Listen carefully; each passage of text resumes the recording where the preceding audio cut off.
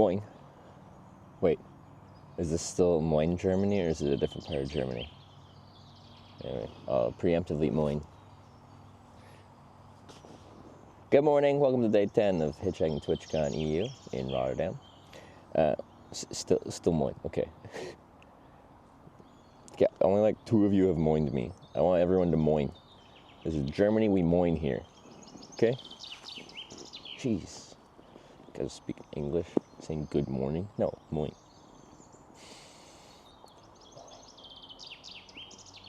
There's the moins I want to see.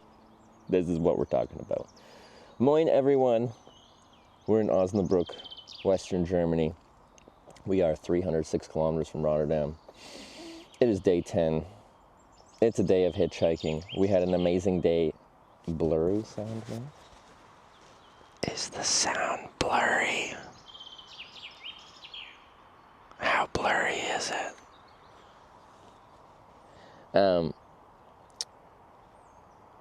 Another day of hitchhiking. Probably second last day of hitchhiking. Well, we'll see. We had an amazing day, and that positioned us really well to be able to get to Rotterdam on time. But it's hitchhiking, and we really don't know what we're going to get. I could be here all frickin' day long.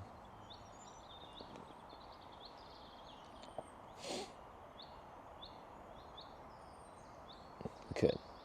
So, with that said, we should start going so we can actually start hitchhiking, so we can actually find, hopefully, a ride in the direction we want to go. So right now, we got dropped off here on A1, or do they call it A? No, it's not, just 1.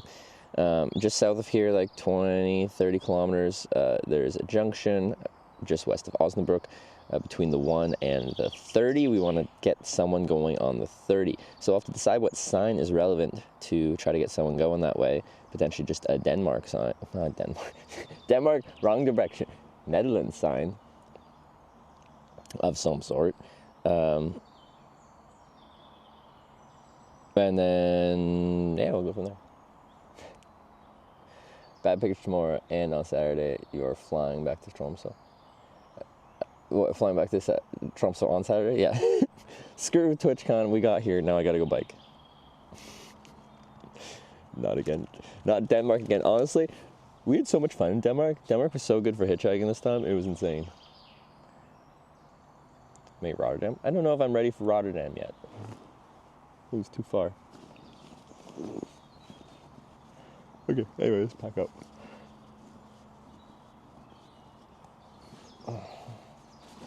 If I can remember where I put the stuff set for this.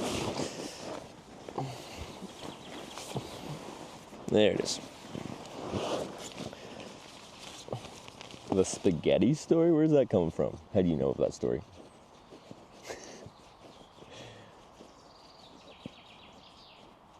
It was great. Axel played some music. Yeah, I saw he was playing the video game first, and then I had it on while I was getting ready, and he played some music. It's good. See the mother and son that picked us up. The son is getting pretty good at playing the guitar and singing. So he played 2 songs for us, and nice streams last night, and I rated them. Long time cheer. Spaghetti story is an old reference. It doesn't come up very much. We have an emote for it though.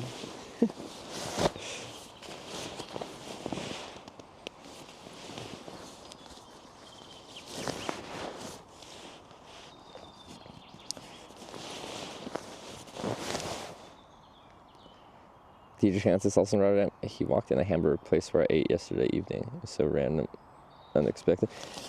Yeah, so honestly, our CEO of Twitch, DJ Clancy, he's literally everywhere around TwitchCon time. Like, he'll be doing all the stuff during TwitchCon because he's the CEO and has a ton of things that he has to do. But then he actually somehow shows up to every party. Then there was a great moment where he was at this DJ party thing, and he tried to like flip this girl, and he pretty much just like suplexed her into the ground. I think it was intentional.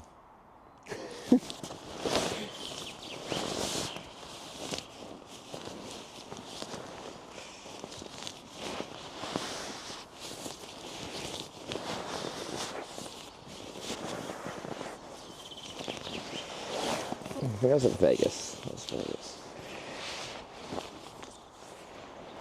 Multiverse. Maybe he has an identical twin, and that's how he can be everywhere at the same time.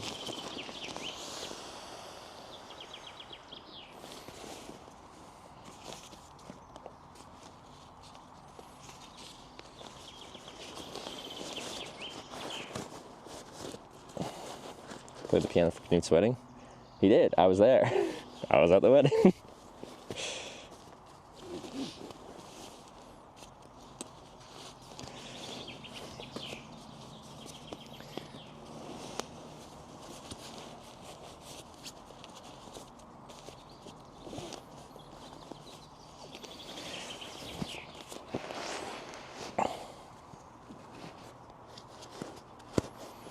Love the birds. Yeah, the birds were singing last night. They're singing this morning.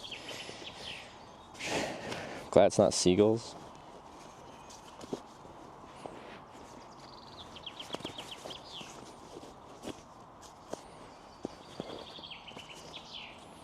All right. Nice. I accidentally left this outside. Stuff sack for my sleeping pad. I had a wet wipe bath this morning in my tent because I hadn't showered since Stockholm, and it had been several days since then, so I felt like tidying up my aura, my nasal aura, a little bit.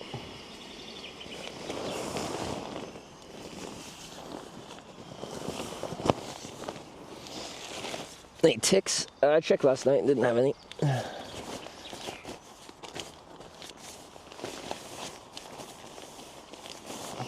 Come back in a year to remind you the spaghetti start just like once a year.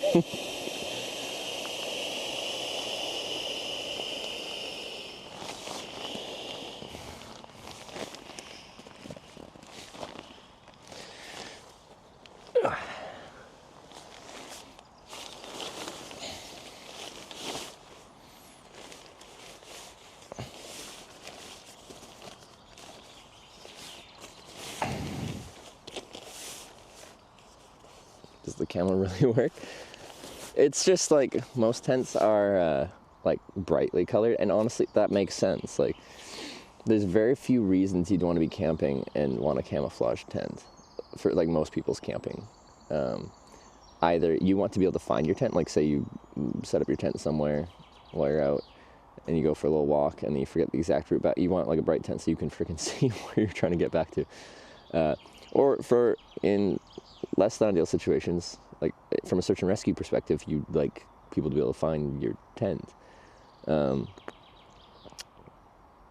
But Z-Packs made a tent with this this camo pattern, which for wild camping, when you don't want to be seen, is pretty convenient. The material itself is very like kind of sheeny, almost garbage baggy texture.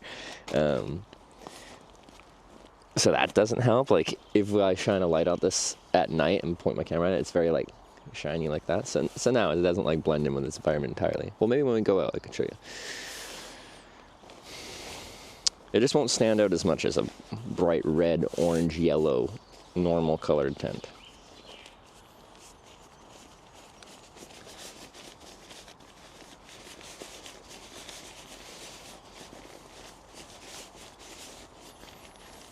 Disposable hazard suit material. Yeah, maybe something like that. So this is Dyneema, formerly known as Cuban fiber, which I have no idea how to describe what that means. But in the outdoor world, it's like your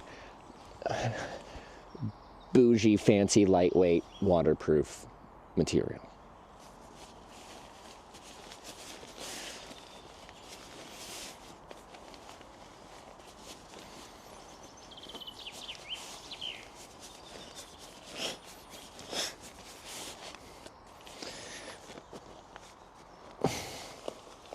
Nice wiggle. Yeah, I learned from the best.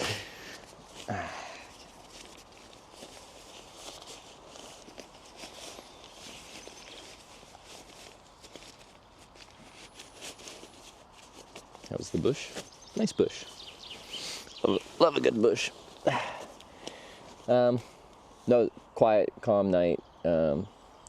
There's something walking around a little bit, but it's like, I'm not really concerned in these German woods. What's around here?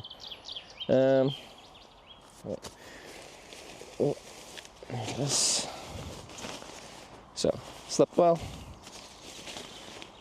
Woke up at like, because now it's been like, I'm getting enough night hours where I don't feel the need I need to wear my eye mask exclusively, but I still woke up when it started to get light out at like 5 something.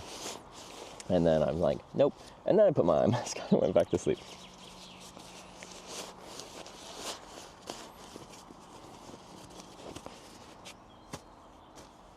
Sounds like it's raining outside.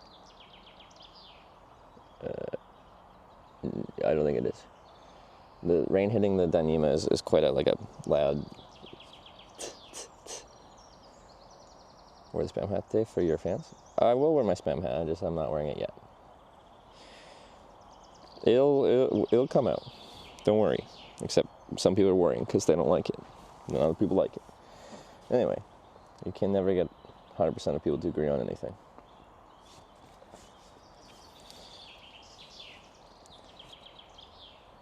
East Netherlands has wolf concerns, but like wolves just don't go like hunting humans.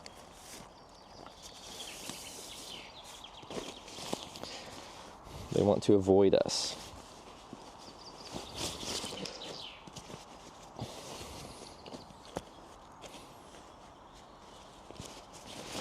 What is the spam hat significance? Okay. I'm trying to figure out how to do this here. Let me just do this.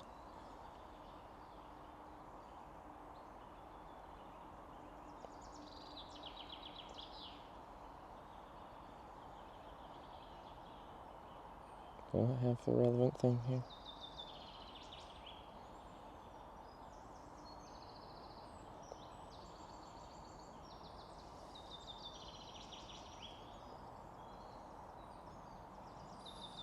Okay.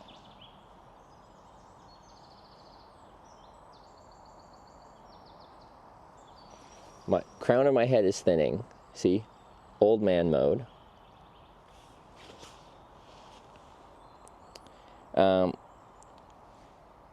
I burn my head. I need a hat on nowadays.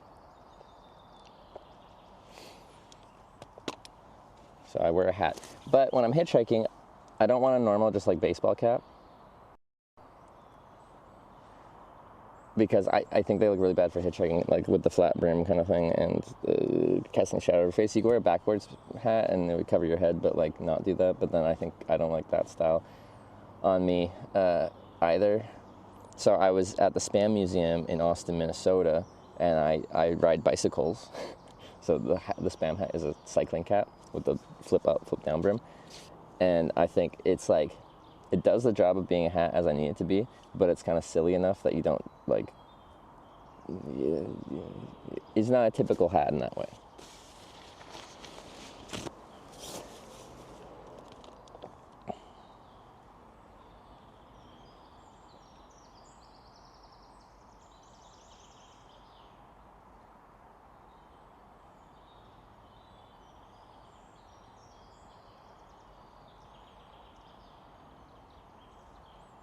Also, been working on my legs.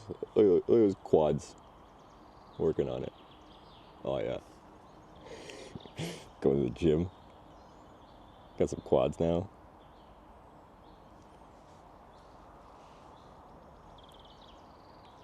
I'm pretty proud of my progress.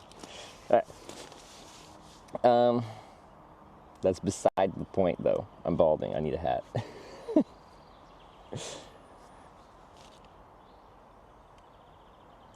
Okay, let's get it.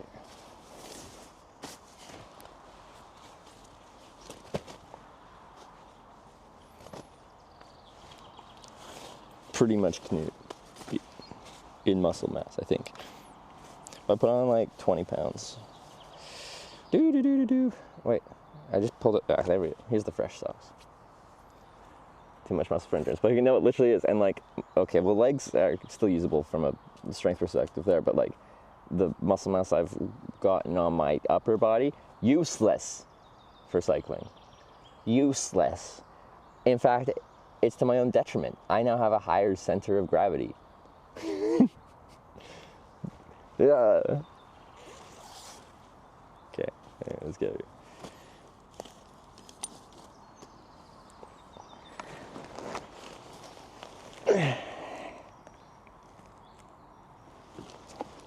See, you can't even see the tent. Camouflage.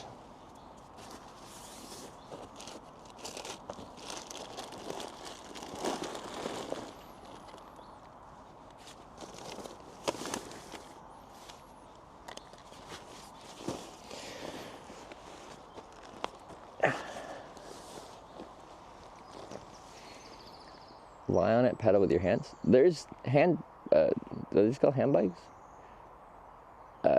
Yeah. But in general, physiologically on us humans, our legs are just, in general, much stronger. It's generally like if you're not capable of using your legs to the extent of using like pedaling a bike, a hand bike is catered towards that. There's like leg pedal bikes where you lay down as well, called recumbents, which are cool.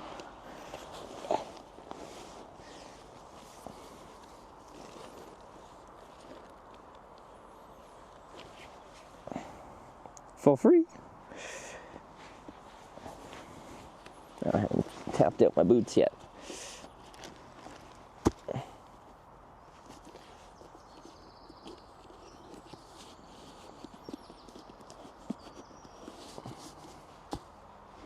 Recumbents are awesome. Yeah, so my tandem bike, I brought Sarah on a tandem trip with 3 years ago now, is a semi-recumbent tandem. I'm the captain, I'm in the back, sitting upright in a normal cycling position, and Sarah was the stoker, but she was sitting in the front, reclined with her feet straight out in front of her. It was pretty cool. Benefits of that were usually the second rider, the stoker, rides behind the captain, and you're both sitting upright, and the stoker can pretty just like stare at your back all day. That's their view.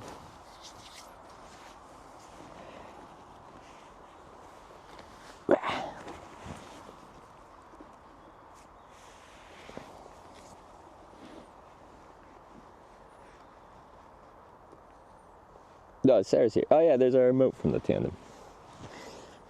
We spent like 3 months riding from Bordeaux, France to Oslo, Norway. And I sprayed her with a bottle of champagne, which she didn't appreciate.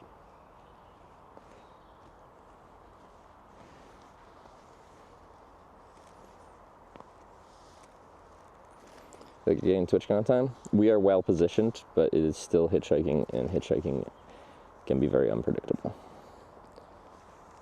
So I think we're in, this next ride is still a slightly difficult one because we're on this one highway, and we need to get on is it 30 or 31? I keep forgetting. And a lot of traffic won't be heading that way, so we have to find the right kind of traffic going the correct direction, and then have someone going that direction that's willing to pick us up. No rain last night? No, zero rain. No rain, no wind. It was really actually a nice night. Yeah, it was good.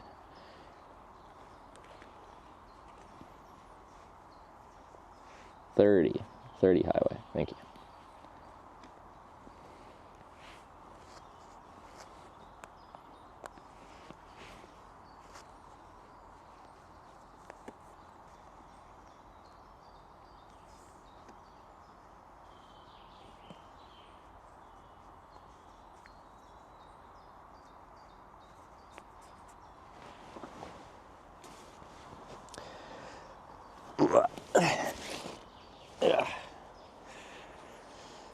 Hey.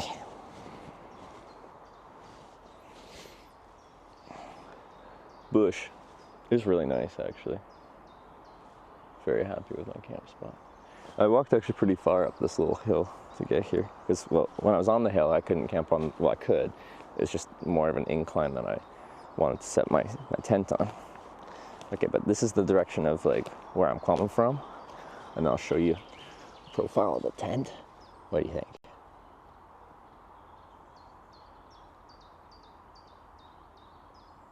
Invisible, except for these suspiciously yellow guy lines. I could have always swapped them out, I just never bothered.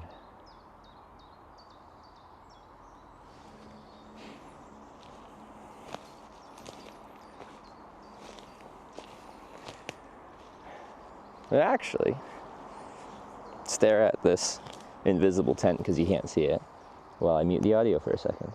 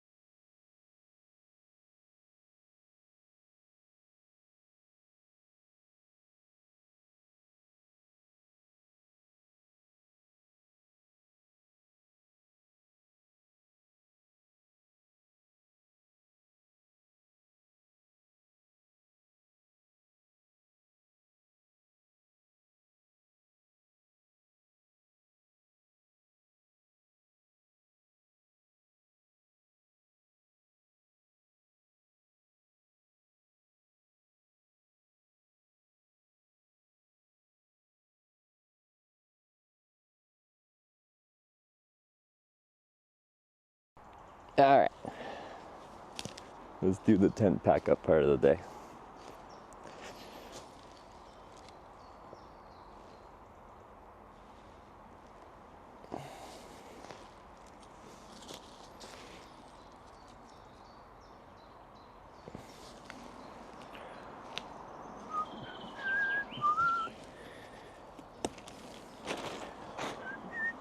So, if we arrive tomorrow to Rotterdam, we just got one more night,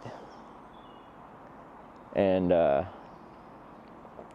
we have not paid for accommodation yet this trip. We've camped every night but one, and that's Gay, who picked us up hitchhiking, offered me to crash at their place for the night just north of Stockholm. So that feels good. I feel like at this point, like, I can't pay for accommodation tonight. We just gotta finish strong. By being cheap. All right, I hit this phone.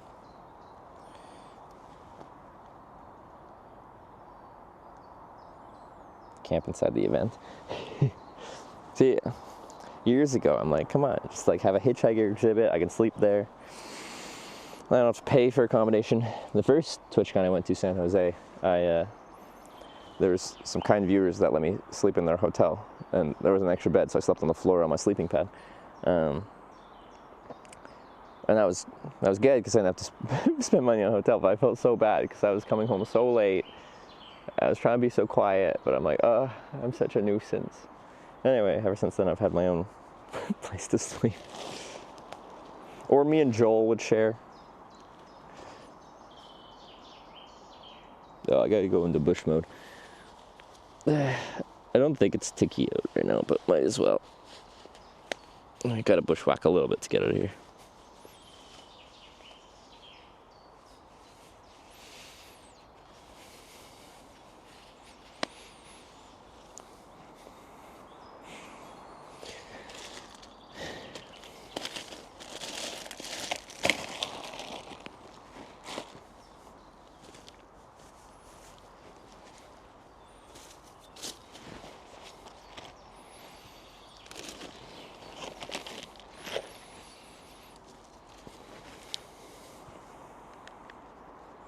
I'll plug you guys in. Sure, we'll use that battery.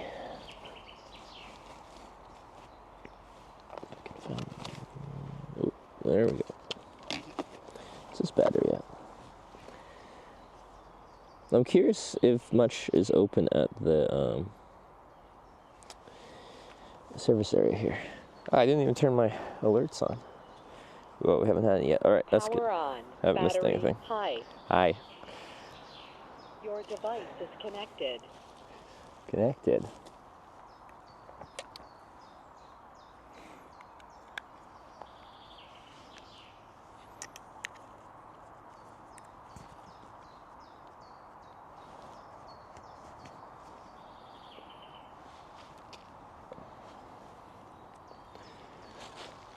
This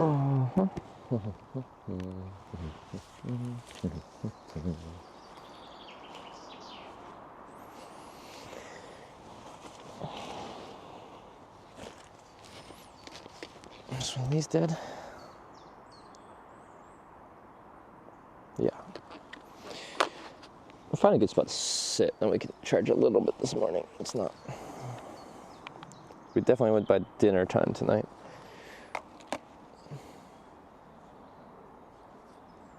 Not sweat a lot. You know, change clothes often.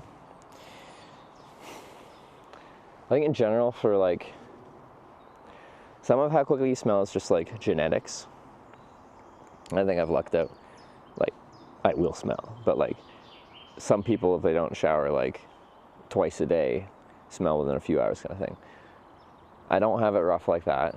I do what I can to manage it. One of the important things for me is pretty much everything next to skin. So my shirt, my underwear, my socks, they're made of merino wool, and the whole process of how you get the smells, like bacteria that grow in your body and their life cycle, is the thing that starts to smell.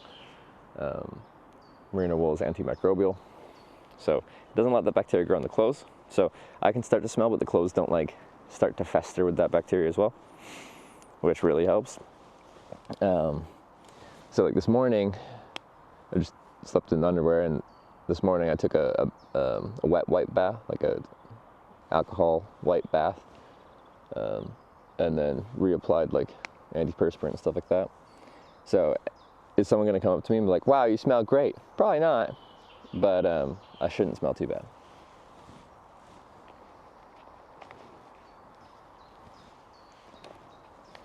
Other people smell it, I smell good. No, it's just I don't think I smell good. It's just some people take longer to smell than others, and some people start to smell real fast. Hand wash those merino clothes. Can't be put in a washing machine. Yeah, all the washing instructions are like wash cold, delicate, or hand wash. I'm traveling, but yeah, they get beat up, they get holes in them.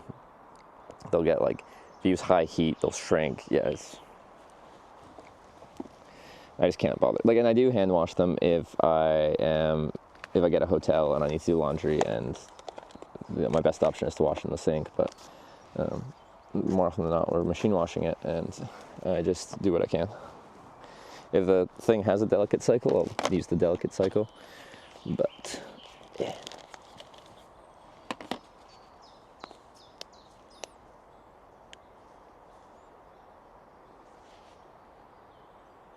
Lived Valkyrie for 2 years, can attest to the wipe shower. Yeah, no, it's like it works pretty good, and it's convenient, and I don't have to find like a locking bathroom stall to have like a little bird bath sink in, because that also works. And I've done that many a times in my life as well.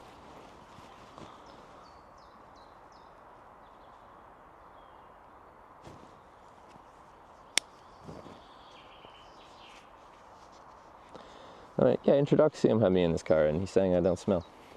See? It'd be funnier if he said I did smell, so it's probably true. A lot of mosquitoes in Germany, because in Sweden it's a lot. Right now, no, not really. I was in Sweden a week ago, and we had a few mosquito-y nights, but in the north it was a little early for them to be out in full force. They were just getting started.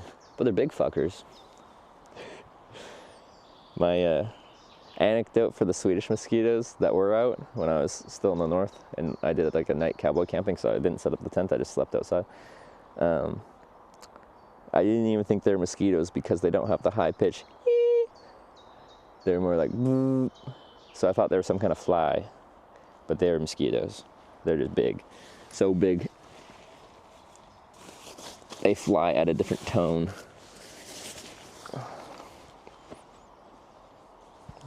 Yeah, Viking mosquitoes, exactly.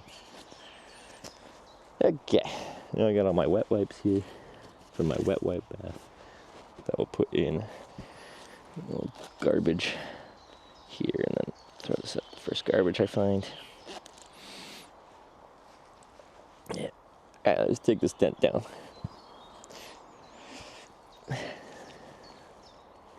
This invisible tent.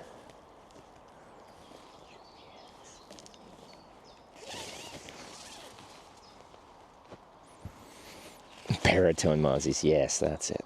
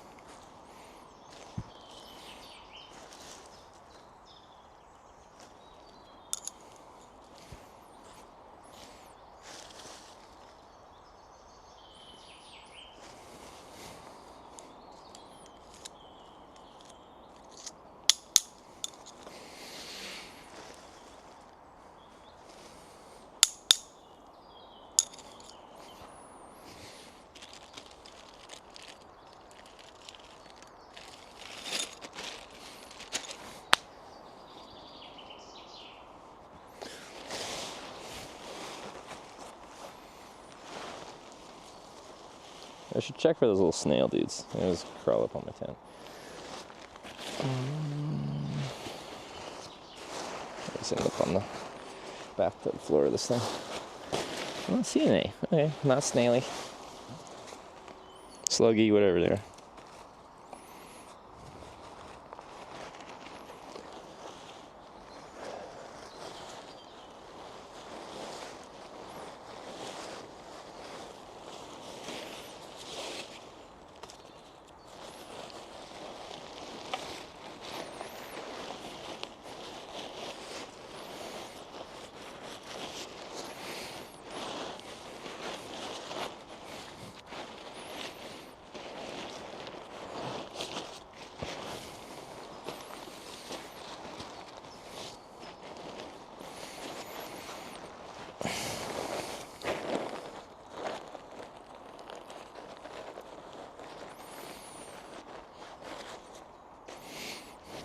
Alright, should just be one more night in the tent.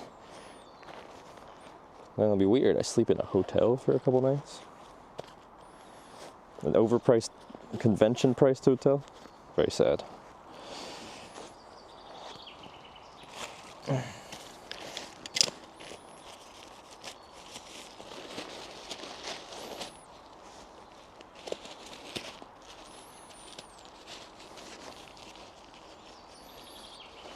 Fine all day. Like if we got lucky rest today, we could get to Rotterdam today. It is my preference to show up on registration day, so we will see.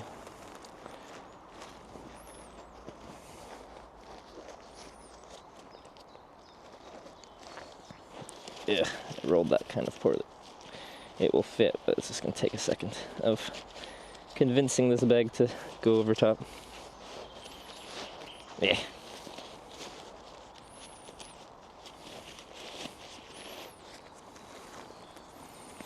Oh yeah, the knot, the midges started coming out in Denmark yesterday. Well, not last night, the night before. So, yeah, not yesterday, day before. 6 days no shower. Oh, what day? No, it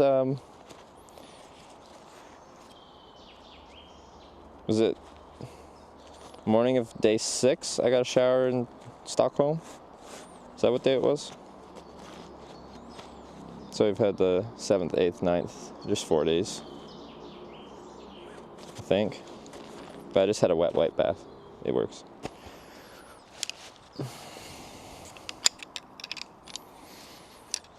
Oh, keep getting stuff. All right, this goes in there too.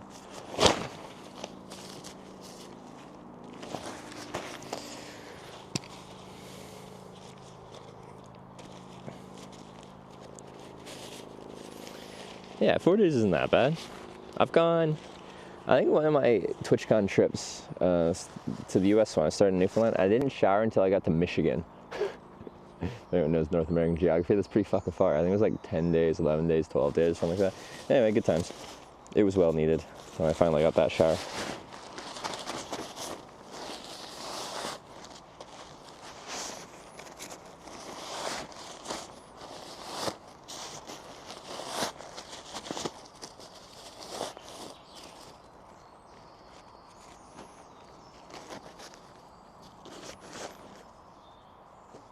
No one pick up say anything about my odor, my stank? No.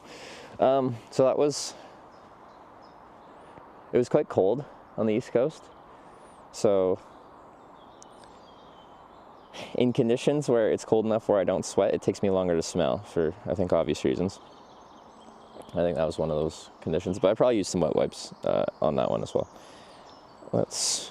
My hands are all, it's quite soft, slimy, well, anyway, it's very planty ground right now. So I'm gonna wet wipe my hands and then brush my teeth, and then we'll get out of here.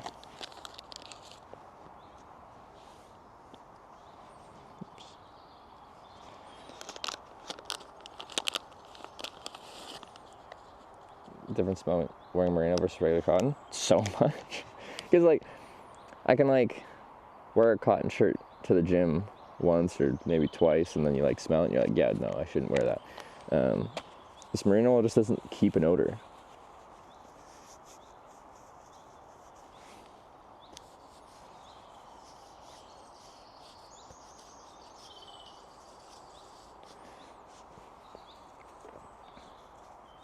Seen any wolves?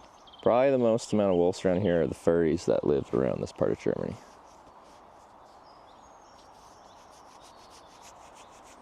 First thing, grab some water. Yeah, I do need some water. But we're gonna get some like breakfast and coffee anyway, and then I'll get water somewhere in there. Stay.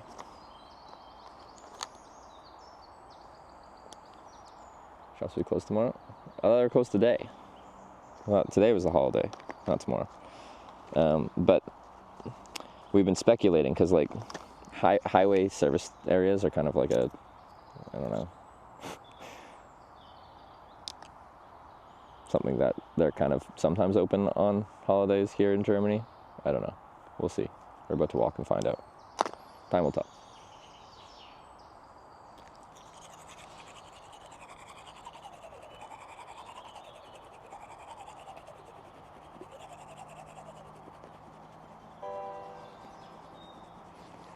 HD tipped $5. Thanks. Yeah. Thank you very much.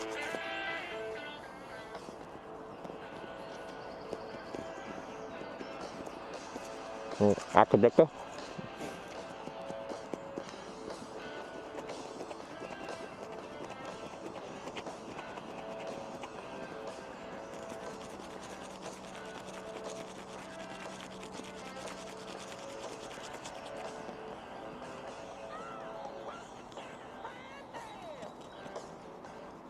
Look at all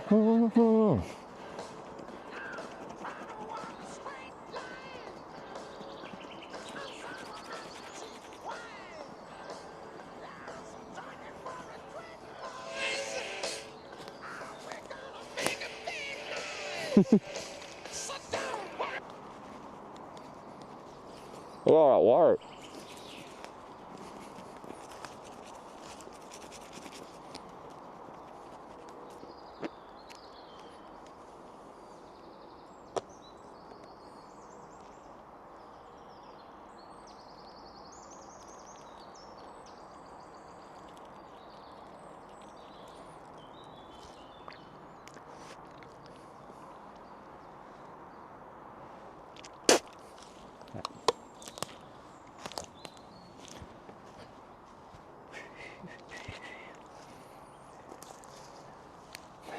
Brush your teeth. Dental hygiene is important. You know, my first sponsor on the stream was a dentist in Norway. They didn't pay me, but whenever I wanted to, I could come there, and if I streamed my dental treatments, I'd get free dental treatment. And in Canada, we don't get dental covered, so I was all about that free dentistry life.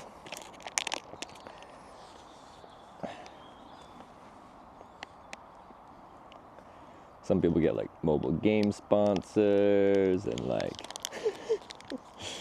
VPN sponsors. I get dentists. But actually, it's very nice. I liked it.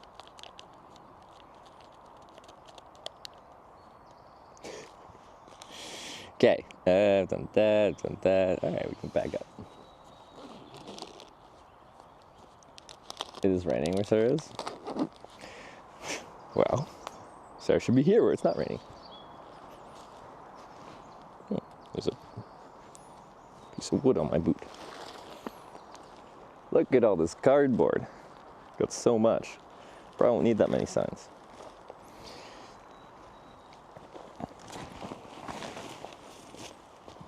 Okay, tent.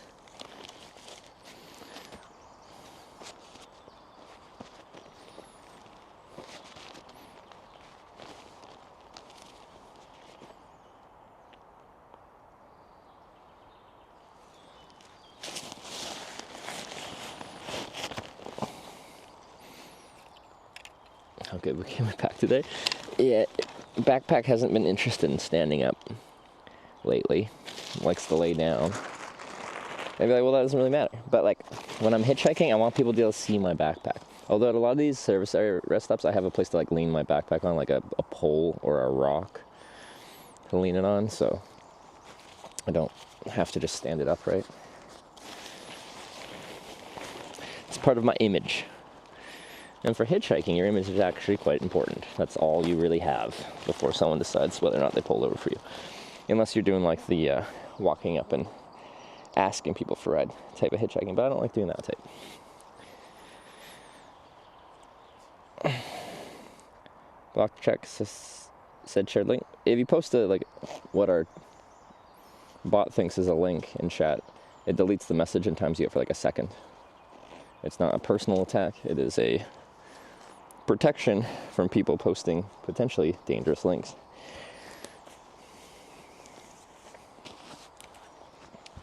I don't know if it was actually a link. Sometimes people end a sentence with a period and don't put a space, and the bot thinks that is a link. But really, it's just telling you to use proper grammar.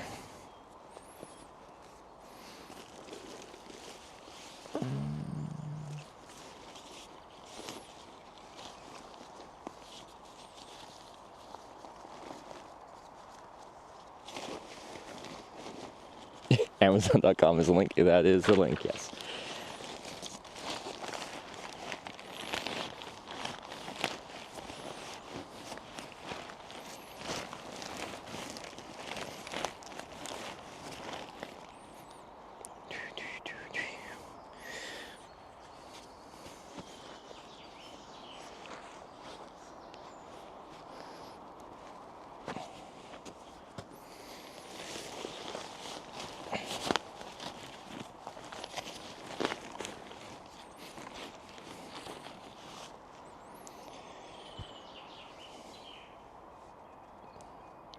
Yeah, Earth Living Sky, look at you posting links in here to random Twitch streamers. How dare you?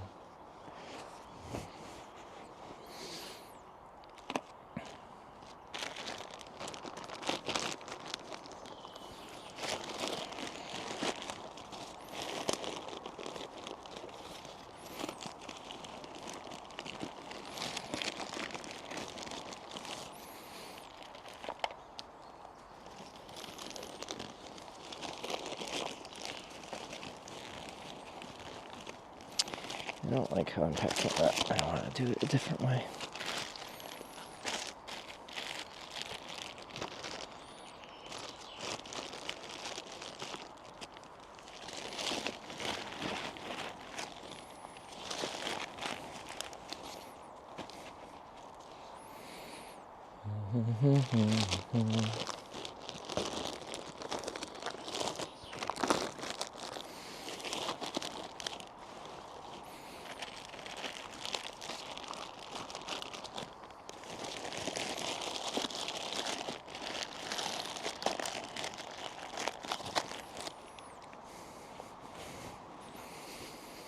Oops, forgot to put my socks away.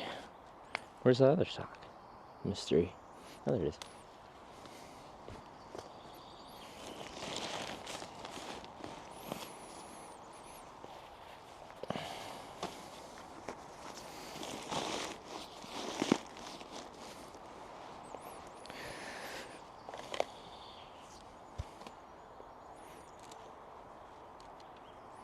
289 kilometers to go. My Google Maps says 306. What's wrong with your maps? Is yours from like, no, Osnabrück is further east, isn't it?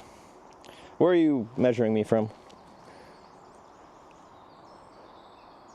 Although maybe mine gets confused because I'm in the woods and it thinks I have to do some weird logistical routing through here. I don't know. Just typed in Osnabrück. It's not precise enough. Hitchhiking is all about peak efficiency and precision, right?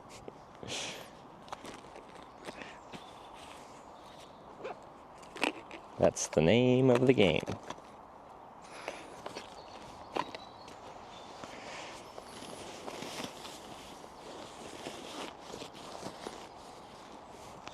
All right.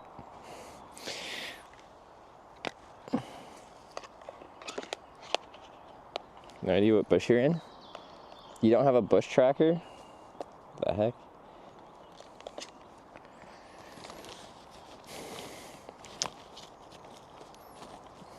On bike trips, the mods know where I sleep because I use the GPS tracker for like speed and stuff like that. And well, actually no. Well, ever since we started using it retail, my RL doesn't stay on all the time. The old one we had a mod that like kind of made their own tracky thing for speed on the bike, and I just never turned it off because I didn't feel the need to. I didn't use much power, so I'd be sleeping and the mods can just stare at my little pin on a map. It's good.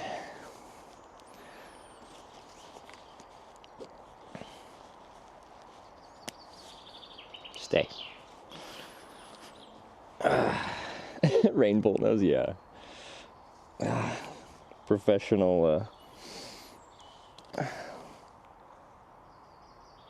Wait, why can't I remember the name of the game? I've played it. Yeah, someone's gonna say it. So it's only 30 followers away from 40K? Yeah, she's gonna get 40K. GeoGuessr, thank you. Sometimes my brain doesn't work very well. Like 90% of the time. Maybe 95% of the time. But 5% of the time it does work. Whew. Top of the bell curve. Yeah.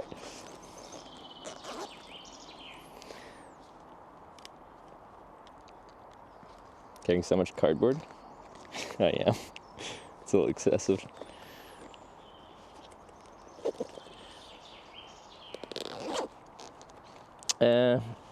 Night for Hitch, approximately 40 minutes away from where I live. Had the worst weather yesterday. By the time I got out here, it was like sunny and really nice. I started yesterday in Denmark, and honestly, it was nice in Denmark. I guess I skipped all the bad weather.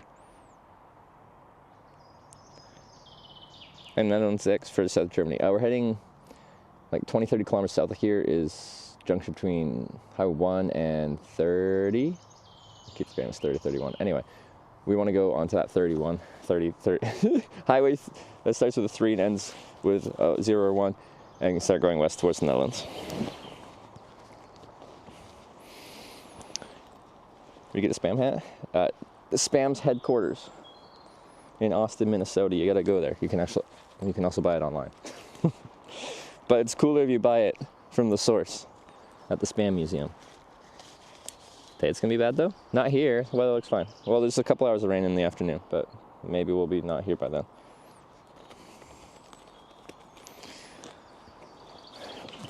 Okay.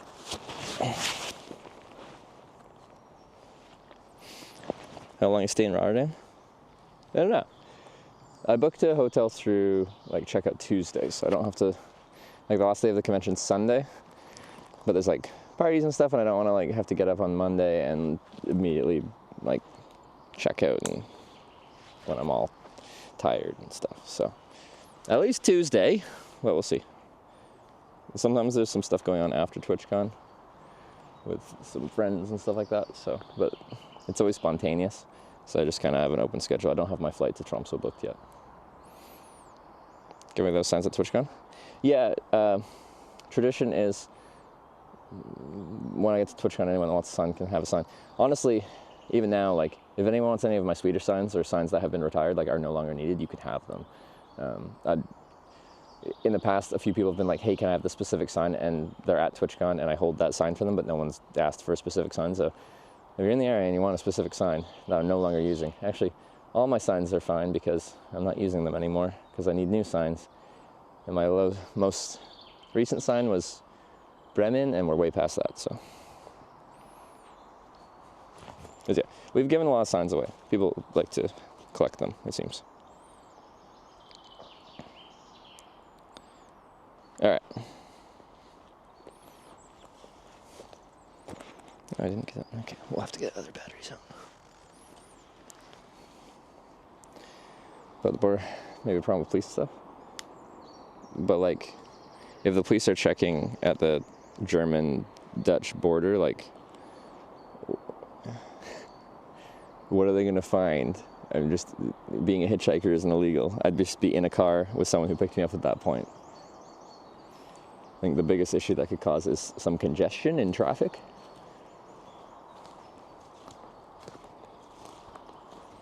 Because that happens between Denmark and here, is they kind of just slow it down. They narrow it to one lane, and then they just bring cars into secondary inspection if they want to, but barely anyone gets pulled in there.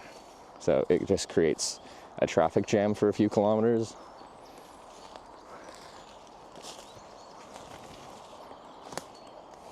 They certainly won't find a Leatherman. My poor Leatherman. Love that thing.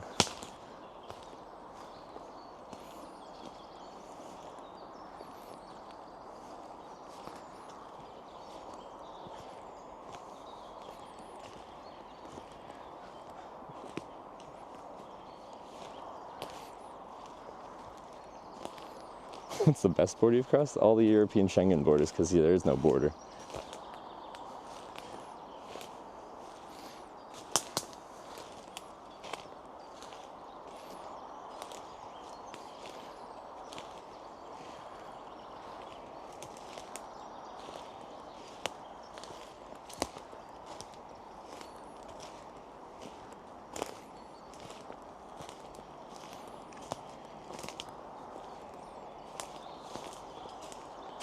Spider web.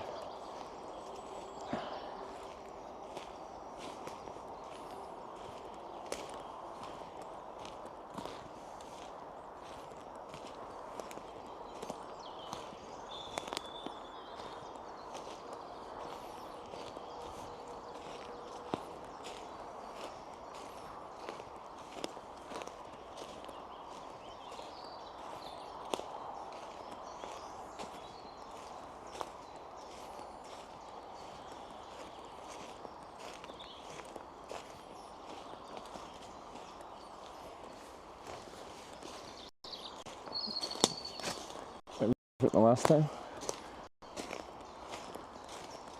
Where are these trees? I like them. Wow.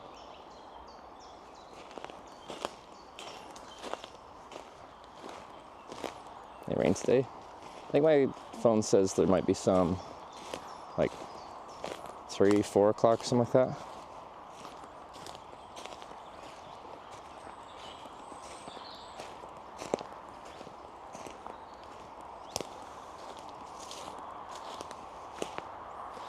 Those are beech trees? Oh, good eye.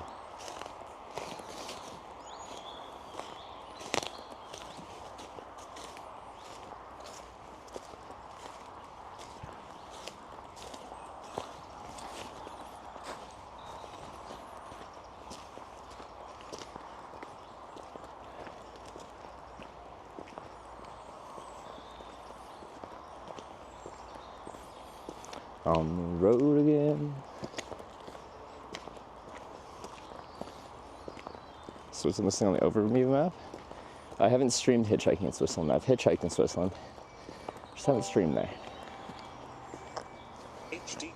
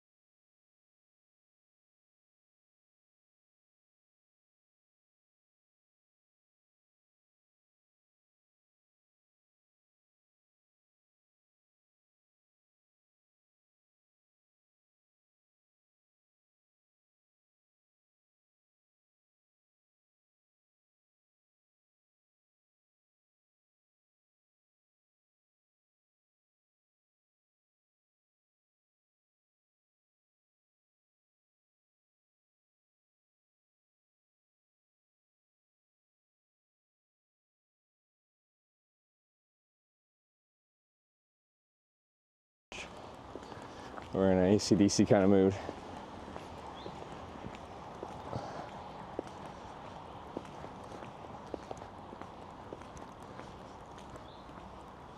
Curious, like, so they got this like map here. I feel like this is like at the start of a trail or something like that. Lebensfahr, just something verboten, classic.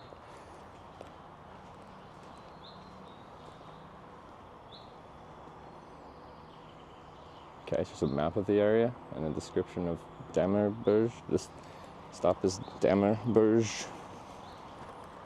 Could have walked up there. That was a road at some point.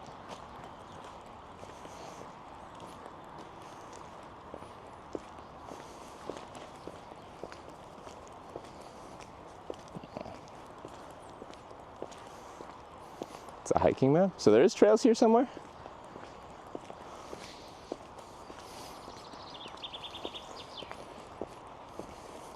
But yeah, soon we're a little bit overbushed right now, so we'll have to unbush ourselves. I assume there's an entrance into the service area from this side. There is on the other side, but right now we're fenced out.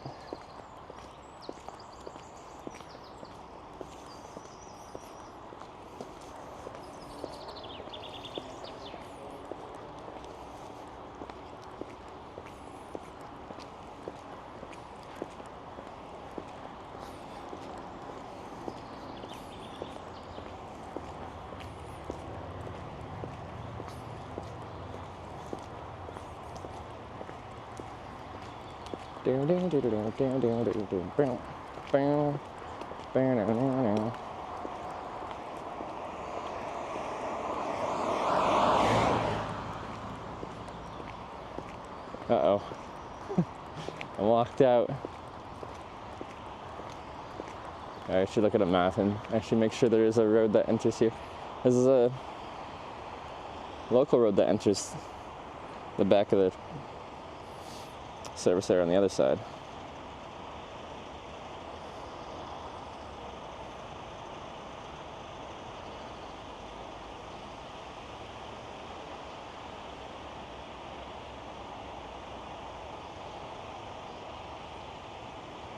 Okay, yeah, just up there and left.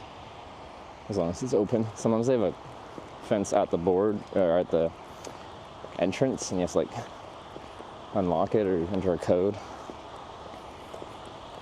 It's 200 meters.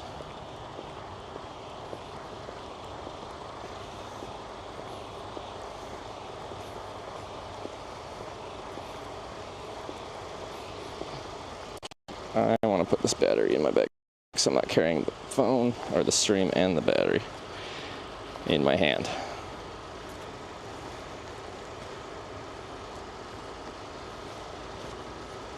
Okay, there we go, that's better.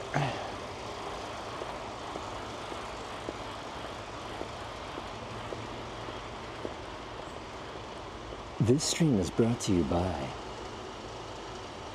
Schweppes. How do you say that? Schweppes? Schweppes? Schweppes? Schweppes?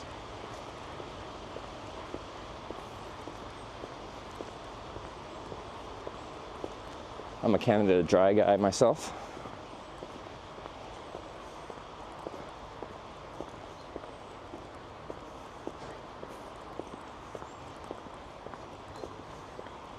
Schweppes. How long do you though? Schweppes.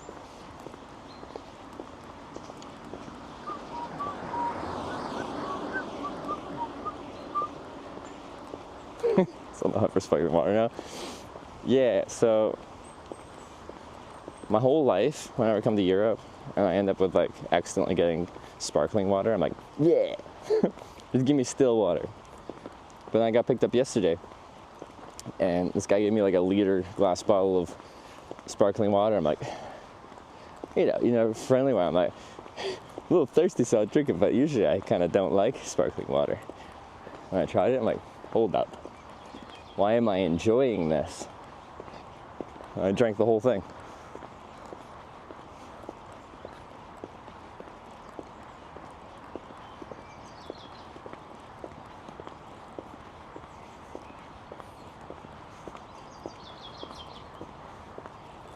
Means you're getting old. Feels like it. Right. What is going on here?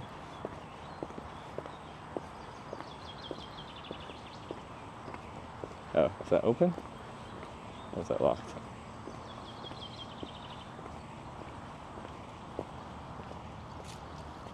Yeah. Right. I'll make sure it doesn't close on the other side. I'm in. See, look how like freaking big that gate is. And like that thing goes to the building, but that's like the service entrance.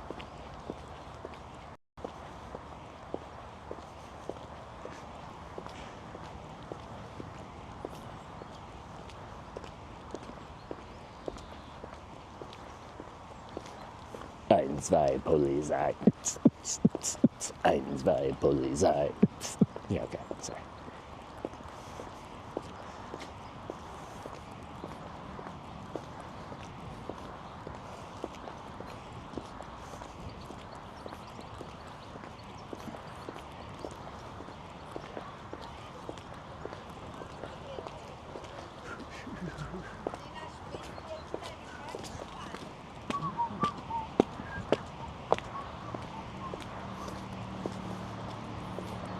Me sure this, we had it last night. It's lovely. It's nice to see people getting their national pride out, playing the national anthem like that. Where's that road go? Looks old.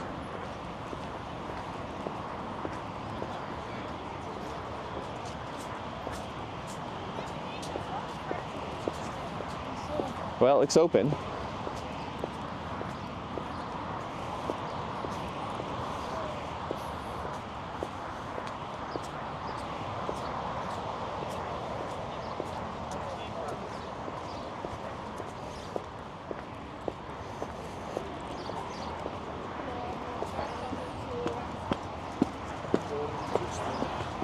Are you a streamer? Yeah. On Twitch? On Twitch, What's yeah. your name? Hitch. H-I-T-C-H. Okay.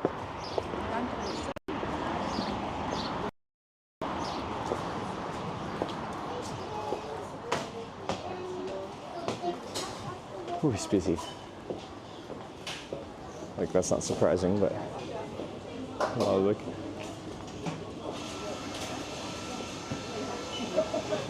It's kind of nice. You get a nice view of the highway. Also, that was peak German efficiency as well. No unnecessary conversation. Straight to the point. Breakfast?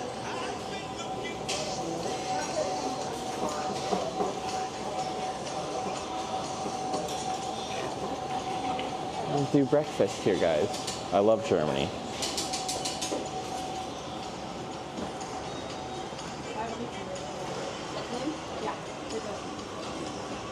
Do I order over here or over there?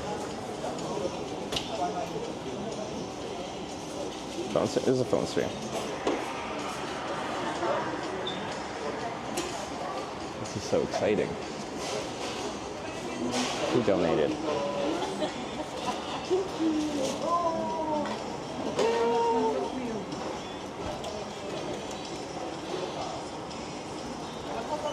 It was verboten. Thank you very much.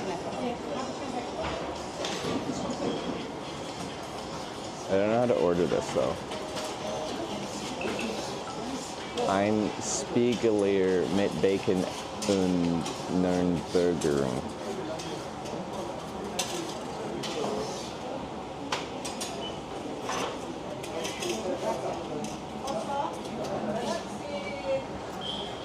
I think that was fluent. I can smile and point.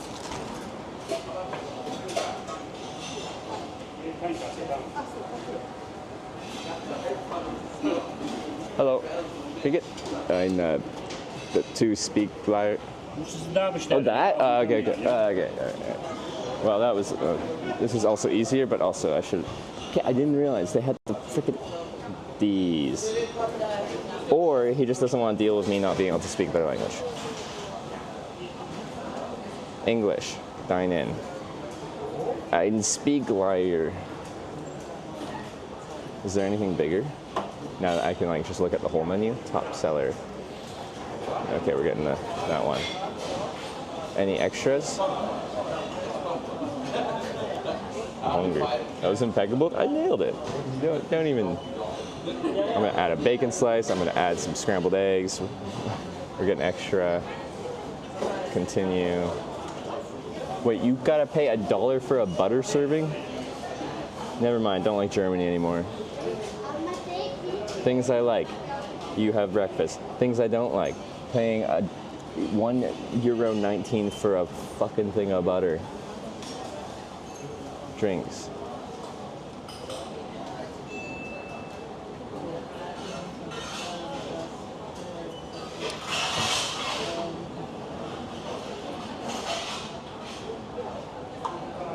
I wonder how big their extra large milk cafe is. Should we see how big the extra large is? Oh, I get it myself. Must have butter. I know, I got the butter. I'm paying for the butter. Well, you're paying. Hey, thank you for the 500 bits. You're paying for the butter and more. Because you gotta have butter. Extra. Yeah, it's €5 for the extra large. That's a lot. Or it's $3.79 for the regular. I'm a North American boy. We like them big. This is gonna be 20. Oh yeah, it's okay. It's €20. Well, 1956. I remember that year fondly. Okay, pay now.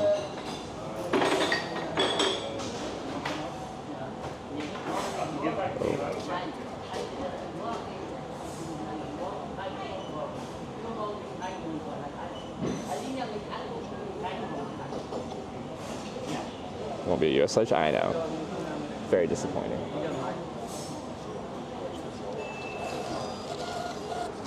Okay, I don't know how this works. I think I still get my own coffee because there's a Dalmayer machine over here. Receipt. I've been looking for you. Big breakfast at McDonald's? Oh yeah, they probably actually have breakfast. Unlike Denmark, McDonald's doesn't do breakfast there apparently.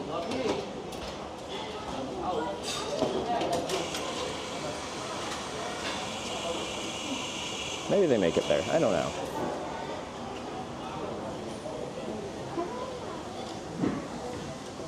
Let me sit for a second and assume they read out my number. What number am I? That's a long receipt. Look at the length of this guy. 369, nice. My 369 is currently in Zuberitung, and I'm waiting for it to be Abholbury. Got it.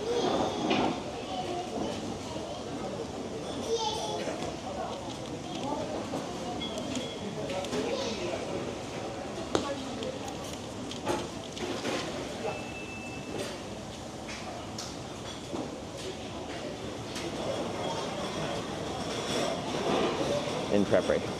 See, this one I'm understanding this just from context clues. I see my number on a TV on the left, and then there's a separate right side, and I'm like, yeah, I think I get the system.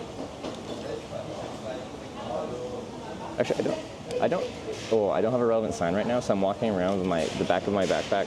You can see all my cardboard signs, and there's probably a non-relevant sign, and I'm gonna be embarrassed. I need a relevant sign. So that's what we'll do in here as well. And I want to find a spot. Actually, maybe I should do that right now. Let's find a spot with an outlet.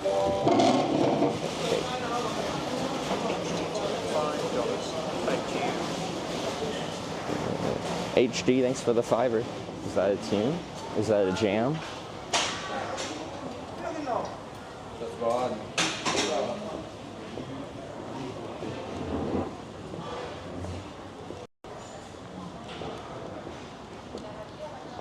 I've seen a lack of seats next to the wall that might have outlets. Ooh, I see one over there. Can make that work.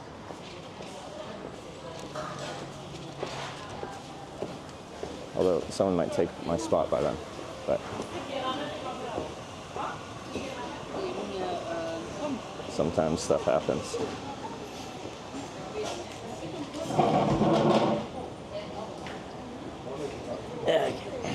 Stealing cars of a road? I'm a guest. I'm a paying guest. I'm paying 19 euros and 50 cents, 6 euro cents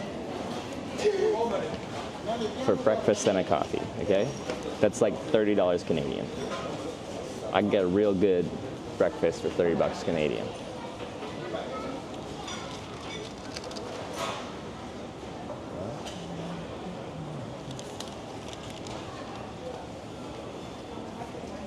Well, I can debush myself, actually. Let's do that real quick.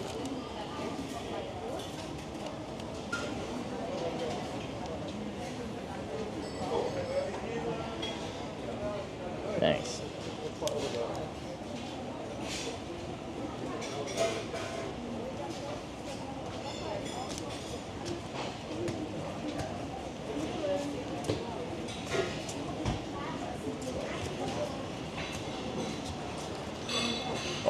My thing's ready.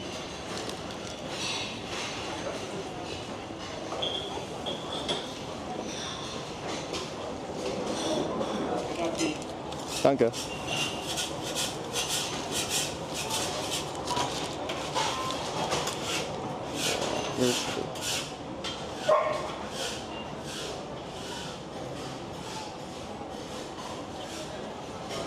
To that corner spot with an outlet.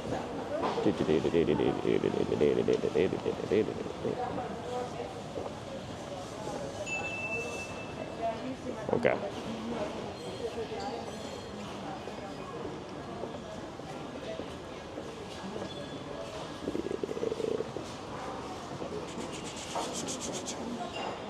Oh yeah. Look at this, guys. You guys want to see the food? I wanted to see the outlet. Also the food. Look. Real breakfast food.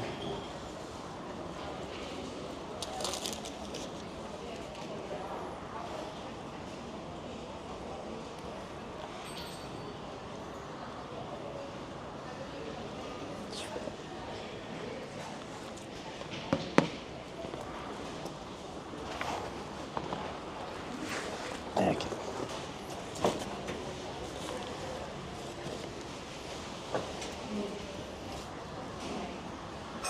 Oh, too warm.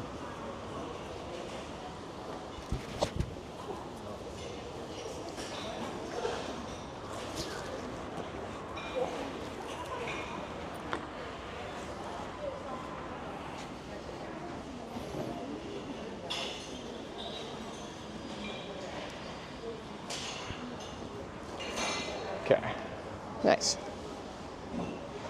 It's like an English breakfast. Well, it's missing like the beans and the tomato and what? Blood sausage. Why is the butter so big? Maybe it came with a butter and I paid for extra butter. If I paid for extra butter, I'm going to eat it.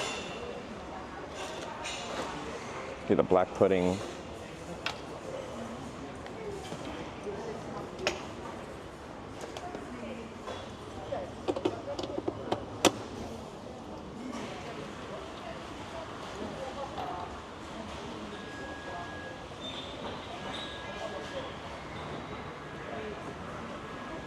That's the spirit?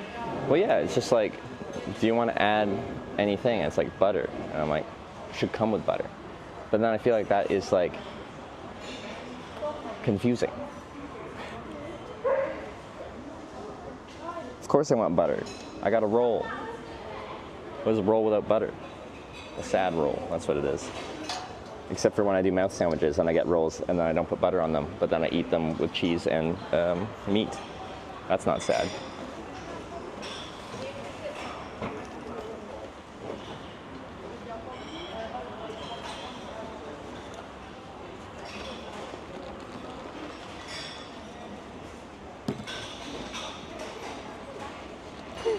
Probably like American has 2 butters, typical. Probably. Okay, where's my batteries? Here we go. Just gonna charge 2 because then they can each charge at 100 watts while I'm here. If I plug in more, then it drops it down to 60 per. If I use 3, that goes more. Cheered 100 bits. Just need some sourdough toast. I know, I was kind of hoping it was toast rather than a roll.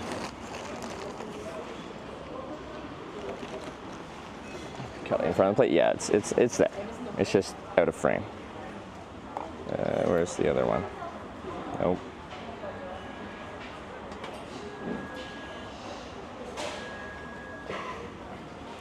And this one. Okay.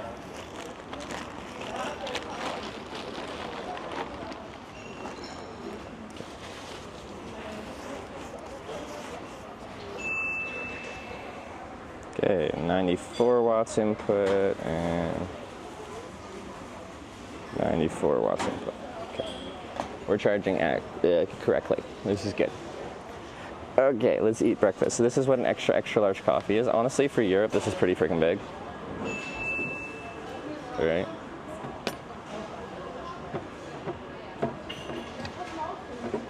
What kind of German engineering is this?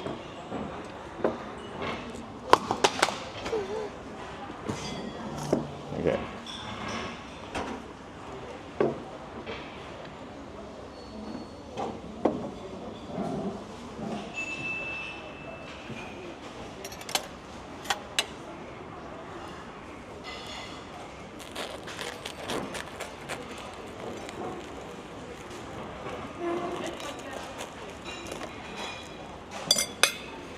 Open sesame.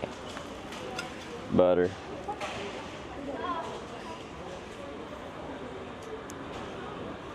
One butter under the table? Why not? Alright. One butter. Okay, no, I can't. That's too much butter. Already, that's one big chunk of butter.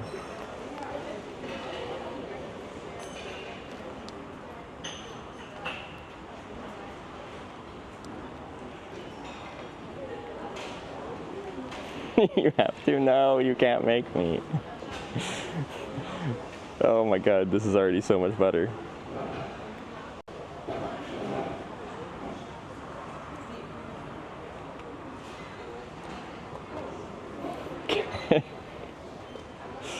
Alright.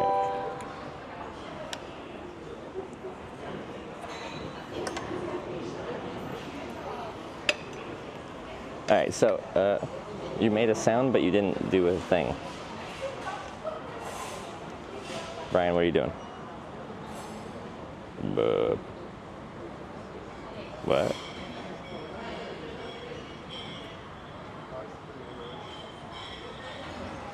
Okay. I think I missed Jamandra with the gifted sub to Spondelic. I think the app froze. And Hernt Dog with 100 bits. Let me see if I can replay it. There we go. Hernt Dog cheered 100 bits. On the bike tour, you will eat it. I would. And we're about to go on a bike tour, so we'll go back to me having a strange relationship with food.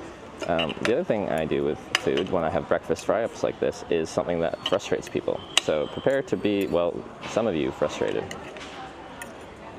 Are you ready for my mash? I'll do my breakfast mash. My breakfast mash. It was a Twitch chat smash. We did the mash. It went on with a flash. We did the mash. We did the breakfast mash. Oh, I got so much bacon. I paid for extra. Oh yeah. Get in there.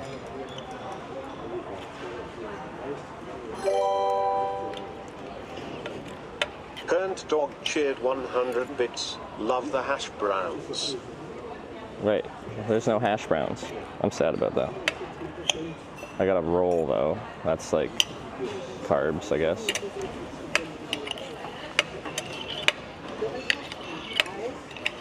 Yeah, get some. Okay.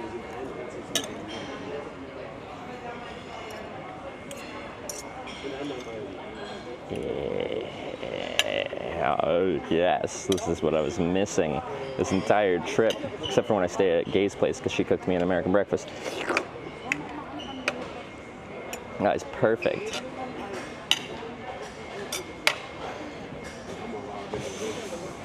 Don't judge me.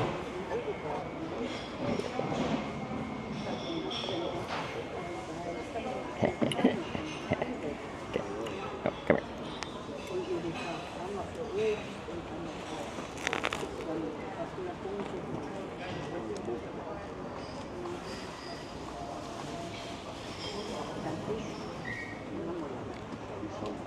Add the coffee.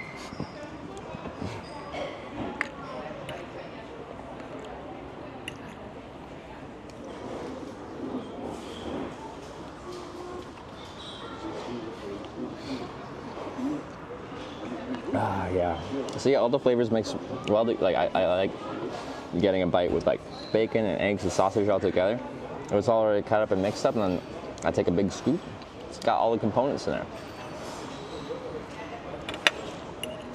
It's good.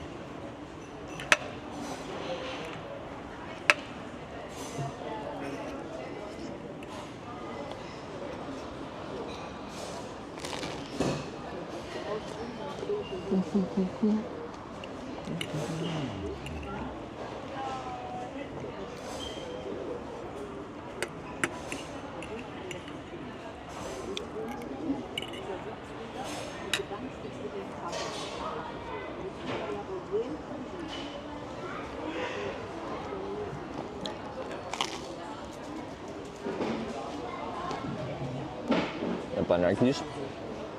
I should have enough power when I'm on my bike tour with the 225 watt solar panel. We can bring a blender.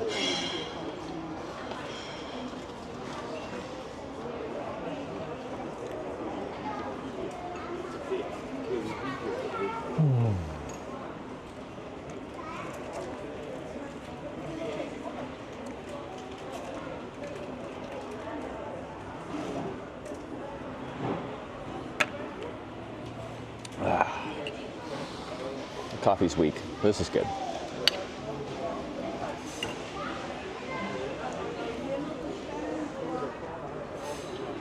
You above the Autobahn? We are.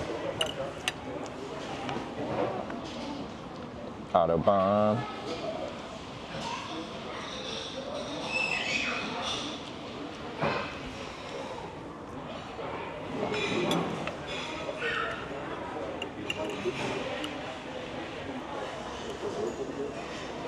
No, it's actually quite cool.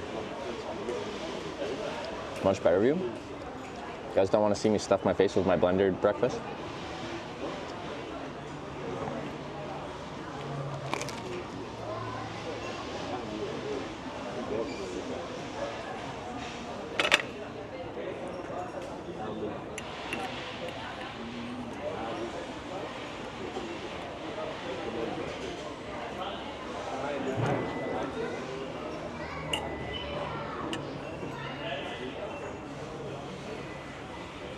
So the table next to you, yeah, both.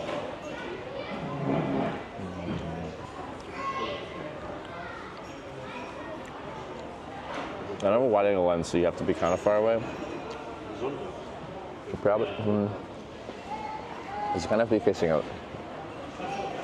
So something like there, this way, but then you're just sitting in the corner.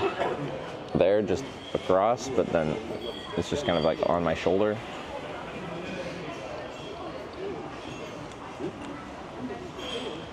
No.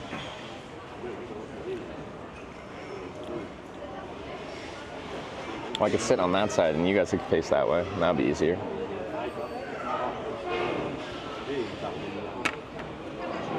Fine, let's try that. I think that's the easiest way to get. Oh, jeez, this frickin' table is a disaster.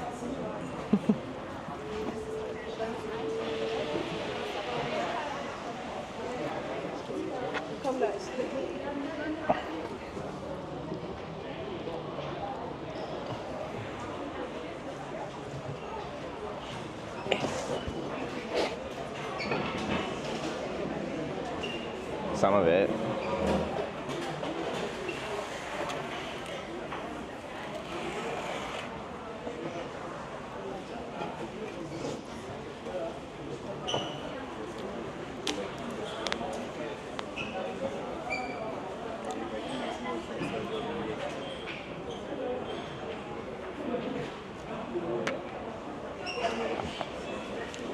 Yeah, this is A1 or 1.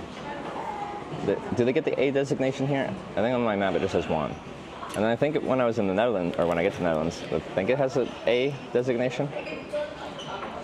I don't know. A1, yes? Okay.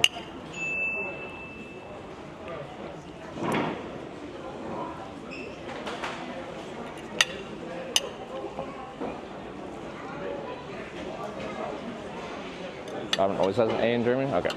I was just looking at the number on my Google Maps, like.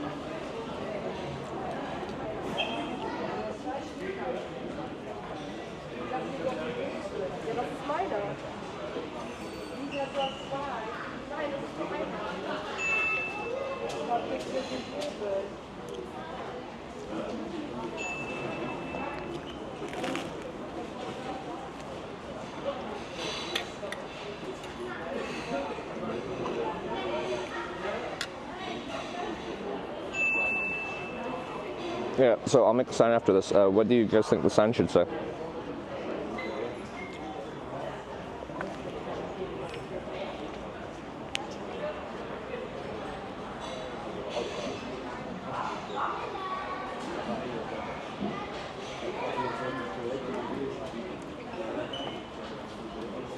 Nederland, the Nether. We're still 300 kilometers from Rotterdam. I feel like it's a little early to throw out a Rotterdam sign. So I'm thinking of just like a Netherlands sign in some way, shape, or form.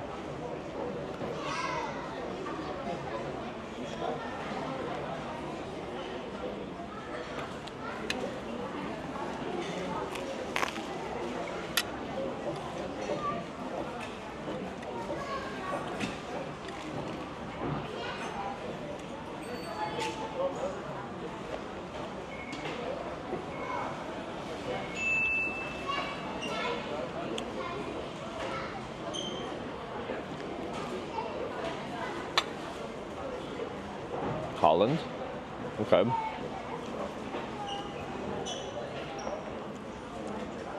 And Schied is where you're closest to enter the Netherlands. I feel like that's not like a super memorable place. Okay, that's probably insulting to anyone from Schied.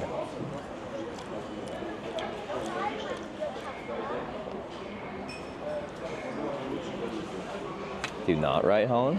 Why? Anyone calls my country Holland? Well, yeah, usually I specifically go to Netherlands, but it seems NL. Yeah, we could just NL it.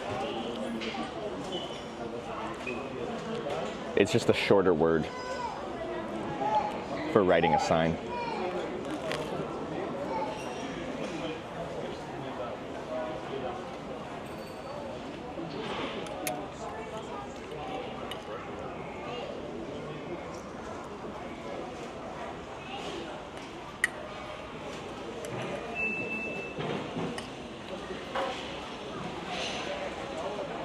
Behind schedule or on time? I think this is about ideal. Yeah, we're on schedule.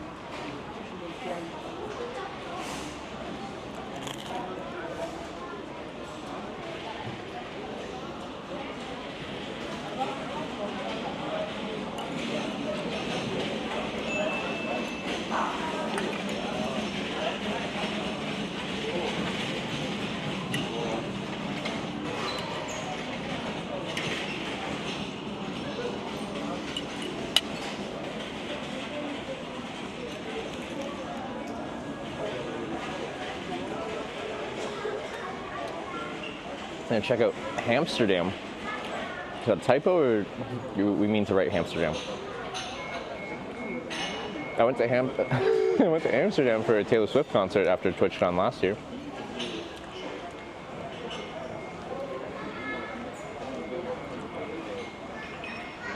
Taylor Swift puts on a great show. I don't want to see any Swiftie hate in my chat. All right.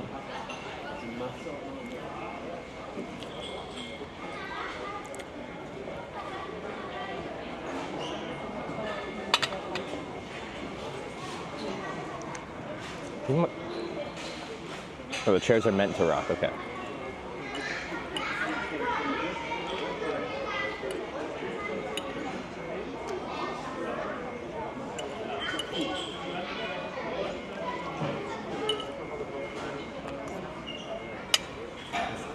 Or in Germany, you're going to do the wheat. It is legal here.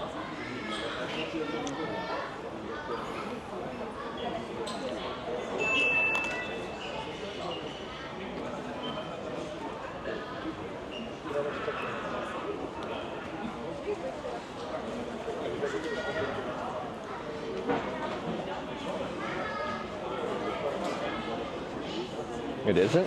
Didn't they just legalize it?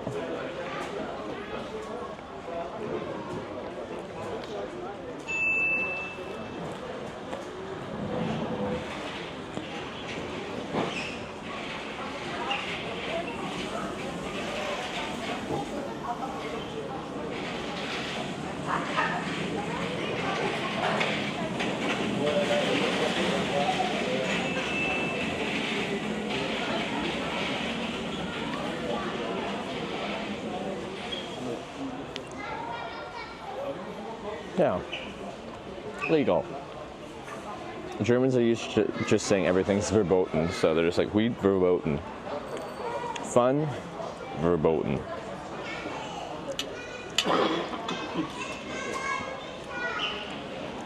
Right, this is the tipping point. Coffee, bonk. Decoffee, bonk.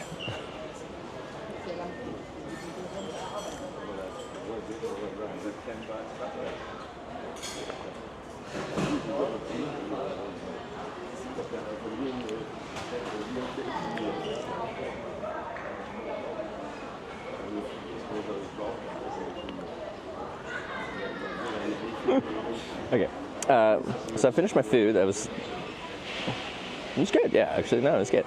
I got too much butter. I think I paid $1.19 too much. I got confused. Get water on the way out? Yeah, I do need some water.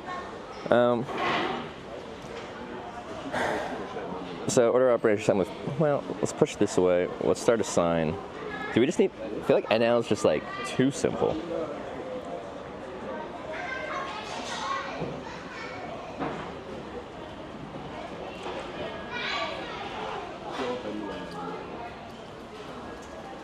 No.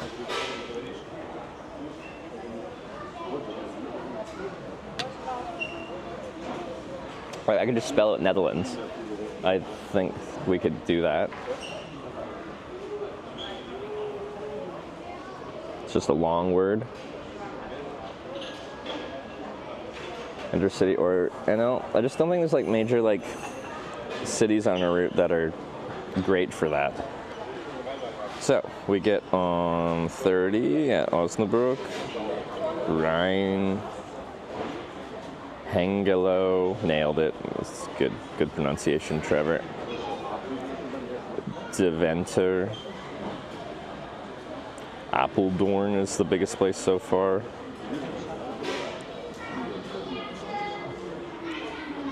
Amersfoort. No, that's Utrecht. So A1 goes to Amsterdam, but we're probably trying to avoid going all the way to Amsterdam. I just think something, yeah, it's just Netherlands in general. Utrecht, yeah. But again, like if someone was going to the Netherlands but not going to Utrecht, like that would still be helpful.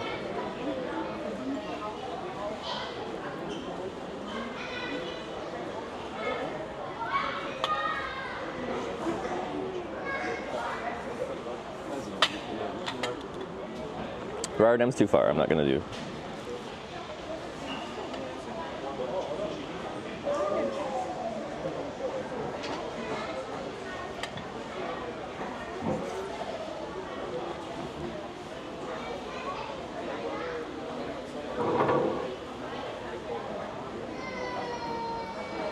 I think we're just gonna make some variation of Netherlands, Holland, something.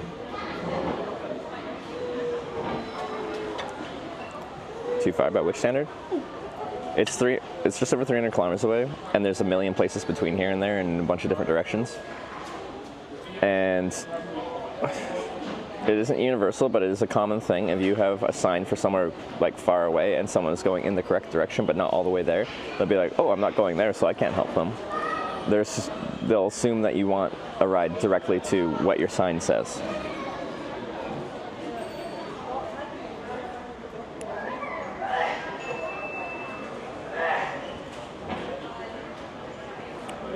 keeping a bit more general of like just the Netherlands, Holland, whatever. There's many different routes they could be taking into that direction, but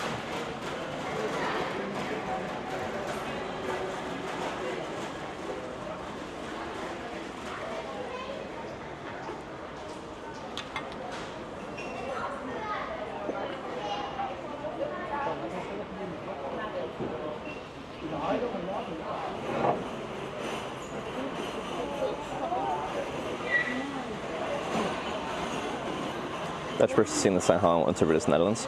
Yeah, no, I think it's pretty universal. Yeah, someone in chat was like, don't use Hollands for the Netherlands because it's just a region of the Netherlands. I don't know. Hitchhiking signs are about being as simply descriptive as possible. You want to express where you're trying to go in the shortest form possible so it's easy for someone to read.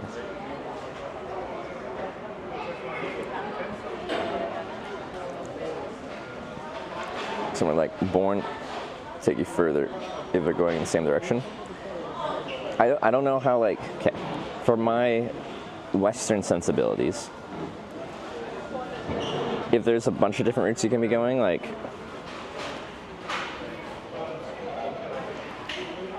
my impression is from this kind of service area, there's a lot of people from a lot of different places, and I'm like, how many people actually know the town, city of Born? You want something that's like, someone sees it and they're like, oh yeah, like I know where that is. And I know I'm going in that direction or going there. So when you've got like a spaghetti of highways, you want it to be the most like obvious destinations possible. But I could be wrong, maybe everyone knows where Born is.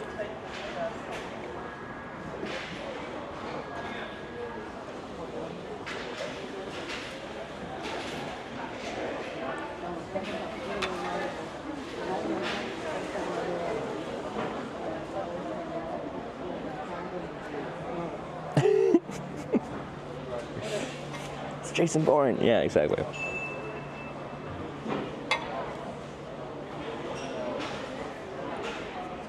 I just write Dutch.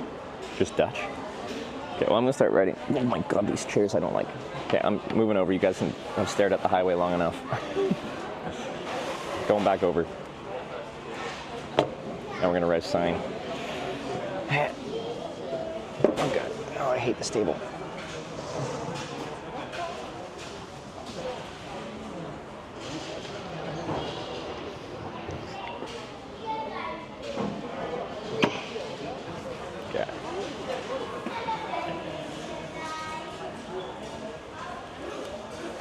Ruben is wearing your merch. He has my merch.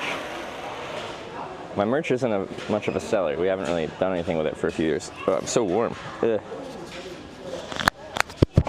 Sorry, that's quite loud.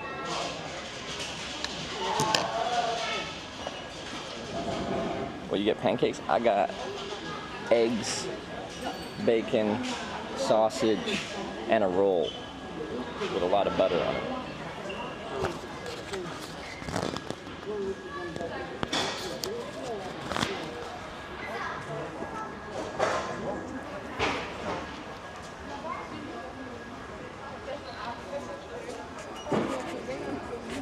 What sign was it?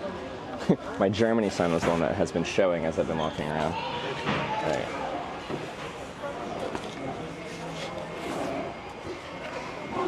This is fairly long. We're like Netherlands or Holland. I haven't decided yet.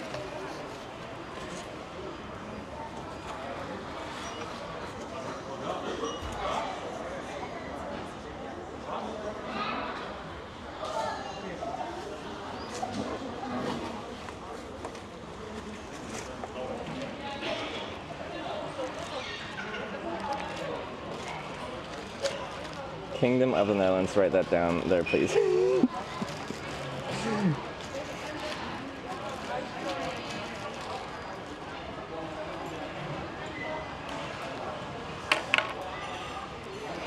Oh, okay. Netherlands. You can kind of fit it. This right, Holland? No, we're going formal. All right? Don't want to upset any Dutchies.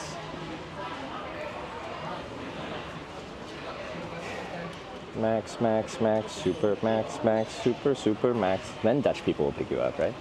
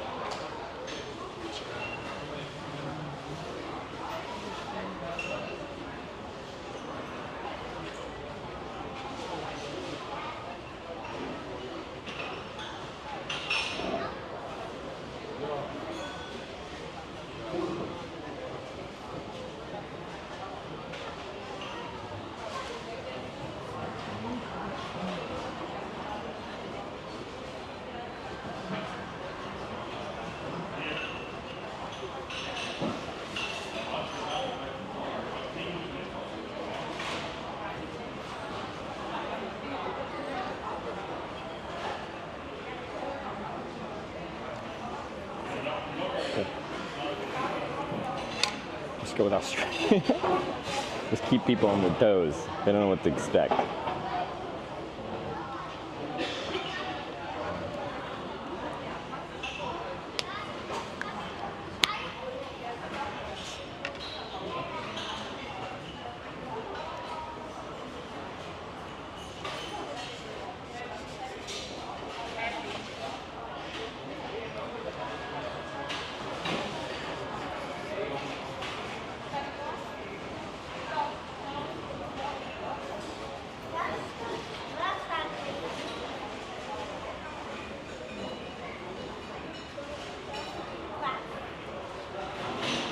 Going for the long Netherlands? Yeah, we're going formal. Because I am a high-class hitchhiker who uses the official names for places I go through, except when I don't.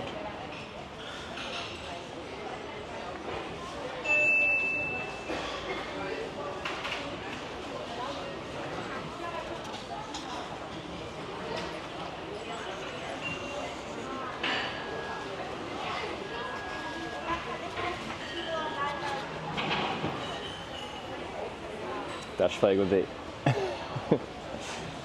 It's just a tricolor flag. That would be a tough one to write on brown cardboard. It's a big marker. It's a Magnum Sharpie. Because all companies know when you want to make a big version of something, just use the word Magnum. Magnum means big.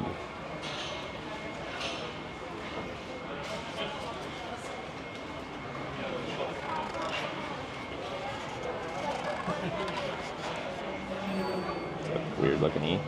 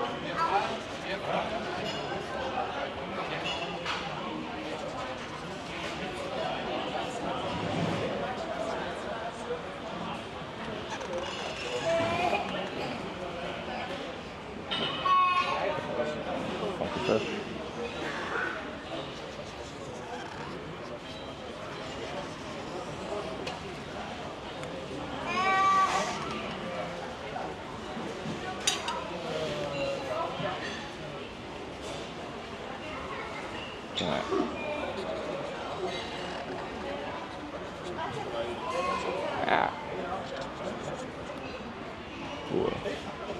Right to the edge. All right. It's a real artist at making text legible. It's an art. No, my S is fine. Don't worry about it. It's alright. The spacing's okay. The sizing's okay. We just gotta like make it look a little bit cleaner. I'll make the end a little bit thicker. This table's annoying, but it's fine. Don't worry about it. weird S. Don't judge my S, alright?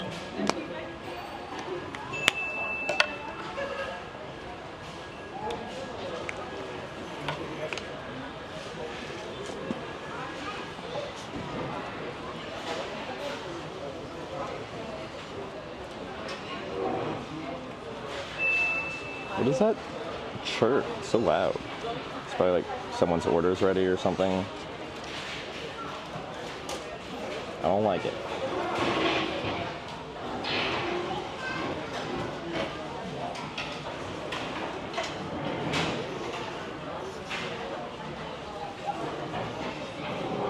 Oops. Now we're committing to this being pretty thick words. English. It's difficult. Stop.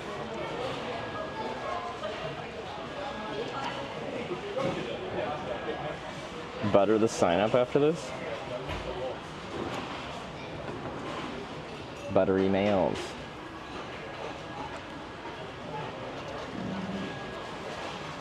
Like I'm hearing people complaining about in America. Buttery mails. Buttery mails.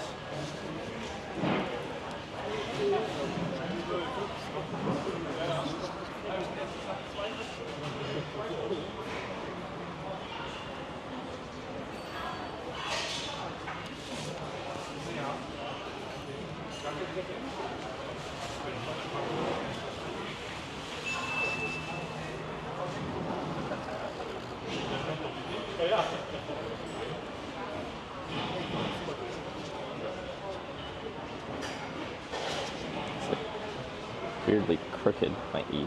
Alright.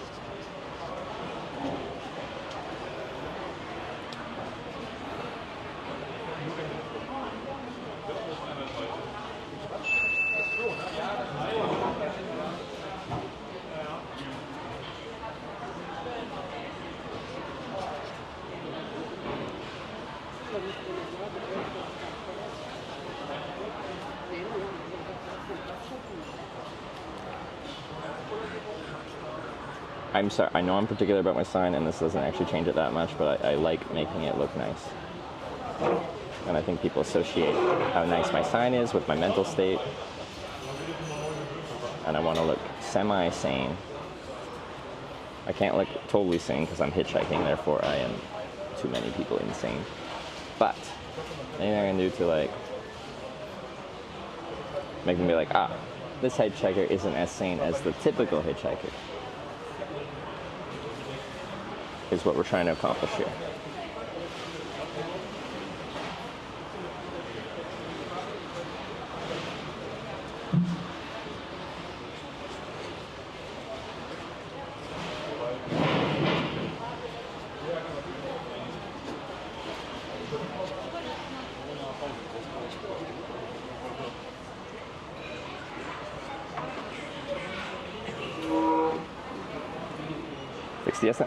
Can you see the order I'm going through here?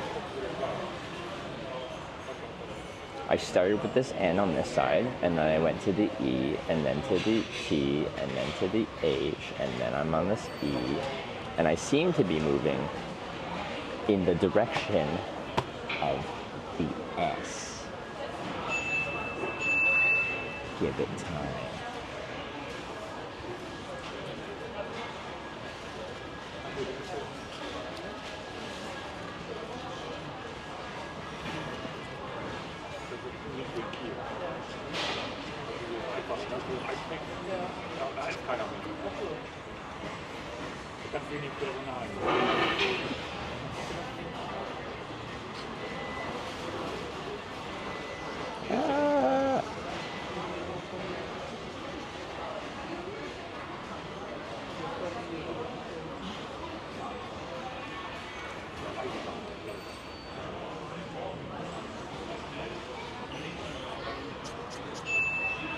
Ding.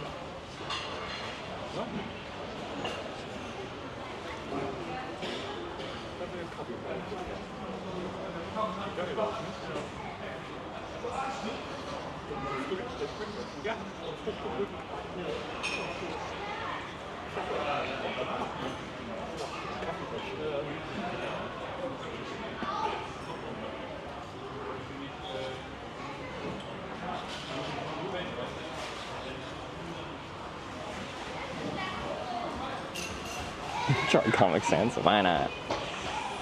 Why not?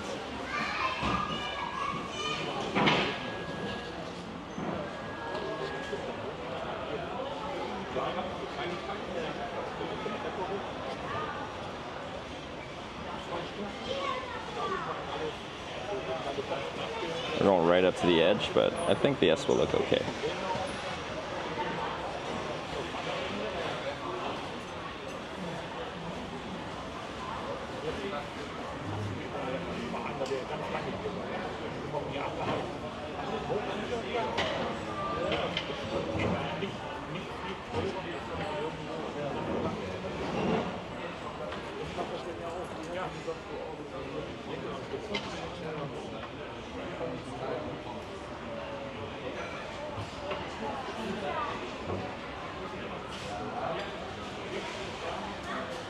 Yeah.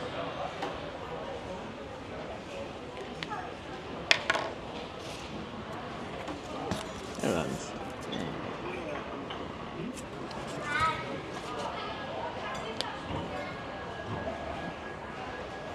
Coffee.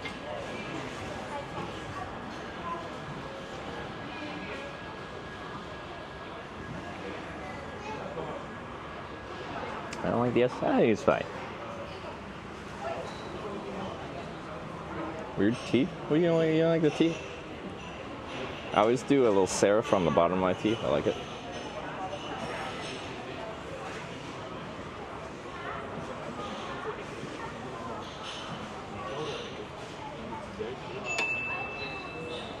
Do this face when hitchhiking? Yeah, when I'm hitchhiking wherever I'm gonna hitchhike on this side of the highway, going that way, I'll be standing there with my Netherlands sign, right hand.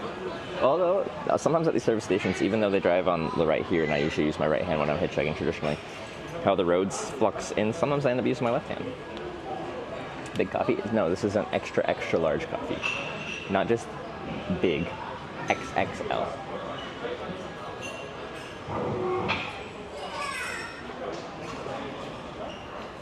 But yeah, so if we get a ride to the Netherlands, anywhere near the Netherlands, at that point we'll probably be switching to Rotterdam time. Probably.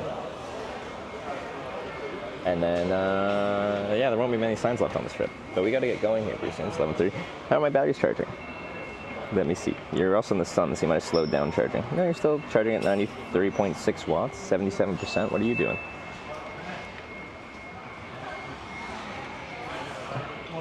$74.9%. Okay. That's pretty good. What did you pay for breakfast? $19.56. Euros.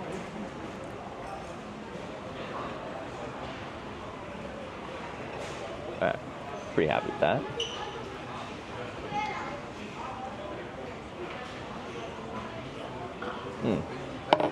So now, when I put this in my backpack, I slide this as I have like 8 sheets of cardboard in there. This one goes out the back, and it's like a mesh back panel, and people can see where I'm trying to go through the sign. So sometimes I'll just be like existing, wandering around, and people will be like, are you trying to go to the Netherlands? And I'm like, yeah, yes I am.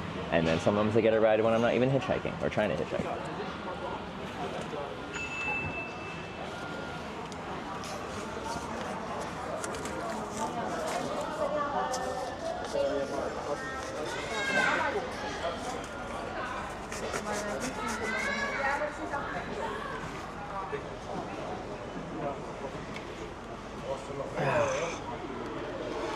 have to make a poop. We would probably be doing a brief stream break after this while I use the washroom. Does that count as 0 for the average wait time calculations? Yeah, we have determined that, yes. If someone just like sees me, identifies me as a hitchhiker, or sees my sign on my backpack and offers me a ride when I'm not even trying, that is a sign that it's a friendly place for hitchhiking, so it should count as a wait of 0.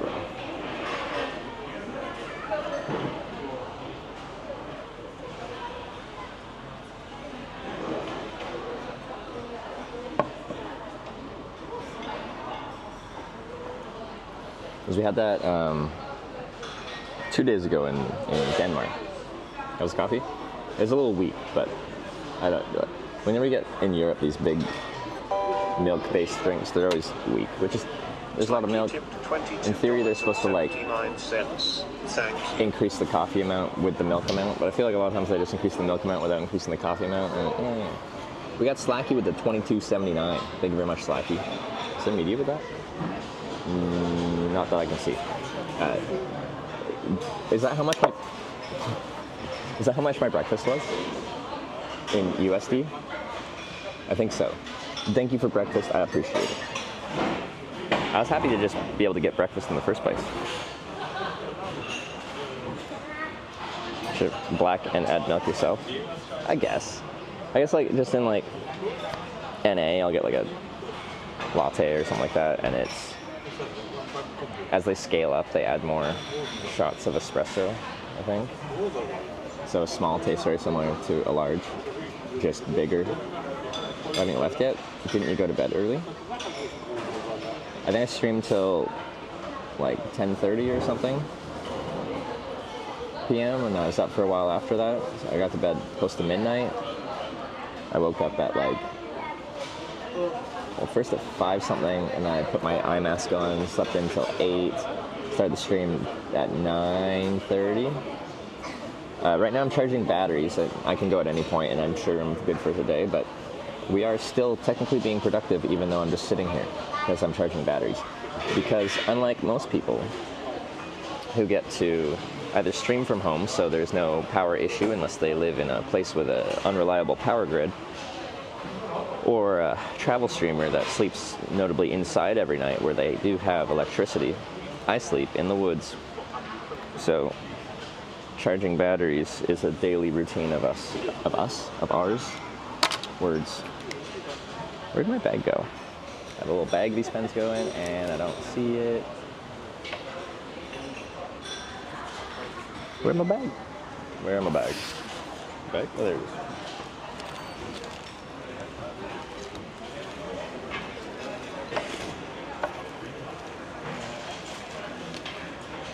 But, oh, remember to fill water, thank you. I do need to do that. On the bike tour with the big solar panel trailer, we don't have to do this. I have a 225 watt solar panel, it's a big boy. And like when we used it last time, we rode from Belgium to Nordkapp, Norway, like right to the northern tip of mainland Norway, without ever plugging into a wall. It was so nice. It's in woods when you get to Rotterdam. No. Kind of want to.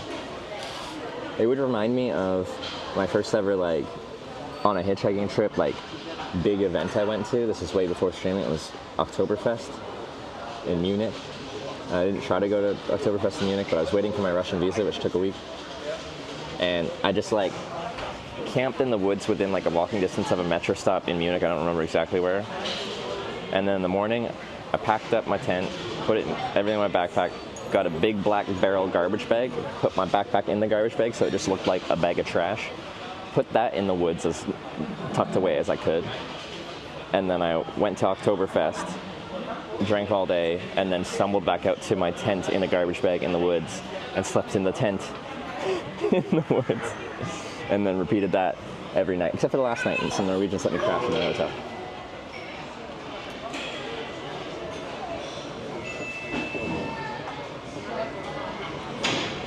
Lives on the boat, same power source, struggle to charge all the power banks, using solar panels.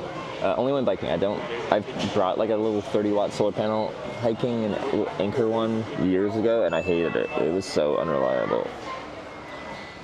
It was the charge controller that was stupid. You could probably like cut off their charge controller and add like a real one, and it would work better. Essentially, it was just like if you had it out in the sun and you plugged it in, it would start charging at a shitty rate. But if you like for a moment covered the panel, it would stop charging because it's not the sun, but then it wouldn't restart charging again until you unplugged it and plugged it back in. It's a pain in the ass. You camped in the middle of a roundabout? I haven't. I've been wanting to. Where was I, in the UK or something like that? There's like a huge roundabout with like proper woods in the middle. I'm like, tempting. Brand is your shirt? This is a Smart Wool, merino wool shirt. Sometimes people think this little symbol here on my shoulder is a bug. It is the Smart Wool symbol.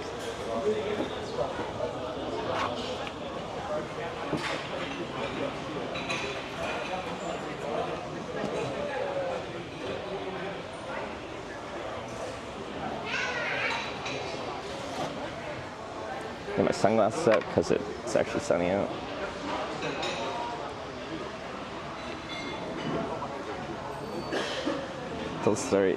You told a story yesterday about a guy hitchhiking after Force Party. I've literally been in the same shoes as you. Yeah, the first person I ever picked up hitchhiking, like I was the driver, was a guy that was in a party in the forest and just like walked away from the party into the woods and found the highway and was trying to hitchhike home, but was hitchhiking the wrong way. And I picked him up going the wrong way. It's possibly reach Rotterdam today? Yeah, it's 300 kilometers, so it's very much viable. It's doable. But like, say we get lucky with rides, if I have it my way, I'd like to get close to Rotterdam, but not too Rotterdam. I like to get there on registration day. I like to be fresh off the road, so by that point I will be 5.5 days unshowered. So I get to TwitchCon and everyone gives me a wide berth, and it's great. I can just walk right to the front because they all just avoid me.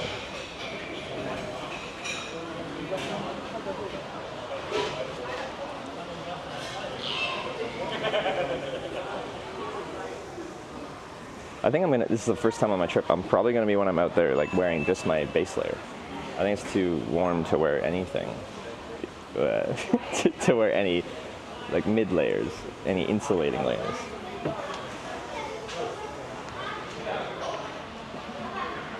Is nudity verboten in Germany? All right, at 89% and 90%, let's call it there. That's like enough charging.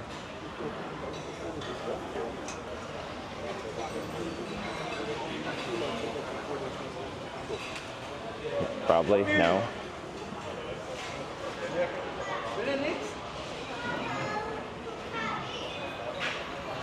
Yes, but we have nude beaches.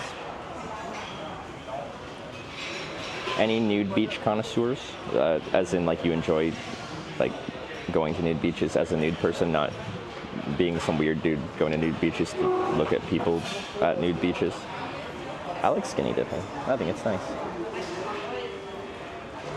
I did a lot when I was cycling through Norway because that's how I stayed clean.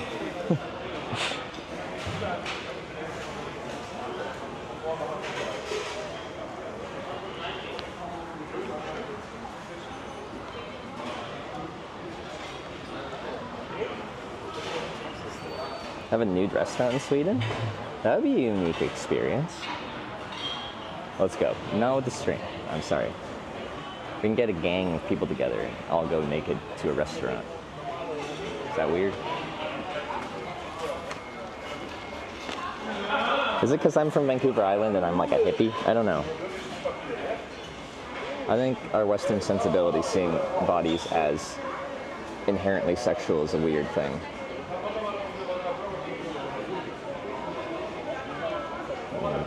Something religious.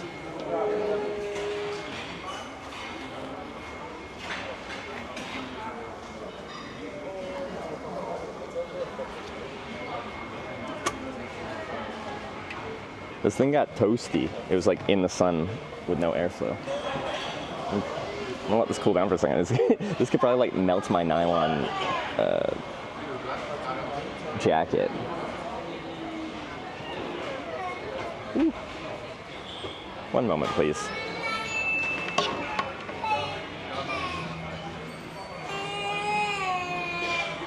Kids having a great time. Waiter's drunk flapping around my food sounds appealing.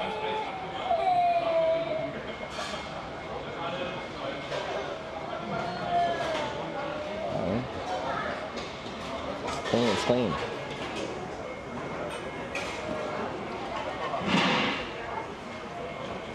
Could melt your butter? I could melt the butter. So yeah, this charger here can do 200 watts output. Split between 6 ports though. But if I just use USB-C 1 and 2, and my batteries and cables can all handle 100 watt input like these ones can and stuff, then each of them charges at 100 watts. So when I sit here for like an hour or whatever, you can take a battery from 0 to about 100. I say about 100 because if you do the math, 1 hour at 100 watt hours for a 100 watt hour battery should be fully charged. But it doesn't charge at 100 watt hours from 0 to 100. It starts to slow down the charging rate as you get closer to full to save the battery from degradation. But yeah. Jeez, she's smoking.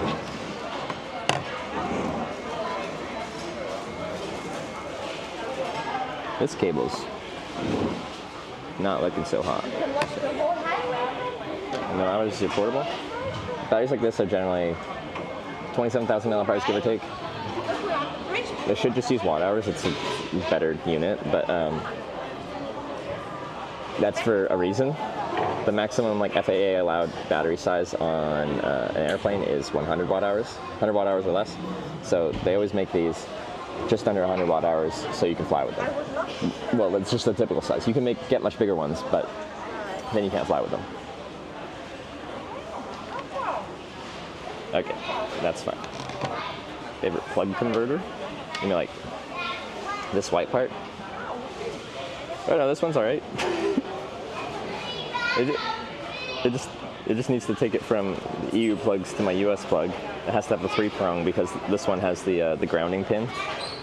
But the 45,000 milliampere one works a treat. You just can't fly with it, which like if you don't plan to fly with it, doesn't matter. But if you plan to fly with it, that's too big. So I have like 7 of these big batteries on the strip. Although some of them don't work very well, and I knew that, and that's why I took more than I probably needed to, because I didn't know which batteries worked and which batteries didn't, because it's been a while since I used them.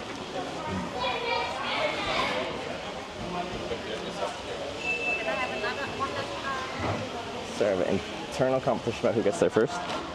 So I think this is the first time Sarah got competitive about something, because I wasn't like, oh, it's a race, and then Sarah decided it was a race. So now it's a race. So I'll probably win. Because the only thing Sarah beats me at is rock, paper, scissors. We've learned. Mark Dempsey, no shit battery. I know I should. I just hadn't. And by the end of this trip, I will be able to do that, because I will know. Like one, it worked, it charged my stuff, but I cannot get it to recharge at all, so it's now a dead battery forever, I guess. Can we be on your video? Do you want to be? Yeah. Sure. Probable. You can be on the video. So this is a live video. Oh! So people watch. So people watch as I do my thing. Hello! So these are people that will talk to you. This is Gabriel. What is this exactly? Is it Twitch? Is it YouTube? This is Twitch, yeah. Twitch, hi. Yeah. What's your channel name? Hitch, Hitch. Like the date Dr. Hitch. Yeah, I'm pretty much Will Smith. Sorry, first thing that came to me. But this is how I can remember it. Yeah, if you can remember Otherwise Twitch, I Hitch, forget. they rhyme. But yeah, mine's Hitch because I do hitchhiking. So. Where are you from? Canada. Cool. Yeah. Since when are you hitchhiking? Like 11 years. Okay. But this trip road, is. basically. Yeah, Where do you live? Like in Canada, but like everywhere now. Yeah, now I live everywhere, but I live in Edmonton right now, in Alberta. I'm from Vancouver Island, near Vancouver. From Alberta to Ontario, Sandcastles. Do you know? Yeah, no, I just wasn't expecting this. Robin Shabatsky's from Canada, and How I Met Your Mother. And she was like Robin Sparks, sorry, Yeah. random. But You know, throw out your Canadian knowledge. she's Canadian. That's like they're playing on this. Yeah, They're being on the show. Canadian. Yeah, that is a thing they Like actually your money use. is like hockey, like kids on hockey, ice hockey. Yeah.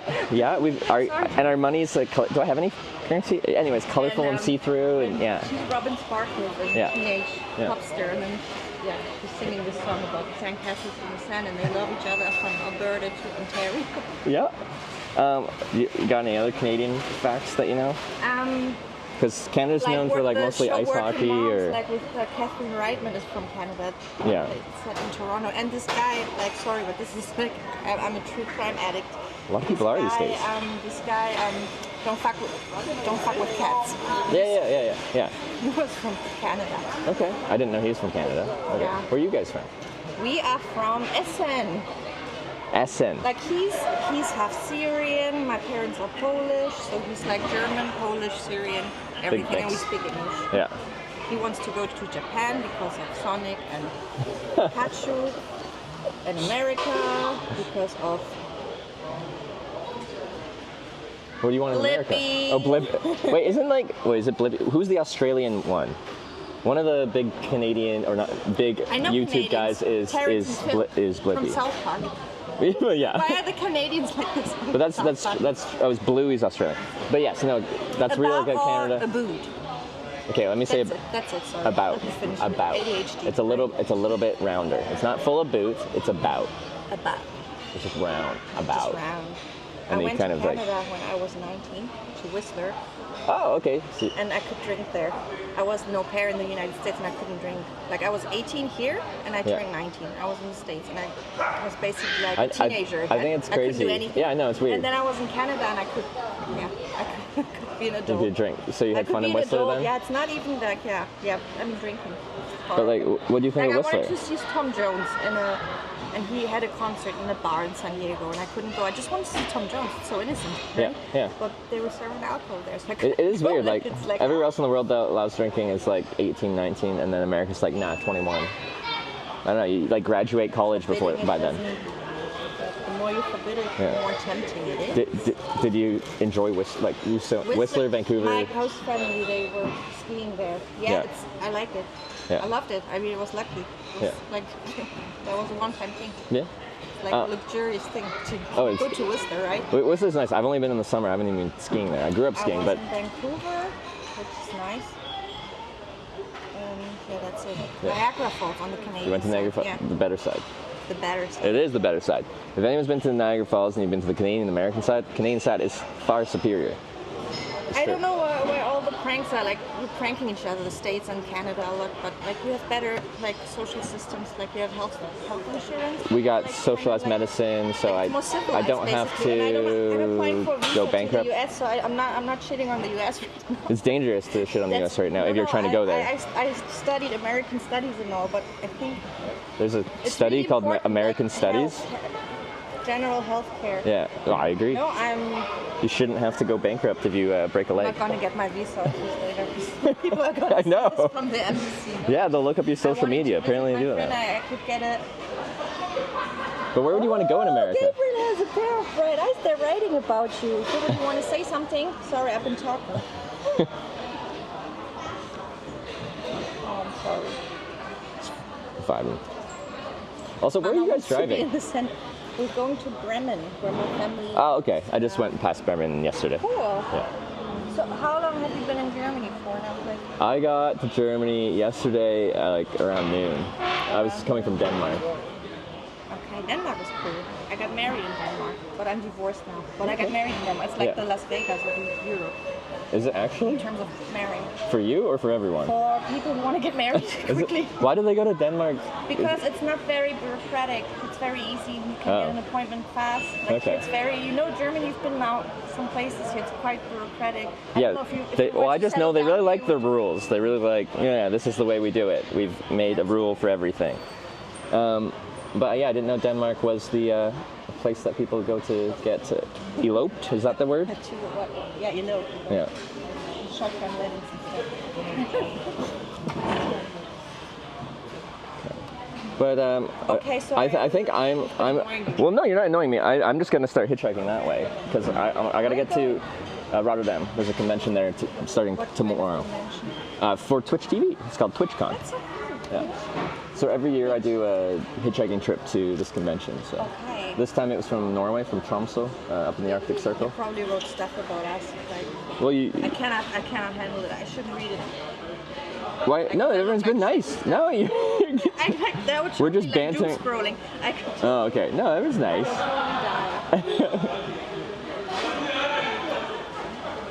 Look, we're on TV.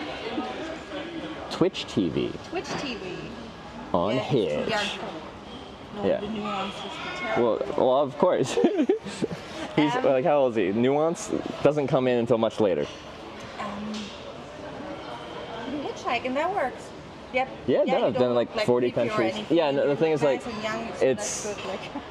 yeah, how you present yourself is very important in hitchhiking. So like, I've met some hitchhikers that look very disheveled, like I guess homeless or something like that, and it's harder to get strangers to agree to want to bring you in. Yeah. You always have to think, who would I take with me? Yeah. You know? Okay, that Would was you have really picked me up? Yeah. Ah, yeah. See, all right. They're just going the wrong way, I've but got to go. We have to go to the playground. Say it's bye. important.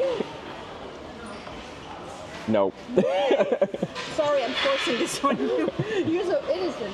Anyway, nice to meet you. Nice You know where to find meet me. you, Twitch Hitch.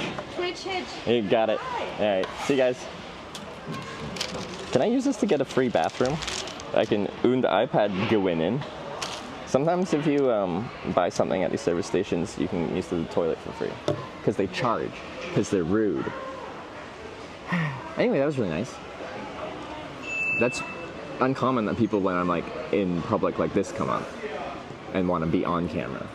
A lot of people come up and want to talk to me, but they see the camera and they're just like, super nice. Anyway, toilet is verboten.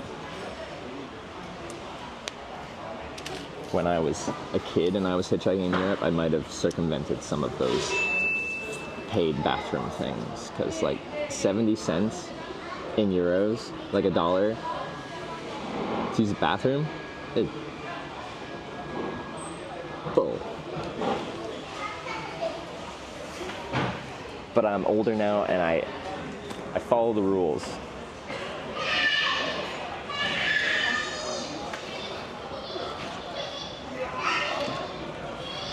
Stop right there, criminal scum.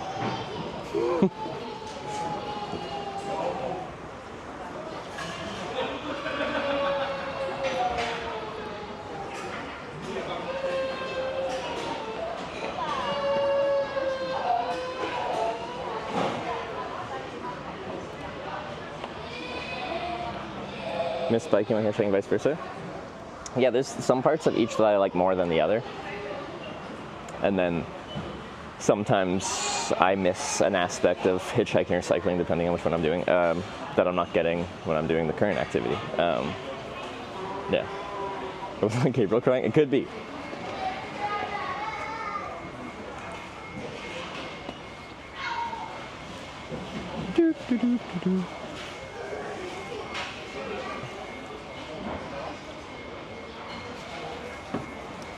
Strapping my sweater to the outside of my backpack because it's awfully full.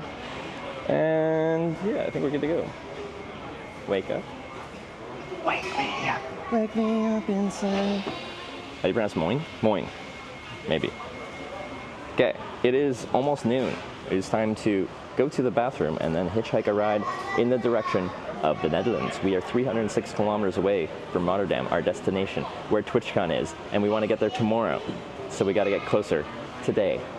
So let's do that. I'm bringing my receipt in case I can like do something with it.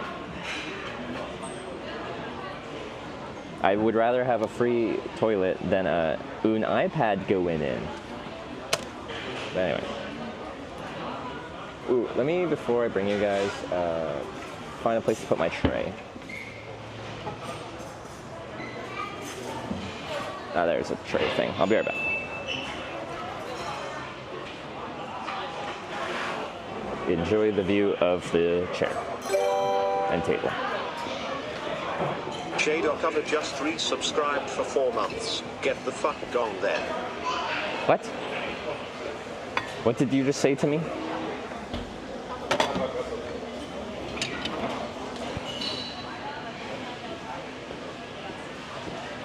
Can you guys use like was it the Navy SEAL copy pasta in retaliation to that?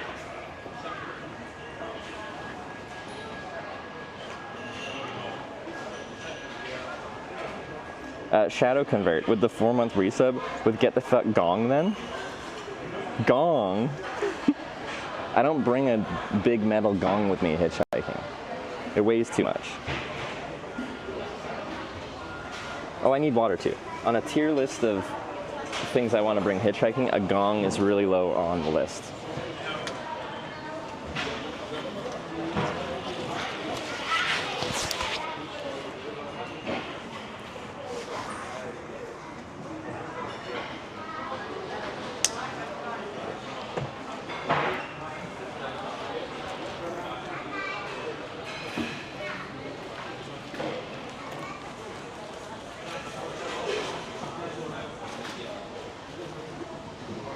All right.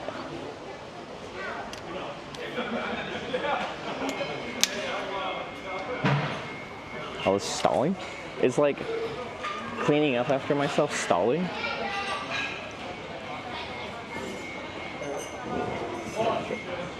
Didn't drop anything?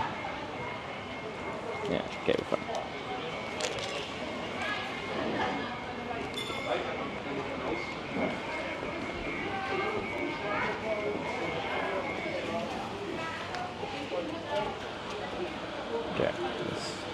Let me wash in here somewhere. Ah, down there. Okay, but it's gonna be a. Sorry. Oh my god, it's a euro? This is some bullshit. I hate Europe. I hate bathrooms. Ugh. I'm gonna try my receipt that I know it's gonna work. I'm gonna go into it'll be clipped, so it'll just say disconnected. We'll be right back kind of thing. So I'll be right back. I don't hate Europe. I just hate paying to use the bathroom, because I think that's the bull. Anyway, watch some clips, a few minutes, I'll be right back.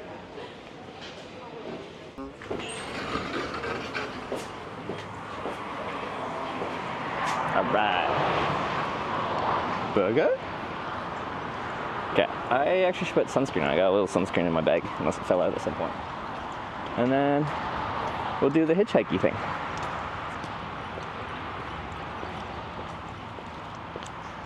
€1 though. €1 poorer for that experience.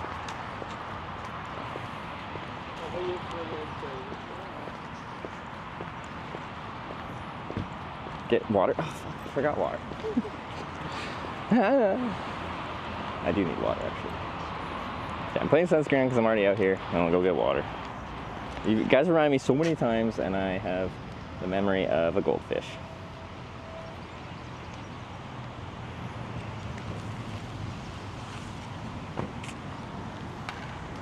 Sometimes. You didn't shave? I have shaved in like these bathrooms. Okay, so it wasn't shaving. But one time I was in a bathroom like this on the Autobahn. This is 2015, not stream.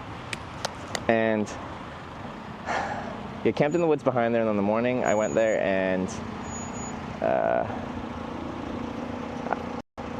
was I doing? Yeah, so I used to hang this. I had this like you can buy like a big yogurt bin with a hand, like a handle thing and a lid. And I always had muesli in my bag, and I'd buy a thing of yogurt every morning and mix up some muesli in my little bucket and then eat it. And then I'd just clean it out my next opportunity. Anyway, my next opportunity was at this bathroom, and I'm just like cleaning out my bucket where I eat my muesli. And this German guy said something along the lines of, "Do you want me to wash your feet for you too?" or something like that. I'm like, I'm just cleaning out my bucket, dude. This isn't even this isn't even that weird. You ain't seen nothing yet. Anyway, sunscreen. Oh, this is Swedish sunscreen, so we'll see how that goes. Swedes don't get the sun, so it might not work very well.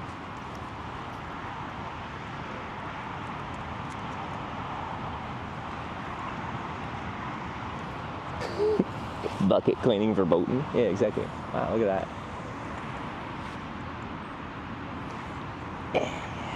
This is my first time putting sunscreen on this trip.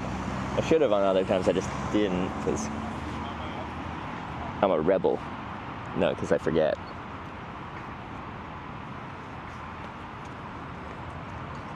It's the special expensive face sunscreen. It is.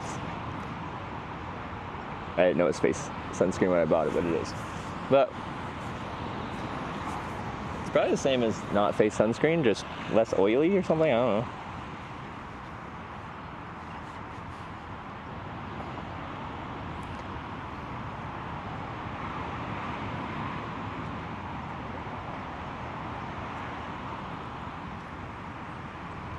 Spunk, yeah. Wait, no, we got candy spunk, but when you're talking about face cream, that's not the right kind.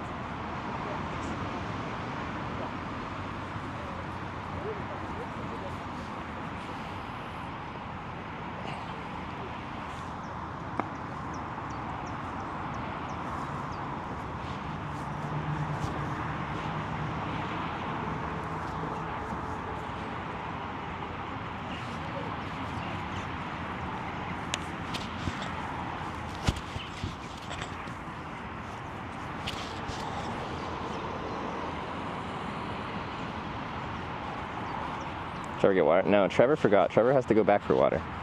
Trevor's going to continue to talk in third person for the rest of the day.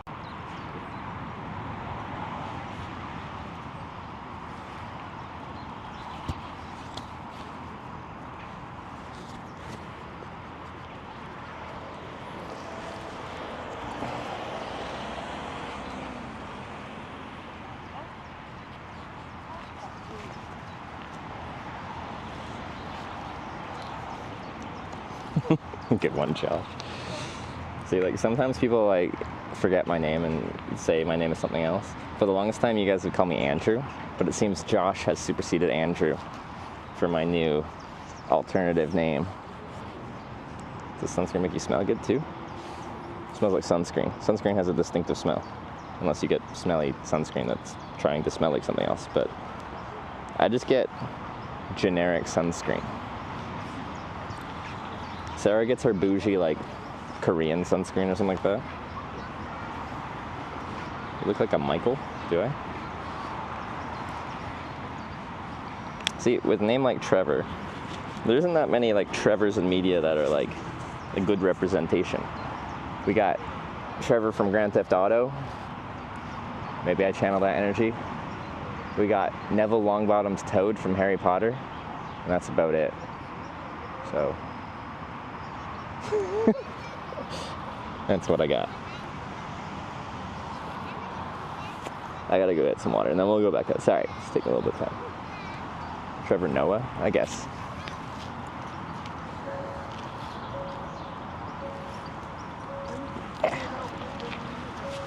Grand Theft Autobahn? Yeah. Okay, we go back for water because this is... let's just finish this. One little slurp left.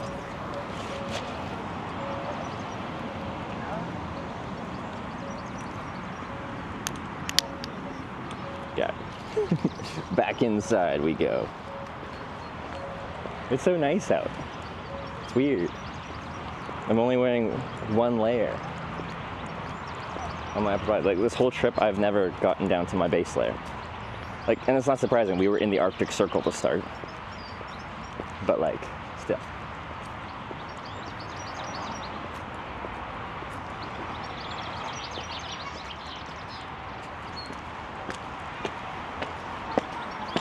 Okay. Also, Europe is sometimes protective of their water. Like, in NA, I feel like they try to put, like... well, you go anywhere and you ask for water, people give you water. Here, they're just like, 9. You will buy expensive bottled water. Okay. I probably could have filled up at the... actually, I think the sinks at the paid bathroom didn't have temperature adjustments. They just come out like that lukewarm hand washing temperature.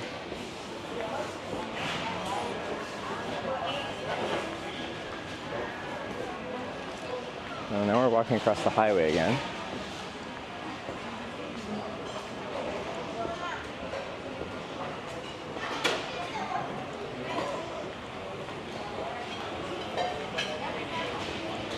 See, they have bottles of water for, let's see, $2.79. For here, that's probably honestly not that expensive. It's still really freaking expensive for a bottle of water, though. I don't see a good, like... Well, there definitely ain't a sink around.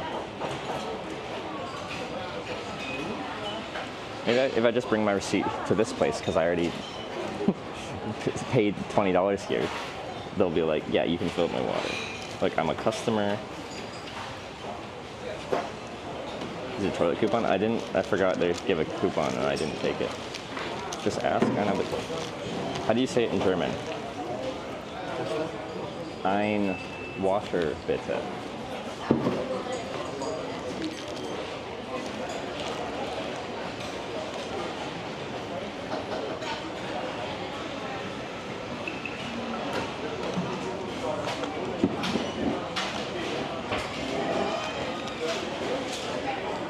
Bitte etwas Leitzen. Why is it so long? Ein Wasser. Wasser, bitte.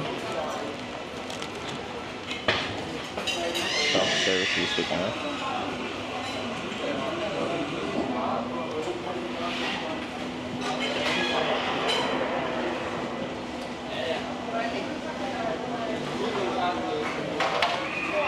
Wasser. Hey, Wasser, bitte? Is that? Ja. Can you? Einfach eine Karte bitte. Wasser? Dankeschön.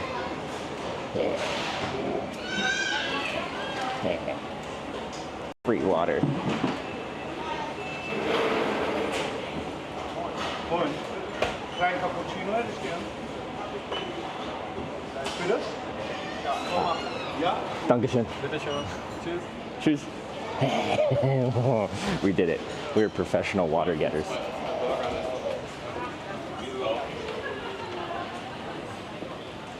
Okay, the choose is really cute to me too. Choose. Choose.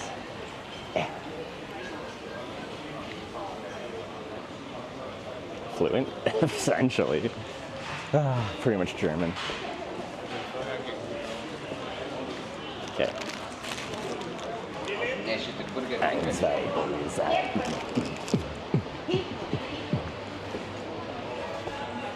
Yeah, I have a bunch of crap in my pocket. There's a bin. I didn't know, no? A bin? A bin. There's a bin.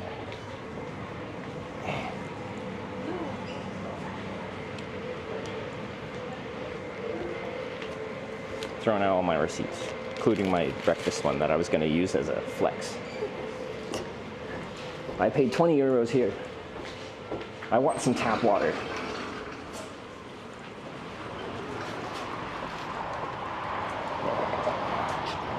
All right, so now we're going to pick our hitchhiking spot, and then we're going to do the hitchhiking thing on the hitchhiking trip. On the channel Hitch. Sorry, Hitch.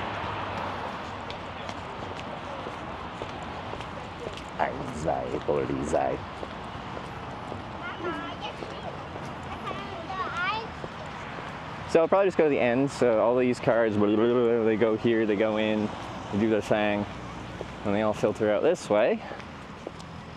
And we'll see, maybe, yeah, we'll probably hitchhike by the chapel.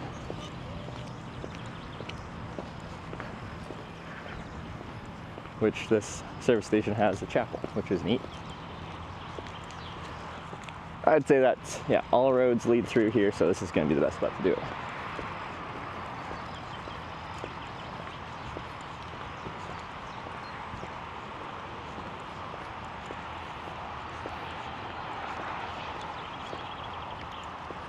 That's the chapel.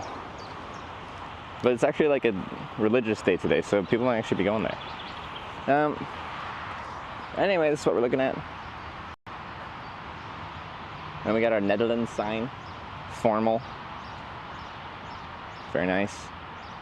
But yeah, the cars come, see they're going slow, nice, nice, nice, blah, blah, blah. Read the license plates, and then they got lots of room to pull out. Easy peasy, lemon squeezy. Let's do the hitchhiking thing. It's actually really good.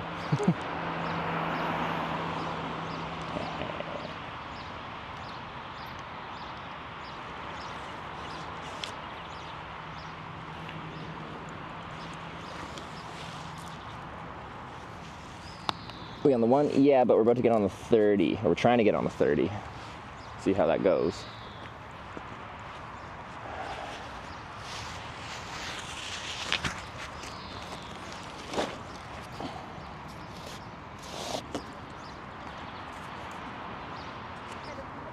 Netherlands. Don't have the sun on all.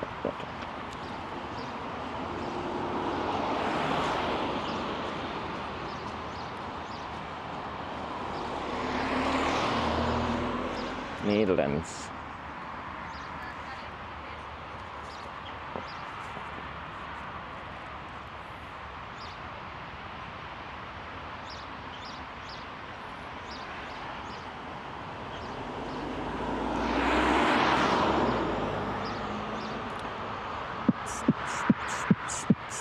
Hitchhike time.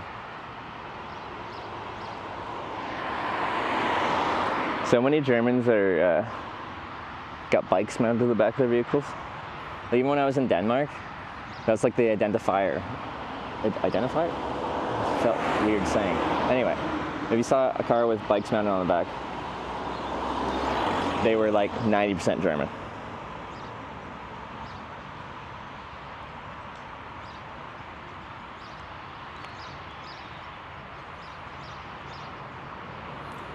Could take about people going Netherlands. Yeah, no. So yeah, if you guys know where I'm at and you see like the highway junction, so this is A1 southbound, and then 20-30 kilometers down there, we're trying to get people that are going west on A30 in the direction of the Netherlands.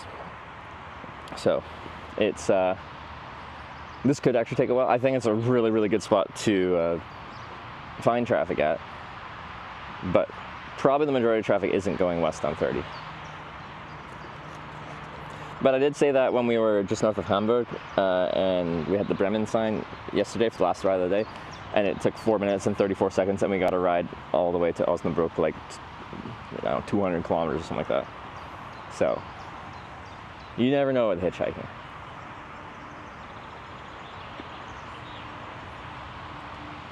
Charter bus.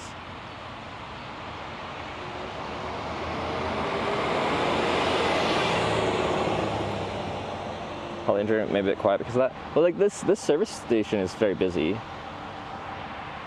So like holiday, but I think a lot of people are like going places because of that, I guess. But if they're like on holiday, in general, my opinion is people on vacation are less likely to pick up hitchhikers. So.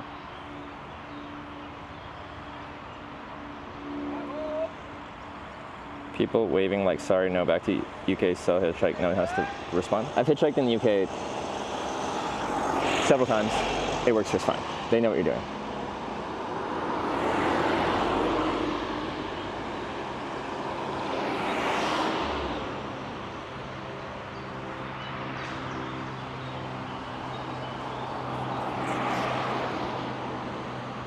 Hello?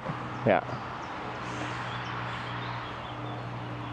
But yeah, a lot of people are interacting with me, but so, okay, let me, when you see me stop talking mid-sentence, it's because there's a car coming. I don't want to look crazy just talking to no one, as far as they're concerned.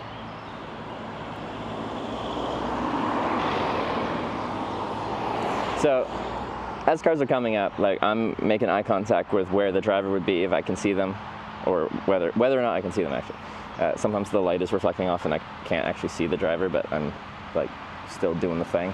So eye contact, little nod, little wave, and a lot of times people, if they look at me as I'm doing that, it's like a automatic thing. They nod back because it's like a human response.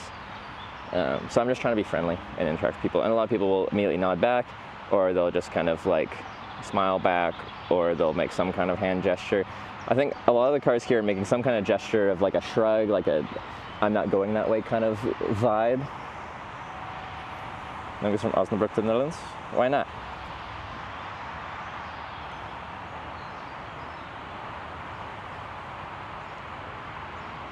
Are you everyone? Do you speak for the entire world?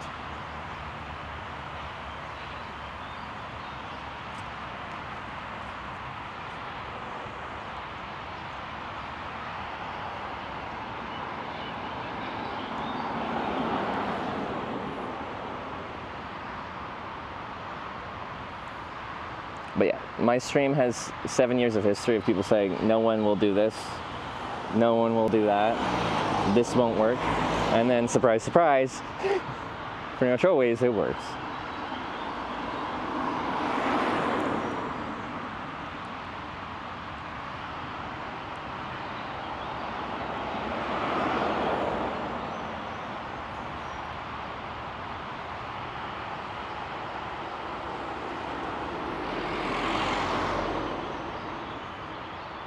Or just maybe takes a moment. Yeah, so I think here, like if I had to guess, the majority of traffic isn't going west on 30. So maybe we'll get like 1 in 4, 1 in 5 cars that are actually at all going down the right highway for any length. I could be completely off. It could be more, it could be less. Random speculation. So yeah, with that we need someone willing to pick up a hitchhiker, but beyond that we need someone going the correct direction in 20, 30 kilometers going down that highway.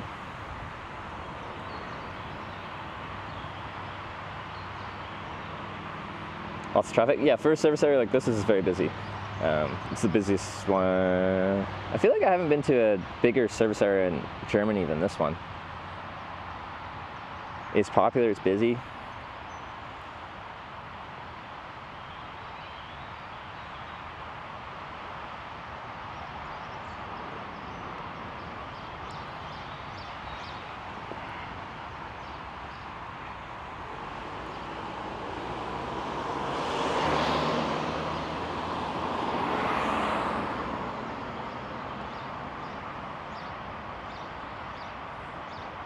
Said never in a car, how about to boot? I've hitchhiked in the bed of pickup trucks before, which isn't particularly safe. I did one in Arizona. Forget, where'd they take us? They took us to like some place that people like to go like boating and stuff. Oh. Hello. Go to Arnhem. Arnhem. I'm going eventually Rotterdam, but so are you turning on Highway 30 down there? Highway to Arnhem. Arnhem, let's see. Sorry, I'm from Canada. I'm I don't know the area very well. Arnhem. So you're not Dutch. Okay, so the Canadian. Oh, that's in the Netherlands. Oh yeah, no, that would help me out so much. No, I appreciate a ride, if that's okay. Okay. Before I get in, so I don't know if you saw this, so I make a live video about hitchhiking. I don't have to point the camera at you, but I have it in my hands. Is it okay to have it in the back seat of the car? It's okay if it's not. You want to make a movie or? So I filmed my hitchhike from Tromsø, Norway, the Arctic Circle, and I'm going to a convention in the Rotterdam, so it's whatever you're comfortable with. Usually I try to point it out the front to see the landscape. Landscape is fine, yeah. Okay. As long as only landscape is fine. Okay, all right, perfect. Do you want my bag in the back seat, trunk? Let's see. I'll put it here and sit there? Yes. Okay, thank you. I'm just keeping it myself because I can't really point it out the front window without getting them in frame, so that's okay though.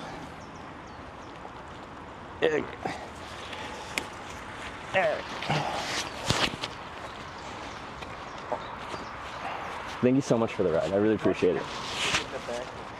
It's okay. I'm not going to break anything. It's okay.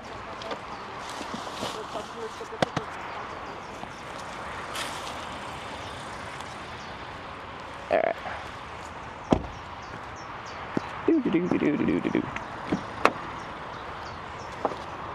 Oh.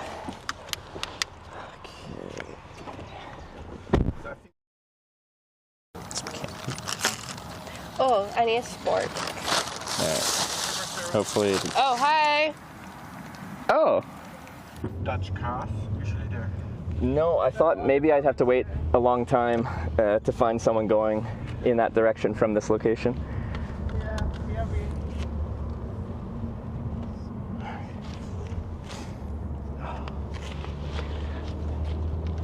Have you ever picked up someone like me hitchhiking?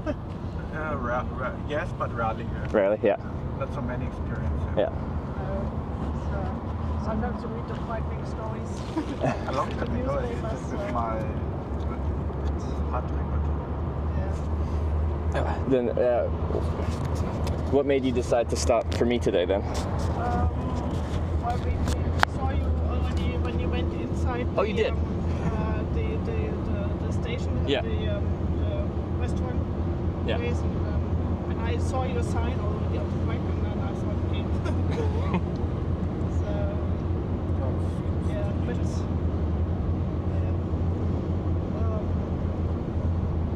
but we have many years ago we did not. It was not really a kind of a real hitchhike, but we were actually in England. Yeah.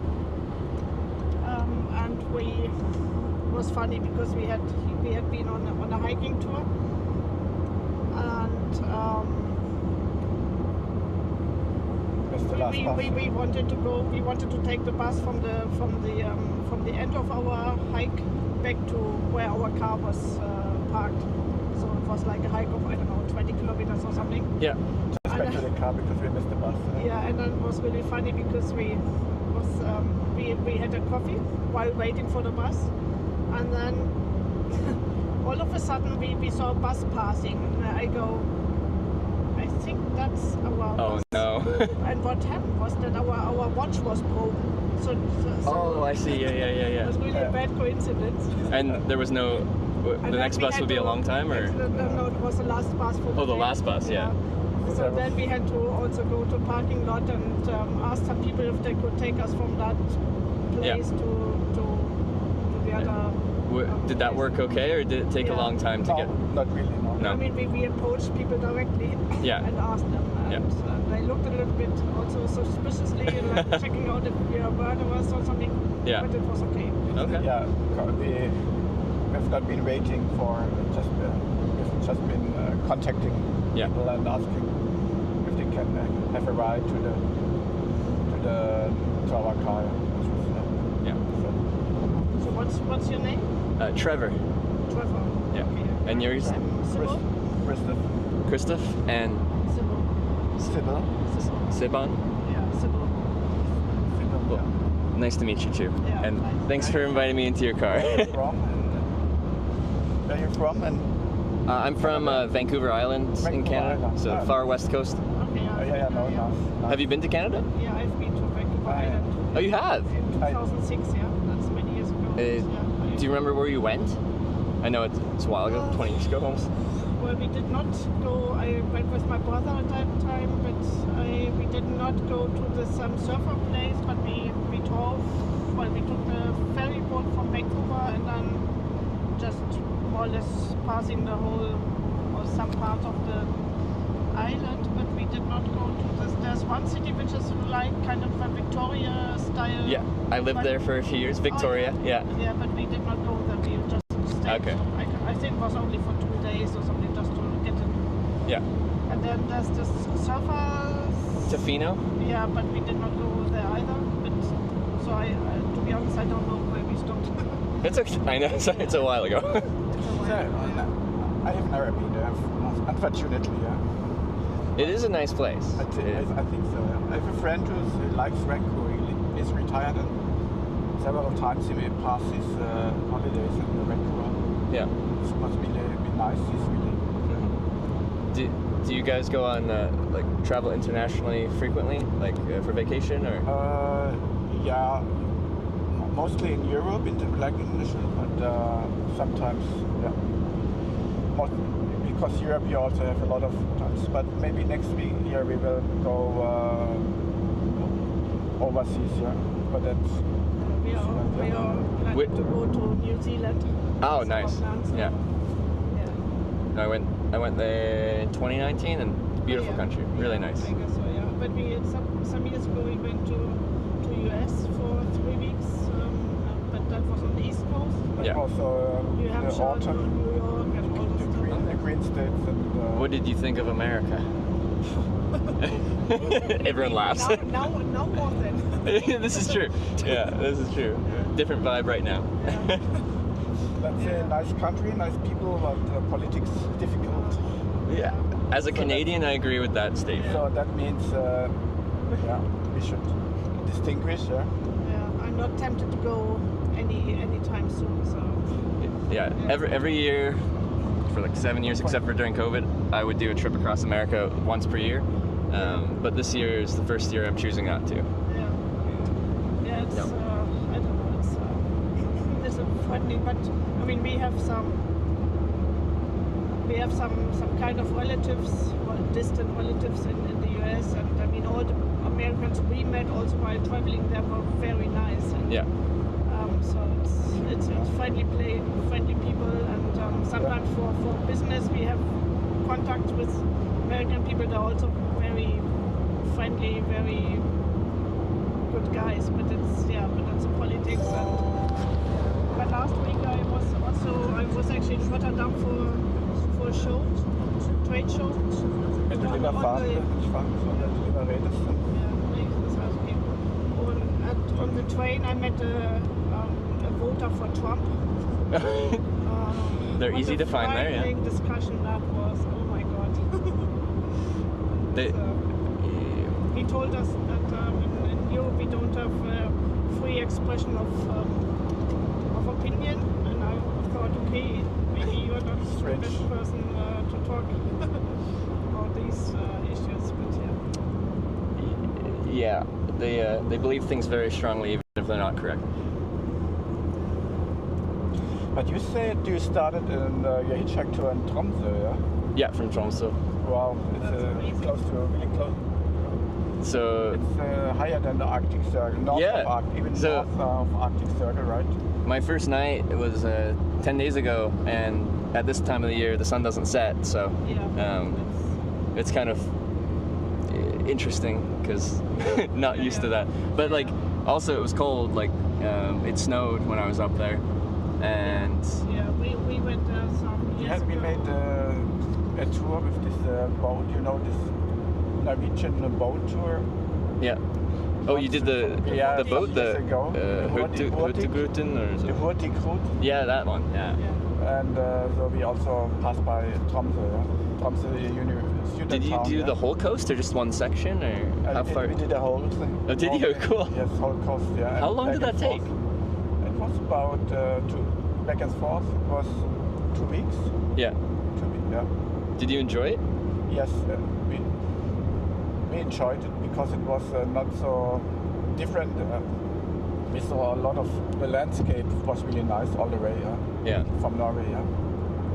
Usually we do not like this boat crisis, not our, but this was an exception for us. Yeah.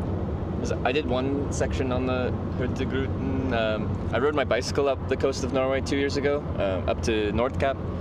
Yeah.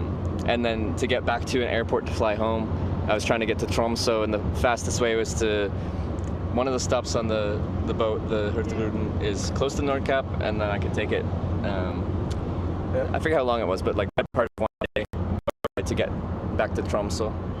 Okay. So you went, there's an airport, so you started your trip? Yeah, in Tromsø, yeah. Okay, I was. Okay. But on this trip, so I'm hitchhiking to Rotterdam. There's a convention this weekend in Rotterdam, and then I'm flying back to Tromsø because I flew here with my bicycle, and then I'm gonna do a bicycle trip down through Finland. The bicycle is still there. Okay. Yeah. Okay. Well. Do you guys cycle? Yeah, we like. Yeah. We went.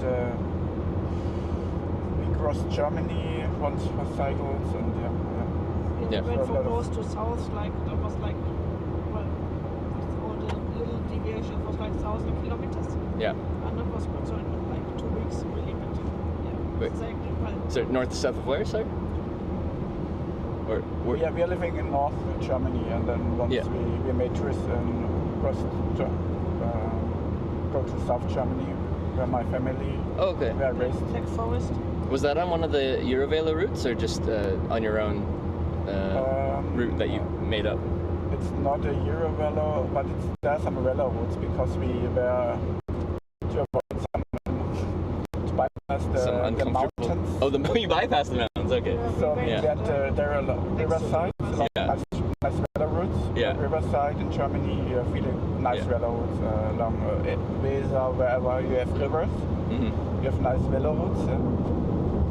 Because that's one thing that's nice in Europe is some of those like long bike paths, Eurovelo or otherwise.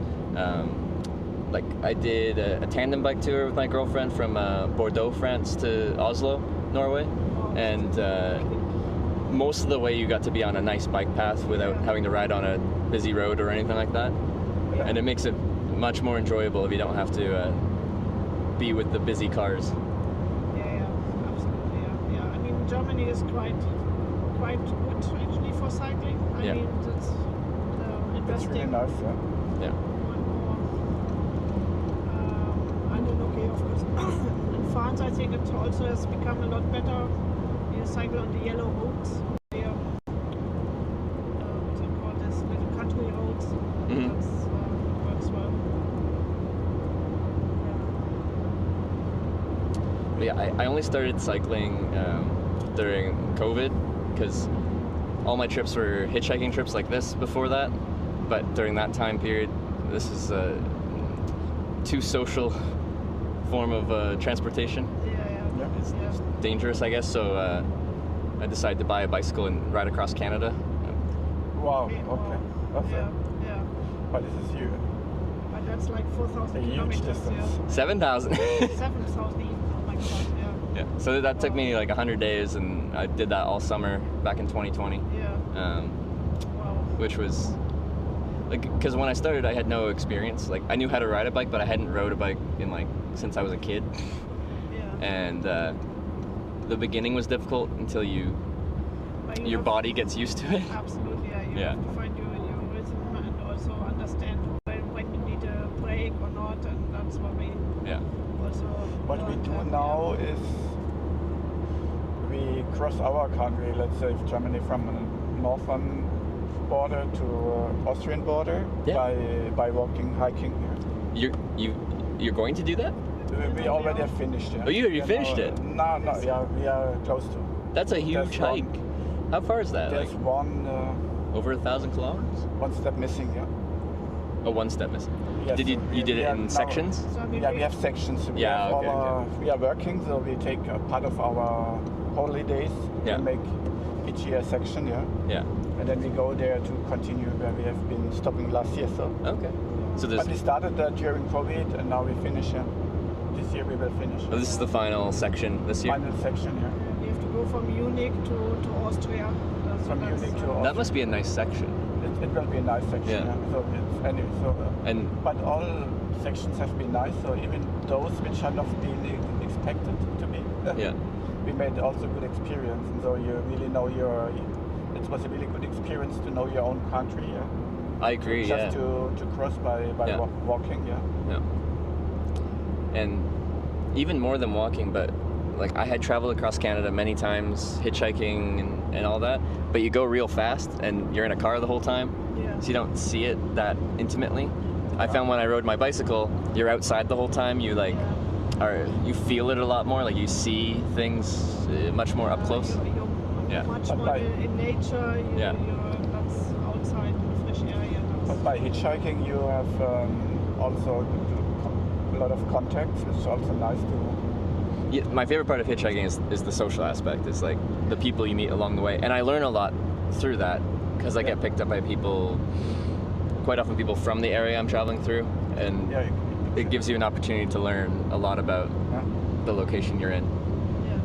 Like I've done a couple hitchhiking trips in Japan, and that was really unique because I didn't really know anything about Japanese culture, and by getting in cars with strangers who live there, they kind of are very interested in showing me. And it's a very different culture from what we have in Canada. Nevertheless, it was possible, right? What's that? But nevertheless, it was possible to travel that way.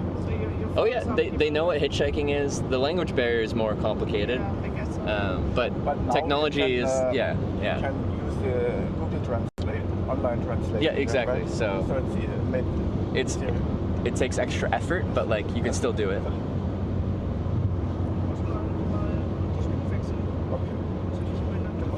Auch dann bei der nächsten Kreuzung Richtung Alleine halt, ja.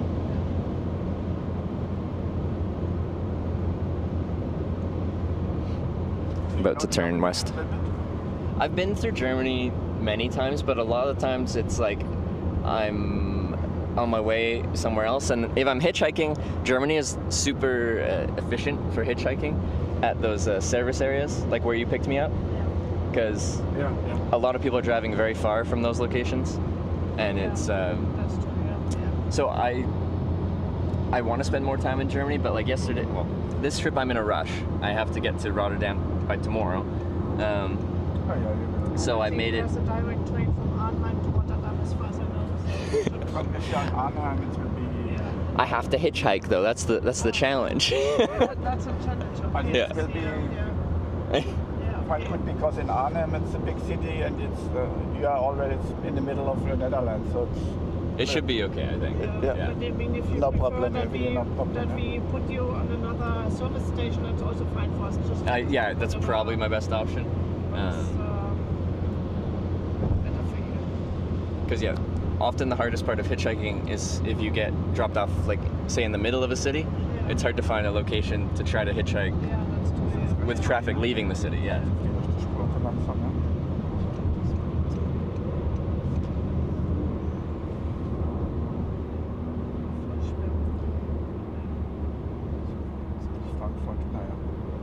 About to turn west, direction Netherlands.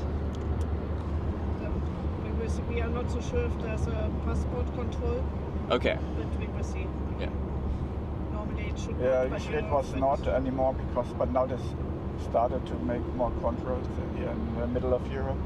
Yeah. We'll see. Is it usually they just kind of slow down traffic and occasionally will point at someone to inspect? As that was from Denmark to Germany, they kind of had I that. think that's how they would do it. But yeah, I think between Germany and Netherlands, it's not so much as between Denmark and Germany. Yeah. Maybe Okay. Austria. I don't know. We will see. Yeah. We will find out. But like I'm fairly lucky. A Canadian passport is a fairly good one. Yeah. People aren't too concerned about Canadians. That's true. Yeah. Absolutely.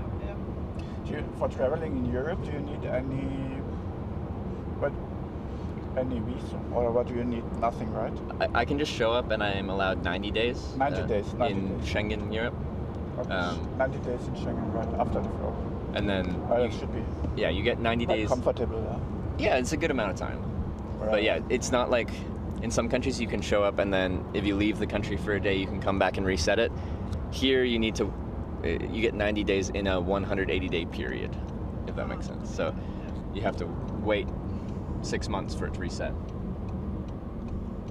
But I'll probably use that whole 90 days on this trip because bike touring is a lot slower than hitchhiking. So it'll take a long time to get through Finland. Yeah, it's a bit not so densely populated. But often when something is spread out like that, I'm more motivated to drive my bike further because if there's nowhere to stop along the way, then you just keep riding. Yeah. So like in Western Europe, when there's a town every 20 kilometers, I like to stop in the towns and check them out. Sure. But if it's just wilderness, you just keep riding. Yeah. You need to find a good track. Yeah. If there's some streets. Even good streets are fine. They're not. Might be not too many cars over there. No, yeah, I think, especially in the far north, I'll have a lot of road to myself. And some reindeers and. Yeah. What place in Europe do you like best so far, or which country was? It's a tough question. I love. So I'm from a place with like coastlines and mountains, and that is a landscape I love. So when I did that bike tour up the west coast of Norway, with all the fjords and everything, like. Because that was familiar. Or Well, it's just like. It's a landscape that I love, and it was like I spent like 2 months just having that as my landscape all day, every day. It was, and it's something where like maybe we have some places that are that beautiful in Canada, but like you have to like look really hard to find them. But in Norway, it was like the whole way. The entire coast was like that. Yeah, that's true. Yeah. By the way, here you can see our tour. Yeah. So if you go to Rotterdam, it's really... Yeah, no, it is, like, this is very helpful. You get me quite close to Rotterdam. Yeah, right close. Then we have still... Yeah. But we have to see that we find a service station somewhere before we leave the highway. Yeah, when we get a bit closer, I'll look on my map and see if there's a service area. We will check out Yeah. maps. No, but again, I really appreciate the help. This is getting me quite close to my destination. Yeah. Wow.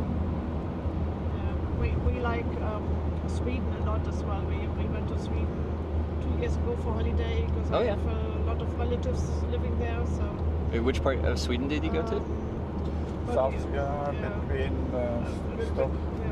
between Stockholm and Göteborg, this area. Yeah, it's still South Sweden, so to speak, because we were on the highest level of Stockholm. Yeah. But Stockholm and the whole of Sweden is still south of Sweden in a way. Yeah. Or mid Sweden, let's say. Because the biggest, or on this trip, I've spent most of my time in Sweden. From Tromsø, I went into Finland a little bit, and then into northern Sweden, and then I went down the Gulf of Bothnia, that body of water by Stockholm. Like, it's just a big coastline for like 1,000 kilometers. Yeah. So I spent a long time in northern Sweden. Apparently, people from there, anything north of Stockholm is considered the north, even though it's very south. Yeah, exactly. Yeah, I think Sweden, Stockholm is about the line of reference. Yeah. I mean, the most northern point for us was Uppsala, which is like, I don't know, maybe 60 kilometers or 50 north of Stockholm, but more or less Stockholm. Yeah. But when you did that trip to northern Norway, was that midsummer? So you got the... That was April. April? Yeah. So just before? Just before, yeah. Also, unfortunately, it was nice, yeah. But no, it's still nice, yeah. Anyway, it was nice, but also quite light nights, but not the northern lights. Yeah. So did you see the northern lights at night? And so we had... Just too late for the northern lights, and for the polar nights it was too early. just the transition period, Okay. But it was anyway, it was nice. Yeah, but it was light until about midnight. So at midnight it was really you could see the sunset at midnight, but not like the whole night. Yeah. It's kind of, it doesn't get fully dark, it's like that twilight. It's just dark but not fully dark. Have you seen the northern lights before on another trip? No? I didn't know. Do you get to see them in Canada? In Canada? Where I'm from pretty far south. They do sometimes go that far south, but it's uncommon. I've done trips to the north though in the right time of the year, and I've seen them, and it's very cool to see with your own eyes compared to like pictures. In the North Germany region, not in the city, but in the countryside. Yeah.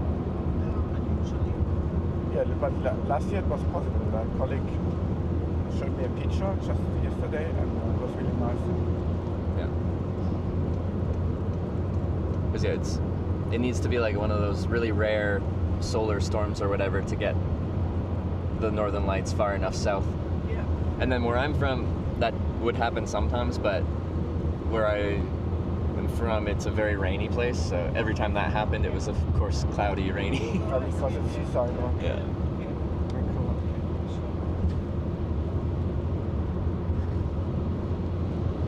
What are you going to Arnhem for? We're going to meet with some friends. Oh, cool.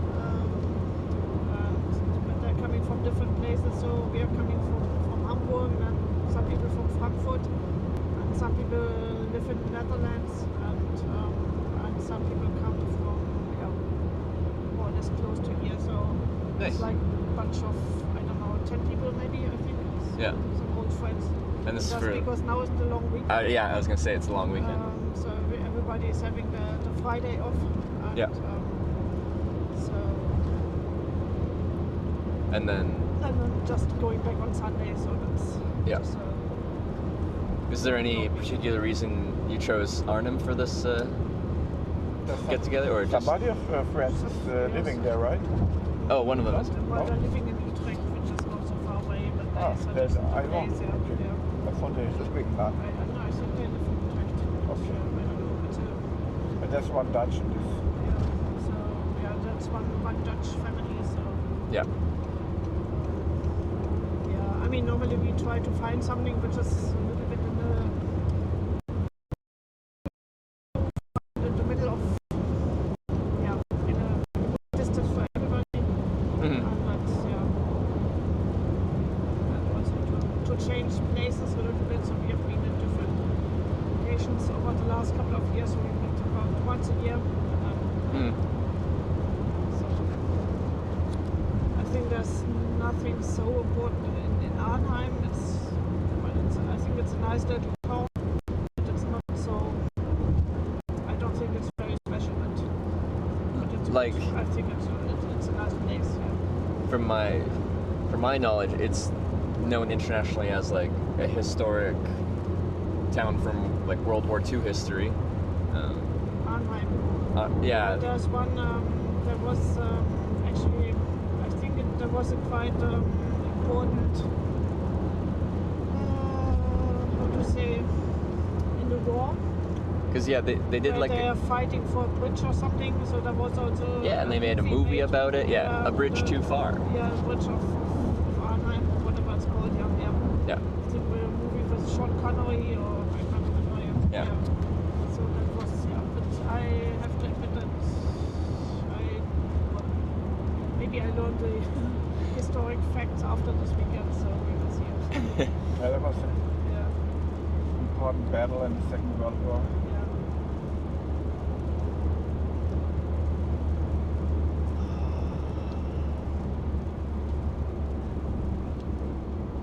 But Canada is also on our list to visit one time. Yeah. This Do you way. know where you want to go, or just Canada in general? Well, I mean, I okay. would like the area the east or between the New Zealand. The Atlantic Canada and Toronto maybe. Okay. Newell from Yeah, Nova Scotia. yeah, the East Coast is really cool. Nova Scotia, New Brunswick, Nova Prince Edward Scotia, Island. Nova Newfoundland's really nice. Yeah, Nova Scotia is great. Yeah. And Montreal. Montreal, yeah. This is nice. Voilà. Parlez-vous français? Oui. Parlez-vous français? Oh oui? On parle français. Je ne parle pas français. On peut parler français, c'est- I'm from a very English part of Canada. Pour rester au Québec. Oh, why do you speak French better than me? But it was funny because when I was in Canada, I listened to some people speaking French, but their French sounds so different. It is from very the different. French. So, and then some people told me that also for French people it's quite strange to hear the words because then they are using a completely different vocabulary. Yeah. Because It is a very we call it speaking a bit an old-fashioned French for French guys because they were decoupled from France a long time ago. years ago. Yeah. And then it's funny, yeah. Yeah, we call it Québécois French. Québécois, yeah. Yeah. Yeah. Tabernacle. Yeah.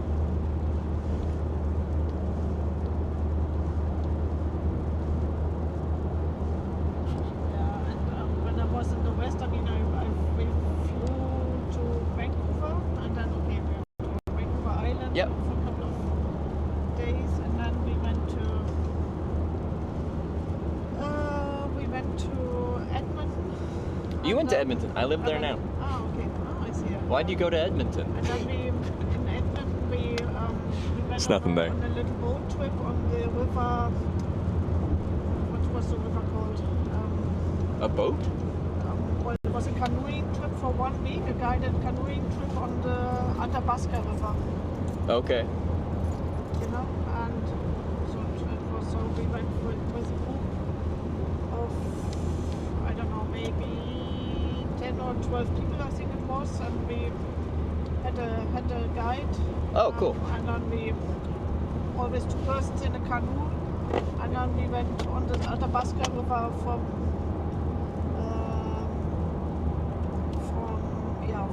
there some small islands in the middle of the river. Okay. Yeah. We put up our tents and that's slept, really cool. and then next day we continued. Yeah. That was absolutely beautiful. So how long was that trip? Or that 5 part? days. That's really cool. Yeah. I've never done something like that. Fantastic. Yeah. I have really absolutely great memories of that. That was amazing. Because I've wanted to do for a while a multi-day canoe trip, because historically in Canada that's how people traveled. Okay. Like when it was first settled, is the waterways that were our highways, and I'd like to kind of experience that. I can really recommend. I mean, okay, it was a group of Germans and some English people, but a Canadian guide, of course. Yeah. But that was really fantastic. That was so much fun. And amazing landscape in nature. So.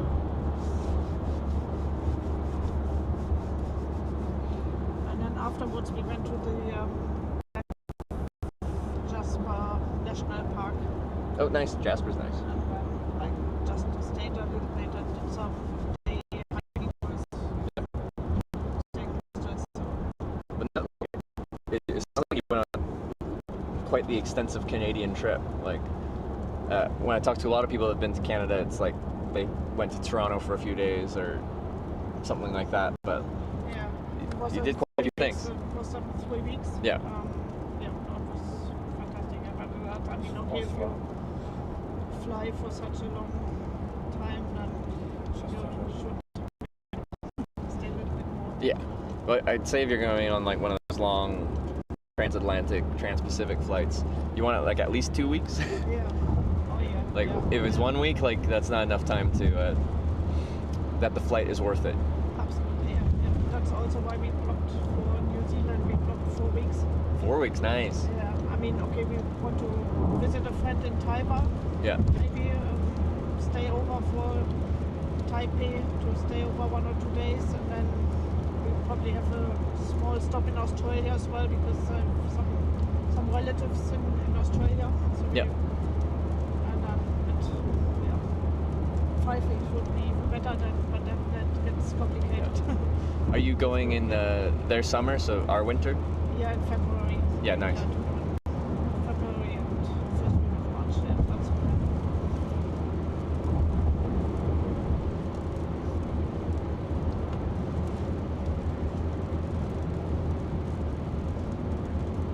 You know a lot of people in a lot of places. Well, which is good. But you probably have a lot more, because if you're hiking, you meet. I do meet a lot of people. Yeah. Yeah, your family is really spread. Not like me, mine.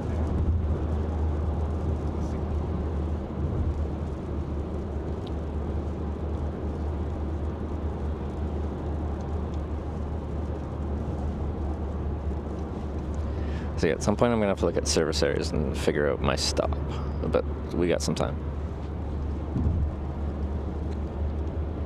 Or I could just get out in Arnhem. We'll see. But have you been to the east of Europe as well, like, I don't know, Hungary or Poland or Romania or? Some, less of the east. I've been Poland, Lithuania, Latvia. Yeah. In 2015, I was I wanted to hitchhike around the world, and east of Europe's complicated. Like, you can either go through Russia or the Middle East, kind of. And all those visas are annoying, and then politically and socially it can be difficult in many of those countries as well. So that was complicated, but the easiest way to do it was to just get one Russian visa, and then I just hitchhiked straight across Russia to Vladivostok on the Pacific. So yeah, I crossed from Latvia into Russia and then straight east, 10,000 kilometers, because it's a big country. So you went to Russia or not? Yeah, I hitchhiked across Russia, which again, big language barrier, but it's like in their culture in the rural parts of Russia to like pick up people. 2015, which still was an awkward time to go, but I couldn't go even if I wanted to right now. No, Yeah. no, it's not a good idea. Yeah. But that's amazing. I mean, this must have been much more an adventure than hiking through Europe, I guess. Yeah, you feel real far from home when you're in like Siberia by yourself, and you're hoping strangers will pick you up. But yeah, it was a. The Russians, are they like open for, or at that time were they open to foreigners or not so much? Yeah, at that time, like they hadn't. As a Canadian right now, I could not get a tourist visa for Russia. In 2015, I still could. Yeah. It was a pain in the butt to get. Like it was annoying, but I could get it. And especially once I was like east of Moscow, when someone pulled over and I'm like, yeah, it's Kanadsky, like I'm Canadian, they're like, what? Like they don't really get tourists, especially ones hitchhiking out there. I mean, tourists probably only go to Moscow and to St. Petersburg. So yeah, they're going to St. Petersburg, they're going to go to Moscow. There's a bit of tourism in the Far East in Vladivostok because it's a port city. But in the middle, nothing. I guess so, yeah. I mean, I wouldn't think of any place where it would be nice to go. But I thought it was quite cool, like crossing the Ural Mountains. You cross from continental Europe into Asia. Is it normally like, let's say, private cars you are hiking with, or more trucks? On that trip, I had quite a few trucks, but my longest ride on that trip was about 3,000 kilometers, and that was just in a car. Okay. Really? And then you were sleeping in the car? Is that good? So that was interesting. So I got that ride because I got picked up by a different driver, and he was a doctor, and he spoke English, which was really nice. And I told him what I was doing, and I was like just east of Moscow, so still in Western Russia. And he had a CB radio in his car, like what truck drivers have. And he went on his CB radio, and he's like in Russian, like, I have a Canadian that's trying to hitchhike to Vladivostok. Can anyone take him somewhere east? And he's like to Novosibirsk, which is 3,000 kilometers east. And we did like this funny, like, they talked over the thing. They found like a random highway pullout like that, and they just like pulled over next to each other on the highway. I shuffled cars and then kept driving. But those guys drove in it was 3 separate drivers in 3 separate cars, and they said they were like transit drivers, so they'd fly to Western Russia or Eastern Europe, and then they'd pick up these 4-wheel drive cars, and then they'd drive them back to Novosibirsk, and they could sell them for more there or something. So they just do this over and over and over again. So they had like radar detectors for the police and radios to talk amongst themselves all day, and then every night they would get a motel, like split a motel and get really drunk, and then continue the next day. So I did that for 3 days straight. And like huge language barrier, but once you start drinking, the language barrier means less. A little bit of vodka. Yeah. For sure. They expect you to drink with them, I guess. Yeah. That must be a bit frightening, and if you see how much they drink, and then to be the next morning in the car with them, and you probably have no trust. Yeah, like I just hope that their liver is in good shape, and by the morning, their body has processed all that alcohol. They seemed okay, a little sleepy, but you know. Yeah, but I think they're used to it, and I've heard that they're drinking a lot of water next to vodka, so that helps. So they don't get.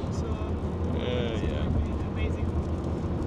I have a picture with those guys somewhere. I should show you.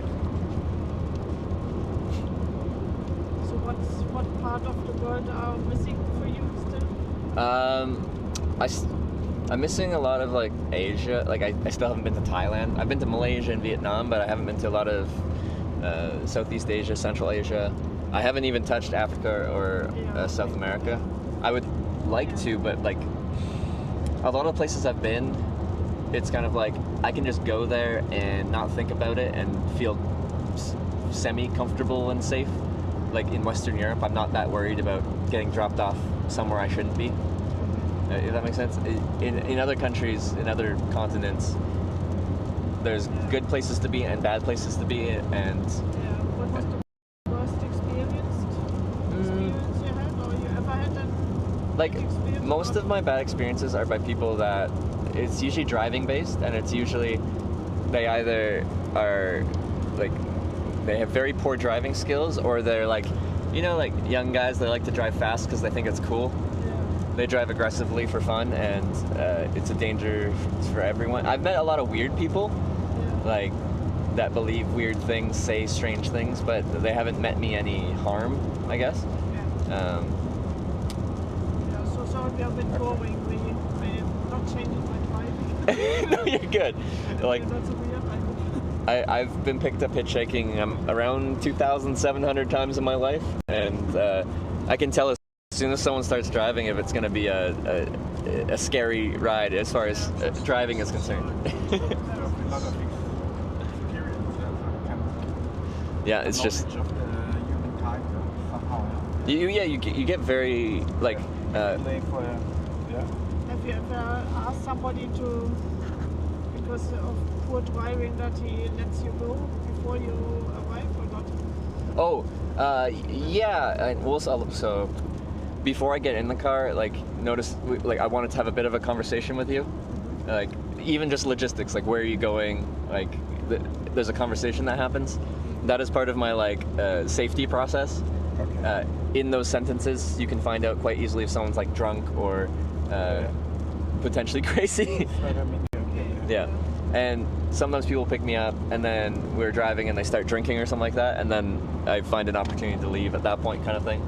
Probably tell them, oh, I need to go to the toilet, and then. That's exactly it. It's just like I just wait till they have to pee, which is inevitable. They will have to pee at some point, and then I'm not asking them to pull over. They're already pulled over, and then I'm like, I'm just gonna get out here. Oh yeah, shooting his gun at you while camping.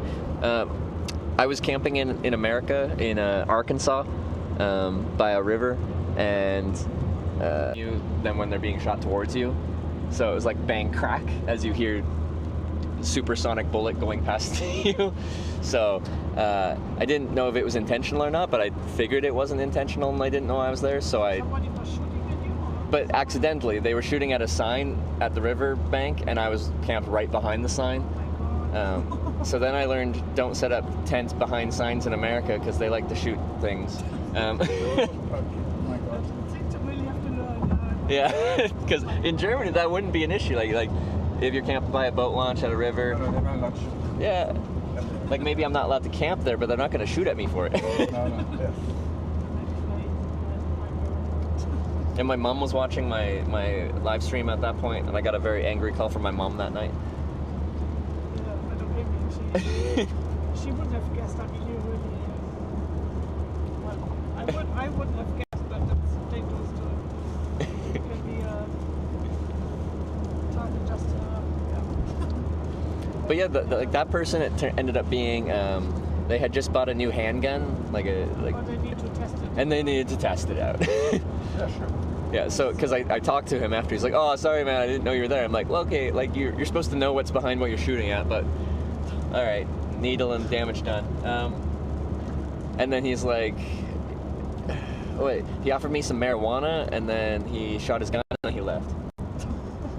America. It's crazy. I think that's always a bit frightening. For America, because I mean, you think, okay, all the people you're meeting, they could just all wear a gun and just shoot you, and that's a bit frightening for your people, because It's so foreign because like hitchhiking, people pull over in America and they think hitchhikers are potentially dangerous, right? Yeah. So I'll walk up to the window and they'll be like, "I can take you in my car, but just so you know I have a gun on me, so don't try anything stupid."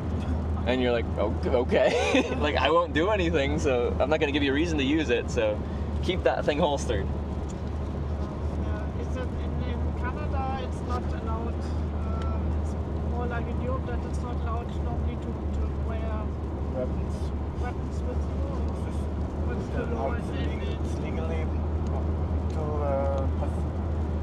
to have weapons at all. In Canada it's more like rifles for hunting. Yeah. Like hunting rifles and stuff. Handguns, no, but it's like you can't just bring around a gun with you. It has to be like you have to be going from your house to the gun range or from your house to hunting. and it has to be locked, and like it's all controlled. It's like Germany is quite controlled. Still, if you have a hunting license, Yeah. you need to have a hunting license and a weapon license. But yeah, historically, if I'm in a rural area, I get picked up by a lot of hunters. People going to and from hunting. Like I've put my backpack in the bed of a pickup truck next to a dead deer. Nice. Full of blood. It looks pretty clean. Yeah, but okay, these are the ones who say, okay, we can defend ourselves. I should start looking at a map here. But yeah, I think the hunters, since they've got like knives and guns in their car, they feel safe with it. You know, like they're like, I can defend myself.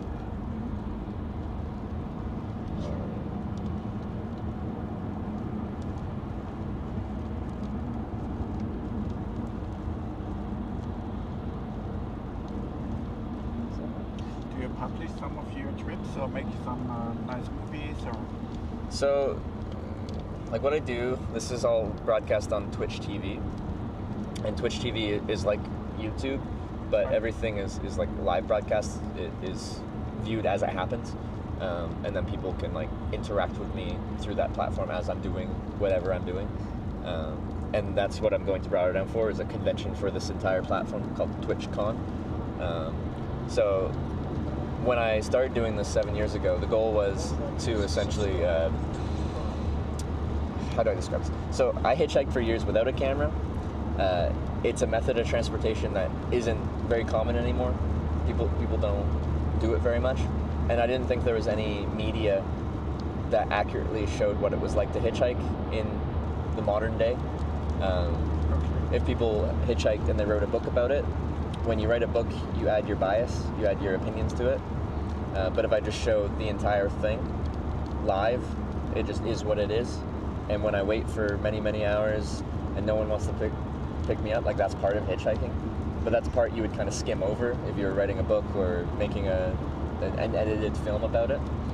So I start my camera in the morning when I'm in my tent, and I keep it going all day long until I end my day in my tent, wherever I finish. But if you're curious, I can show you where to find what I do before or when you drop me off.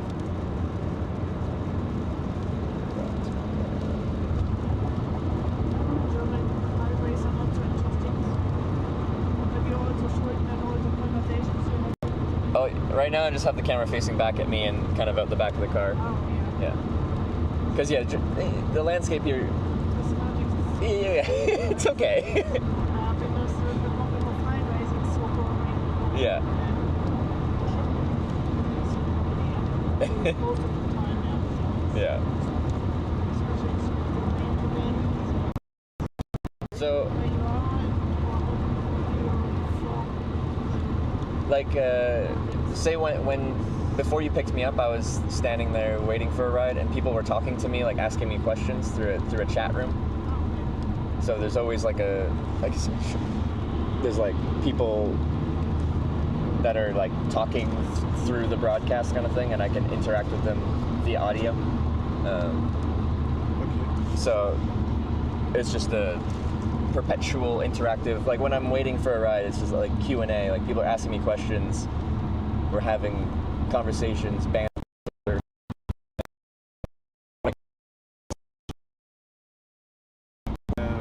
People are like, oh, I didn't think hitchhikers existed anymore. Like, no one's gonna pick up a hitchhiker anymore. Does this actually work? And well, yeah. And we have like statistics about this. Like, we have average wait times by country. Like, we do statistical analysis. So you're feeding your data also or sharing it with other people, and then comparing your results. Are you part of a community?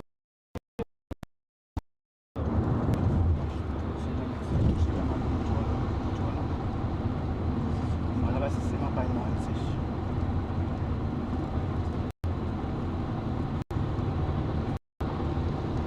Achso, ja. Ist noch bei 90. Ich habe den hier verwechselt. Nein, das ist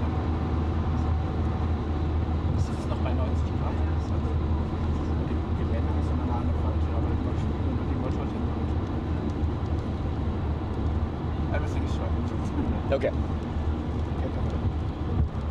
Always get a wrong message in the car. Okay. So switching out.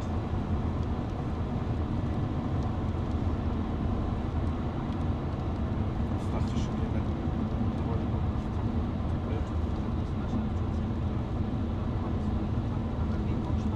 Der Tag ist aber flach. Ja, aber schon auf der Bahn. Keine Ahnung, weil das ja, mal sehen. Werden wir sehen.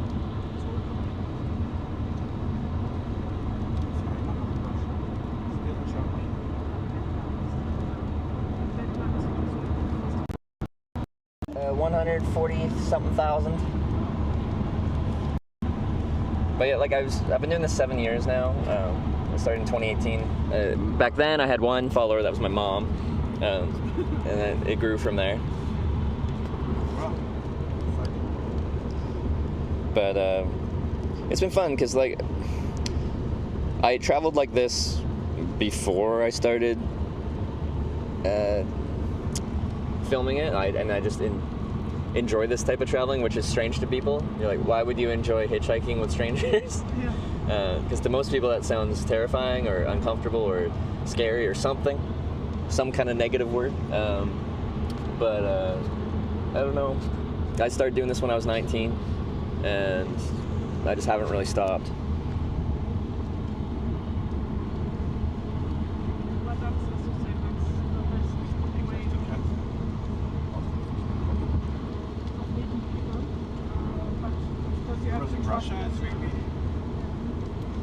Yeah, it's mutual. Like, you have to trust me, I have to trust you.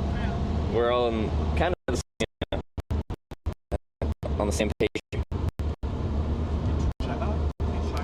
I haven't. I wanted to. When I did that trip across Russia, my initial plan was to go through Russia and then into Mongolia, then China, and finish in eastern China. But I ended up doing just the Russia thing because I'm like, that visa was such a pain in the butt to get. I don't want to deal with all these borders that aren't like Europe where I can just like freely travel. So it's still like visa-wise a big pain in the butt, but it's doable.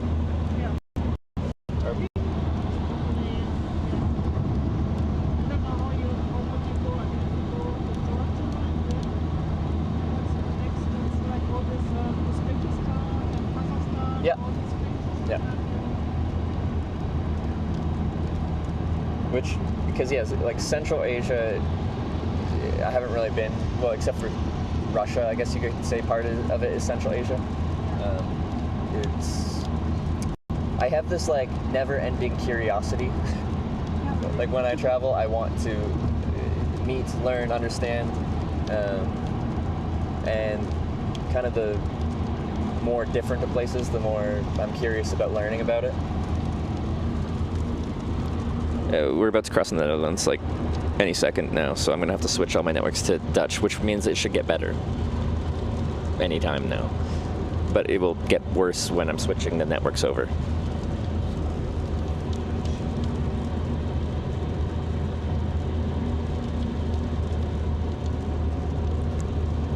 So I reached 40K? Awesome. Okay. Woo! Netherlands. Nederland. Yeah. Alright, I gotta switch my internets over. Let's do this. Alright. We are so close.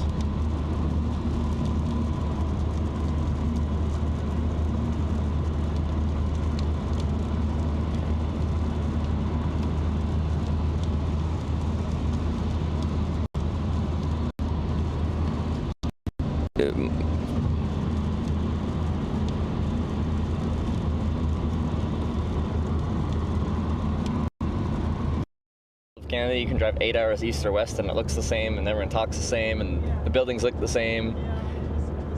But 8 hours in Europe, you can go anywhere. Exactly. Yeah, I mean, at least in Germany, because we are surrounded by borders, so we are really in the middle of You are right, smack dab in the middle. Yeah. Either way, north, south, east, west, you come to different countries. Yeah.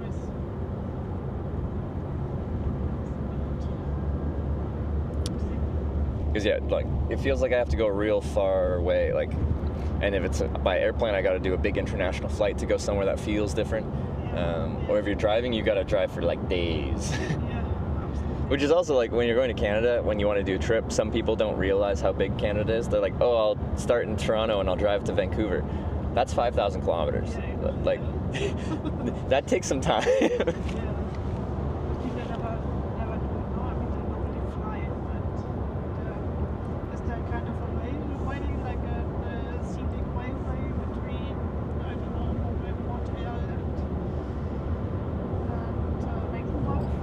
So like for parts of Canada in there is literally one road.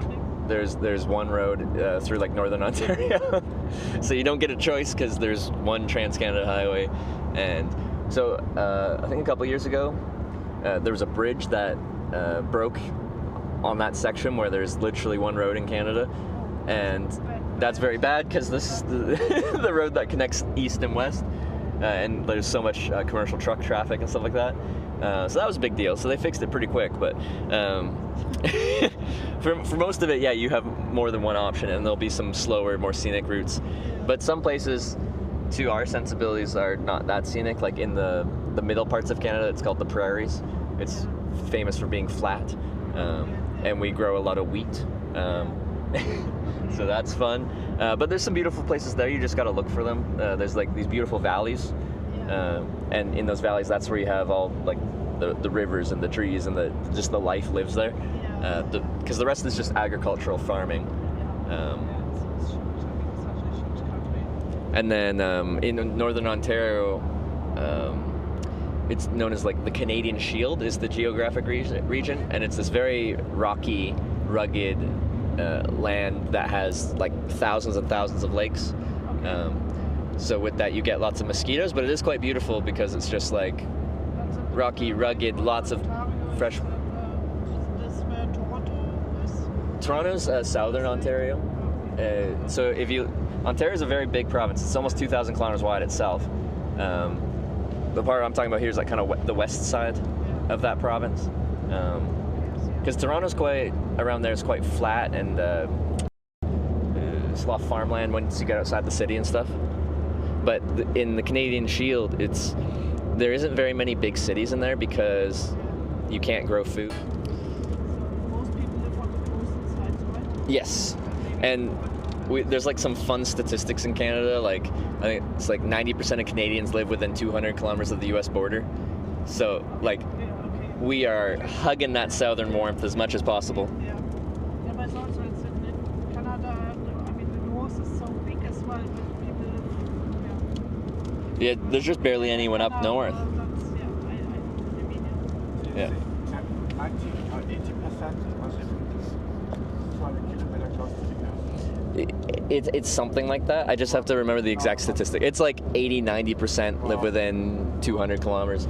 Someone on this will probably tell me the accurate thing. Like I live in Edmonton now, which is actually one of the biggest cities that doesn't fall within that statistics. I see. I went to the shopping center in Edmonton, which I found quite funny. The mall? West Edmonton Mall, nice. Yeah. So it was very, all the things inside. It was fun because we don't have the things in our shopping malls, like kind of playground and biking or whatever was there, some knives, landscape and stuff. So it was funny. Because that's like, Edmonton has the mall, and we have our Edmonton Oilers hockey team, and that's what Edmonton is most known for. I think I've seen signs of that as well. Yeah, because right now Edmonton's very excited because their hockey team is in the playoffs, and they might make it to the finals. I think they gotta win one more game, and then they're in the finals. So we're a hockey nation, so it's very exciting times. Are you playing yourself as well? No, I'm a casual fan. I'm time because you're traveling.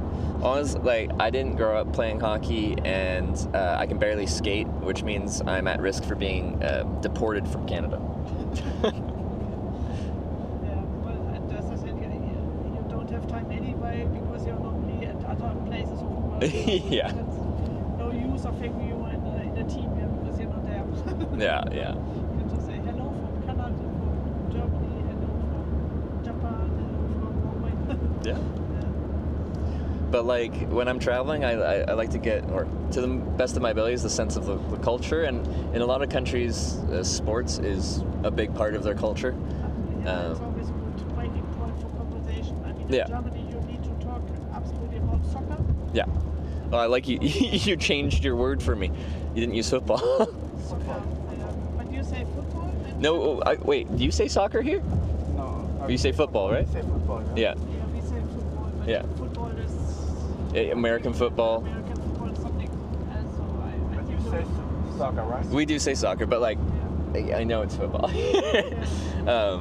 But I was so confused. I got picked up in France by this young guy, and he was talking about he was coming from football practice, and I'm imagining like soccer football, and then we get talking, and it started to not make sense, and it turns out he actually plays American football, but in France. So like the real football, yeah. Yeah, but it's true that, for example, in France they also play a lot of rugby. So they're one of the top nations for rugby as well. For what? Rugby. Oh, rugby. Yes. Okay. In France, it's also amazing. I mean, there's not so many countries in Europe who are having that tradition, but France is. So this is so. I'm not so surprised that they are also playing American football. Maybe some of them there. But we even have in Hamburg. We also have an American football team. Oh, you do? Yeah, we have. Oh, cool. But I think the league is quite small, so there's a kind of a football league for Germany as well, but it's not so many teams all over the place because it doesn't have a real.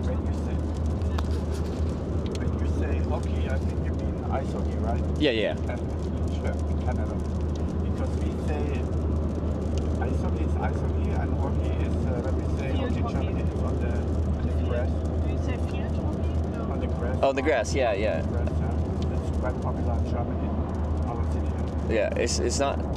Is it more popular than ice hockey here? Or about the same? Field hockey. I would say ice hockey is somehow more popular. Yeah. But hockey is a little bit more elite, or it used to be more elite. Okay. But they have very good players in Germany, and They do. The Edmonton Oilers have a German player who's one of their best players. In the Olympic Games, Draisaitl. they won some medals. I think not last time, but some years ago. I think the men's team even won the gold medal for hockey. Oh yeah. So I think they're quite internationally. They're quite good. Yeah. I think I'm getting out at the Tango Wilp stop, I think, before they split south on towards Arnhem, just before Apeldoorn. What do you guys think? There'd be one just outside Arnhem, but I don't think I could convince them to take me there because it'd be a big detour for them.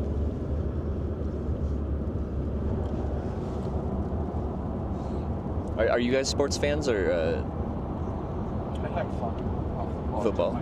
Which team do you support? Freiburg. You know Freiburg? Yeah. SC Freiburg? Yeah. Yeah. Do you ever go to like It's my home, let's say, it's a really good team from my home region. Yeah. And they also now quite successful in the first division.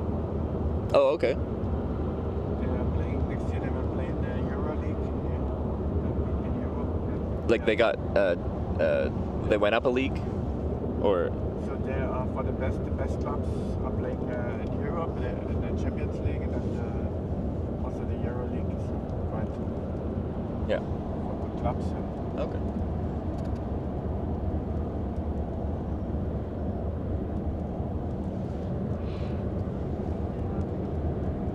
We have a friend of us who is also from the same region and who is also a fan of the Freiburg team. And he's like traveling all over the place to follow the team whenever they're playing somewhere in Germany. He's traveling most weekends, and then some years ago the team also played I think it was in the Europe League, and then they had a Oh, really? So Yeah. some people from that, some fans from also from Hamburg, they flew to Azerbaijan for a weekend to see the team there. Yeah. And they played, I think they won it. So. Okay. Be interesting.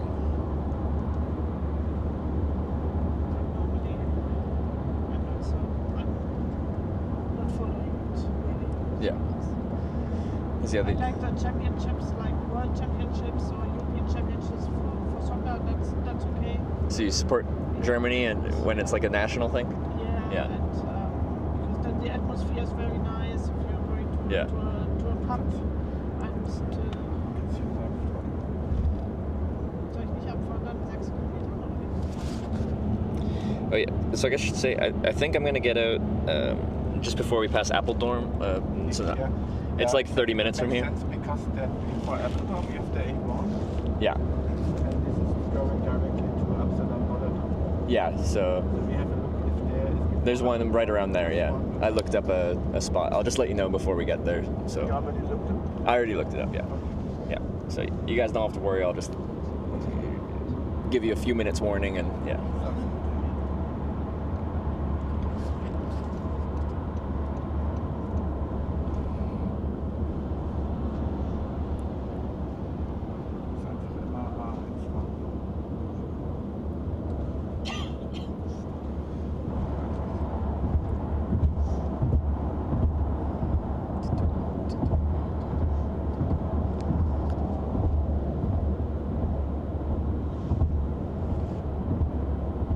But you never ever take a train then?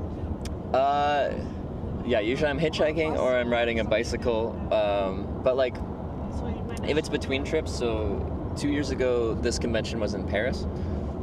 And I hitchhiked to the convention, but then afterwards I was hanging out with my girlfriend and friends, and I was taking like trains around to just do some non-adventurous travel, just being a tourist.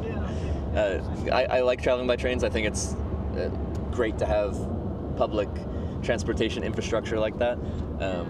I just hitchhike because I enjoy it. I bike because I enjoy it. But it's inefficient. It's not like a good way to get around. It's just a different way to get around. You need time, Yeah. and patience. And Yeah. So it's really hard to travel, especially by hitchhiking, with like a schedule and a deadline. And I imagine it's not easy. yeah.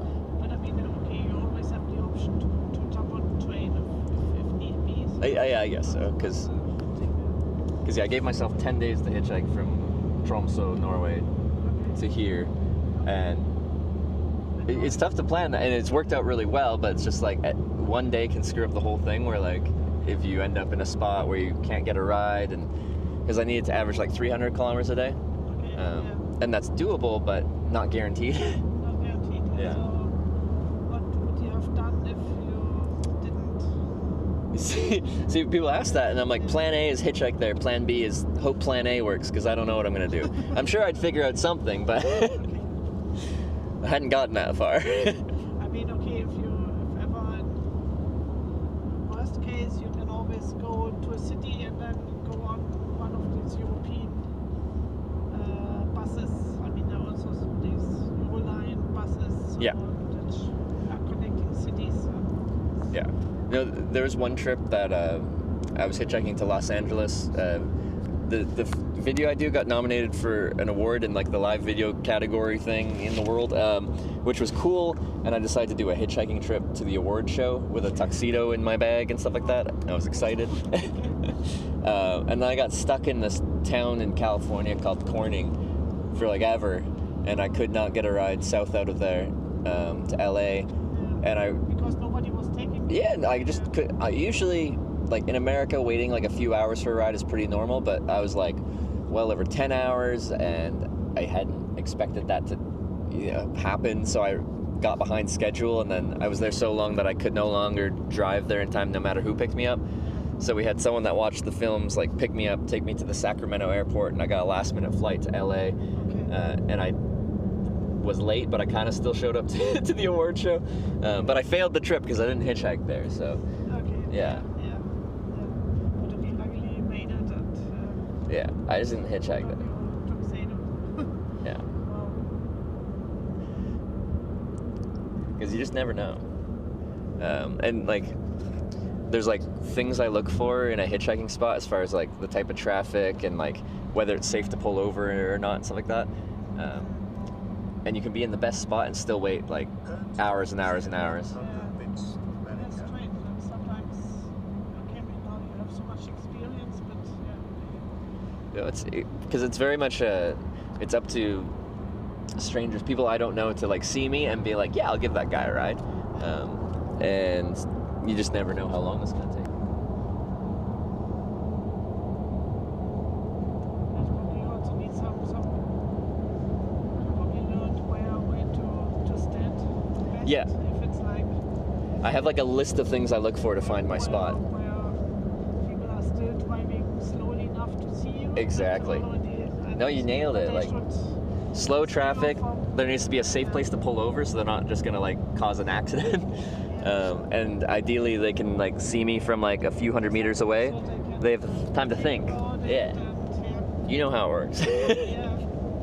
But sometimes like you look for a place with all that, but sometimes leaving a city or something like that, you can't find something that hits all those categories, and you just kind of got to deal with what you got.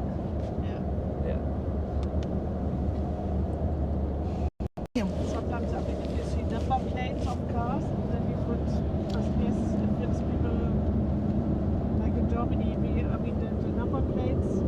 Yes. Indicating the place where you're coming from. So like ours is HH blah blah. Yeah. And HH stands for Hamburg. Hamburg, yeah, I knew that one, yeah. And then this guy here, he is also German. He comes from Kiel.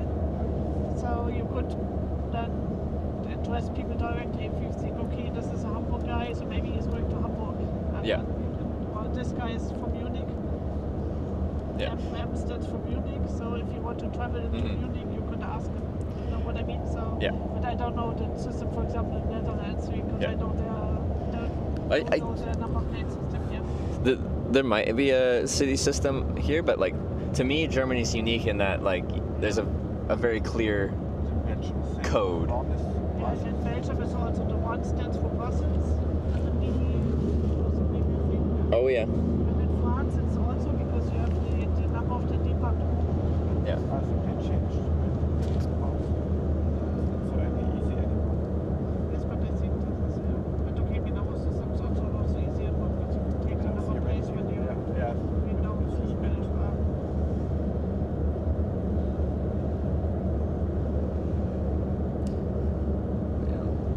Driving into the rain. Because where you picked me up today, this was by far the warmest weather I've had on the whole trip. And it's not that warm, but just most of it was, the first like 5 days, the hottest temperature I had was like 5 degrees Celsius.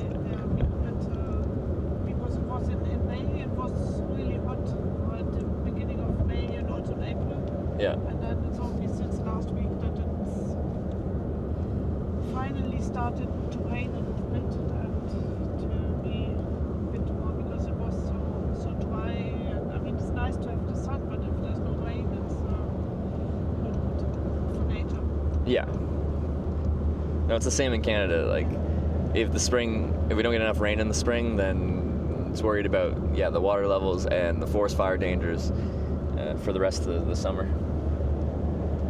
And your girlfriend, she's then sometimes also flying in and joining you for some things, and then she's going We did trips together sometimes, but she did her own bike trip to this convention. So she rode from Oslo, Norway to Rotterdam, and she's by bike. by bike, yeah. Okay. So she's She's not so much into hiking, but it's probably also more difficult to hike if you're two persons, right? I mean, hiking is one person's easier, right? Yeah, well, it depends on your demographics. So 2 guys is very slow. It's hard. No one wants to pick up 2 guys. One guy, one girl works pretty well, I think.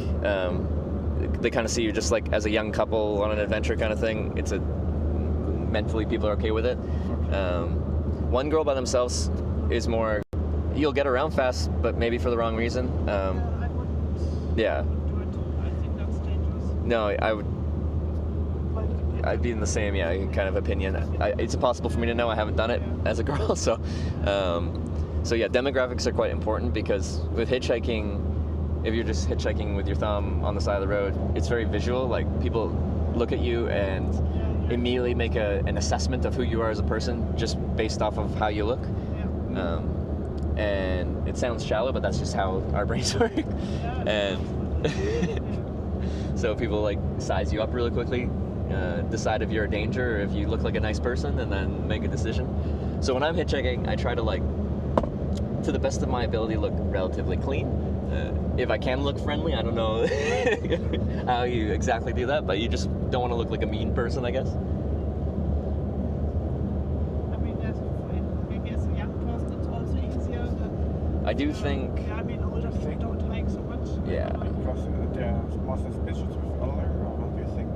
What do you think like that? No, so I think, like, the older you are when you're hitchhiking, the more people will potentially look down upon you. You'll be like, okay, you're in your 40s now, and what are you doing still hitchhiking? Yeah. Like, what mistakes have you made in life to still be doing this? Yeah, that's my. Yeah. That's true. They wouldn't believe that you're just doing it for the adventure. They Yeah. would think that maybe you're homeless and you need to Yeah.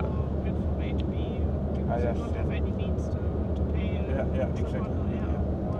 Exactly. Because I started at 19, I'm 30 now. I don't think I have too many more years of doing this before it becomes, well, also just like, I've spent my entire adult life doing this. I want to move on to different things. I still love it, but I didn't plan on going from 19 to 30 plus hitchhiking as my all over the world. I kind of stumbled into that. I'm actually an accounting finance major, and then I got bored and decided to. But you're then working as a freelancer, so in between your trips, you're getting a project, or how do you? Or are you? Yeah, well, this is my work now. The video that I talked about. So. You get kind of advertisement pay. Yeah, like, do you watch YouTube ever? Sometimes, yeah. But, like, you know, you'll get like an ad at the start of the video kind of thing. Yeah, with YouTube, like YouTuber, if you have a lot of followers, Yeah. some ads. Yeah, stuff like that. Depending on the number of followers, so it's Yeah. more interesting financially. Yeah. And then on this platform, people can like subscribe to it, and then they don't have to watch ads, and they get some other benefits, and it's like a monthly subscription kind of thing. So there's a few other things that make it financially viable, but we're just pretty lucky that I get to do that. But it's nice if it works like that. Yeah, because I honestly enjoy traveling like this. I did it without a camera because I liked it, and now I bring a camera, and it allows me to be able to. Make some money out of it. Yeah. Excellent stuff. Yeah.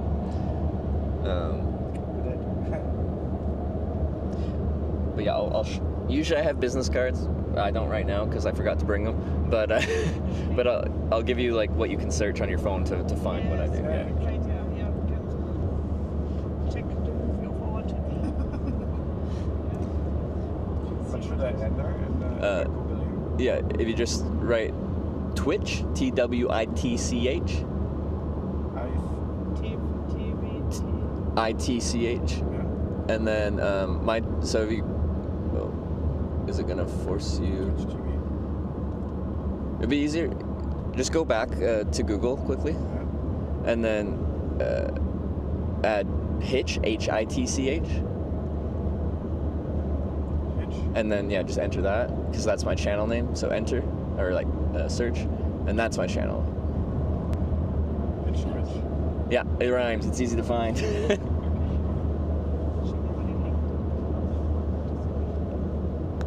And there you go. And then there's the chat room beneath there.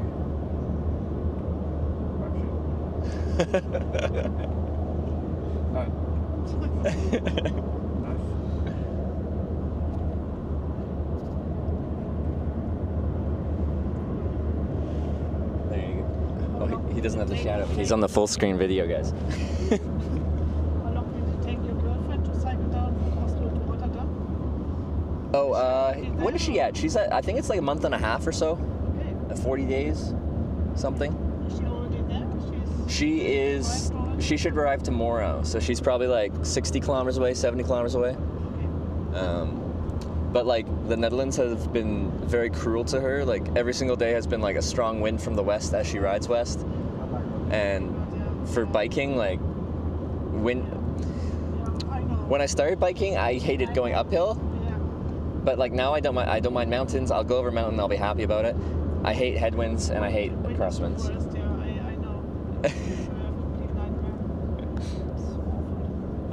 She's on day 48, so just over a month and a half. Yeah. And but then she's sleeping in a tent, or she's going to a hostel?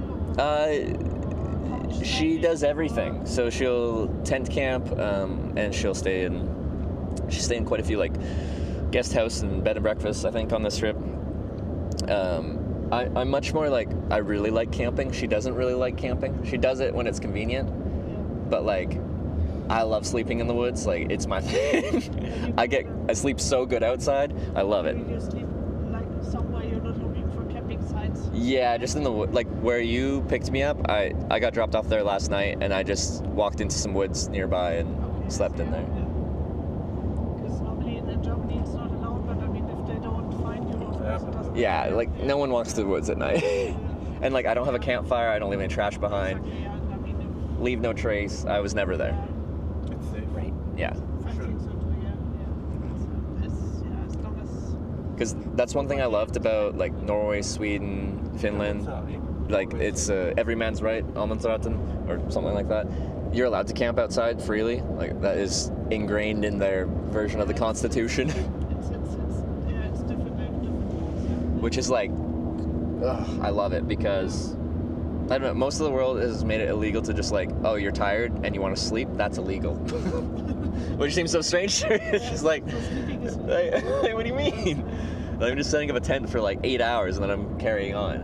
What's so bad about that? But it's like a few people have ruined it for everyone. Like some people would go out in the woods and have a party and start a forest fire and get drunk and do stupid stuff. And I'm sober. No campfires. No trash. Nothing. I just need to sleep. Exactly, in Germany, there's one famous hiker lady. Oh yeah. She's now, I don't know, maybe 60 years old. Through hiking, so meaning long 16? She was she lost her job as a manager. She was laid off some, I don't know, 10 years ago maybe. I don't know. And then she started she started to hike, and now she's quite famous because she is a through hiker. Okay. So meaning long distance. So long distance. So she started as the first hiking was from the border of Canada to the US down to Mexico. So Pacific Crest Trail? Yeah, that's awesome. So she did that. But she's part of a community who is focusing on light luggage. So there she's like cutting everything off what she doesn't need. You know, like from her rucksack, she's cutting off all the things which she thinks, through hikers go super minimalistic. They save every gram is important. Exactly. Yeah. So Oh my god. so and she's also she's a lot on talk shows and she's with books, etc. And it's like also talking about her experiences all over the place. And I think she walked from the North Cap to. I mean, there's this E1 hiking way, you know, from the Norwegian. I haven't looked up hiking routes in Norway, but to Sicily. To Sicily? Yeah. Whew. Yeah, and that's a walk. That's really from north to south across Europe. Because like, now I've done bike touring. Bike touring is like still slow, but like doing 100 kilometers a day is pretty normal. But like on foot, like you're doing like 25, 30, maybe 35 if you're pushing, but like you're going 1/3 the pace or less. Like takes a long time to get somewhere. But she also said, that lady also said she's putting up her tent and also in the woods, and she says, like you say, I mean, I'm just sleeping there, and the next morning I leave, and then I'm not doing any harm, and that normally it's accepted. Because I've rarely had a problem doing that. The police moved me once in Japan, but like all they did was like sumimasen, so like excuse me, essentially through a translator, you can't camp here, but you can camp 100 meters over there. Let me show you. And then they're like, you can camp here, and I'm like, okay. That was the extent of it. So probably in Japan you have to obey the rules. Yeah. Because and I guess I don't really look homeless as I do this. Like it doesn't look like I'm staying there. I'm very much in transit. So they usually don't care because as long as you move on in the morning. Yeah, exactly. Yeah. I mean, some of them might be afraid of. Afraid is maybe the wrong word, but it's homeless people. They don't want to have them camping for too many days. But yeah. Yeah. That was frightening in the US when I was there 2 years ago in Los Angeles and Washington as well. How many people are homeless and they're putting up their tents. I mean, all the parks were full of tents with people living in, homeless people sleeping in a tent. That was really... Yeah.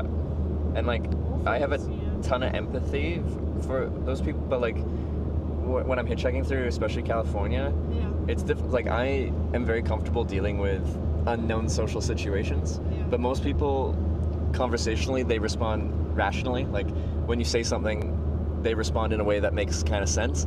But a lot of people that are like homeless, there's like a drug or a mental health issue, and like they'll come up to you and you can't really control the social situation very well because they're not responding rationally. And it feels unsafe because like no matter what I say, they'll react in an unknown way.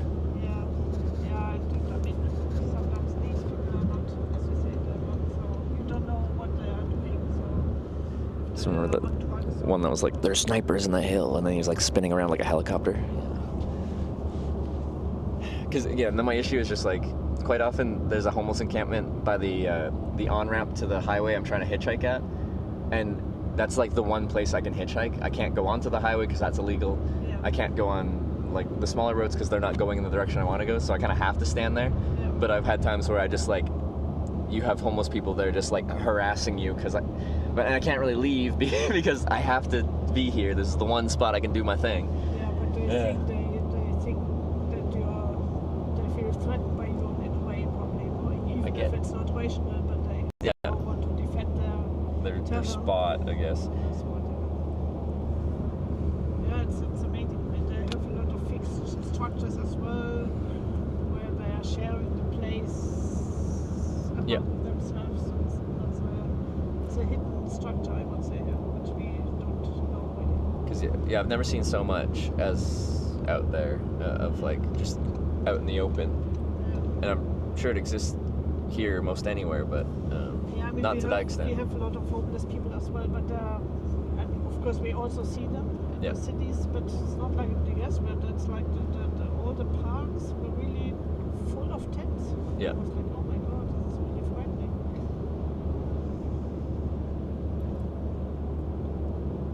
So probably quite soon comes your service station, right? We got 15 kilometers, about 10 minutes. I see.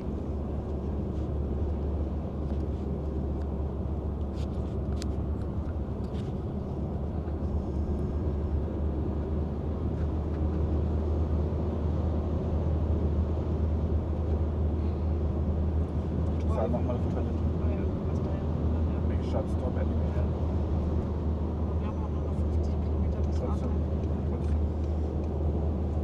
Driving in Netherlands is so much better than in Germany because you have the strict speed control. Oh, you don't have someone driving past you at 250 kilometers an hour? And Germany is it's not fun. They always say in Germany it's only 3 countries in the world with no speed limit, so Germany, Afghanistan and Syria, so it's nice. And like, car enthusiasts love it because it's like you actually get to use the full speedometer on your car. But it's frightening. But you get I think last year they caught a Czech guy from Czech Republic, and he was driving 400 something. You can go that fast? Like, I mean he must have had like a Bugatti Veyron or something. Yeah, exactly, it was something like this. Yeah. And then he was stopped, and I think he was even taken to court for some reason. But like, and then it says, okay, he didn't do anything illegal because... it's an unlimited section. Unlimited is unlimited. Unlimited is unlimited, Because otherwise they could be like, okay, we'll set a 300 kilometer speed limit, which seems strange. But exactly. safe driving in Germany. It's not nice. People get also too aggressive, and it's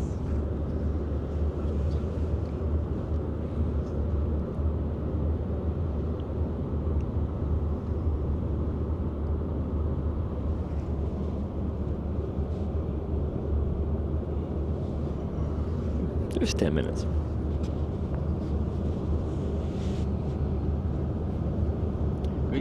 When was the last time you picked up someone hitchhiking? You said you had in the past, right? no, not really. Have we? Or have you? No. No? I think not. I'm trying to remember. No. First time? I mean, what people do sometimes. Together, yes. Yeah. But there's, but it's not hitchhiking. You can. You can go to a platform where BlaBlaCar? There's a platform you can take people with you. Yeah. And they pay a bit of gas money? Yeah. Yeah, okay, yeah. But this is different. Yeah. It's called, yeah. But once I did with Patrick, but it's not with a friend. We took somebody when we went to France.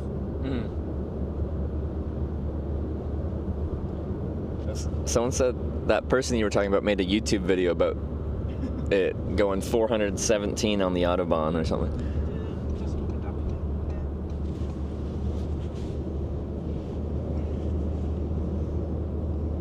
No, normally we don't, to be honest. But I mean, also you don't see so many hitchhikers. I mean, we saw it because you put up the sign. Yeah. But if I don't know if you have seen, but there are not so often people. At the Kreisel, people want to go to Berlin, you see. Oh yeah, But okay. There's we don't go to Berlin, so we don't take it. One, what do you say? Starting of the highway to Berlin, so Yeah. There's a rond-point, how do you say, roundabout. a roundabout. And there sometimes you get people standing This is who want where to go the highway to Berlin starts, Yeah. So if you want to, But the thing is, I mean, since you can, I mean, people normally would not do it for adventurous reasons, but just to save money, you know. And then you can, for example, in Germany, you can, or in Europe, you can go really cheap on a bus. Yeah. Only, for example, if you go on a cheap bus to Berlin, it's only 8 euros. you know, Okay. And then I think it's not so, there are not so many people who really do it like you know, just for the. And it's like for the adventure, but because they want to get from A Yeah. to B, and then there are so many other means like this, at this platform or cheap bus or whatever. when you factor how long it takes to hitchhike and like I like eating good food, so like just the amount of time it takes and like how much I'm eating and stuff like that, it would be cheaper to just take a bus. But I like it, okay? Also, when I started hitchhiking, partially because I just really didn't like the Greyhound bus in Canada. Yeah. We are 6 minutes, 6.7 kilometers. is the Greyhound right? There are a lot of lines with the Greyhound in Canada, so it's quite common to travel by Greyhound. What's that? Sorry. It's common to travel with Greyhound bus. It's not. In eastern, like between Toronto and Montreal, the train is pretty good, but for most of Canada, it's not really a common means of travel. You can take the train across Canada. It's fairly expensive.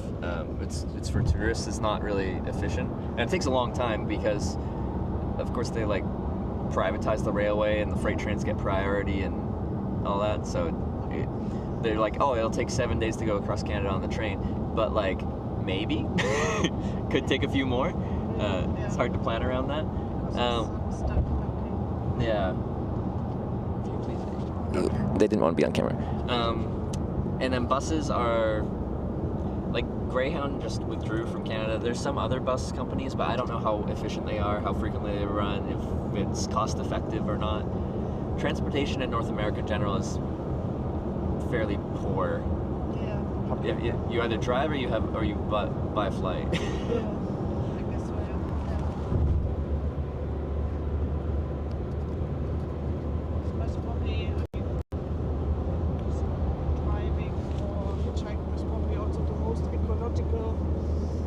So, like, historically, people hitchhike because there's no better option, right? Like, if you don't have a car and you want to get somewhere, you hitchhike. It's less of that now because I don't know.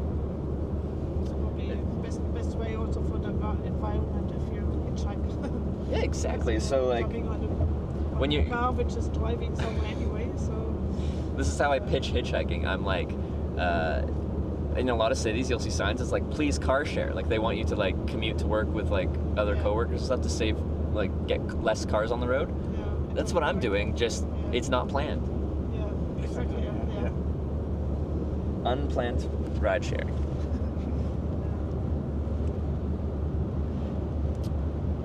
We timed this perfectly with the weather. We're gonna get a little wet. It's supposed to be better later in the afternoon. Yeah, so yeah. I hope you don't have to stand in the rain now for We'll see. 2 hours to wait for the next ride.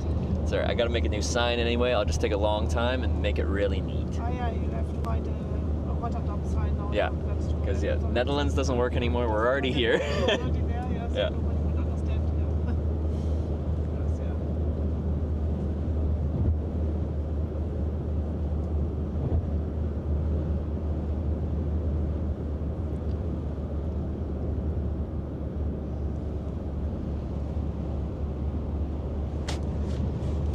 All right, 2 kilometers. It's real wet.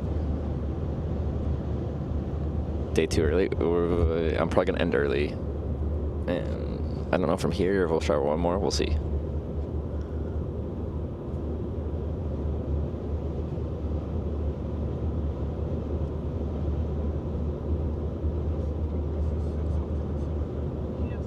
This one? This one? Yeah, it's this one coming up. Yeah, it should. I think it's both. Like this is the parking and the gas station, all in one.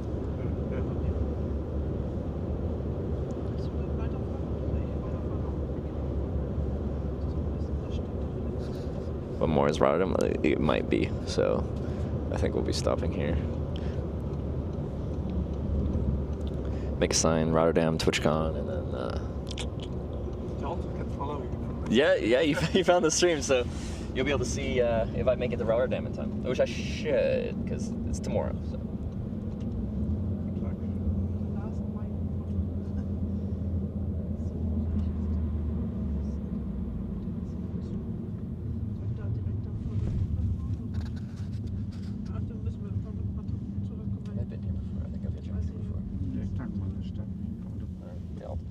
Kind of look similar, but I think I've been here before.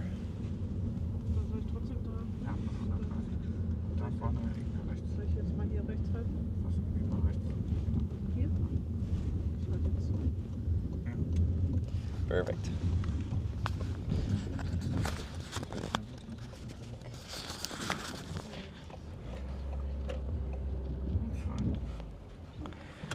Alright. Well, thank you so much for the ride. You're welcome. I appreciate it, and it was nice chatting with you. It was a pleasure. Yeah, it was a nice walk, so a bit inspiring. It's a nice good luck. Alright. Okay, I'll grab my bag.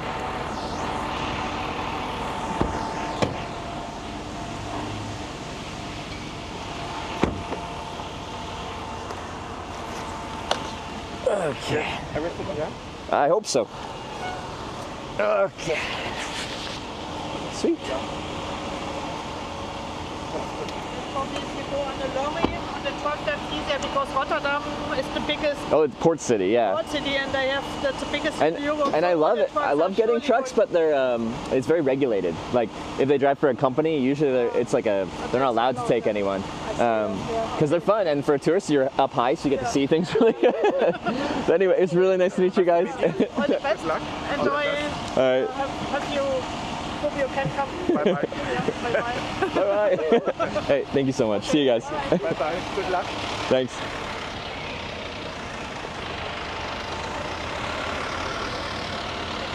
It's raining. I'm gonna put my sweater on. I was like, oh, I'm gonna sit on this bench. Maybe not. This is the poopiest bench I've ever seen in my life. You guys ever seen so much shit before?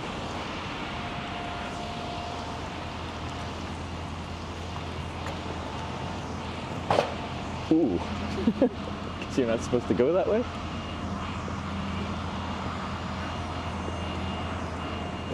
They're going anyway.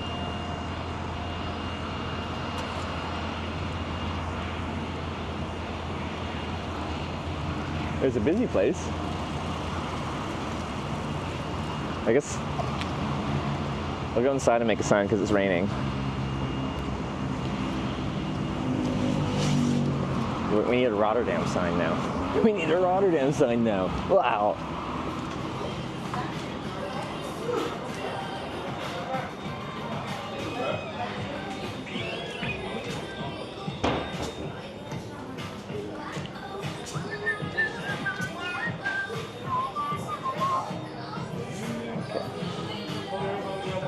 I've got stamina.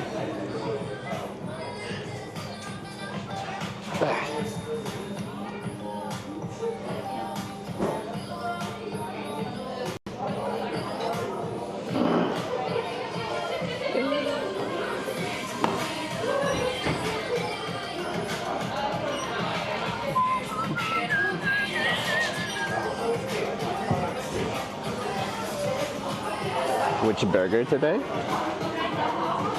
All of them. Looks like they specialize in sandwiches here.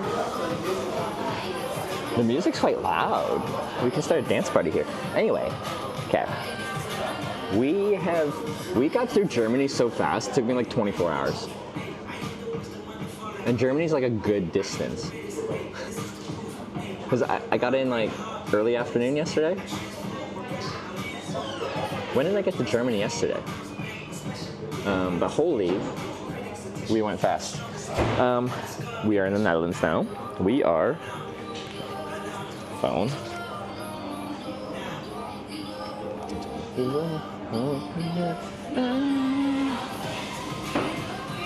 By Apeldoorn. Rotterdam directions, an hour 49 away from Rotterdam. We are definitely in Rotterdam territory for making a sign. Nice. I need to make a sign. But, okay, tradition, the final ride into TwitchCon, we make the destination Rotterdam, and then on another sheet, we put TwitchCon. So, and they try to do the TwitchCon text, like how it's blocky. Yeah. So let's start doing that. It'll take a minute. We going tonight? I want to. Yes, last year I showed up a day before, and like it's much less exciting. We're going to go there tomorrow. I'm just gonna get up early, and we're gonna try to get that final 2-hour ride in.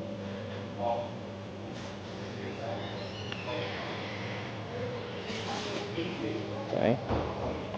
Netherlands, check. And another one.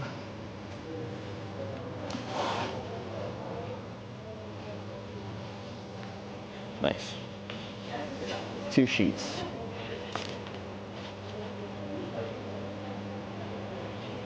Okay. I might grab a drink or something, some actual customer here. That looks kind of homeless with my cardboard signs, so maybe I'll do that real quick. Is that cold drink?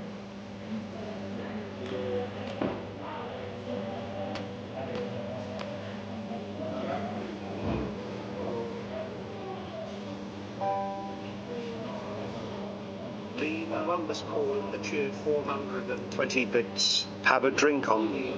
Cheers. Luna, thank you for the 420 Blaze It bits for a drink.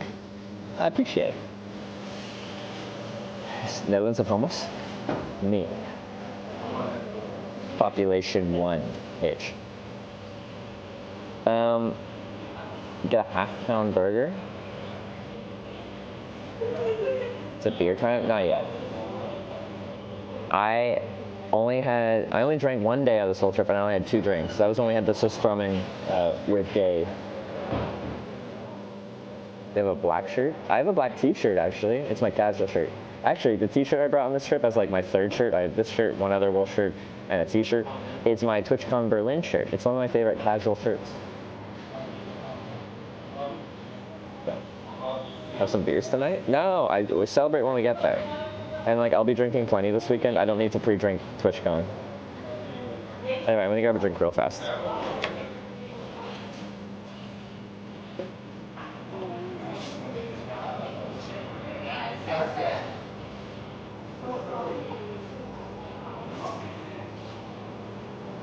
Okay, what do you got? What do you got?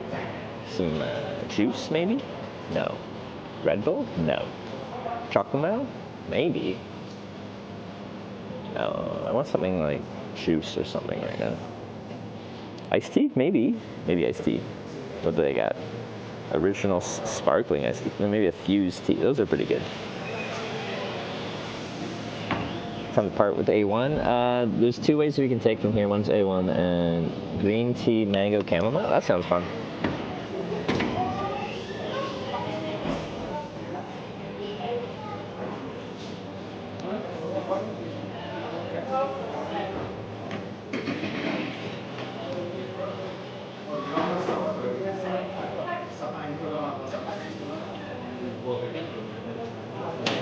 How far off TwitchCon? We are an hour 40 drive from Rotterdam.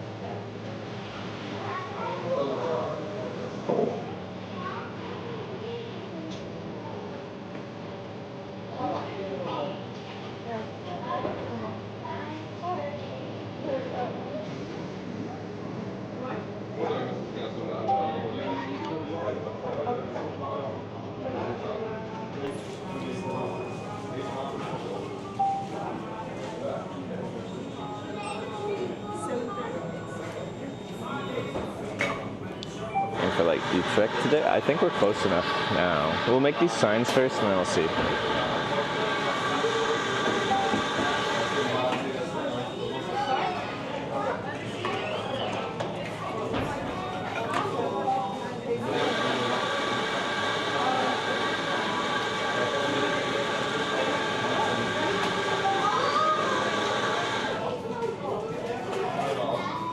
Eat capsalon? I do like me some capsalon.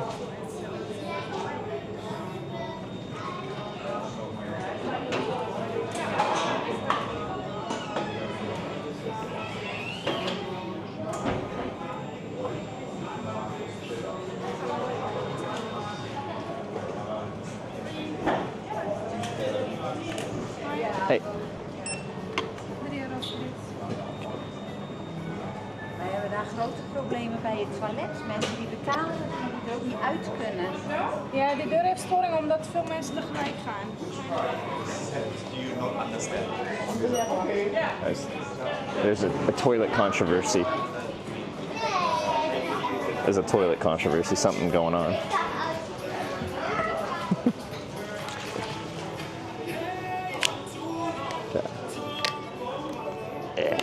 Okay, so we need a Rotterdam sign and a TwitchCon sign, so let's start with that. I'm getting stared down by some children because I got a camera. I must be a famous YouTuber. Potentially Minecraft?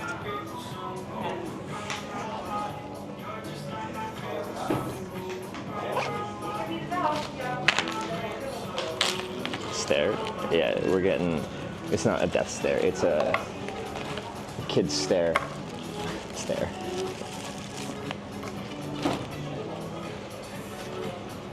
Okay, so Rotterdam is also a slightly longer town name. Okay.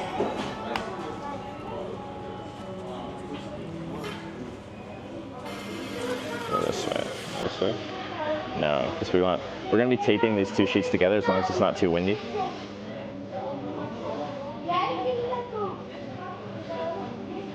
Rotknor? No, we're gonna write in English. I self-identify as an English-speaking individual. Yeah. Damn. Got it.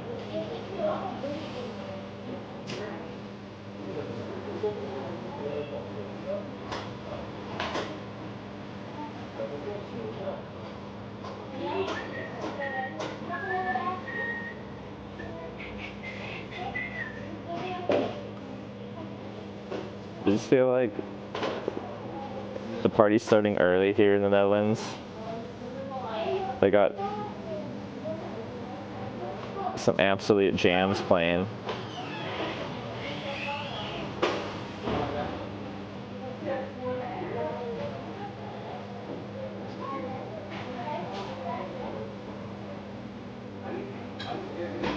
Drop the bass.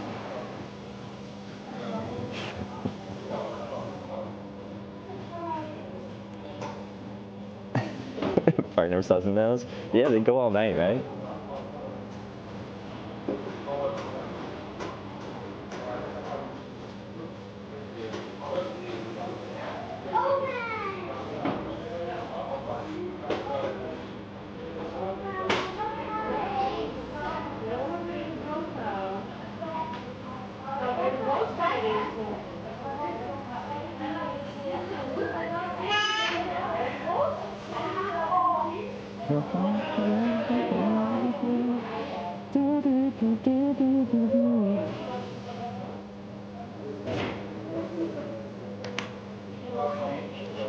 I didn't even try my drink, I just started making my sign.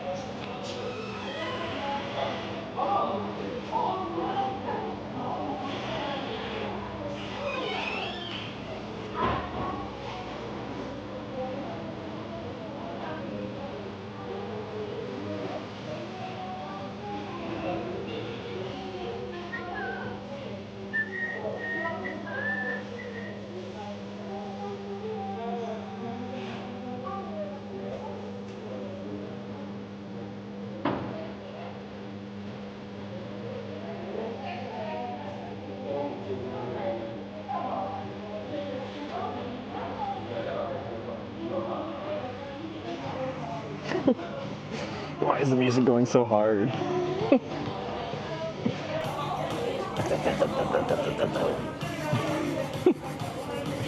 Yeah, Magnum time.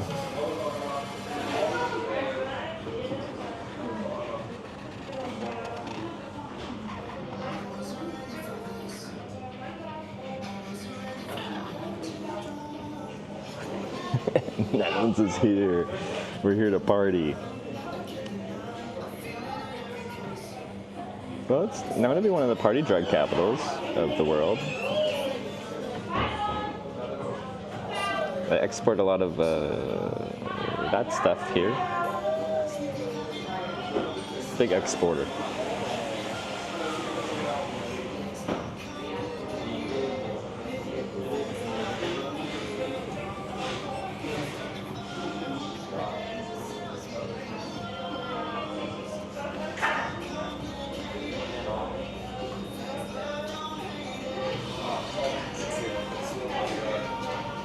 Don't go to the Netherlands for silence. I don't think it's just like most places play like a little bit like it can be like pop music, but usually it's like it isn't like a dance remix usually.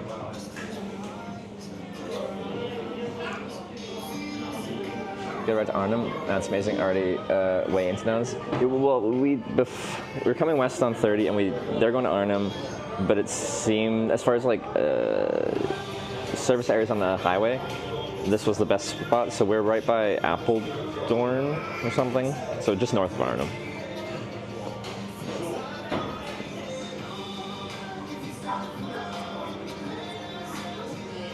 Wait, we are an hour 40 with current traffic conditions from Rotterdam, which is pretty good. Like really good. We got lucky the past few days. They've been lucky like a lot of days lately. Yeah, very happy.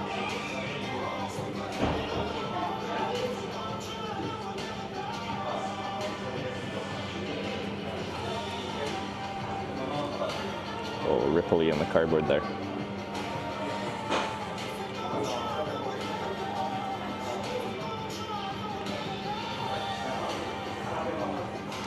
800-kilometer ride was golden. Yeah, that 800-kilometer ride was super lucky and like saved this trip. We've hitchhiked well since then, but like, oh, it would have been tough without that ride.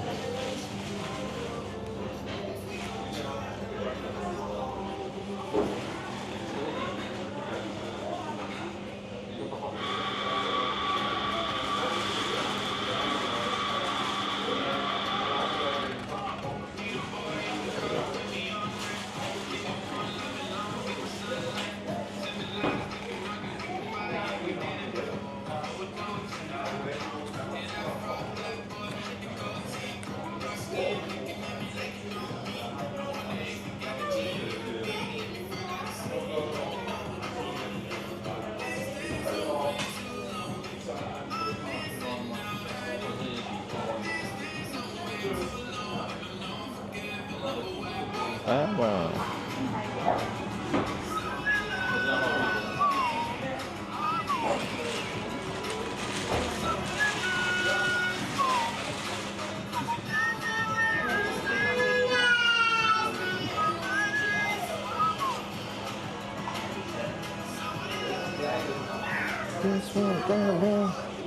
Okay. Anyway, here's the base. We're going to clean it up a little bit. Rotterdam. Wow. Anri's just subscribed with Twitch Prime. Anri's. Thank you for the Prime. Welcome to the Twitch Hackers. Thank you. We're going to make it a little bit better, and then we're going to make a TwitchCon sign, which is tradition for the last ride/rides in. Kind of like the last day of rides in.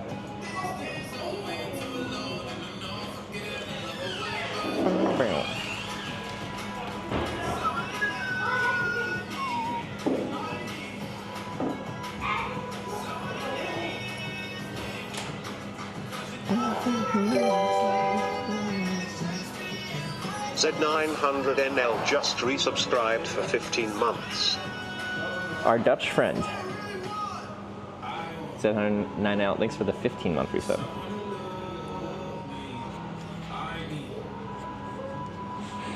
How many Dutchies are here? Identify yourself.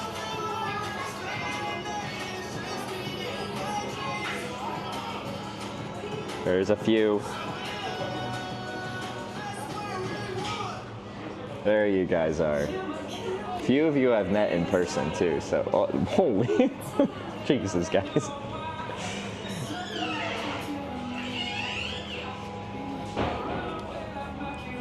All Dutch.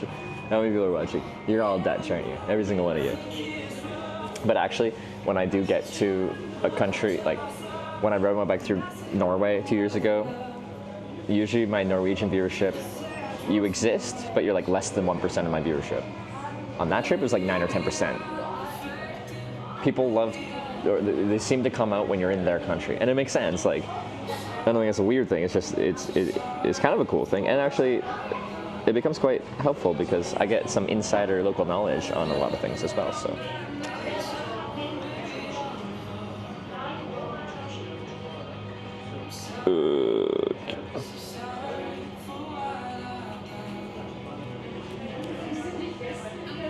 Clean it up. The rest I'll just clean it with my smaller pen. No, we just love slow TV. This is true.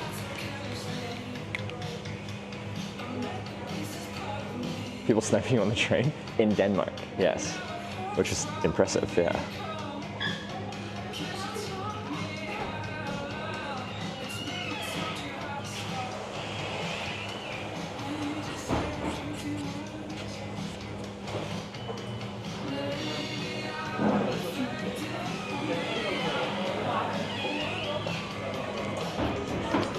We're like one ride from the finish, potentially. It still might take a chain of a few, but because I actually like to travel on my on the TwitchCon day, like, and it be more than just like, I'd say from here it's likely we still have to chain at least 2 rides. We could get a direct ride, but I think it's not an obvious thing. If we're like one town away from Rotterdam, like it's next door, then likely we'd just get a ride right there. It still could happen. But I feel like I want to just start early tomorrow and do the last donk at that point. Why did I use the word donk? It's a strange usage. Let's do pointed tees, that's fun. It's right on the ripple. Makes it hard to do anything neat.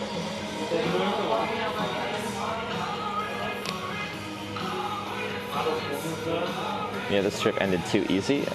It's because of Gay, honestly. Gay turned this trip from, we were falling behind schedule, and then Gay came in with an 800-kilometer ride and saved us.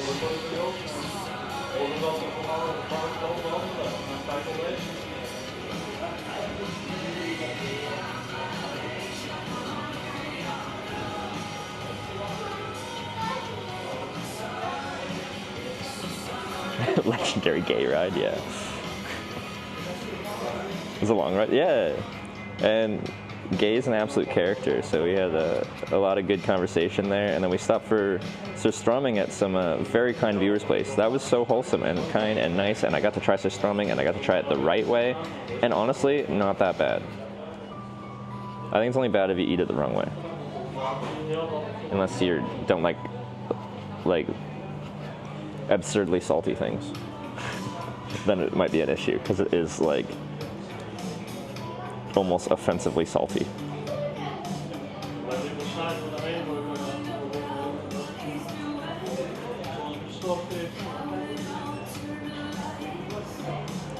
Equivalent of recording in Europe. So you guys want me to fail a trip so we can redeem myself again?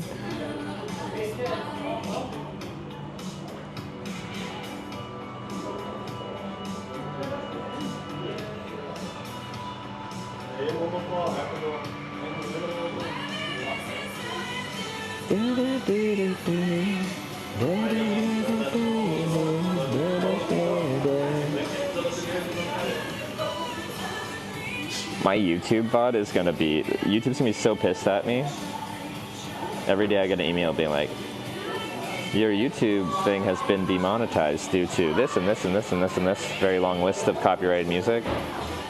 This whole journey in this service station is going to be, yeah.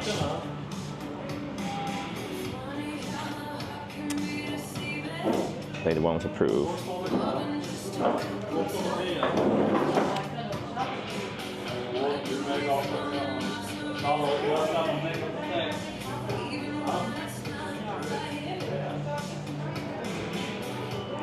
But honestly, like, I don't even know if I can leave the highway from here.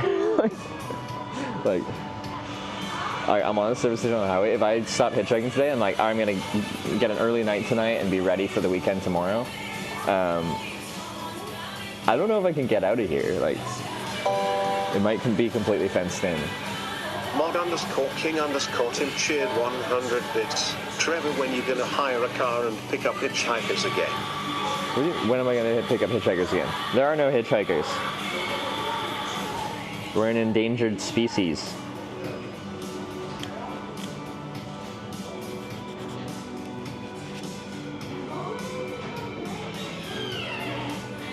I was teaching Sarah how to drive, and we saw a hitchhiker, but the person in front of us picked them up. Just outside Edmonton.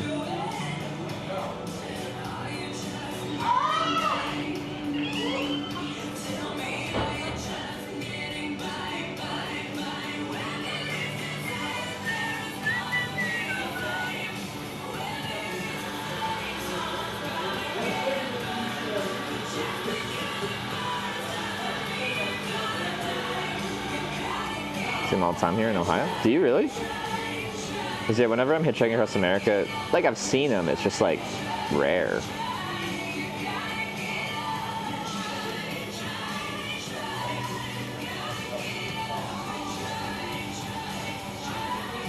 Gotta get up and try. I'm at the official hitchhiking spots? In the Netherlands or where? Because there were some. Does anyone know that they still exist? I thought I heard they were getting rid of them or something like that. I used one of the official hitchhiking spots in the Netherlands in, it's really thick up there because it was already thick up there. Okay. in Nijmegen, and I actually caught a ride to Rotterdam there. This is not for Twitch. This is in 2015, and that worked fine. It's got a cute little picture of a thumb there and everything.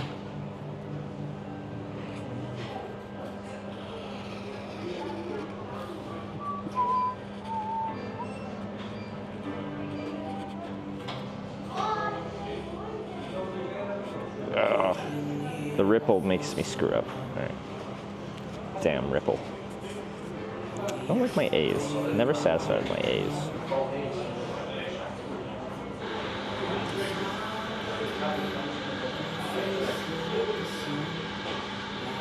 Myers sign making skills. It's just like, and it's not super artistic. It's just like how a road sign is like very readable. My goal is to be just extremely effective at being readable.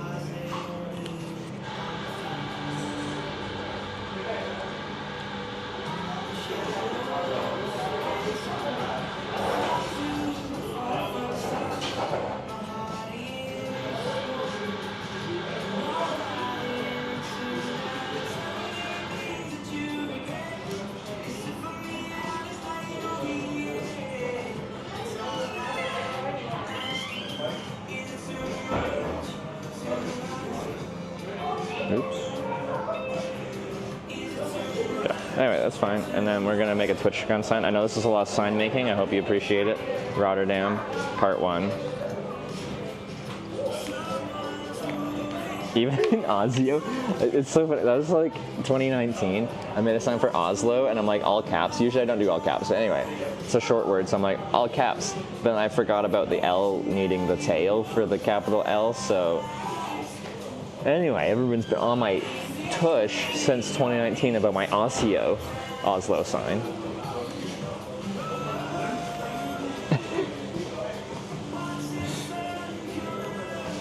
This is so long ago, God. This is 6 years ago. Okay, let's see. So TwitchCon usually does it in 2 lines, but we'll see.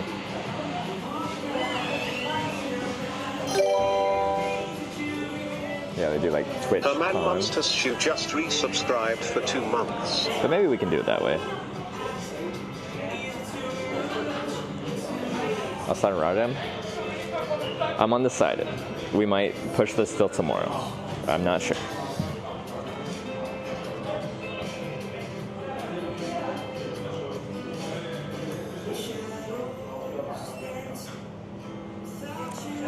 So let me show you. So TwitchCon, they do it like this. So that's under TwitchCon. And since my cardboard is like rather like long but narrow, it'd be easier to just do TwitchCon in one line rather than TwitchCon. But we'll see. So we can probably do it.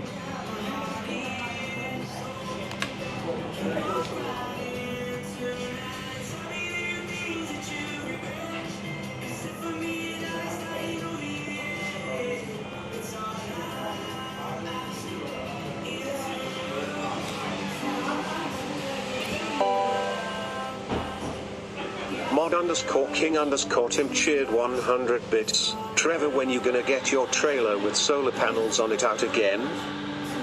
Like a week. We're going to, the trailer's in Tromsø, my bike's in Tromsø. I'm ready to take the whole shebang out. We're adding Starlink to that setup as long as I get that set up.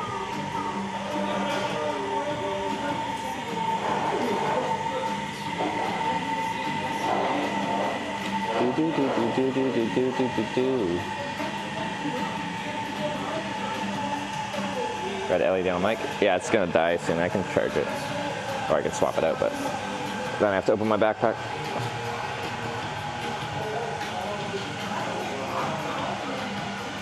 Thinking what bike to buy. Most important for you? Would you choose Kona Sutra? Good question. So I did want a touring specific bike, and like, what does that mean? It's kind of just like usually a steel frame bike with, it looks kind of like a road bike, but with a bit more of a relaxed geometry. You're not so aggressively lean forward kind of thing. I was looking between the Kona Sutra and potentially like a Surly disc trucker or something like that. Why did I choose the Kona Sutra of all of them? This was COVID. Bikes were actually hard to come by. Like everyone wanted a bicycle. I guess anything outdoors was very popular, and a Kona Sutra was much easier for me to source, I guess. In fact, I wasn't that happy that I had to get the Kona Sutra for availability because I wasn't sure about the color. One sec. One sec.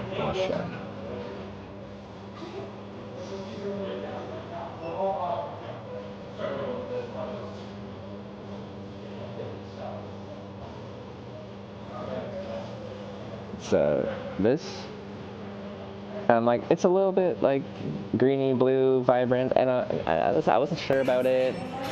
And then as soon as I got it, I love it. I love my bike so much. I'm really happy I ended up with that bike, and like it's been rock solid for me. Nothing about the bike is like, it's not overcomplicated. In fact, it's especially simplified, intentionally so. So touring bikes usually, technology-wise, fall way behind modern bike stuff, specifically for repairability and durability. So when a new bike thing comes out, touring bikes aren't like, oh, I need that. They're like, we'll leave that for a while. Notably, like I have bar end shifters. Like at the end of my drop bars, that's how you shift down here.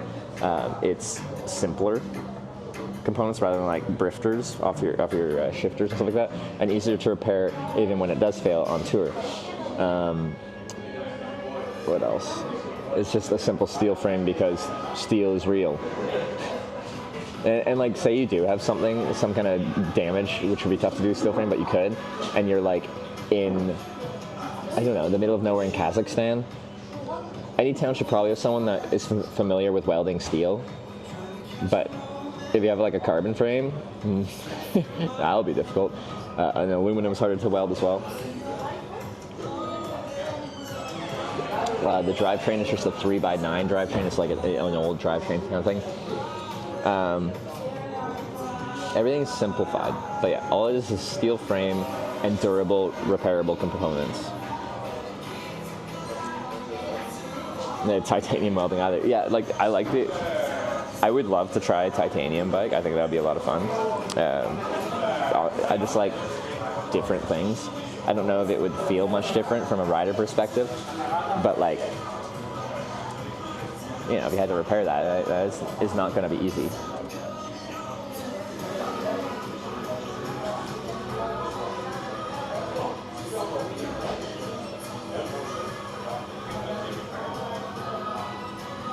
They're cycling through Butentag now. Actually, I want to see where that is. I'm curious where she is. We're in a competition who will get there first. If I really wanted to destroy her, I could just get there today. Maybe. Where is she? Did she already go through Amsterdam? Didn't she go through Amsterdam yesterday? Like, she got there last night or something? Anyway.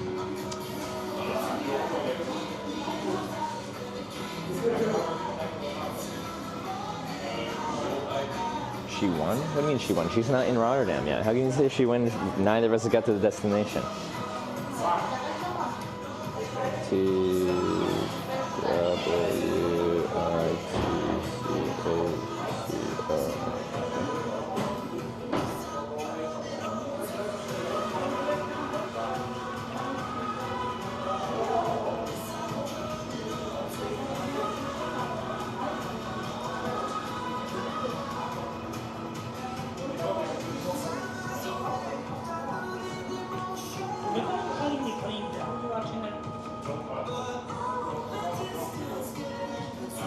As a team that he rides with dog, needs very durable frame. His frame broke in South America. He was able to find titanium welder, but it was not as easy as steel. That's interesting.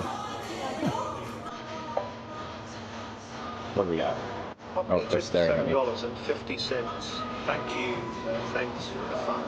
Good last month. Poppy, thanks for the $7.50. We got some tunes. It's hard to hear over their music.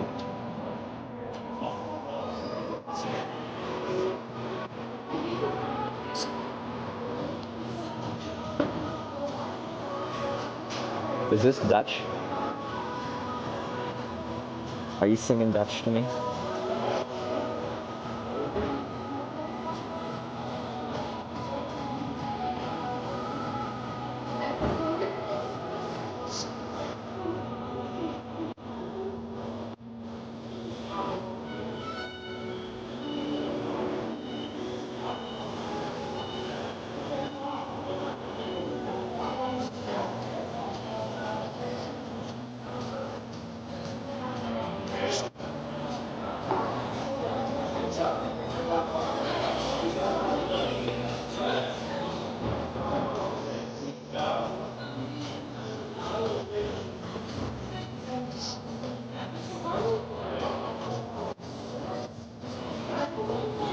Why is it making a new sign? Wait, let's see. Isn't that the next step? I'm making a TwitchCon sign. It's tradition. I started doing this in 2018 for TwitchCon San Jose. For the final, potentially final ride or rides in, we make a destination sign. We made Rotterdam, it's over here. And then I make a TwitchCon sign.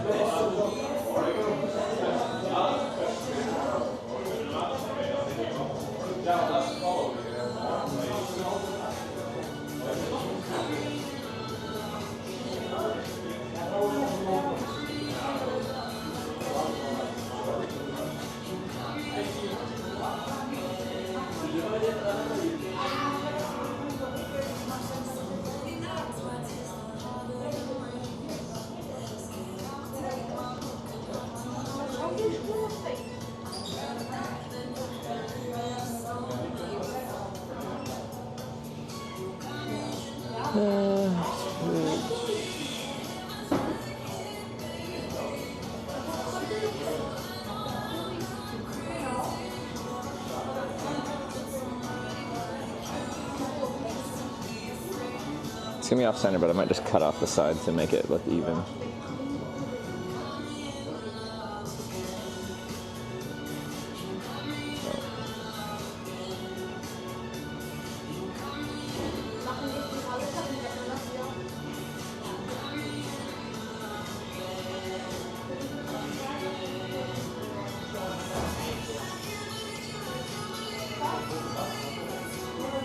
That's not too off center. So it's 2 hours 45 minutes cycling to reach Ahoy. Not sure who will win. Where is she finishing today? Like how many kilometers from destination?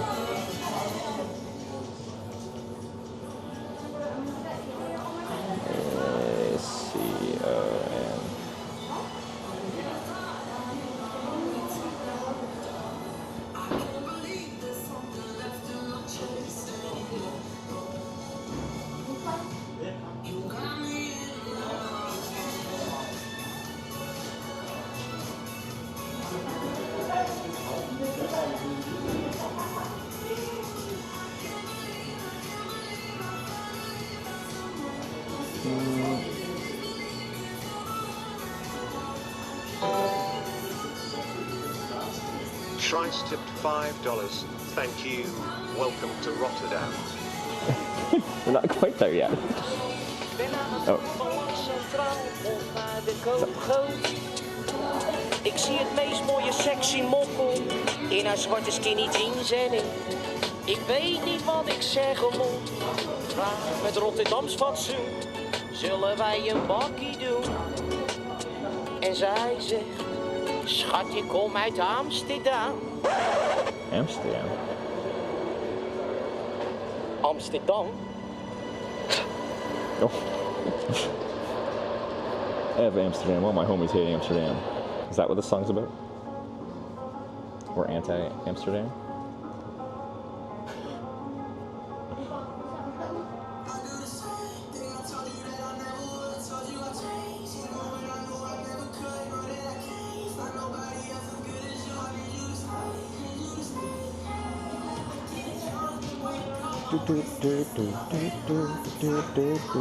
Okay. This is a lot different text than I'm used to, so if I take a really long time doing this, I'm sorry. It's just, I do this once a year, or twice a year sometimes. Not this year, because America. Freaking America.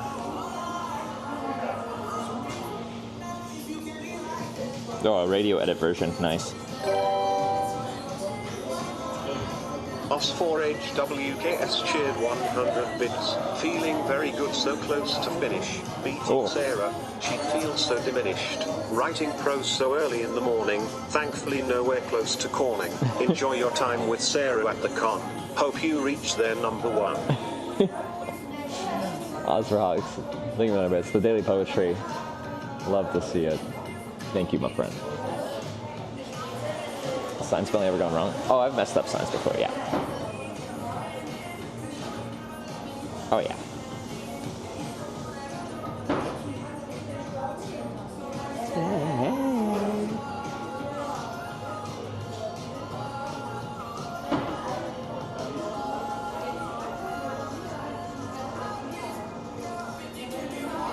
This will take a bit of time. Go to Rotterdam today. I prefer to get there on registration day.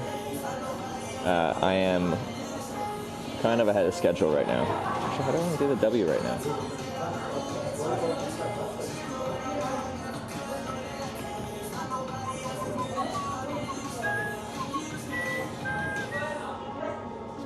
This. I kind of outlined it, but I won't do it exactly like how this one works.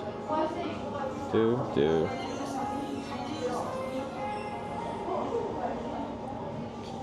We'll try. Like doing anything, I just wanna stick in my bed. Feel like looking at the phone, leave a message at the phone. How's that gonna look though?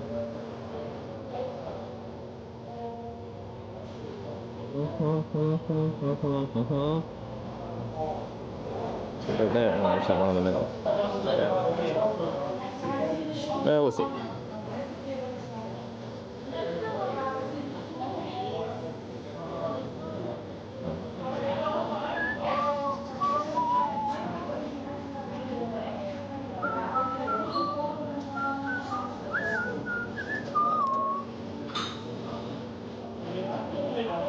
So we have to do these like sharp corners on this thing.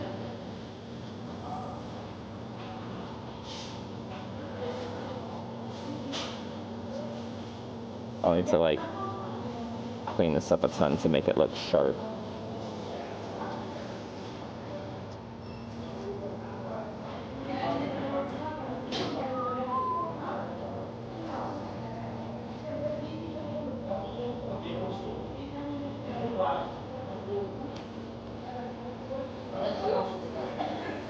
Did anyone else do P90X back in the day? The home workout thing? I did back in the day. It was hard.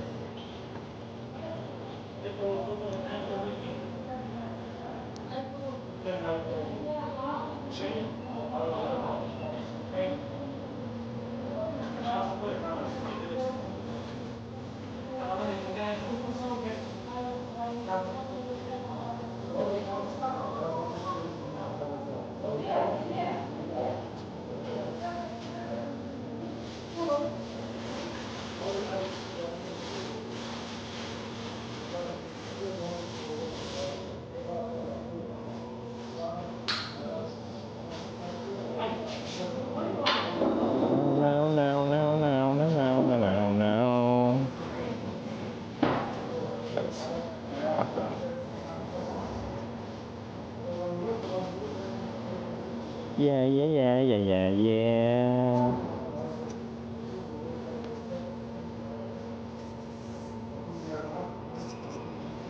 Okay. So this is like, it's Ripley cardboard and it's the very first outline, but the TwitchCon text is like, I don't know, very blocky, gamery. So that's the start of it, and then we just have to fill it out.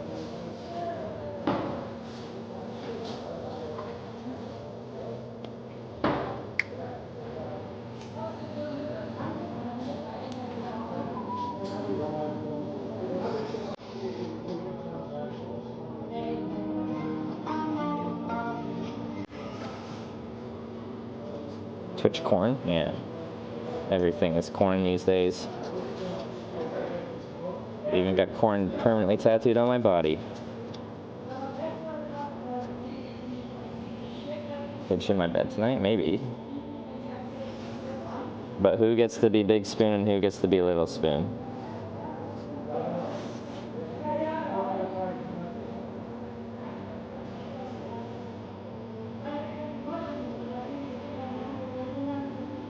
Anyone who's been on the ride will know what that is. What does that mean, Asarat? You're a getter? So I like to hear.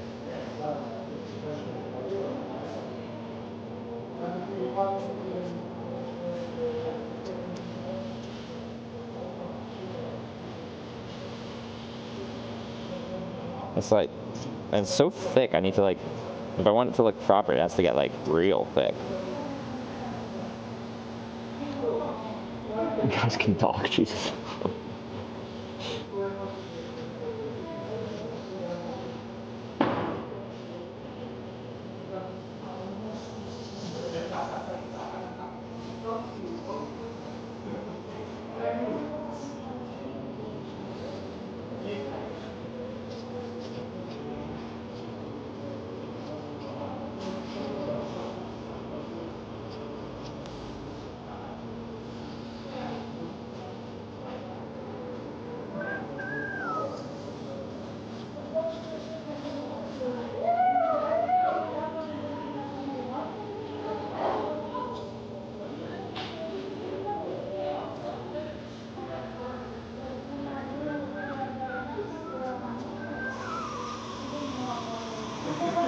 Where's TwitchCon at?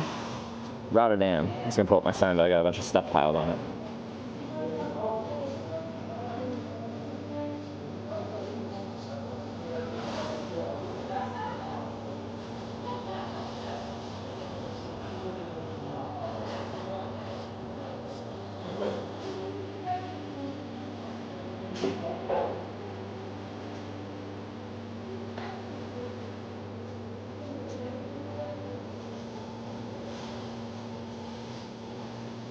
All right, thicken her up, baby.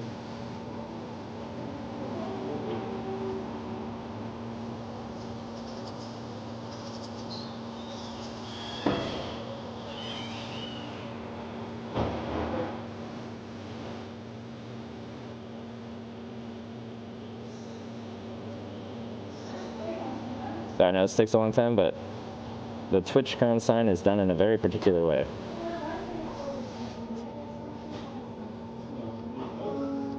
And it's tradition now.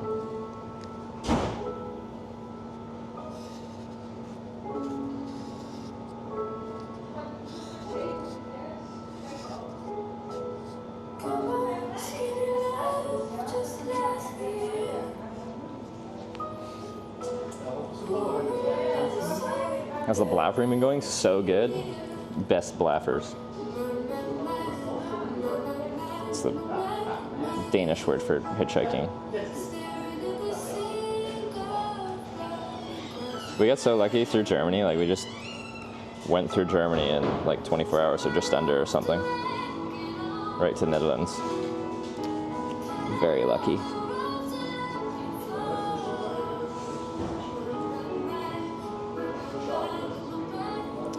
So the cardboard's broken here, so that's kind of makes it a little bit more difficult.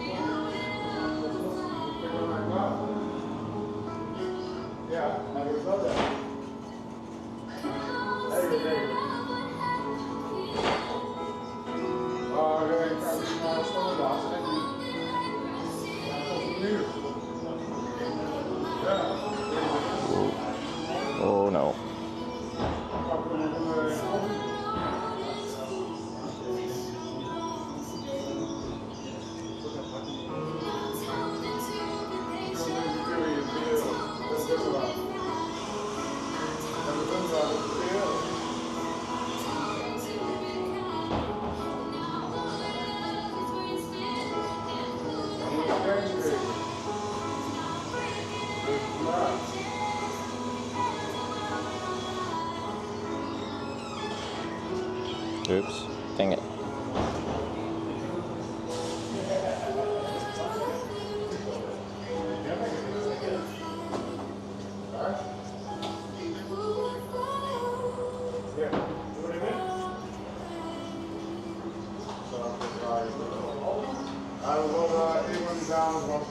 Oh, that's real thick. Okay, we're gonna have to expand things.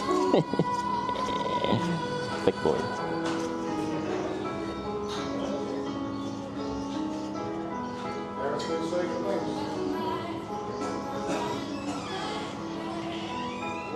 It's like angled. It's because it's the freaking tear in the cardboard screwing me up here. It's really hard to make things neat when there's tear in it.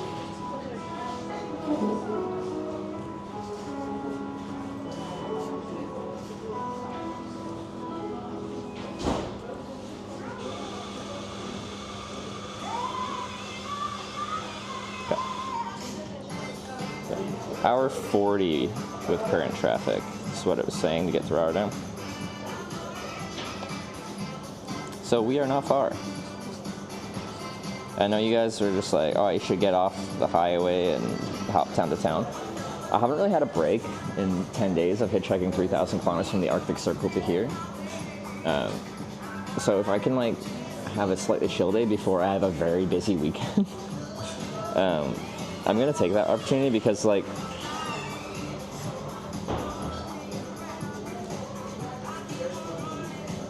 I don't get a break.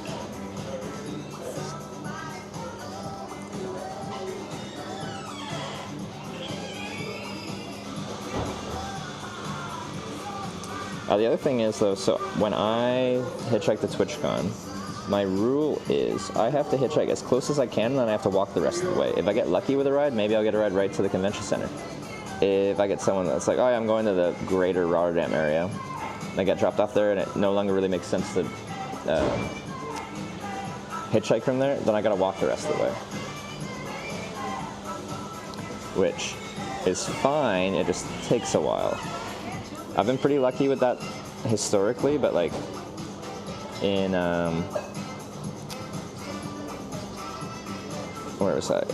Berlin, TwitchCon 2019. I got dropped off in like the opposite side of Berlin, so I had to like walk across Berlin. Which is fine, it just took a long time. Maybe too party to tired, exact? Or too tired to party? Yeah, too party to tired. See, maybe I'm tired. I wonder how that happened. Have you guys ever been too party to tired? We've been there before, right?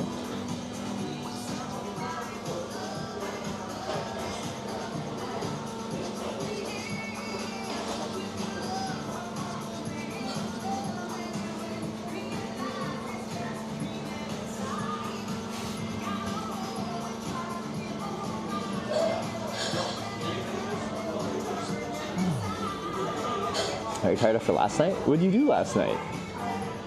What did I miss out on? Oh, I'm already jealous.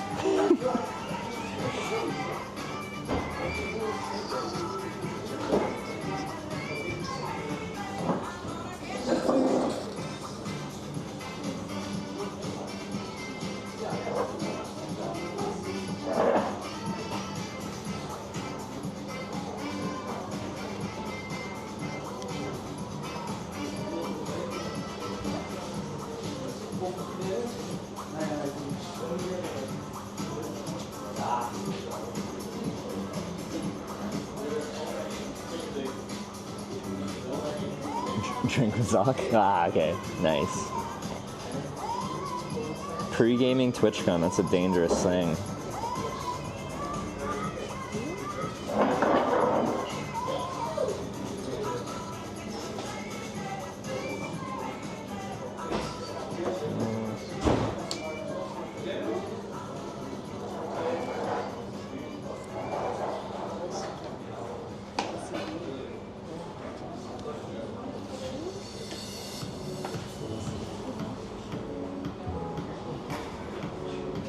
streamers go to TwitchCon, it's about the journey. Anyway, care a little for watching content. Actual convention part is for the streamers.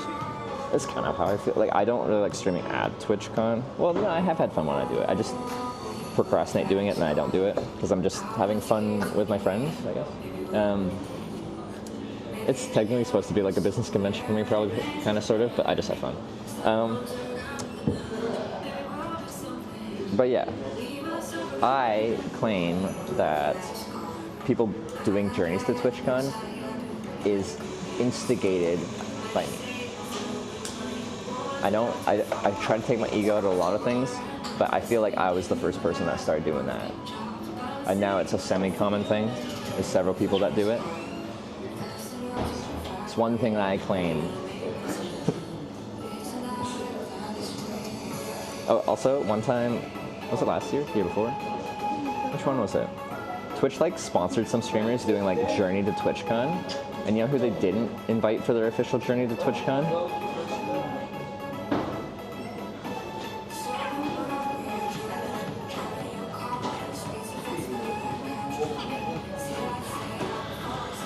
Fuck Twitch. They recognize that that's a thing.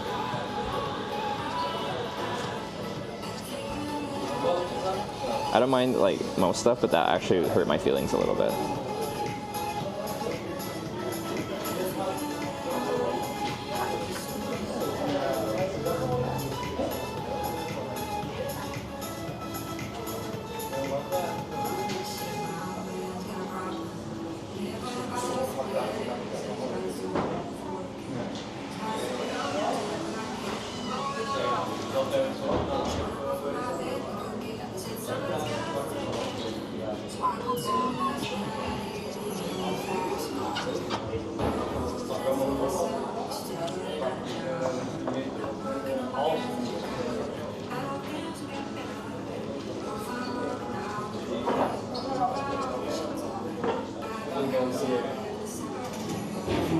NA version for the NA, San Diego, one of the San Diegos.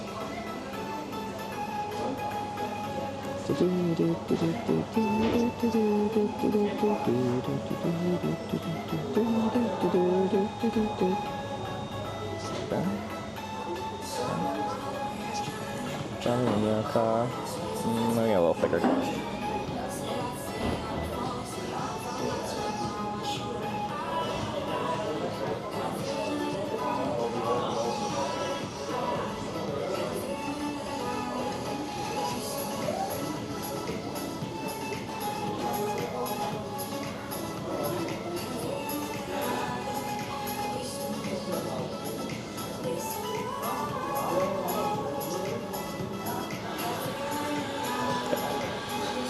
Skipping NA TwitchCon this year? Yes.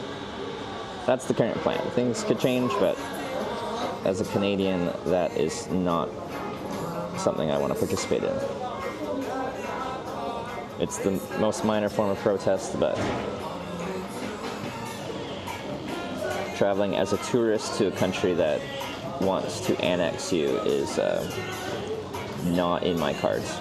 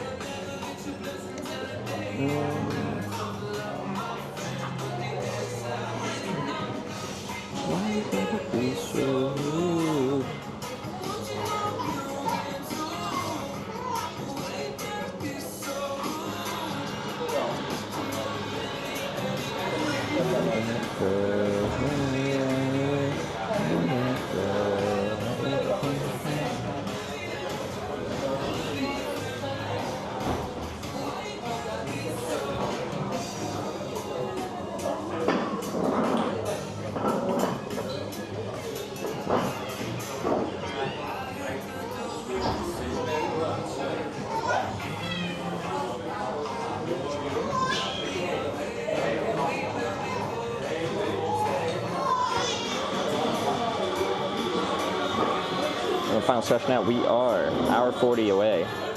We've come some ways here. For a moment, there was actually no one in here, and now it's busy again.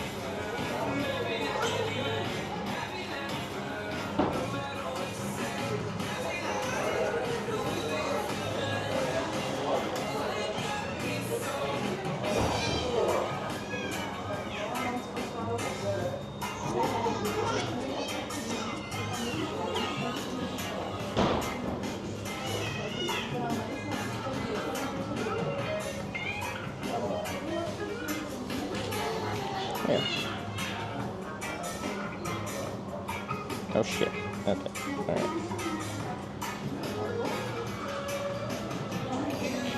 Thicker, because that one got thicker.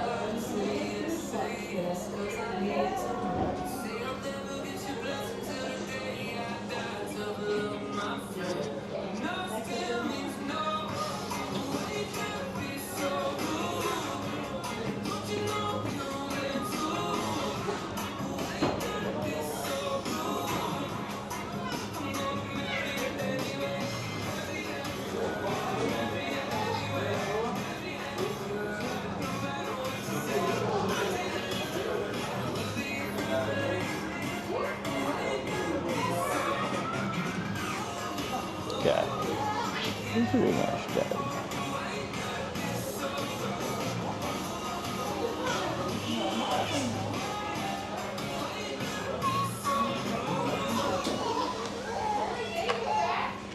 Yeah. TwitchCon.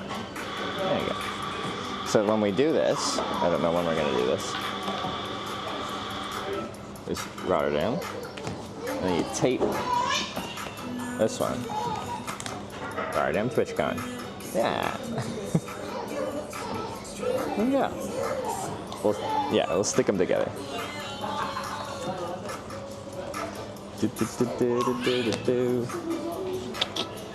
Tradition. I've been doing this a long time now. 7 years of doing this for every TwitchCon. Except for TwitchCon Amsterdam 2022? Rode a tandem bike there. Okay, now I want to figure out what we're going to do, whether we're going to hitch now, or we're going to hitch later. If there's a spot I can chill and like rest. Because like, it's been, 10 days straight now. We had one day that I didn't start till like late.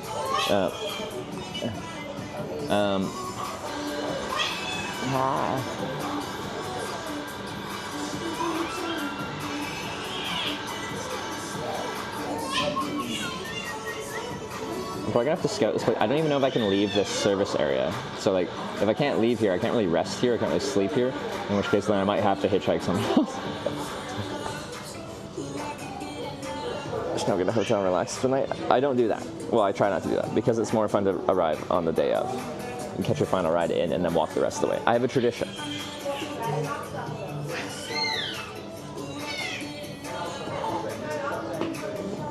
No matter what you're saying about like get a hotel, go to Rotterdam, rest out, check out the city, it's not what we do. And every year people say I should do that, and I don't do that except for last year.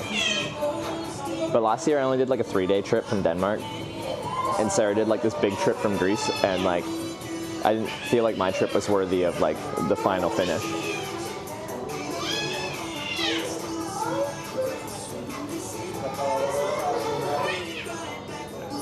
Local entrance. Yeah, there might be a back entrance. I have to look. I might be able to climb the fence as well.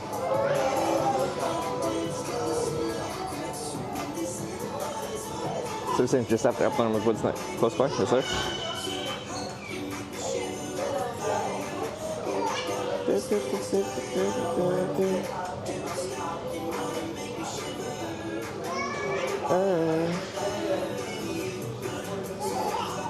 I don't see it, but I'm sure it's there. Oh, yeah, with BP.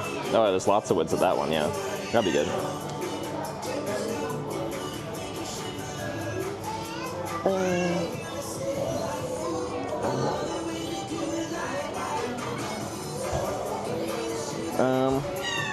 Okay. Try to go there. I don't know if that one will have an exit either, but we might be able to walk up there and get to that. Anyway, let's scout out this one. Because yeah, I'm very confident we can probably get to Rotterdam today, but I don't want to get there today. This is tradition. So say when we go to San Diego, I have this spot I end up going to the night before San Diego TwitchCon. I come in from the east on Interstate 8. Is it 8 at that point? And I'm coming over the mountains east of San Diego, and there's this casino in the middle of the mountains. And I go to the casino, and I camp there, and then I'm like, you just have to go down the mountain, down the hill, and then you're in San Diego. And that's how I position myself.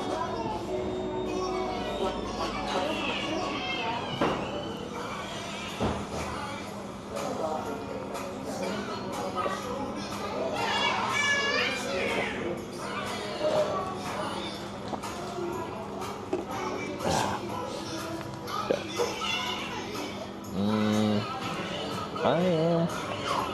Yeah.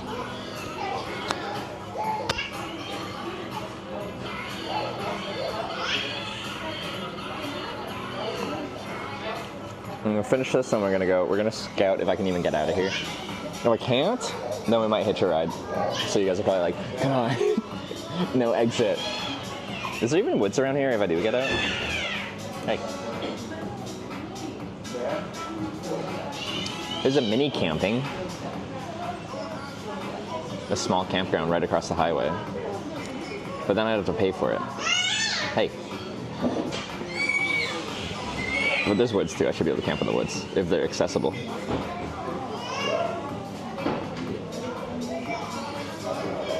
Although, yeah, okay.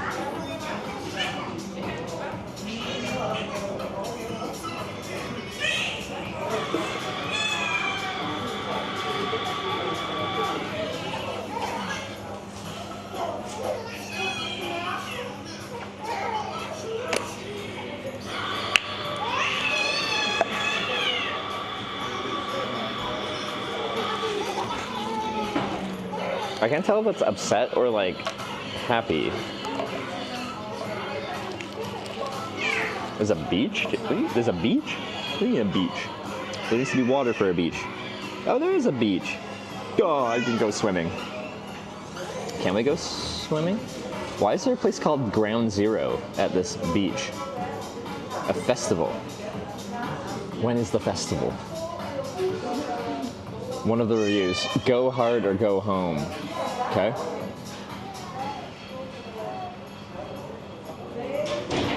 Two reviews. Go hard or go home. Extremely long queue at bars.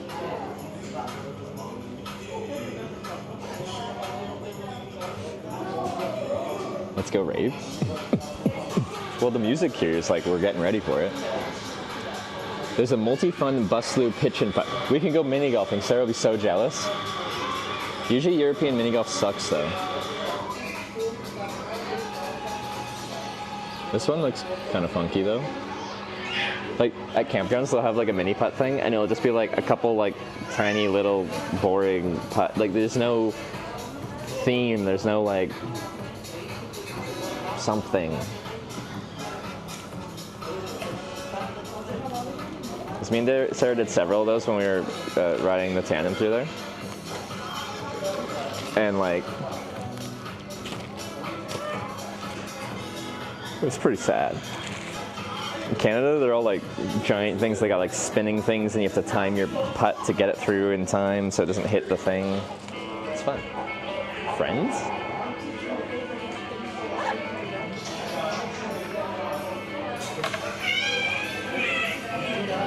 Okay.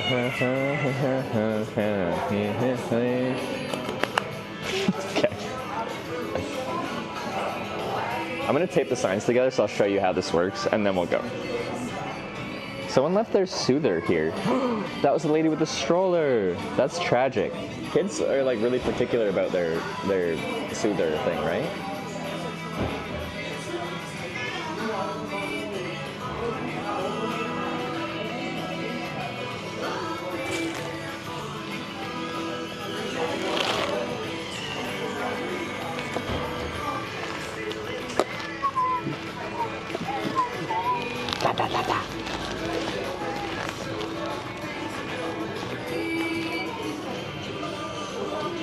I wonder if this band got like a ton of royalties from the Friends thing, like if it was a one-time thing, or if like they got paid, like there's some kind of ongoing thing. Because the actors on Friends are like, what's it called when they sell the show off afterwards and they make residual money for like the rest of their life from it? Yeah, they got that.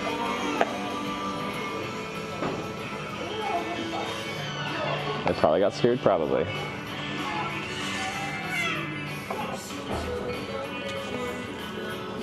Okay. A couple hours away from Rotterdam? Yeah. We are.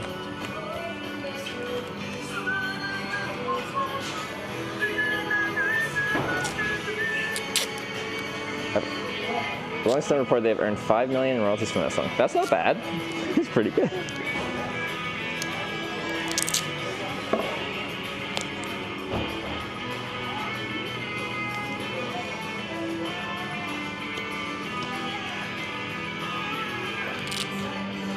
This is Sarah's gaffer tape, and it's far inferior to my gaffer tape.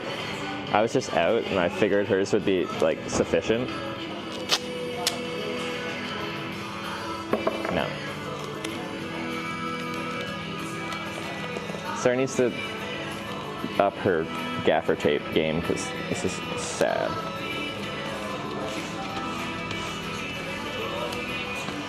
What are you doing in my country? TwitchCon's in your country. It's the cheapest one on Amazon? Probably. Sarah always gets the cheapest version of everything. Everything. Like, and we keep having this conversation, like, sometimes Sarah, the cheapest thing isn't always the thing you need, alright? But she just can't not buy the cheapest thing.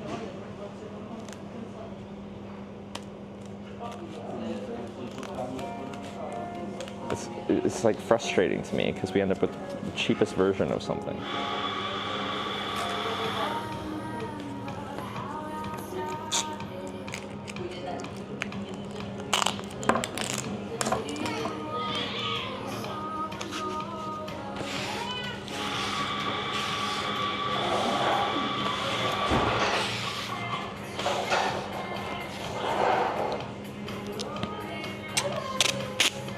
Best being most expensive? Not necessarily, but like, it's Amazon, right? So quite often the cheapest is like real cheap.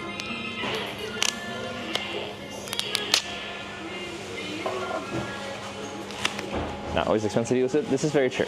She just like, some of the stuff. Especially when it comes to like streaming gear, I'm like, Sarah, this is your job now. Don't cheap out on everything.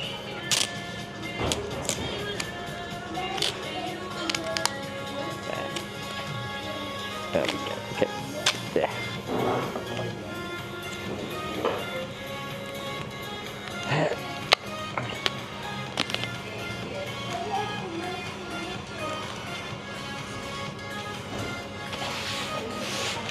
Oh God. Stick that one. Okay. So it's like this, stuck together, and then you just fold it away and put it away like this. Well, now I'm gonna just have the TwitchCon sticking out the back. That's fun. You want to use it? Just unfold it. And now I can use one hand to hold it, because it's really hard to hold two hands, or two signs with one hand if they're not attached together.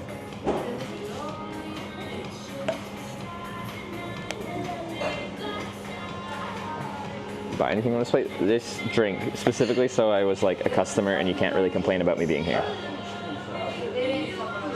Because if it wasn't raining, I might have just stayed outside and I wouldn't feel the need to buy something, but like, especially with me like broadcasting and then this, I'm just like, no, I'm an official customer.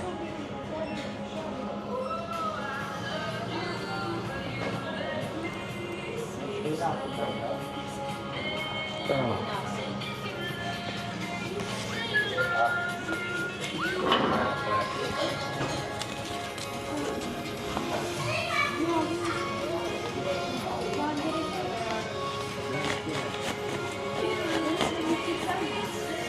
I need my jacket, or my sweater, because it's actually not very warm out anymore.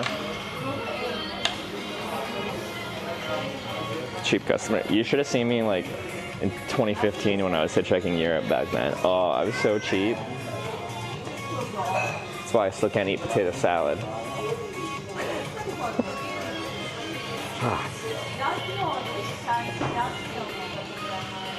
Ever been denied broadcasting anywhere? Oh yeah. I haven't had any like major ones on this trip, I don't think. We haven't even had a driver turn down the camera or anything.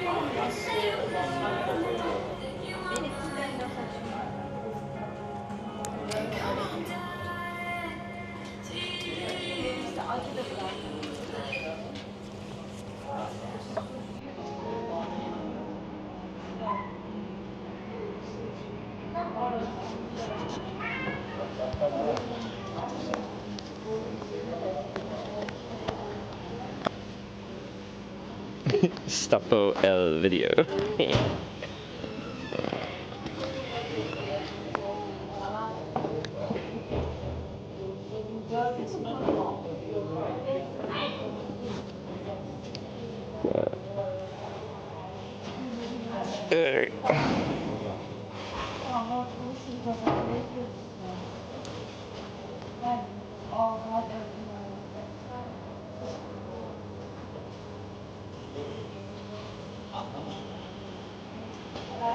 And back to the video besides Scott?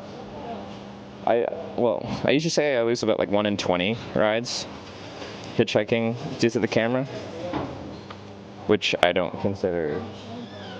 Well, okay. If someone doesn't want someone's live stream in their vehicle as they're driving, like they don't want to be on camera, like I respect that. I have no negative thoughts about that. That is fine. But like I don't take the ride because I'm doing the stream, right? But so we get that sometimes. But yeah, it's not that common. Well, stay.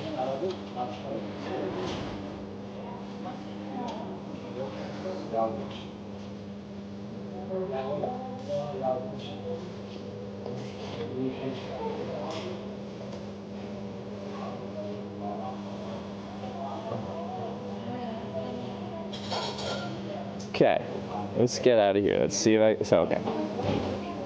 Currently my goal, because we are an hour 40 away from Rotterdam. It's a very viable thing to get a direct ride to Rotterdam from here. I think it's still possible we might end up getting someone going to like Utrecht or something like that, and then we'd train from there to Rotterdam. Is that Utrecht? Yeah. So we just get at a service station before Utrecht and then continue. But we should be able to do that in... Anyway, I don't want to get there today because registration is tomorrow. This is how we do this thing. So I'm going to try to get off the highway here and see if I can find a place to hang out for a while. Potentially have an early stream because it's only 3:30, and get like a really good sleep tonight because it's been a long trip here and I am going to have a busy weekend. So that's the current order of operations. If I can't get out of the service area to the road that's right behind it, like there is no access, entrance, something, then I may have to catch a ride to one that does.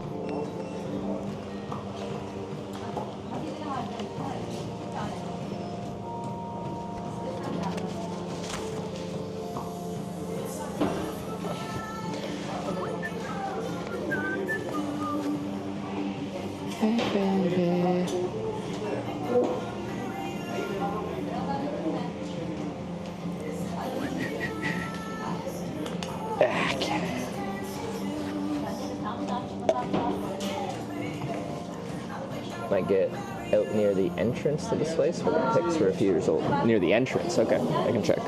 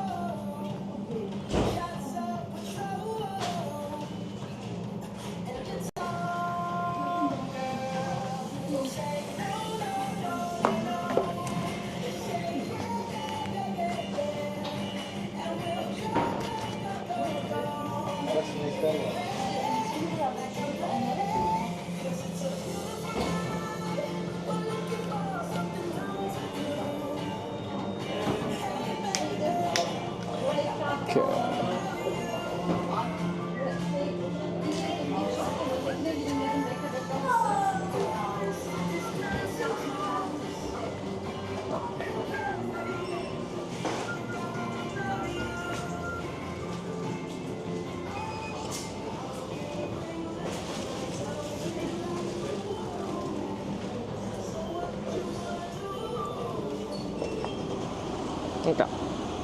Let's have a good night's sleep. Yeah, I'd like not that I haven't slept well on this trip. It's just been a busy trip. So someone was saying near the start, they thought? Like the entrance when we first get in and the exit. I'm not immediately seeing something, that doesn't mean it doesn't exist. So you've got this stone fence, which is pretty tall.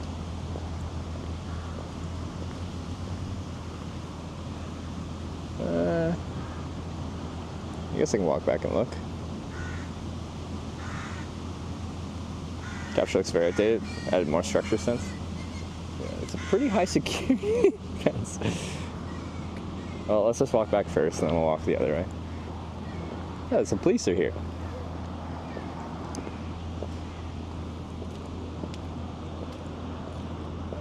There's electric car charging stations. That's kind of neat.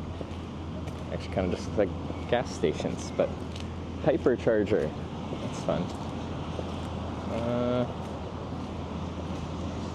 That doesn't look anything over there. All right, I'm gonna go this way.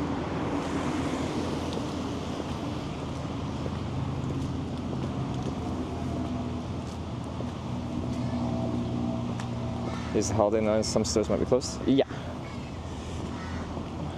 I am aware. It seems all the highway infrastructure service areas are open though.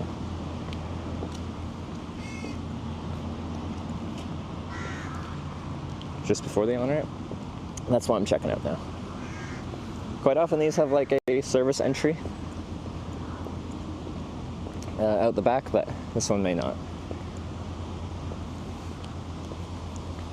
Any more hitchhiking today? It depends if I can escape here, because there isn't really like enough out of the way space here to camp here and not get in shit. So like I'm sure I'm physical enough to climb this stone wall, but it's pretty fucking tall. It's taller than me.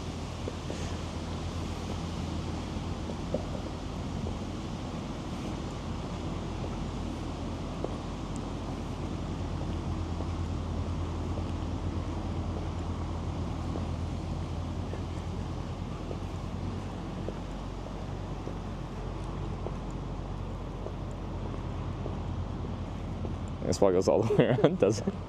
Why is it so high security? Maybe like the stone is good for sound dampening for the houses, for like the people that live behind here.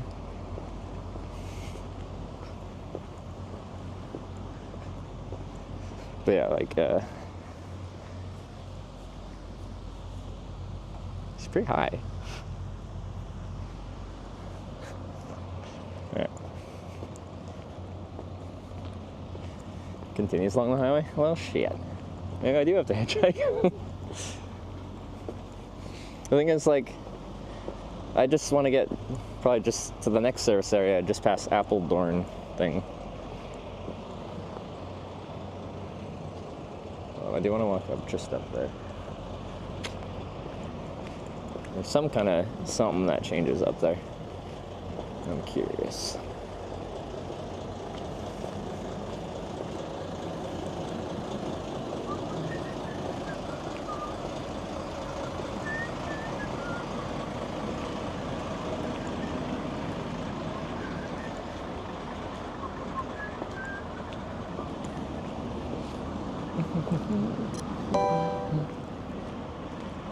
Rumbleby Norway cheered 100 bits at Mod's prediction.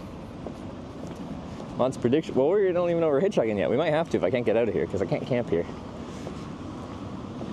Unless I get out. Usually there's an escape. This one seems special. Is that this wall? It looks like it changed from a distance, or this like little metally thing is. But no, it just switches from one type of stone to another. And it gets even taller. Alright, we're trapped. I can't escape. Yeah. Well, I can't now anyways. Because it's only an hour 40 to Rotterdam and I don't want to get there a day early. We hitchhiked so efficiently the past couple days. I would show up early if I just continued going.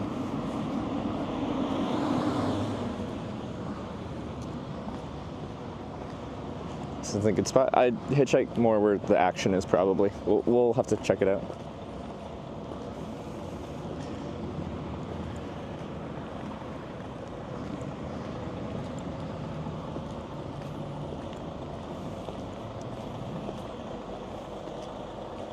You don't want to have a ride? Yeah, we went too fast. Hitchhike smaller roads? Well, right now I'm committed to be on the highway for now because I can't get off the highway from here.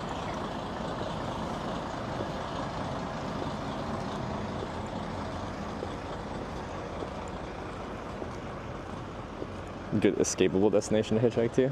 Yeah, so like most service areas just back out onto rural areas have some kind of back entry. I guess keyword there's most. This is not one of them. So that makes our life a little bit more difficult. Try to go to Utrecht. We could.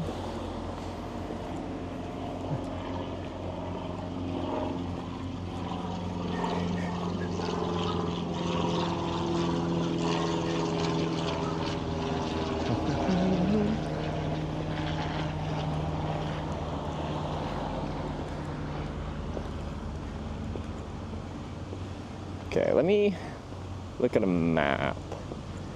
So, okay, also here, people can come through this way, but they can also come out the back way. So it's looking like I'm going to hitchhike again. You guys are probably excited about that. I'll have to figure out where to stand, and I can go to the end. I'm just not sure if it's best to be at the end or a little earlier. If the road works, like if it works well, I prefer to actually be within line of sight to when people stop to get gas and go inside, because they have time to like see me, recognize that I'm hitchhiking, and consider picking up a hitchhiker for a while as they go to the bathroom and get food, all the stuff they're doing. And I think that can be pretty valuable. But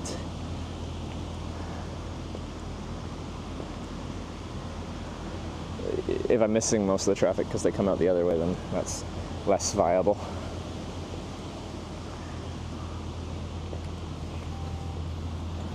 Up near the entrance to the gas station.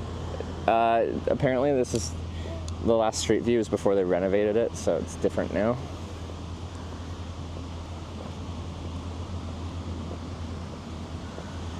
But yeah, so since I'm not trying to go to Rotterdam, I apologize for this. I might make an Utrecht sign, another one,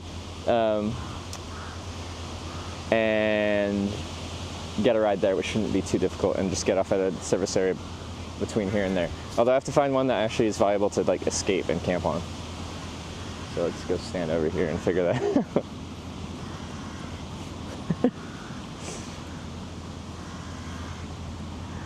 Arts and crafts. We're spending all day making signs rather than hitchhiking. I can't help it, we're hitchhiking so efficiently.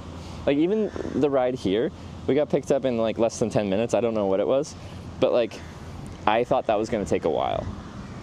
And I knew it was a good spot, but like you still need to find the right person like going west. And like it can be hard to find, because we were on a southbound highway and we wanted to get people like exiting and going a different direction.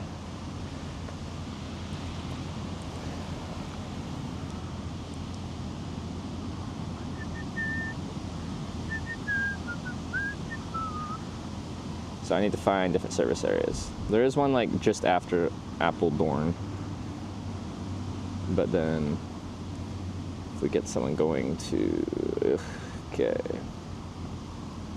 Guys, so windy. Now I want to be inside again. The Netherlands is never windy, right?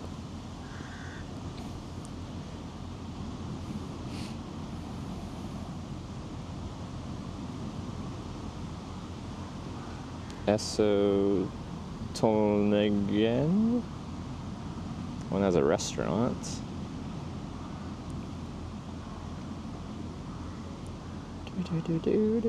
And Inferior Road.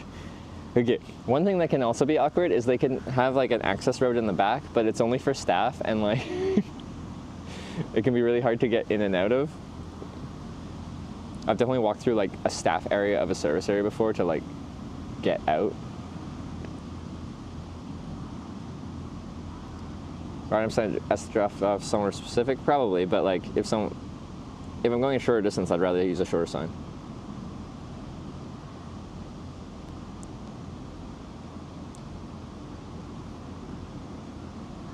Because yeah, like the service area just down the road from here, BP is like in a super forested area. But again, it's tough to tell if you're able to even get out of there.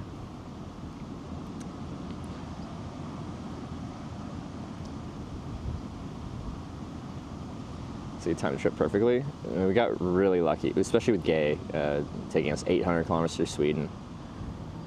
We probably would be much more in like a rushing state if it wasn't for that. But even like Germany, like I got through Germany so much faster than I thought I would. Like Germany's usually pretty efficient, but even like my wait times to get the good rides were like immediate.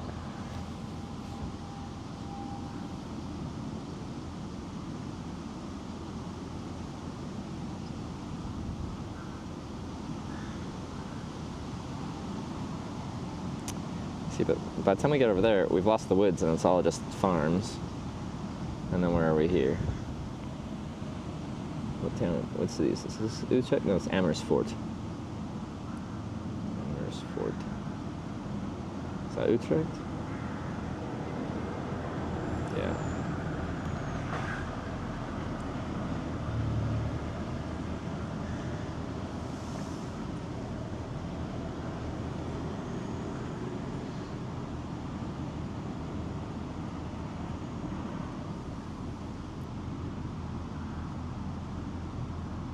Made some stickers for you with QR to the stream, put on phones or other stuff.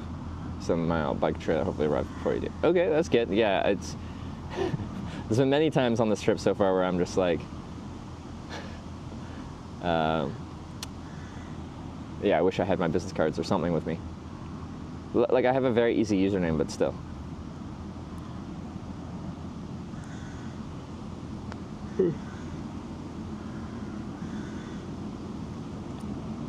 Okay, so the way to Rotterdam, we get A1 to Amersfoort, and then we go A28 to A12. Okay.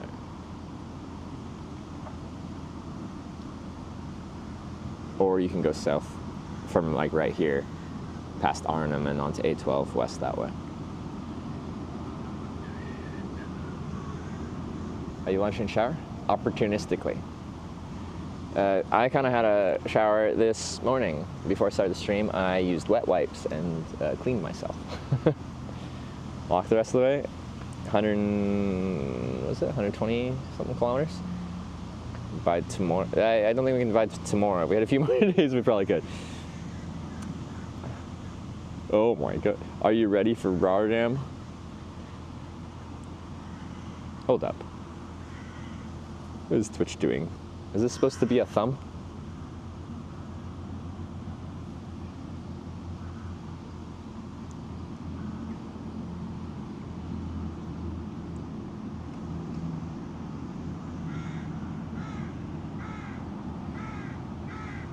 Okay, what is it? Day 1, day 2, credential pickup.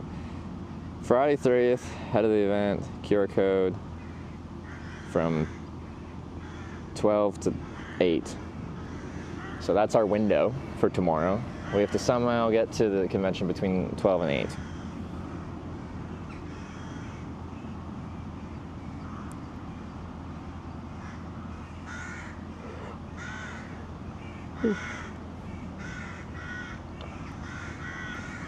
Wait. They don't call it the partner party anymore, they call it the industry mixer. Oh, no, Saturday, never mind. That's a different one.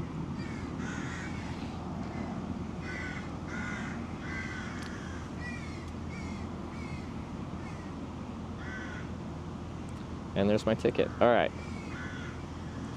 Very exciting that. I still have to get there. 130 kilometers. And I was just gonna stay here, but now we're not. It's clearly not, yeah, I feel like it's hard to tell anymore. Okay, no matter what, we do want to go past Utrecht, but either we'd be passing on A28 or A12. Let's see if we are going to get a ride to Utrecht. There's a good spot to get out and get off the highway system.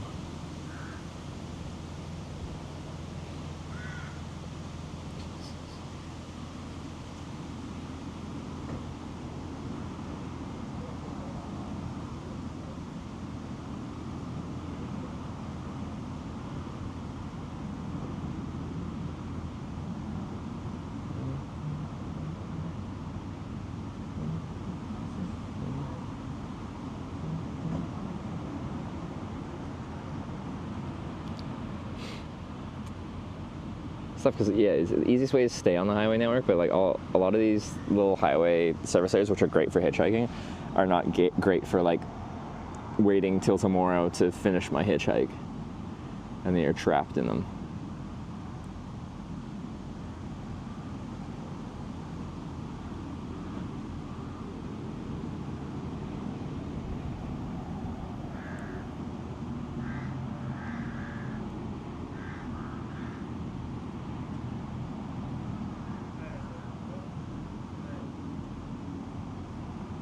A28 by a Harderwick, there's one, and it looks like there's like a trail going out towards some natural area by the coast, but it's a pretty small one. Probably still works. Go to the hotel and then walk to the conference. That is not fun.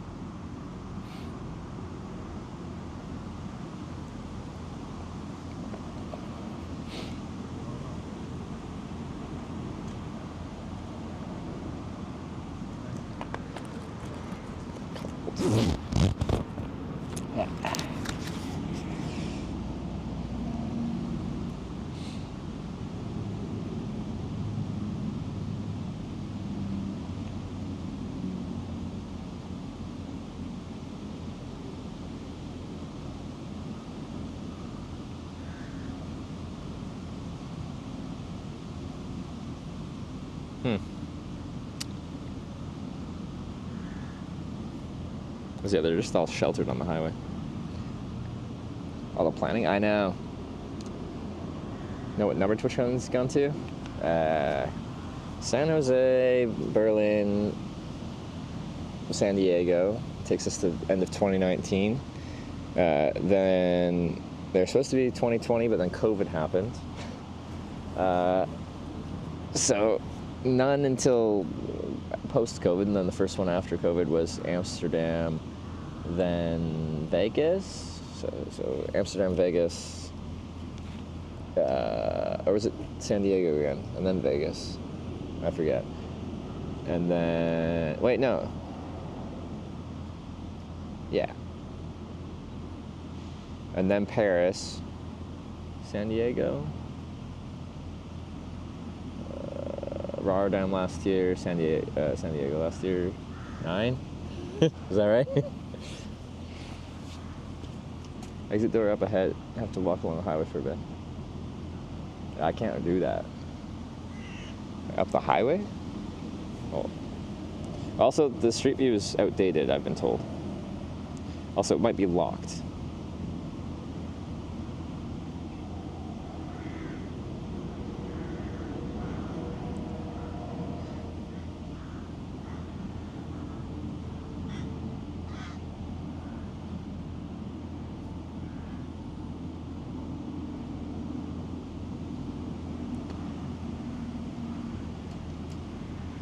So it's got 17 kilometers left. She covered 10 kilometers, 40 minutes.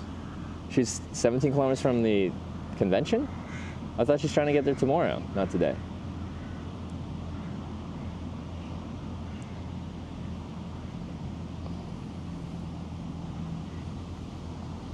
I don't see an entry exit after on Street View.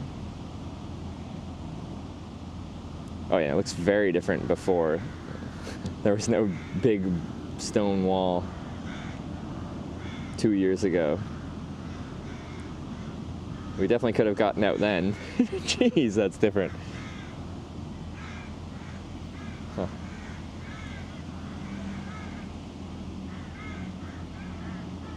Yeah, it was no wall. It was very different. All right, let's see. Okay, like, this is what we're looking at there, and this is what we're looking at now.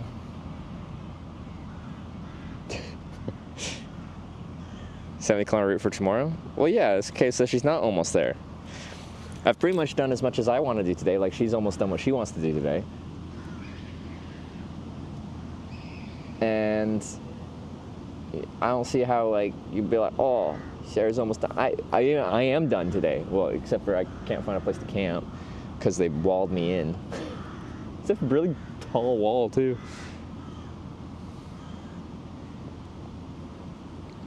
climbable? Honestly, it is.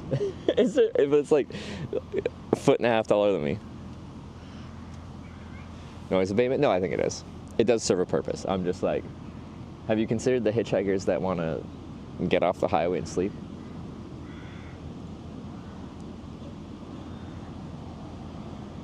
The answer is no, they haven't. They didn't even consider me when they did this, which is awfully rude.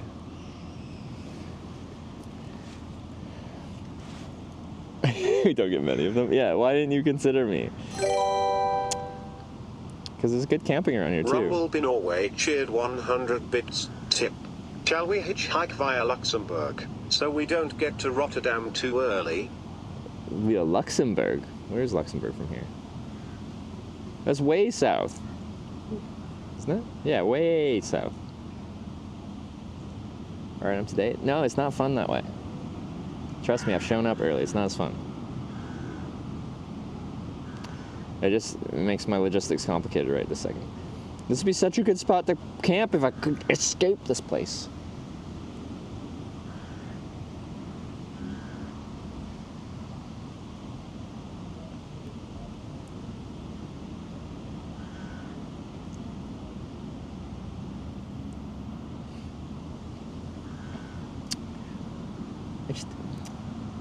Why, Netherlands?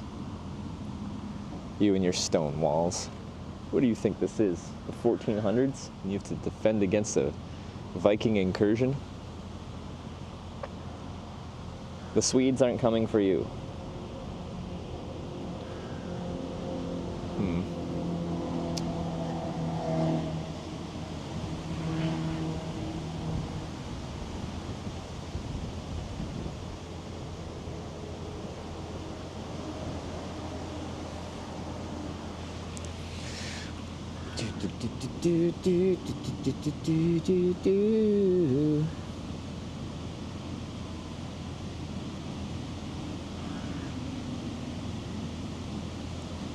And it's so beautiful.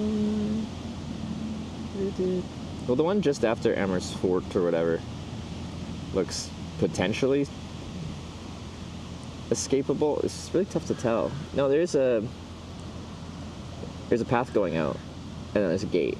Whether it's locked or not, to be determined. I feel like that's what we should probably try and go for. So it would keep us on A1 just west of Apeldoorn.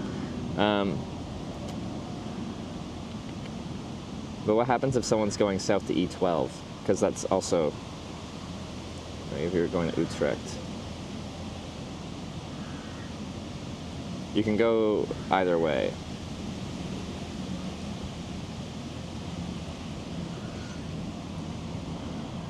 Sarah's running commentary of your every move. My every move? Hey, how is still good now? I know, I just want to... Plugged in, we'll pick you up at 25, yeah.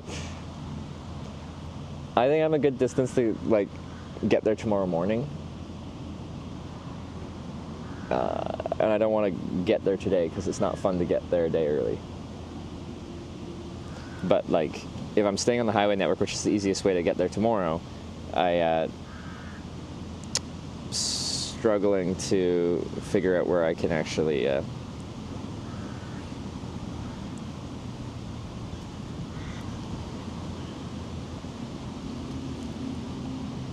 stop. Get somewhere to stay for the night, essentially. Sorry, it was very hard for me to say, apparently, as I'm looking at maps at the same time.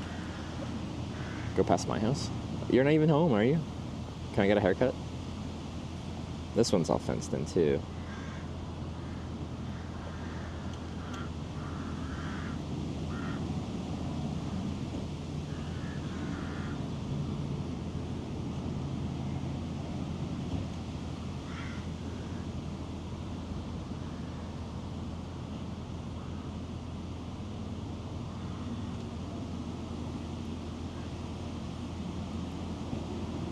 Get a haircut, you need it, yeah.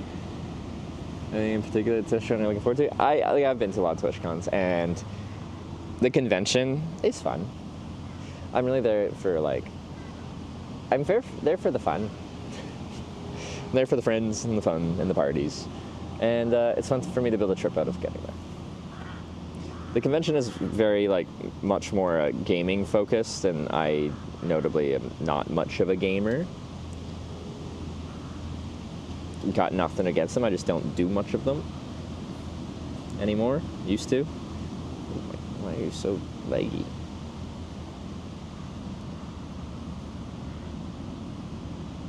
Because yeah, if I got dropped off at that one, we got the same situation of just being fenced in.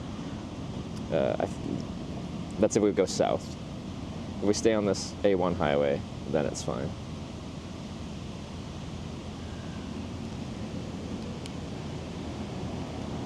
Then walk to TwitchCon. Yeah, so we're gonna hitchhike as close as we can and then walk the rest of the way as tradition.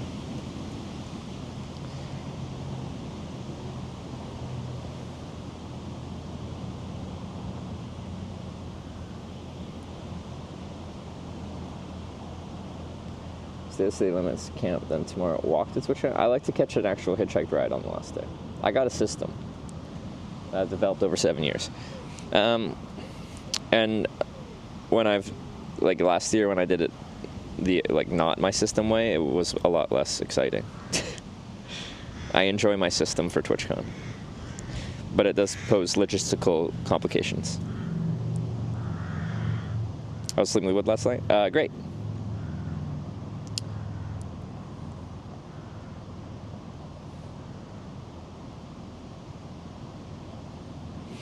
This say it's faster to go the northern way, so I feel like we can just, like, make a quick and dirty Utrecht sign and then get dropped off just after Appleton, I guess. Because I'm pretty sure I can make that. I can swing that one at this BP gas station.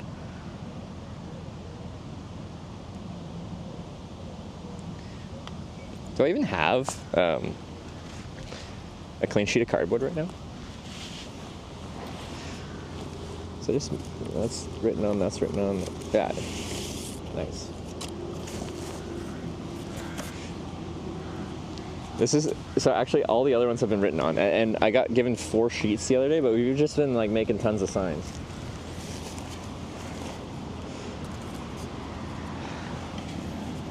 More signs, this one will be faster.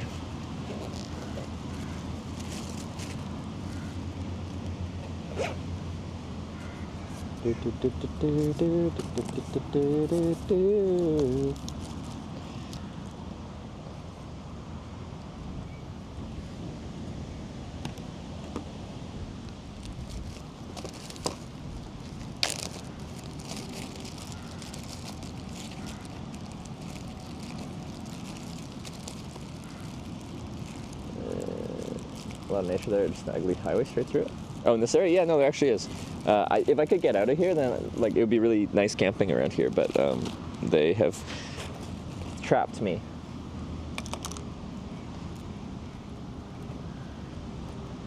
There. Right.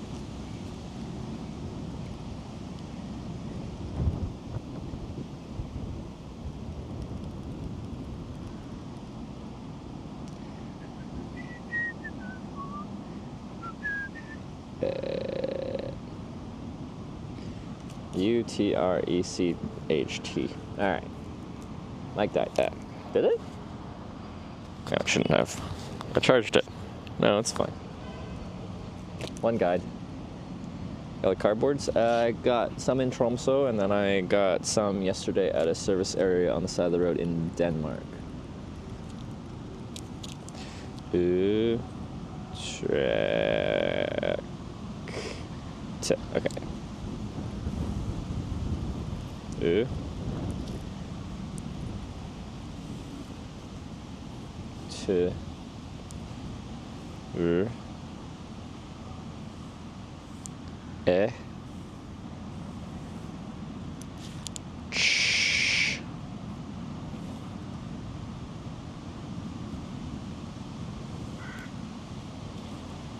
Easy.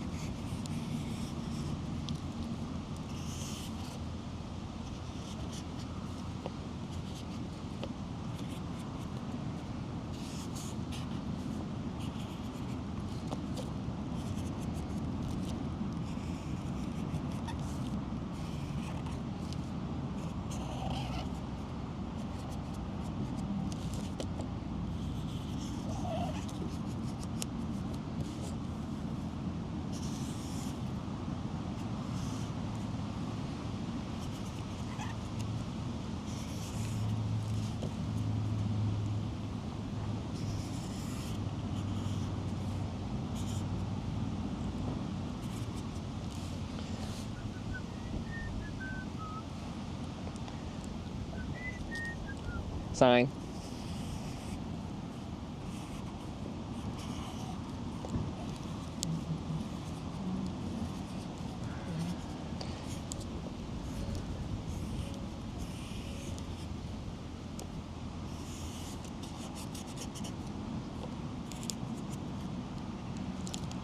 I just can't handle the fuzzy edges, but it'll be fast.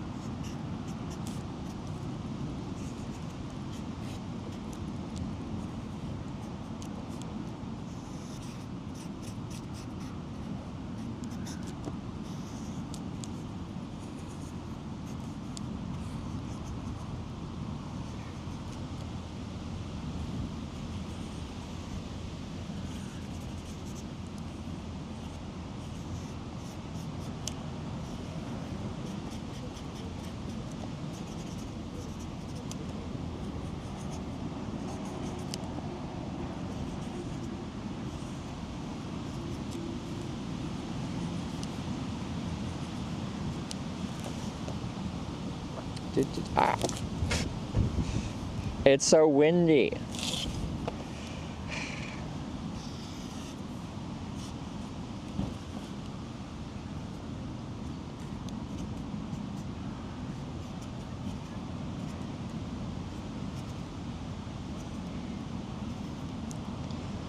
Okay. Utrecht. Done.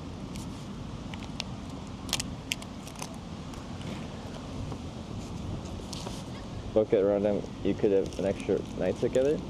Well, Sarah has to go like 80 more kilometers, which she won't do.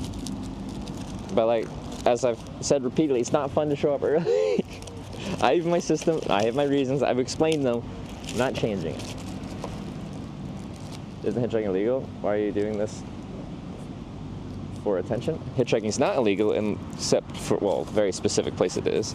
But I do it because I like it. I've done it for 11 years. I don't film it because I'm looking for attention. I film it because I think it's something misunderstood and something that hasn't accurately been portrayed in any media form. What it's actually like to hitchhike. I have so many signs. Anyone want some signs?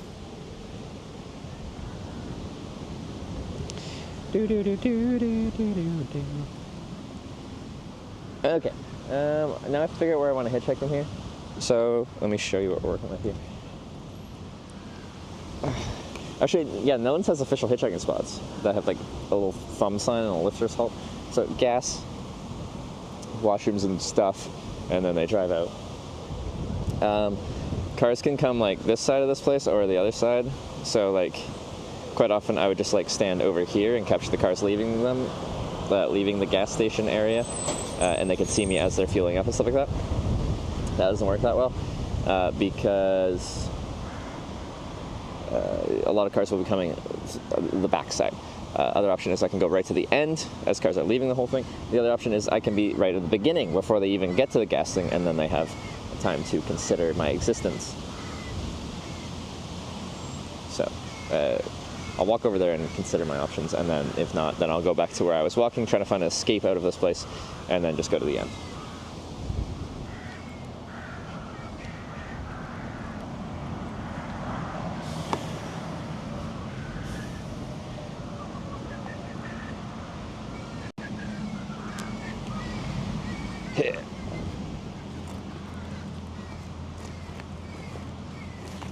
Extra science to this? Yeah.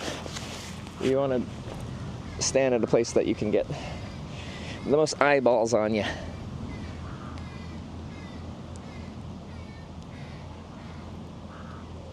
Be in prison? Yeah, I was going to stop hitchhiking here for the day and hitchhike to Rotterdam tomorrow because we're just an hour 40 away, 130 kilometers, and I'm pretty sure I could do that without too much difficulty in the time to get to registration. But I got dropped off here and now I can't get out of here, so I certainly can't camp here because there's nowhere to like not just be in like direct line of sight of everyone. Alright. So I have at one of these before camped before all the gas spots, and that worked pretty good. And, oh, that person got confused because I was gesturing. I wasn't gesturing to you, Car. I was gesturing to my Twitch chat, but you didn't understand that. That's okay. Let's see, rock climb. It is just a really tall wall, but it is scalable. That would be possible. Because I think my other option is to go before, like kind of by the blue sign at the entry. And then they go here to fuel up. I think that's what we're gonna do, actually. Usually we go after, but we'll go before. And then they park here, and if someone... Actually, that's how I got my last ride into Rotterdam last year. So I did this. I might have even been at this service area, because it looked very familiar.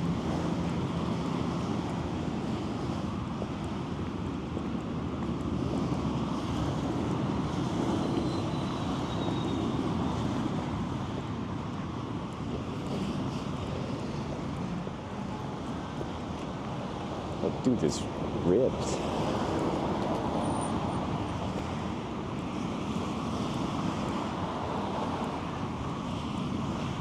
Alright, so this way I'll be able to capture all traffic. Right as they come in, and then they'll go and get gas and do that thing. Have time to consider it, and then they'll just gesture towards me. Or they'll stop here and then say, I just gotta get gas, blah, blah, blah. Anyway, it's fine. So I'm gonna use my Utrecht sign. Had first car luck? Yeah. In 2,700 plus rides, we've had it like probably 20, 30 times.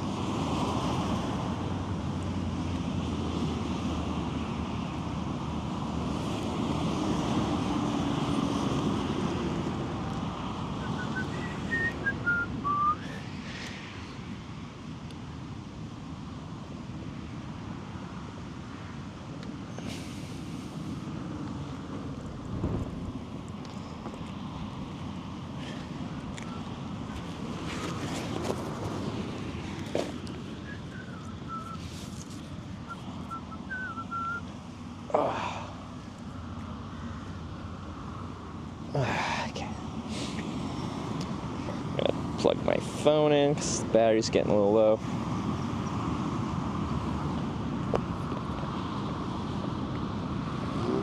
So right now, like, since I'm at the beginning, like, all these cars that are already here, I've kind of, like, missed my best shot at them. But now that I'm here, every car coming in will drive past me.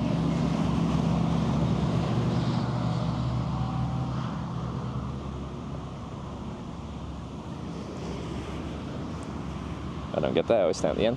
The issue is, like, there's like 3 roads that all come together, and then at the end it's like a narrow bit. Resubscribed for 3 months. The only reason I'm here is because people will see me as they enter, and then while they're doing stuff, they can sit there and think about it. $20. Where at your end, they won't see you until they're leaving, and it has to be that snap decision.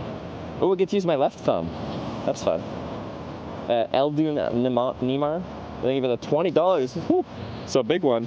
Thank you very much. We got some tunes from you as well, and I got Rathwell with the 3-month resub.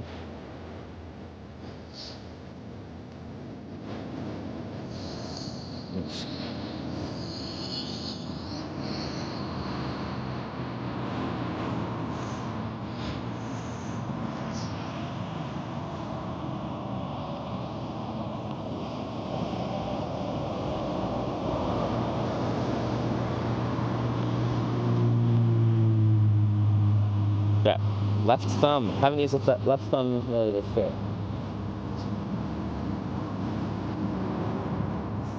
Okay, here we go. This is the M83. We're going to the electric. Okay, the only cars that don't really drive right past me are the people going to the electric car charger. That dude's ripped. I know he's absolutely jacked.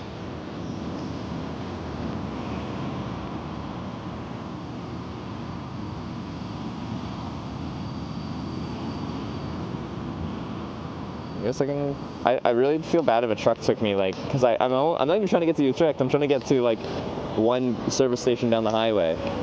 It's really not far.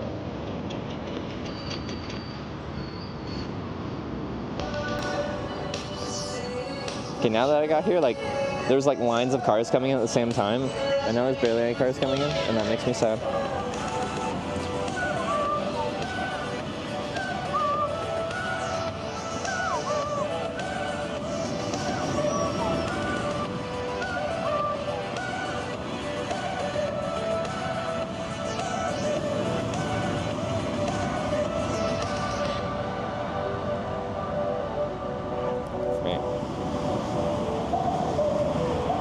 Where'd all my cars go?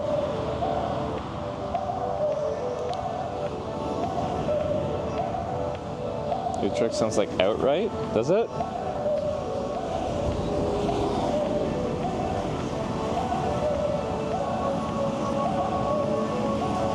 Come on, cars.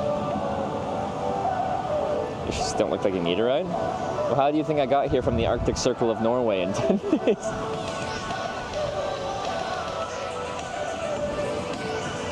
Because I've been doing it wrong the whole way.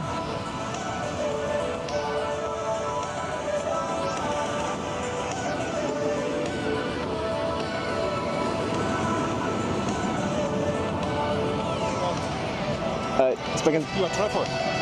I'm Trevor? You're Trevor. Yeah, I'm Trevor. Yeah. Yeah. I'm a follower of you. Oh, you are? Sarah. And Sarah. Yeah. Oh, cool. So you're in Ireland. Oh, you didn't know I was here?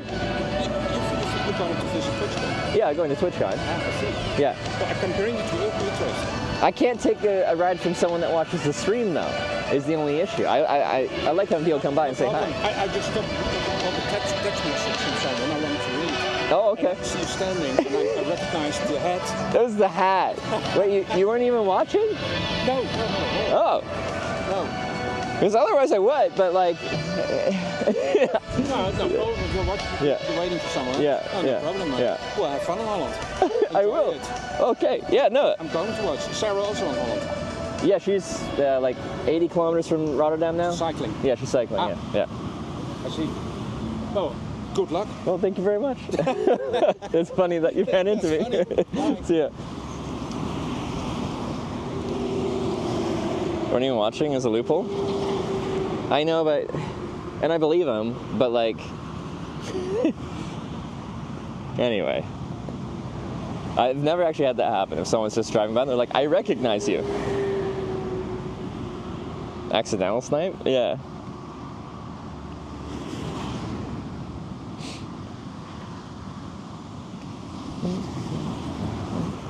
But he wasn't watching? I know, but like he is still a viewer though. And he like stopped because he's like, hey, I know your stream, you're Trevor. I don't, like I've had people choose to come by plenty, but like not someone just be like, hey, I know you.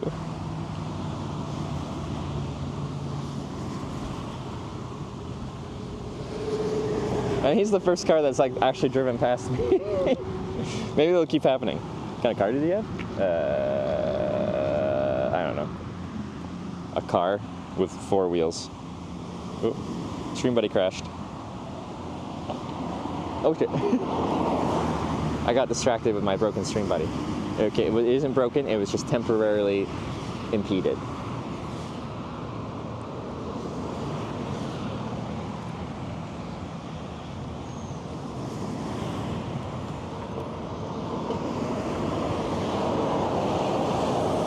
Did it really crash? It did! It does like maybe once a day.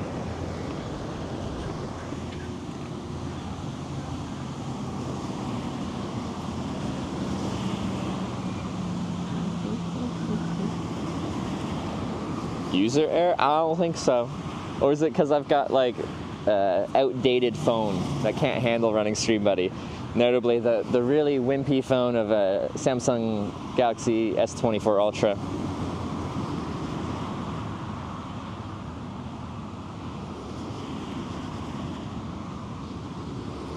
Crash logs, I've ever seen a crash log there. Do I send, do you get my logs? I feel like that's a weird sentence.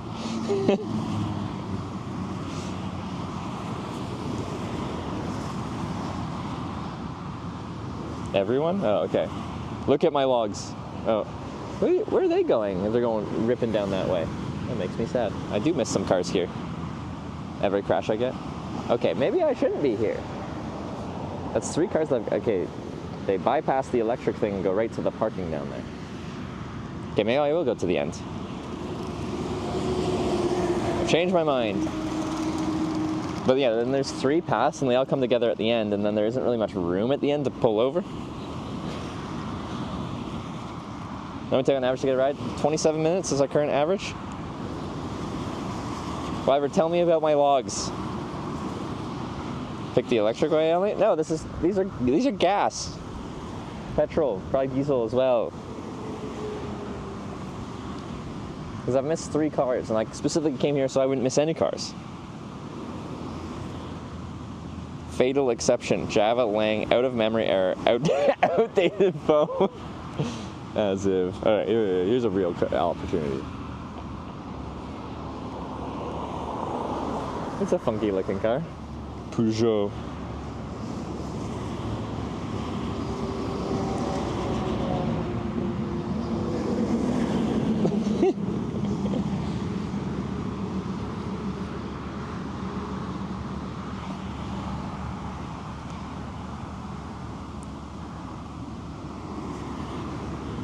I have to do work? But yeah, but what's my actual log? Did it crash for realsies, or is it user error? I know you're gonna respond user error, but I want to know the real. Okay, that was the actual log. Okay.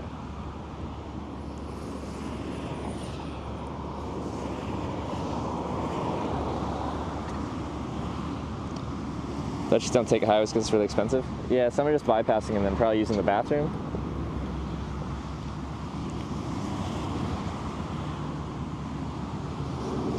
That's 24 is outdated. I know. That's crazy talk.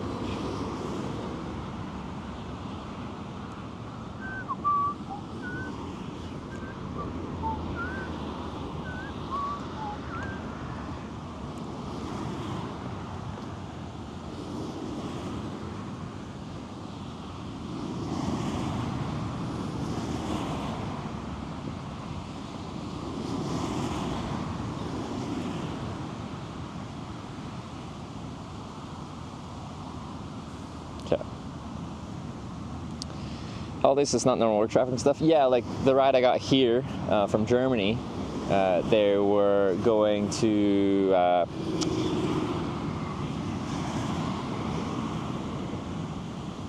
why am I so bad at names right now? Jeez. Anyway, they're coming here for vacation to meet up with some friends for the long weekend. I have a portable chair. Not on this trip. I do have a cool little portable Arnhem, thank you. And I got dropped off at Apeldoorn. And I was going to finish hitchhiking for the day here because it's a good spot to get a ride to Rotterdam tomorrow, because I want to show up on registration day tomorrow and not show up a day early. But I can't escape the service area. I'm stuck.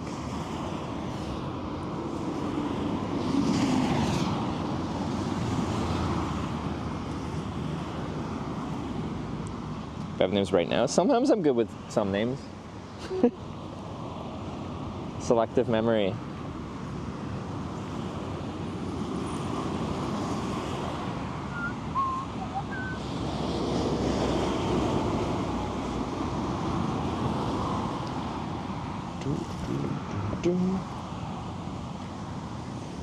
Old German police van. Were they Volkswagens? Makes sense. It's German.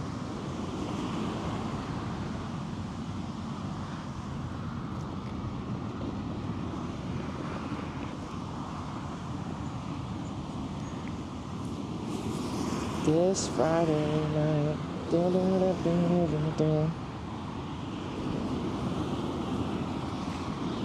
Is anyone watching here actually going to TwitchCon? Except someone ordered you an Uber? No, it's not hitchhiking.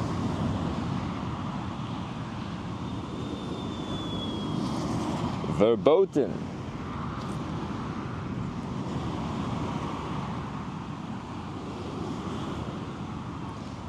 Wyver, no. Just Simi is going. At least one person is. Farinox is going on Saturday. Nice.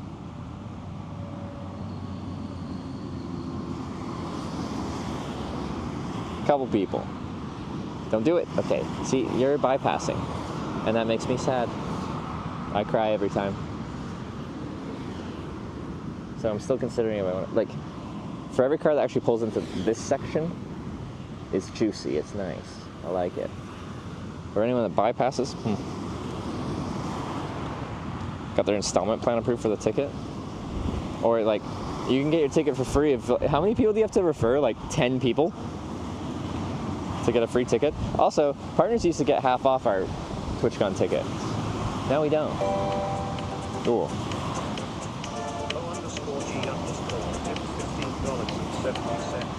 Thank you.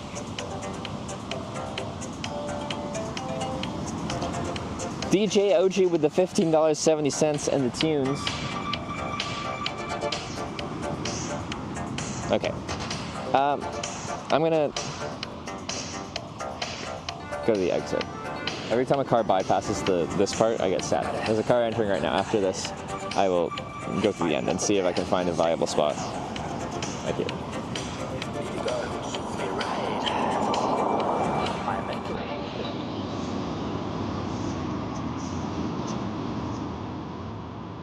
Yeah.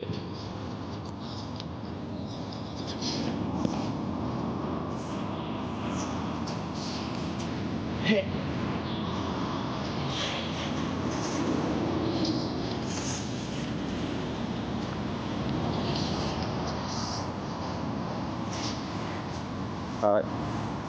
Oh, bypass. This is why we're moving.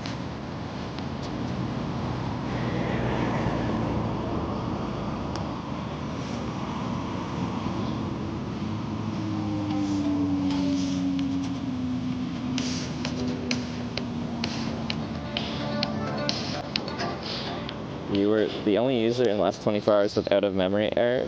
Just saying. It's error. How does that happen? It's a good phone.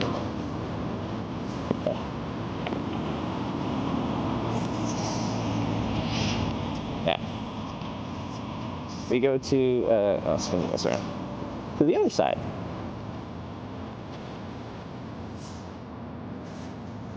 TwitchCon us for streamers to hook up with other streamer orgies. That's what it's known for.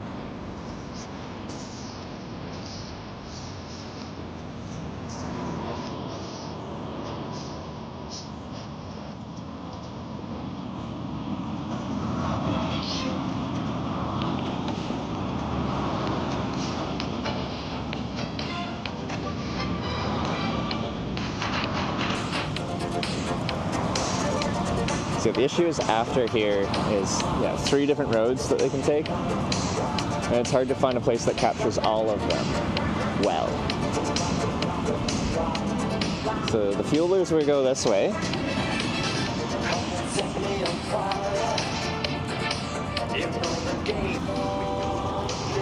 Wow. Jim's just gifted 5 subs to the community. I missed the name. Oh, I gotta check. Can I just like throw out some tires here? Nice. Thank you for the 5 gifted subs. I gotta check the name. I got full hands when I get there. So we got this one, and then we got middle one for like the trucks, and then we got the outer one for cars that are parking. So we can walk to the end, but it's hard to get all 3 at the same time. Kitty Meows are gifted a tier 1 sub to Just Sign Me. This is their first gift sub in the channel. I gotta pull up my phone and check all this stuff. Hey! It's hard for me to hear Brian's enunciation. Trucks. Got trucks.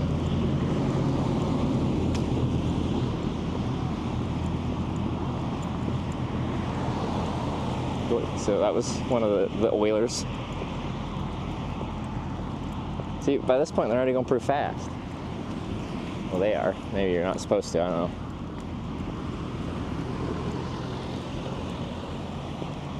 They ever stop there? That's the question.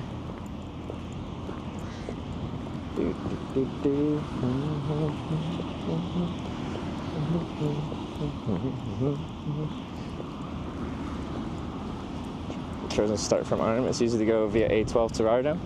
Yeah, I was trying to stay on the highway network, and after here on the way to Arnhem, you don't go past any other service areas. So I'd get off the highway, and once you're off the highway, it's hard to get back, or it can be hard to get back on.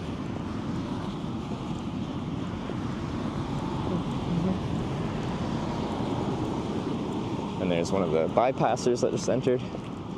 So yeah, here's our issue. It's just like where, like someone could just stop exactly where they where they are, but there's no like great pull out of the way spot. I could just stand right at in the middle here and get people either way. It's probably the best. And people coming this way can kind of just pull off to the side or whatever. Cars should be going slow anyway. Cars coming this way can just, it's wide enough they can kind of pull in anywhere. So that's probably what we'll do. Here's a car coming this way. I'll probably just like be adaptive and kind of move more this way when there's cars coming this way. Move the other way and cars coming the other way. How far from TwitchCon? Like an hour 40 drive. Okay.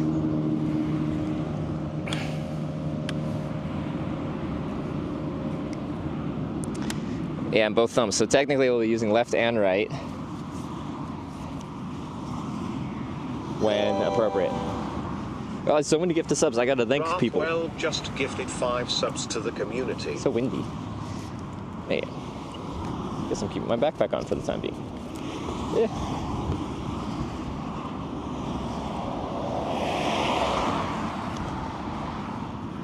Okay.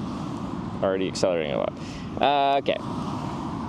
Rathwell with the 5 gifted subs. Thank you very much. We gifted sub welcome to the Twitch Hikers. We got Kitty Meowsers with the gifted sub to just Simon. Thank you very much, Kitty Meowser. And Whitrums with the 5 gifted subs as well. Lots of gifted subs. I do appreciate it. If you're gifted sub, welcome to the Twitch Hikers. I'll put you down a little bit.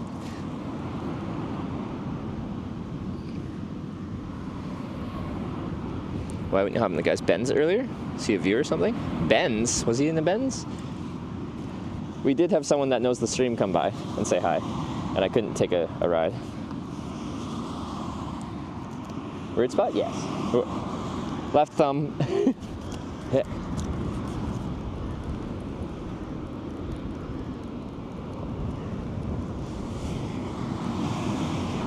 It's fine. This will work.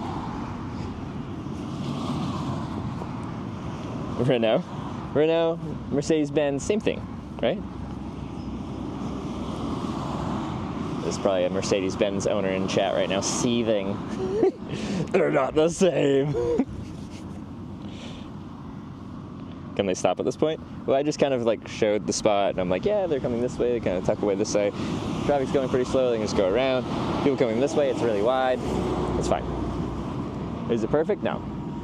Are my hitchhiking spots usually perfect? No.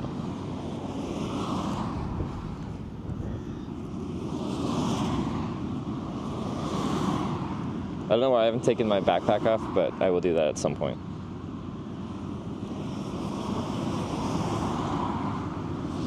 Any plans after TwitchCon? I'm flying to Tromsø and riding my bicycle from the Arctic Circle of Norway to down through Finland.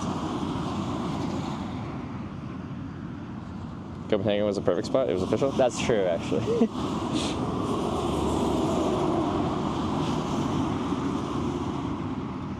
Wouldn't pick up because of the hat. Loves canned ham equals unstable individual.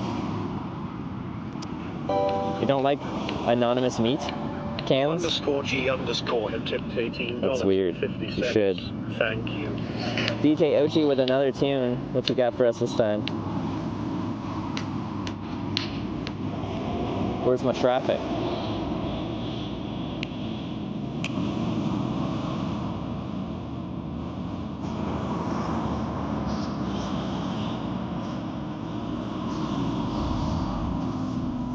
Yeah, get some.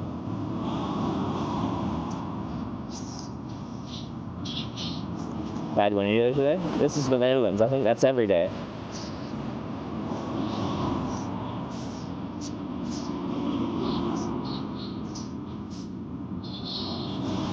I'm trying to go like 10 kilometers down the water right now. This is silly. That's okay. Zahal cheered 100 bits. Zerhal, thanks for the 100 bits. Much appreciated. I guess, you know what, maybe I want my backpack on because it's a windbreak. The wind's coming from behind me.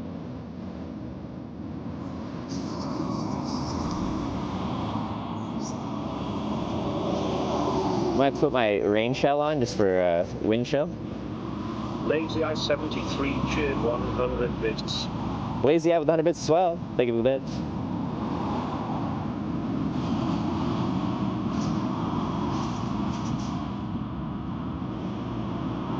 Start.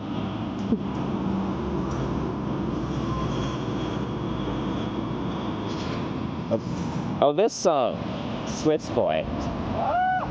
Beamer.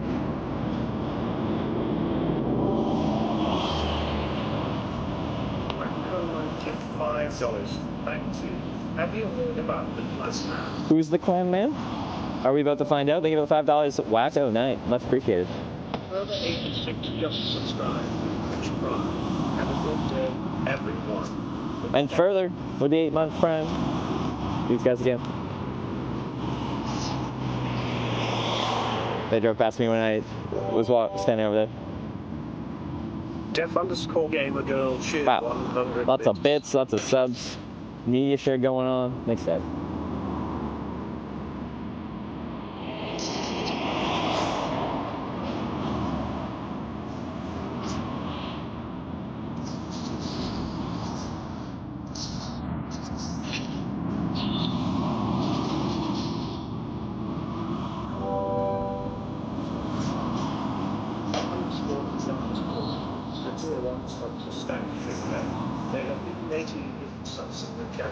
DJ OG with the gifted sub as well. Thank you very much.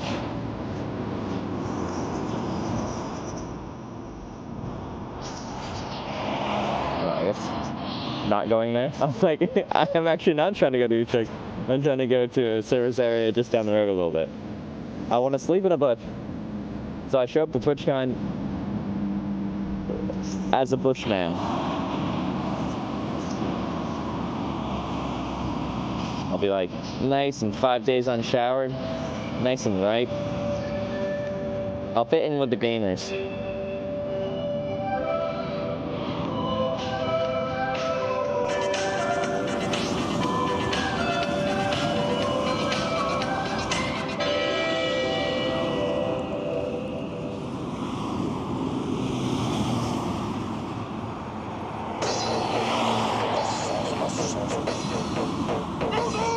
Ah, this is the clam man. This is.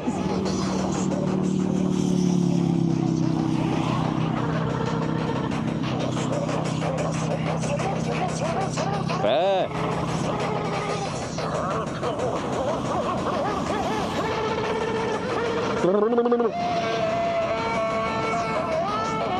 What is this? Jesus.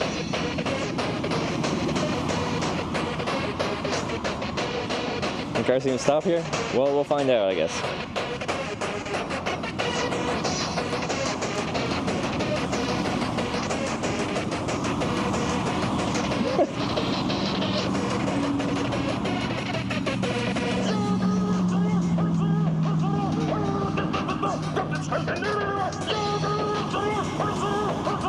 Wow.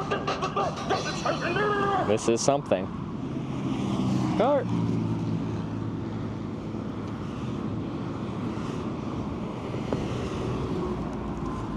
Not our car.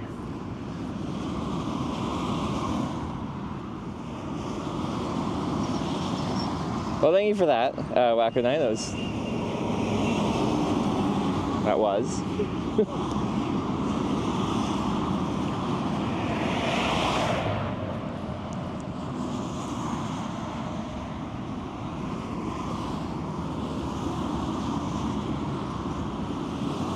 You're trying to stop the car there? Yeah, I showed it. It's fine. It'll work. $13.37.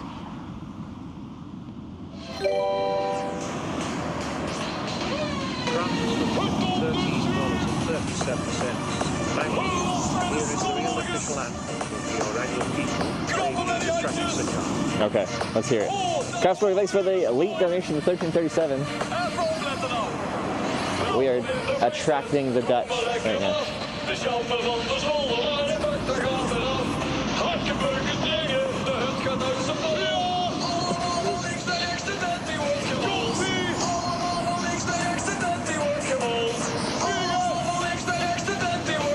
Yeah. Numidia just subscribed with Twitch Prime. Numidia, thanks for the 13-month Prime. And the Rotterdam TwitchCon sign. Yeah, we're supposed to use that tomorrow for our final ride in, but I can't camp here. They put a giant stone wall around this whole service area, so I can't get out. So I'm trying to hitchhike to the next service area that has a path out of there so I can camp and use the Rotterdam TwitchCon sign tomorrow.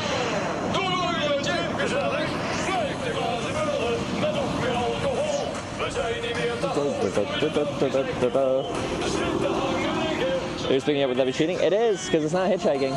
This is a hitchhiking stream, not a streamer getting picked up by their viewers stream.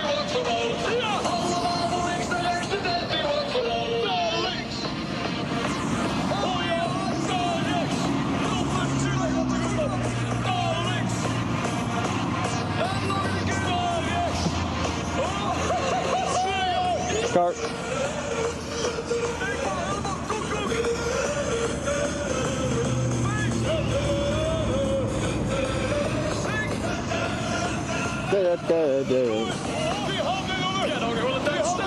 It's easier for cars over here to stop than over here. They still can. They just got to be dedicated.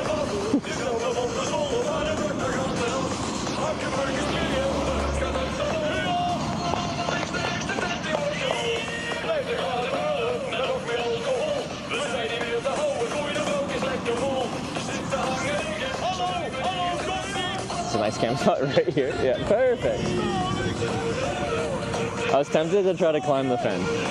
I could. I don't know if that's like illegal or...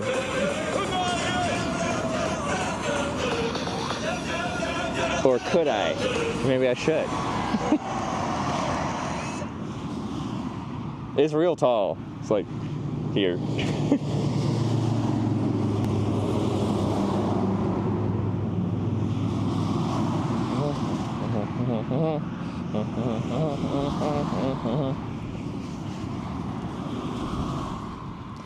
It's kind of catchy. Now it's in my head. No, I'm pretty much Dutch now.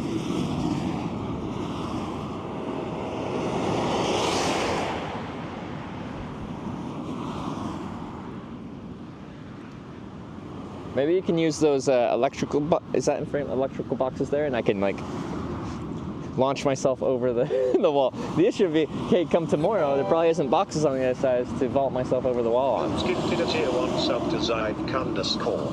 They have given 6 gift subs in the chat. Look at that car. That's so neat.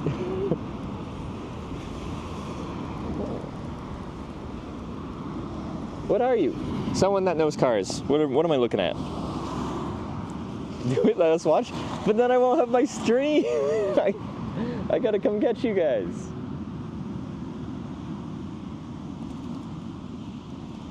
Citron? How do you say that? I feel like I've never said that name.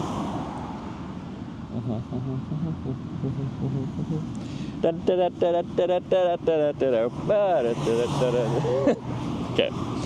No, someone give me a different song. I don't want that. Wait, but we're in the Netherlands, so that's the. Is that the national anthem?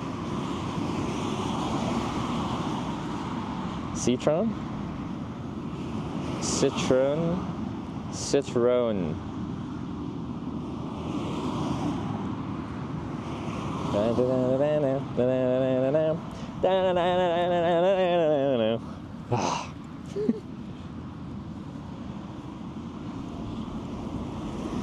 Where are all the cars? It's suspiciously quiet. It's hard to get a ride when there's no cars to hitch. Hi, I'm new. Welcome, Silvietta.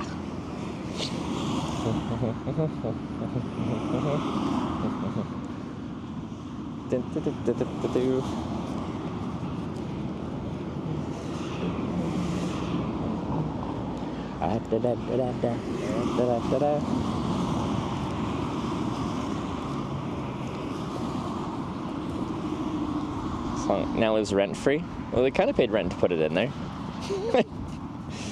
But maybe they got a good deal. Where are you from? West Coast of Canada. Yeah.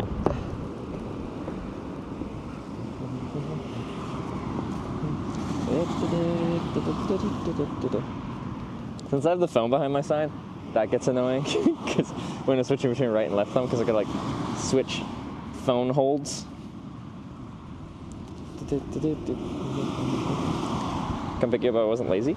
Oh, but I can't get viewer rides. This defeats the whole purpose of the stream. We had a viewer that said that they weren't even watching but just recognized me because of my spam hat. That pulled into this rest station. They said to check their texts. But, you know, that would be questionable as far as our rules that we've set. I'm just trying to get, like, I don't know how far, like 10 kilometers down the road. Oh.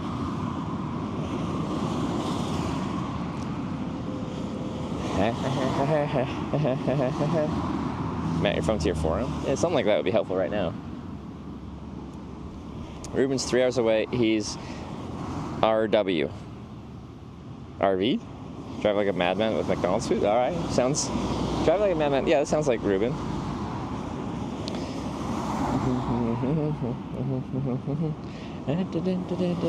Ah!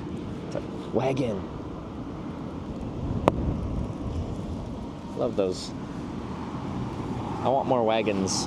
Oh, like we would have that one in Canada. We have all those, but all the wagons we get in North America are really expensive. Like a Subaru Outback's probably the cheapest one. Custom sign holder phone case. That would be convenient. I could get behind that. Almost walk the last stretch. That would be tough. Ah, they're coming from both directions at the same time.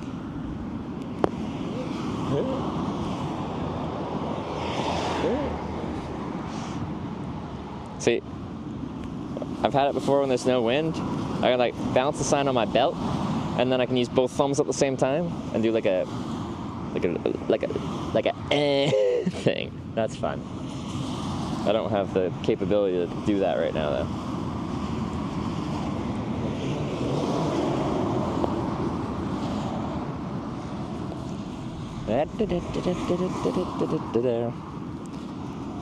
Belt? Sure, hey. Yeah. It's my belt.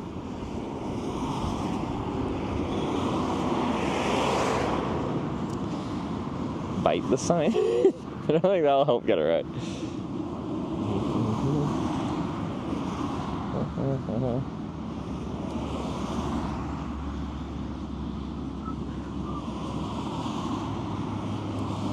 Favorite car you've hitched in? A King Air 250 airplane. Car with wings, baby. Car with wings. Still hasn't gotten there yet? I don't want to get there yet. I want to get there tomorrow. We're just trying to get close to there today.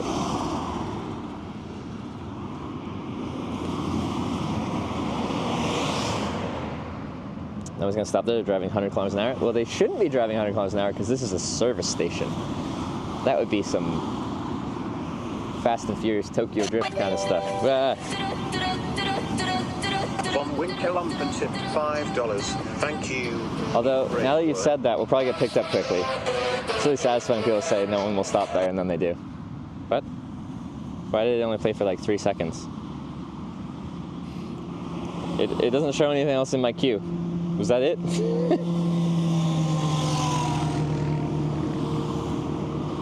Huh?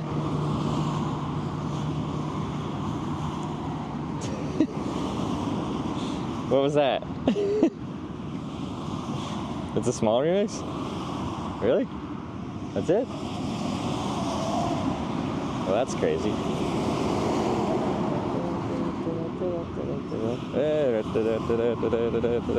But the whole song, I didn't skip it. It just stopped. I didn't do anything. It's not my fault.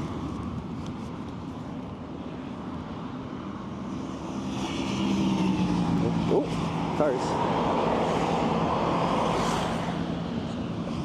Where are these guys going?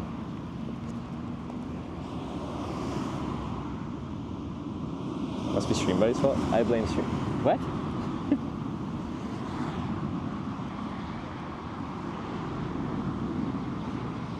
Dogging spot.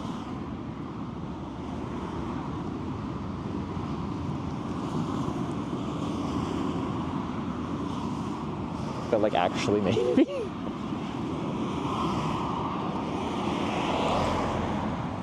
Like they look like they're trying to leave the station.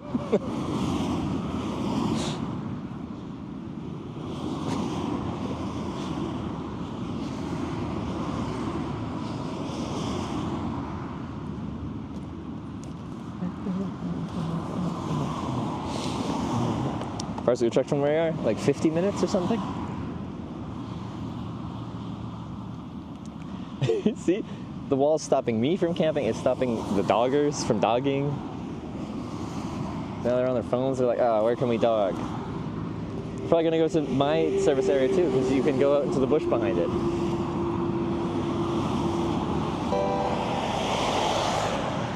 Schreiss tipped $5. Thank you. Next.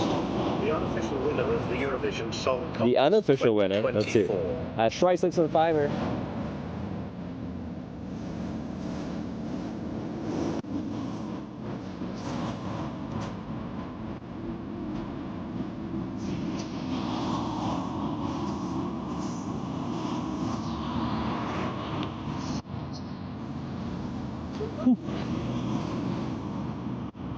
Europe is a weird place.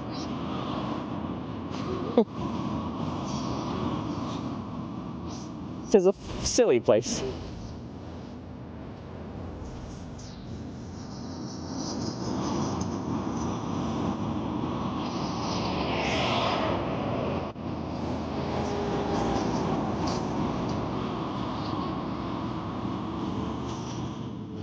More like Hammersmith here? It's only 50 minutes, it's not very far. I'm sure plenty of these people are going through that area.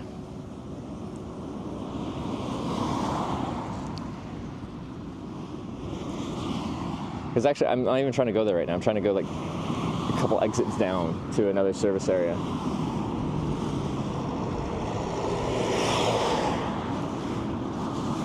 Ever been to Italy? I have. I had a really good time in Italy. It was fun to hitchhike through there. Right, and early? They just got like a minute through media share. It's like a per second thing.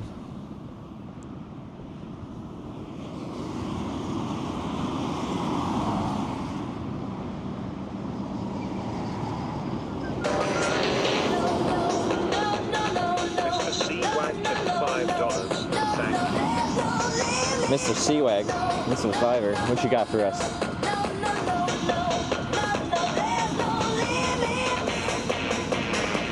Try to get shortage for some longer runs? I don't know, it depends on, no, usually not. Because everyone's driving at least a short distance, not everyone's driving a long distance. You still have to decide how you want to like get those short versus long rides, like how do you let people know that? Okay, like sign, like how are you advertising?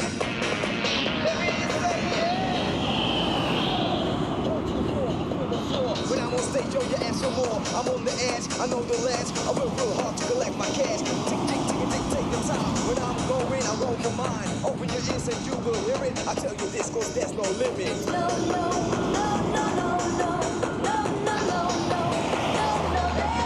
When you last shower? In Stockholm. Which side Stockholm? 4 days ago as of this morning, I think. 5 days as of tomorrow. Which we almost certainly won't shower today, so I get to show up at TwitchCon like all the gamers, 5 days unshowered. Oh, he's gunning it. Most people aren't going that fast at this point.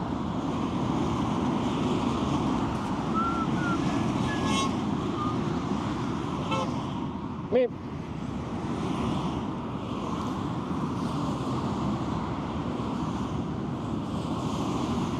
Except you have antiperspirant, true.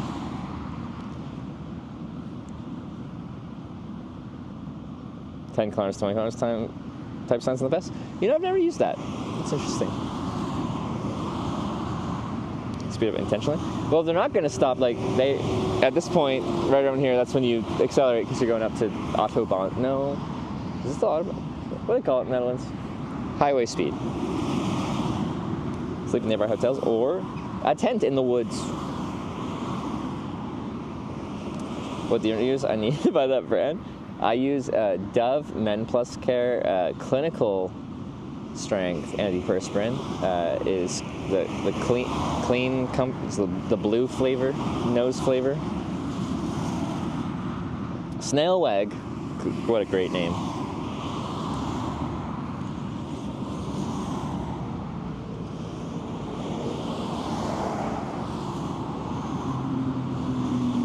Luckiest hitchhiking country, pickups fastest rate. Fastest rate, Ireland, Fiji. 8-minute average wait time. Ireland, Fiji. They're not combined. Worst place to hitchhike at the gas station. I was hitchhiking there, and then everyone said go to the end of the gas station, and then no one's going to be happy no matter what. The issue at the beginning of the gas station is it's already splits at that point, and I only got people going to the actual gas station, not people bypassing, just park and go in separately. So then we came to the end, and then people bitch about that, so. It's fine, it'll work.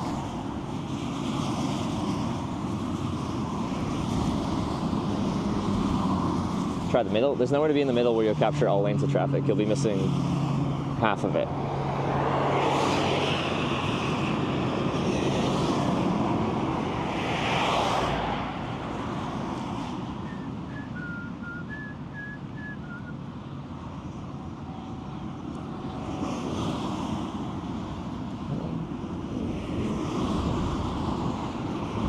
It's dangerous for girls to do it. Like, I'm not a girl, so it's hard for me to say.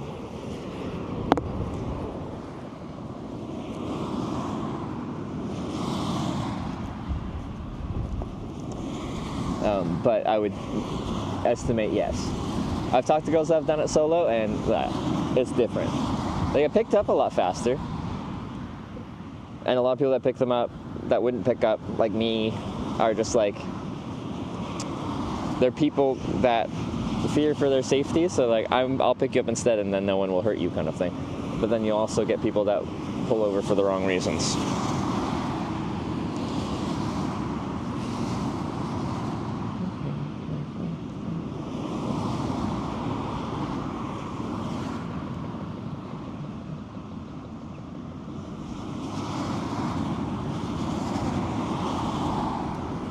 But like, you know, me hitchhiking as a guy, like, I'll get solicited by people, mostly guys. And like, I don't mind that. As long as they just ask, and if I say no, then we drop the issue.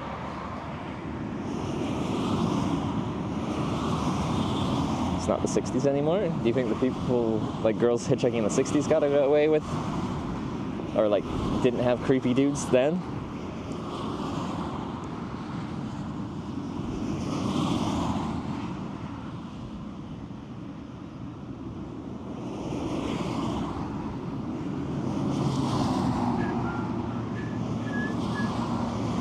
Hitchhikers each take families and women drives? Yes.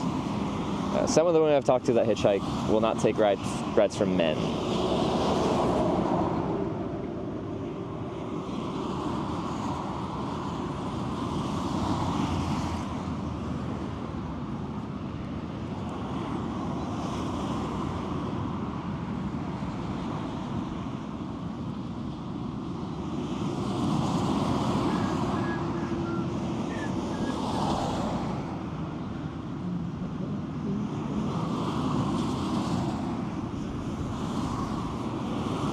Wind.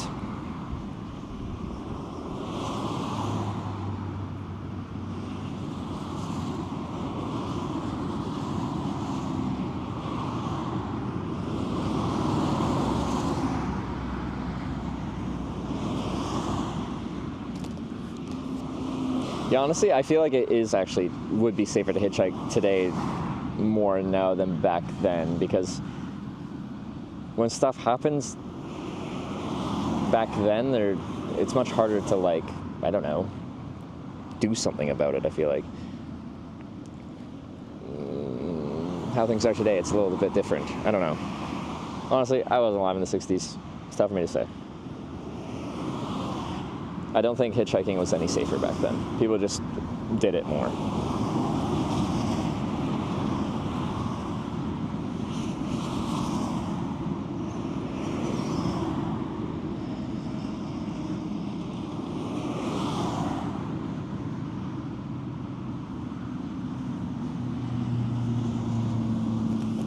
Car? Yeah. If people are committed to not picking me up and like that Audi are like already at highway speed when they pass me, yeah. Most cars don't gun it at this point because you're not supposed to, because you haven't left the service station yet. Because like you're having traffic merge here, so if you're already going like 100, it's not really a safe merging point.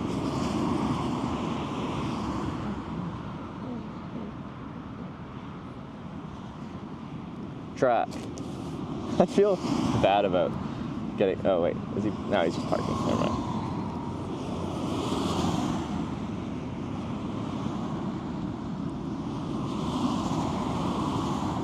Hurry to TwitchCon?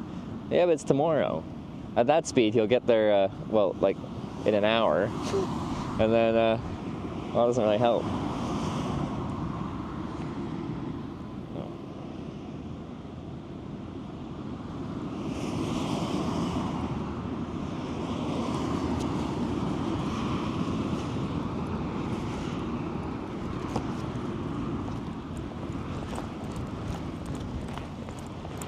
Kan je naar Amersfoort brengen? I speak English. Amersfoort. How far is that? Like another 20 minutes? Oh, actually, I'm not even trying to go all the way. I'm trying to go to a service station between here and there, so that would help me out a ton. Before I hop in, I don't know if you saw it, so I make a video about hitchhiking. I have a camera. Don't have to point at you, but it's in my hand. Is that okay? All right. That's all right. Sweet, man. Thanks. Okay.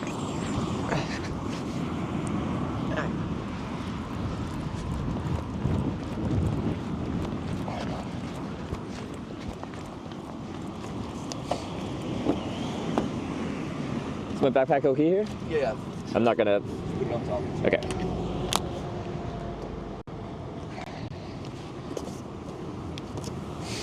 Viewer, he was speaking Dutch. Oh.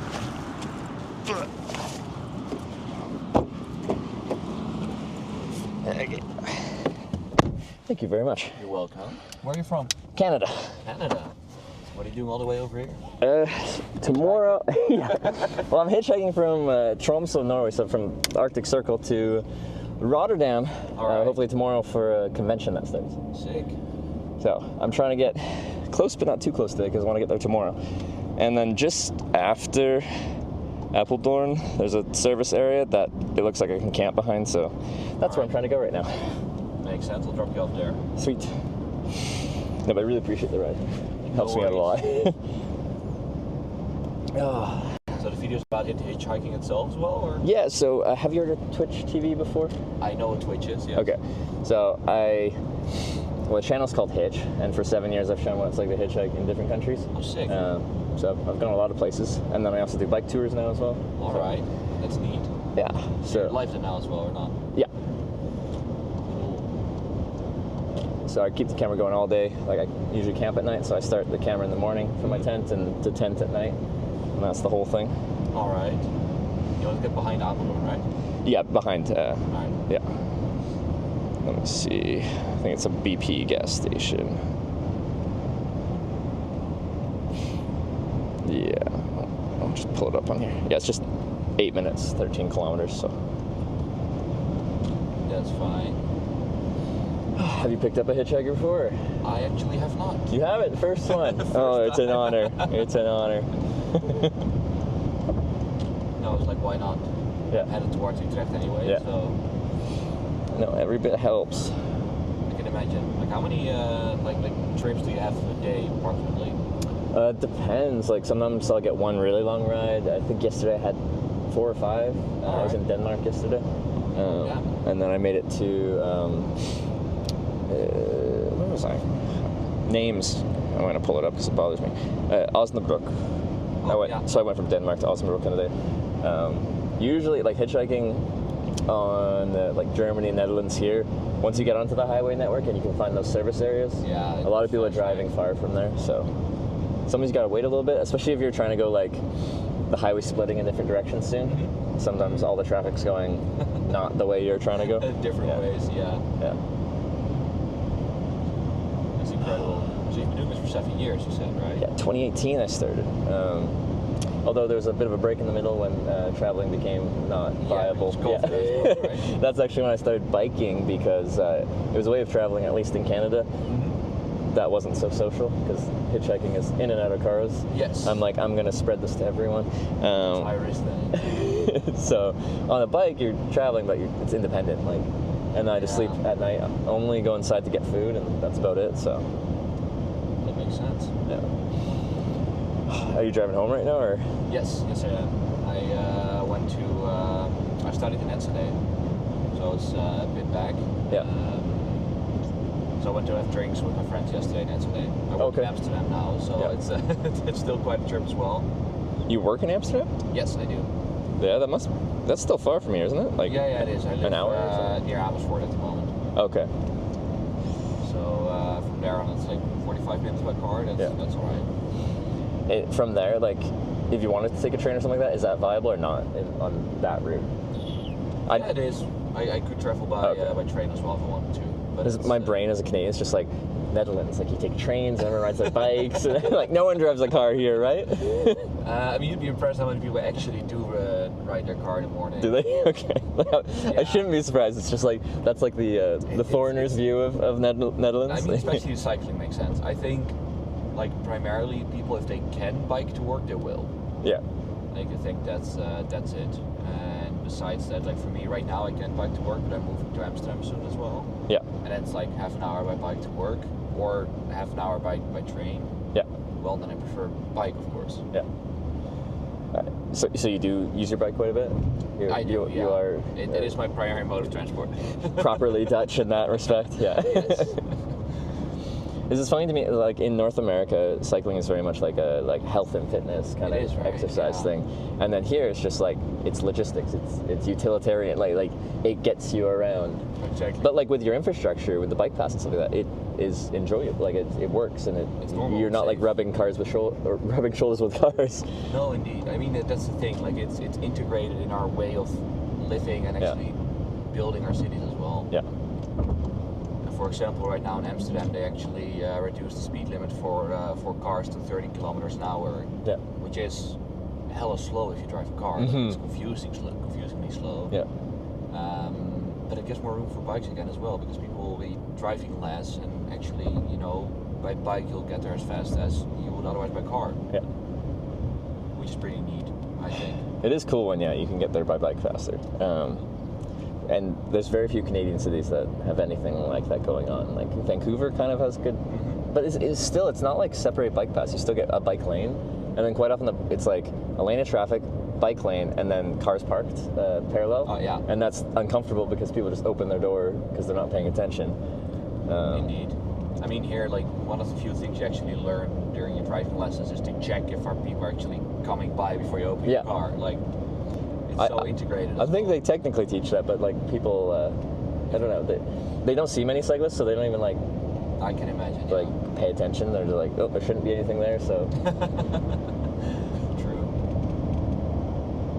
All right, so we're just 3.5 kilometers. There's probably signs for it up here. I think so.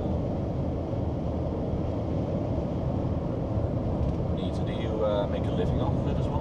Yeah, this is my job.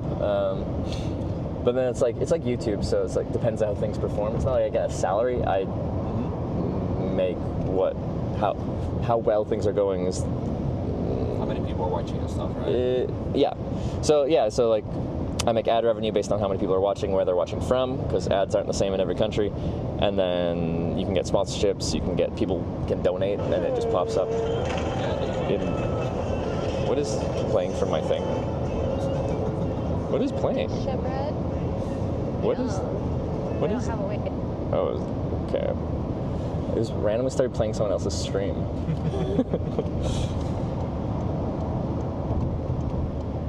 Is that Sarah?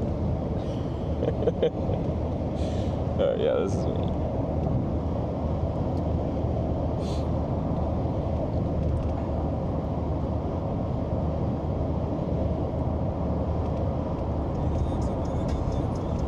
So not this one, but the next one, right? No, this one. This one? Yeah. Because I'm actually just walking in the woods to sleep tonight. Because I don't want to get to Rotterdam a day early, because then like everything's tomorrow. So yes, I can. And it's only like an hour from here, so hour and a bit. What kind of convention is it? For Twitch TV, so it's TwitchCon, and it's a lot of gaming stuff because that's what it's mostly known for. But I got friends that go there every year, and it's lots of parties. It's a fun time. If you keep going there, then it makes sense, right? Yeah. Because yeah, I've been 9 times, so this is my 10th, I think. All right. This is twice a year, one in Europe, one in America. Makes sense. Yes, you're good. Perfect. All right. Good to go. Well, thank you for the ride. What's your name, by the way? It's Renzo. Renzo? Yes. Trevor. Nice to meet you. Nice meeting you, That's Trevor. a cool name. Renzo? Thank you. I like it. Anyway, I don't think I've met anyone with that name. Well, Renzo. it's not a common name, so... No? No. Is it like Dutch, or is it, you know where it's from? I mean, it originated from Italy, I think, from Lorenzo. Oh, okay, so shortened Lorenzo kind of thing. Yeah. Ooh. That's where it came from. Okay. I'll grab my sign so I'm not littering in your car. Amazing, thank you. Good All right. remainder of your trip. Thank you very much. Thanks for the ride. Have a good one.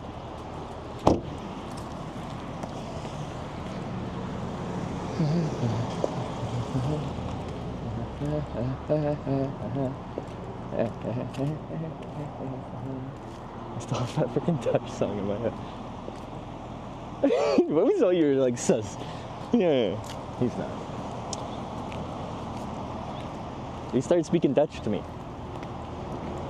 Yeah, I gotta put my life together. There's some benches over here. We'll sit on this bench and put my life together. Didn't kidnap him, sus. Ah, wait, get over here. Get over here.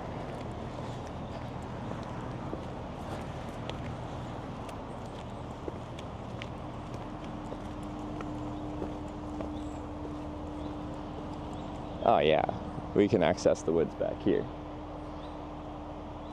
Just hopefully there's not a bunch of condoms and stuff. I gotta pee actually, so maybe I'll go pee in the woods. Talking about this the other day, but like, I enjoy peeing outside more than like in a bathroom. If I'm just going to pee, like, as a guy, it's just enjoyable.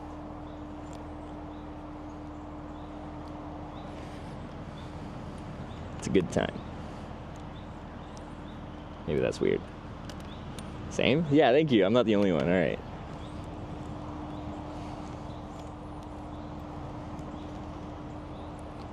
All right, we made it to a place where I can most likely camp.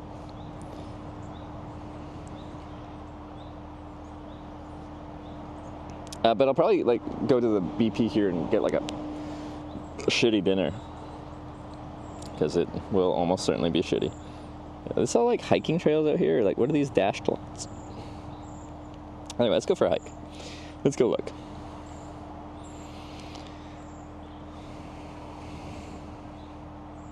It's so annoying to pee outside. I know. I feel like just sorry for women. They don't get to experience, like, you find like a nice cliff, and you're like, you get to pee off of it.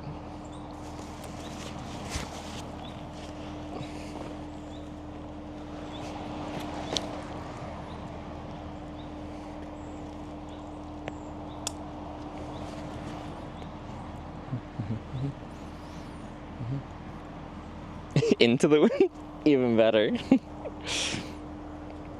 So enjoyable. Okay, let's do this. Actually, no, let's do this. I don't feel like I'm missing much. Well, how would you know if you haven't done it?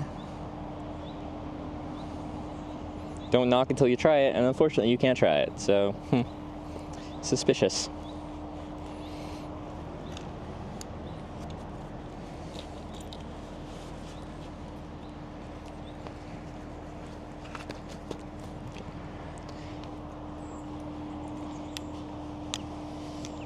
To the bush. Is that it for the day? No, we are done hitchhiking for the day. I have found the bush.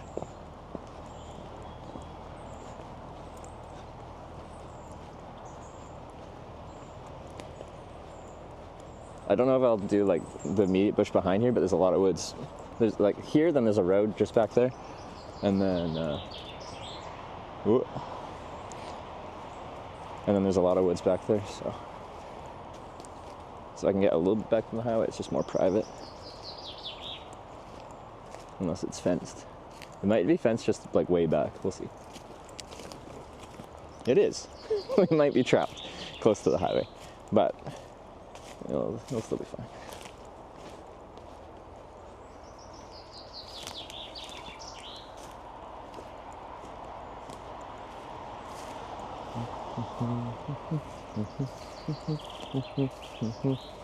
What's up? Girthy one? Yeah, this is what we run into. So technically still fenced, just like has usable. Let me out! Let me out! I'm trapped in the highway. Don't, me? You heard what I said. Let's go get food. Anyway, it's all viable back here, it's fine. I was just thinking to go a little bit further off from the highway, but it doesn't really matter at the end of the day. It's the official doggy spot. It might be.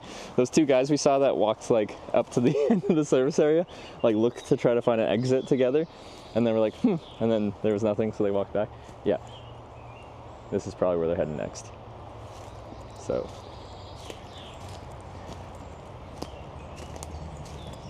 We can hang out, just the three of us. Back here. Oh, we can call it a threesome? Camping out right now. We're just looking. We're just scouting it out because I'm well positioned to get to Rotterdam tomorrow from here.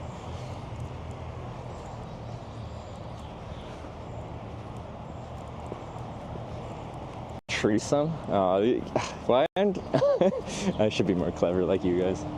So clever. 3 dudes, 1 tent. It's a 1-person tent though. It's a little cozy in there. What do you get? When you guys think is gonna be the best food we can find at this little BP gas station? Hot dog?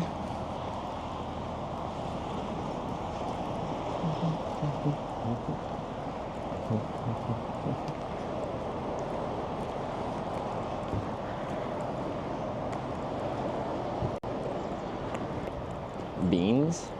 Why not? This one has like, let me go check out there. There's like a proper path going out to that one too. There could be like a random actual exit. Maybe there. Oh, we'll check that after. Food first. Those Dutch balls called? I don't know. I think call someone Dutch with balls the same as you'd call anyone else. Snacks, brewed. What do you got? Oh, okay. Ooh, these are dangerous. So, okay, there's like sausage rolls, but I've had literally the worst sausage roll of my life. It wasn't in the Netherlands, it was in Belgium. Just in one of these heated trays in these service areas. Like, literally had 0 moisture left. It was just, like, it took all the moisture out of my mouth.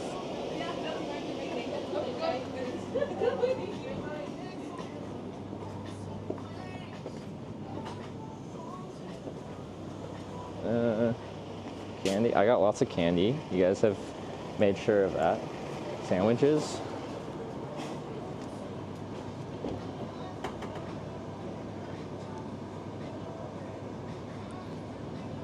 Kip Caesar. Mozzarella tomato. Wait. Do they... Hot specials. Oh, maybe... Okay. Brewed warm... Okay, no, they make hot food. Maybe they're closed. Hello. Hello. Do you make hot food right now or no? No. No. I'm only what's inside. What's inside there? Okay. Yes. All right. And we have meatball. It's also warm. Yeah. And yes. And you can open it. Just meatballs with bread or like You meatball? can take the bread and you can put it Together? Okay. All right. I kind of want the meatballs. I kind of want the meatballs. How do I eat them though?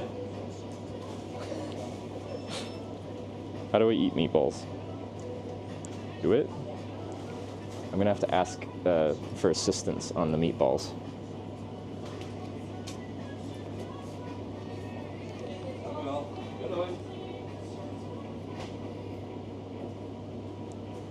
Toothpick. I know, but like, do I put them in this? How do I? Like, I have to get them from here into some vessel. Do I put them in my hand and just like pay for them like that?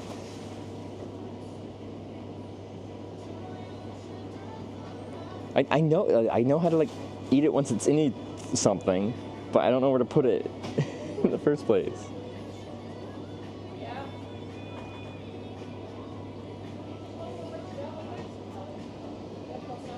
You have pockets? Perfect.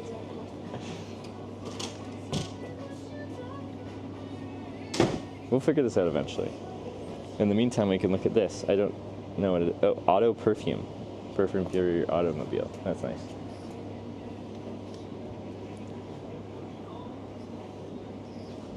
Alright, well, no brown paper bags? For meatballs that are like in a liquid. I feel like we need more than a brown paper bag.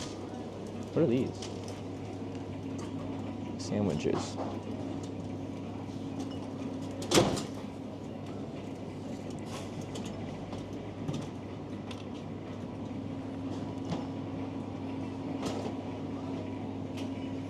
Oh, I got containers. I just gotta ask, because it might be these, but Gehaktball? Maybe that is. Okay, well you guys can tell me. Is that for the meatballs? Ask the worker. I know there's the lady that was back here left. It's those? That's it? Okay. How big are they? That's not very big. I like lots of balls. Okay, well, I don't have enough hands. Wait, no, I can probably do this. Okay.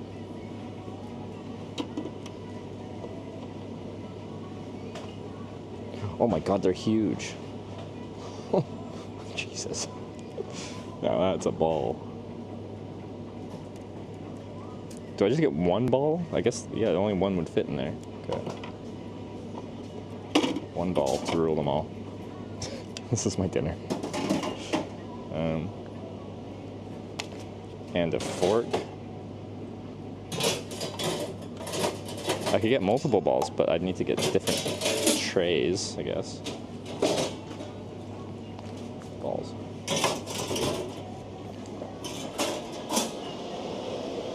And I'm gonna take a chance on the sausage rolls, which is super risky because these are often like the worst things in the fucking world. But I love sausage rolls.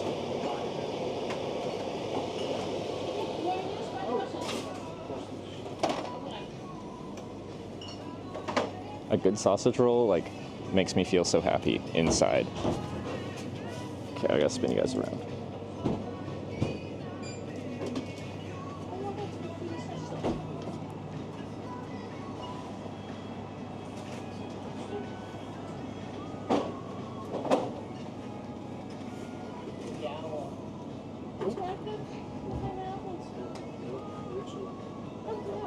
More balls? I can always come back for more balls.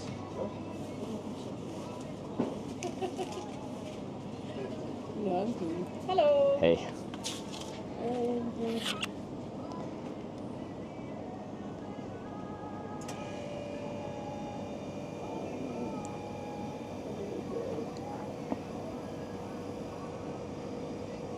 Yes, 25.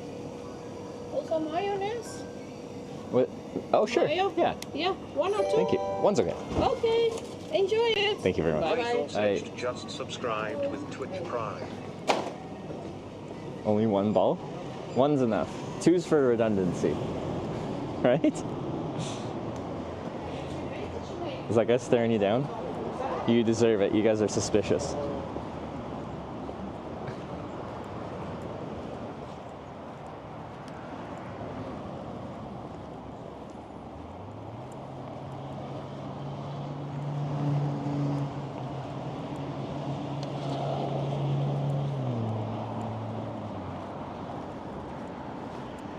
Why? You guys are up to no good. I can just tell, right? I'm going back to my bench and I'm eating my meatball and my sausage and my mayonnaise. I don't know what I'm putting mayonnaise on, but I figured it'd be good on something.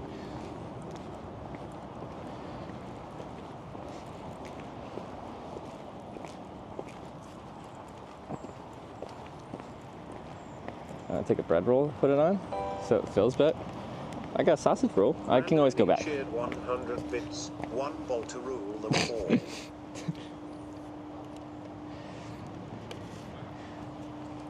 One ball to rule them all, and in the darkness, find them. Okay. Mayo on the balls, as we all do. Okay, got my mayonnaise. We are fine dining in the Netherlands.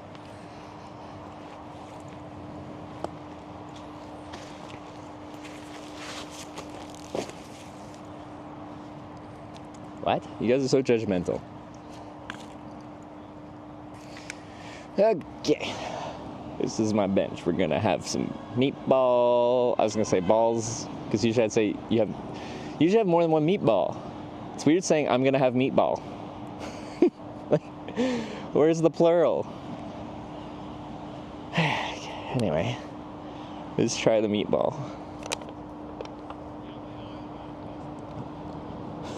We'll do it this way. Oh, it's a ball of meat.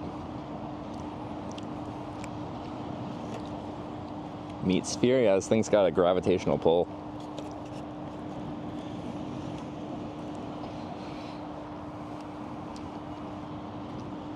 It's actually quite good.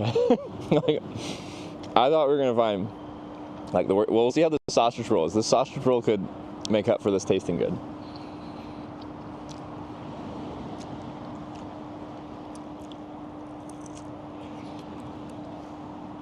Yeah, that's good.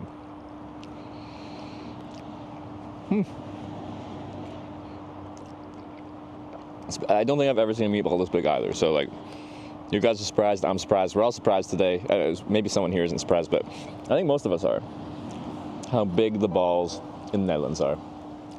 Rubber Ducky 182 just resubscribed for 3 months. Oh, I missed a sub before too. Rubber Ducky with the 3 months. Thank you very much. V Mandarinia with the 100 bits. And Razor's Edged with the Prime. Thank you very much, all y'all.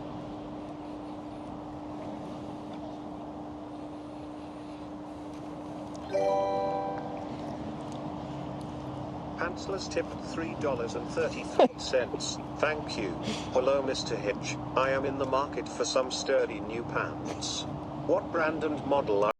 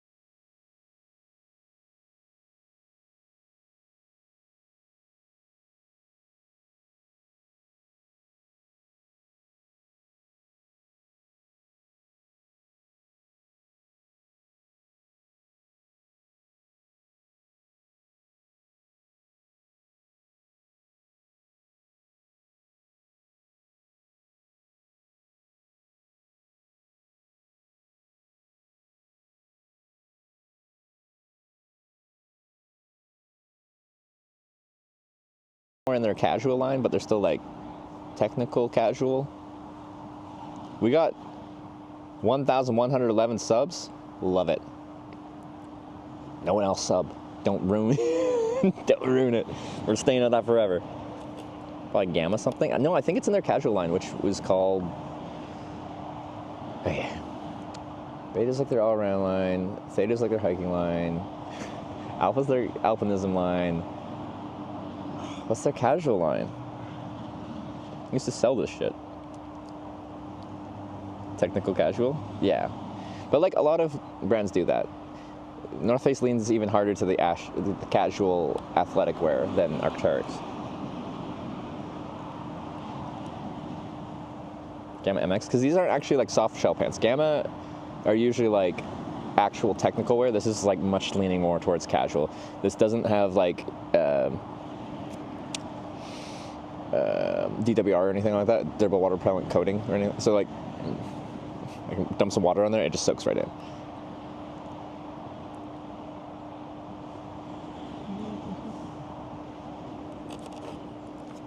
But like, the material's still like decent, and it's still got a little stretch. It's comfortable.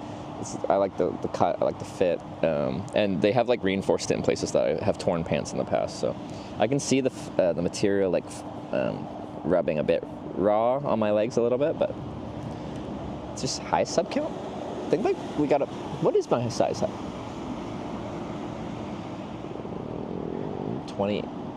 2,000.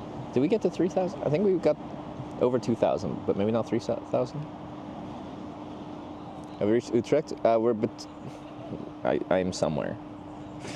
We are just west of Apeldoorn. Between Apeldoorn and Amersfoort. God, these places are so Dutch. No. But we're going to stop here because I can camp in these woods tonight. And you'd be like, oh, you got lots of daylight. You could just get to Rotterdam today. I don't want to. I want to get there tomorrow because that's when things start. I hitchhike my last ride or rides on registration day, and then wherever I get dropped off in the greater Rotterdam area, if I get a ride to Rotterdam, I have to walk the rest of the way. This is tradition. I've done this like 9 times. This is my 10th time. This is how we do it. So aggressive. But every time I say I'm slowing myself down to come tomorrow, people are like, just go today and like check out the city. I don't want to. You can't make me. I have free will. Maybe. Except I always ask you guys to choose for me because I get bad at choosing things now. Corning situation tomorrow? Tomorrow would be a bad day to just like have really bad luck hitchhiking though, wouldn't it? Maybe there's some bigger balls in Rotterdam. Maybe there is. Does anyone know of a place that serves like abnormally large meatballs?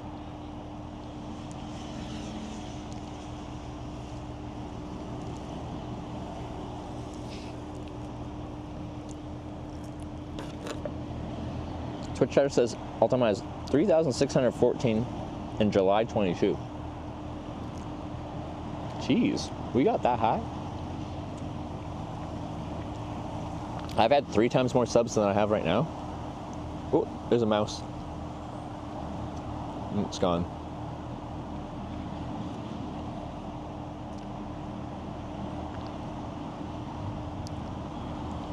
Measure it so we can compare meatball sizes? Yeah.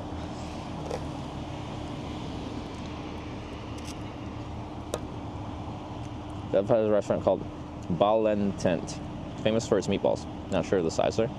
Can we call? How big are your balls? It's important.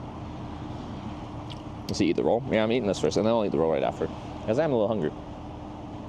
You stream for a few months. When you go MIA 6 months, you lose our subs. But even if I'm streaming like consistently, getting to 3,600 subs is abnormal. I just forgot what trip that was. 22.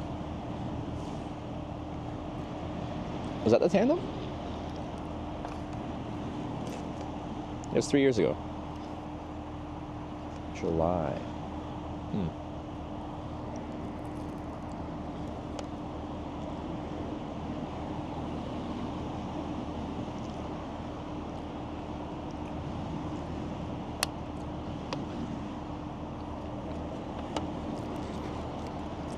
TwitchCon.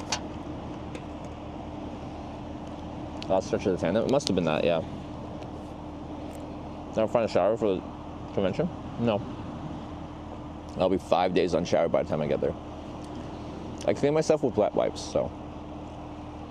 But it's always been my thing. I show up fresh off the road, like I just got dropped off hitchhiking, walk to the convention, and I register.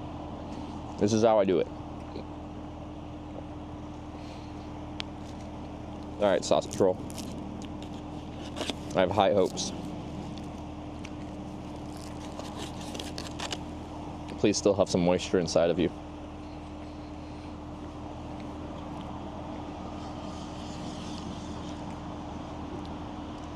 Heat wave during TwitchCon Amsterdam? Yeah, it was warm. Oop. I dropped my stuff, but I'm not going to forget it. All right. $5. What's this? Thank you. La la la. Jord Gub. Hopefully I said that right. Thanks for the $5. I don't know what you said in that. You put what probably is words, but I don't understand them.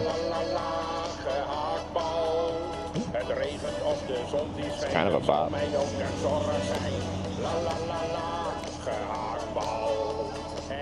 Yeah. It's good. Nice. Everything here is good. I had so low expectations for this VP gas station. We got good snacks, right?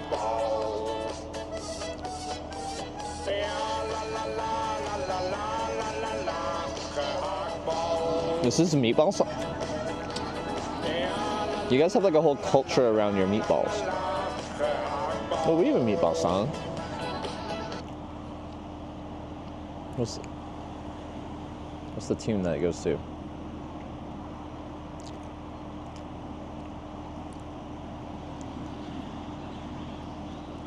What's the meatball like rolling right out the door song?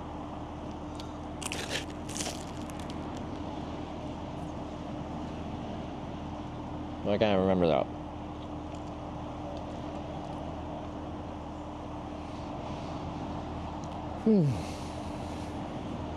Okay, so I don't know what I'm gonna do after this stream wise. I'm probably ending early and like just like going to bed early because I am exhausted from this trip and I want to get a good sleep for tomorrow. Basically made it again. Well, I still have to get a ride tomorrow.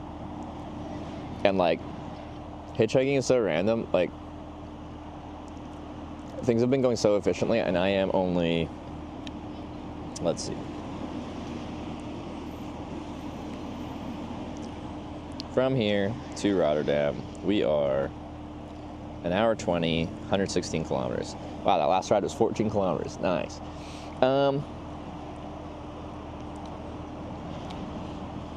But it's likely that I'll just be like a ride or two.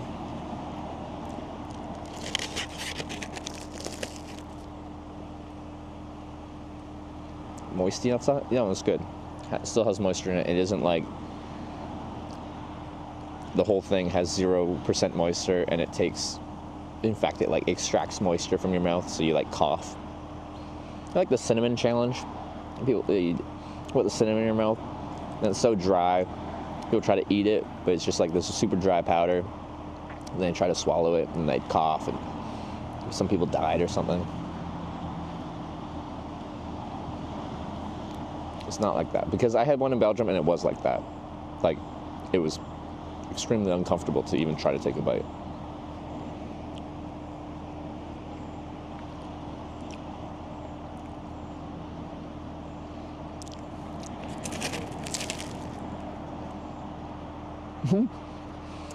Hi, Trevor, it's Melissa. Fizzy Turtles. Hi. Long time no see. We have person who picked me up hitchhiking last year when I was hitchhiking across America. That took me to Corning. Which Corning? There was not much there. There's just that little community center. Which state were we in? Arkansas?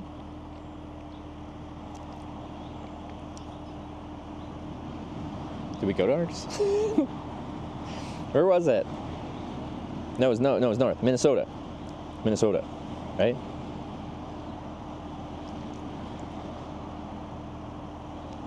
Yeah, we saved the turtle. You saved the turtle. I didn't save the turtle. You grabbed the turtle and took him off the road. I remember that. Yeah. Wisconsin. Oh, you're right. It's Wisconsin. Yeah, from Merrill. No, you're right. You're right. Good memory.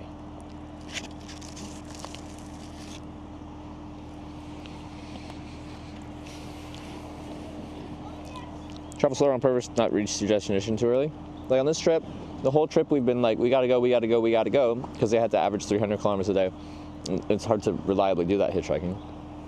But then we got really lucky with some rides at some critical moments that put us ahead of schedule, and now I'm here an hour away from Rotterdam a day early. So, but it really depends. If I was still over by Hamburg right now, I'd be like, I gotta go. Like, we gotta get rides. Like, we have to. But I'm here, so. Yeah, it was Wisconsin. But yeah, no, great times. And you were so fun to talk to. We had good banter. That was fun. Anyway, now I'm in Europe. This is the Netherlands. Just got dropped off here, I don't know, 20 minutes ago. Had a big meatball. I'm gonna camp in the woods back here. And then hitchhike to Rotterdam tomorrow.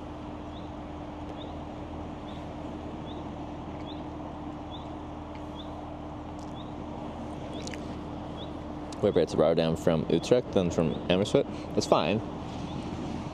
We're just like within a good distance where even if I need to chain a couple rides, we're in a good location to chain a couple rides to get to TwitchCon on time.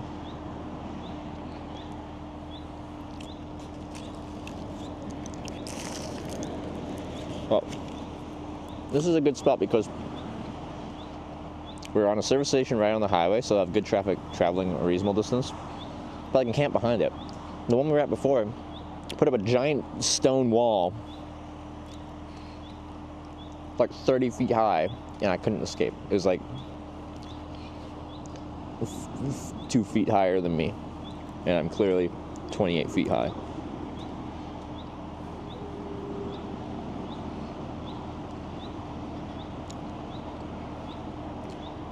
What's the next project?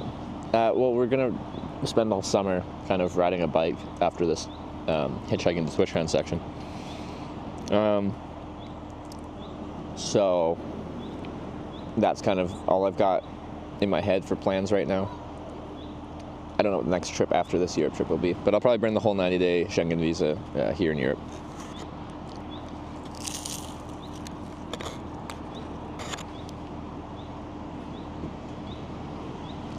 Sleeping in bed versus tent in the woods. Do you miss in a comfy bed sometimes?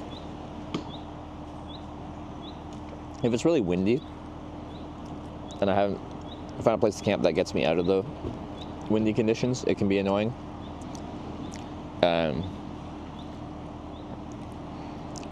None of my tents are just like severe weather tents, really meant for that, so you kind of like try to pick your campsite to get you out of the worst of the weather.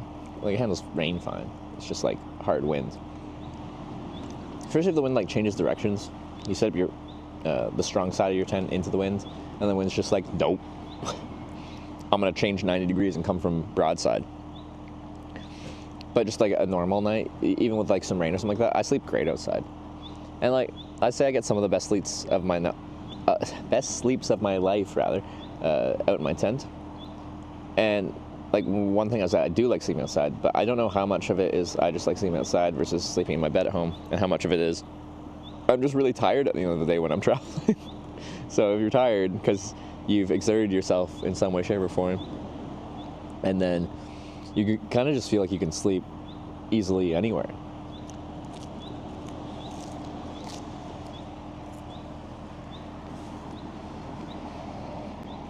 Ever manufacture your own tent? It'd be kind of cool, wouldn't it?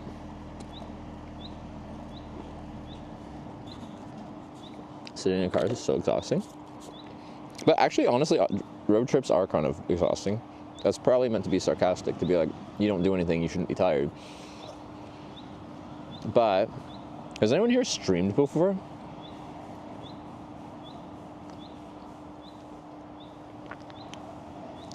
I feel like no matter what you're streaming, I know you'll be like, it's not something worthy of complaining about, and it's not a complaint. It's just like, your brain is always on when you're on stream, and it's when you finish like a long stream, you're tired, whether you're sitting on your butt the whole time or doing something. It is like a mentally exhausting thing, and that doesn't mean like, you should have empathy. I'm not asking for empathy. It's just like you have been mentally on, and if I'm doing physical stuff as well, physically on the entire day. So at the end of the day, you're like, no, I'm tired.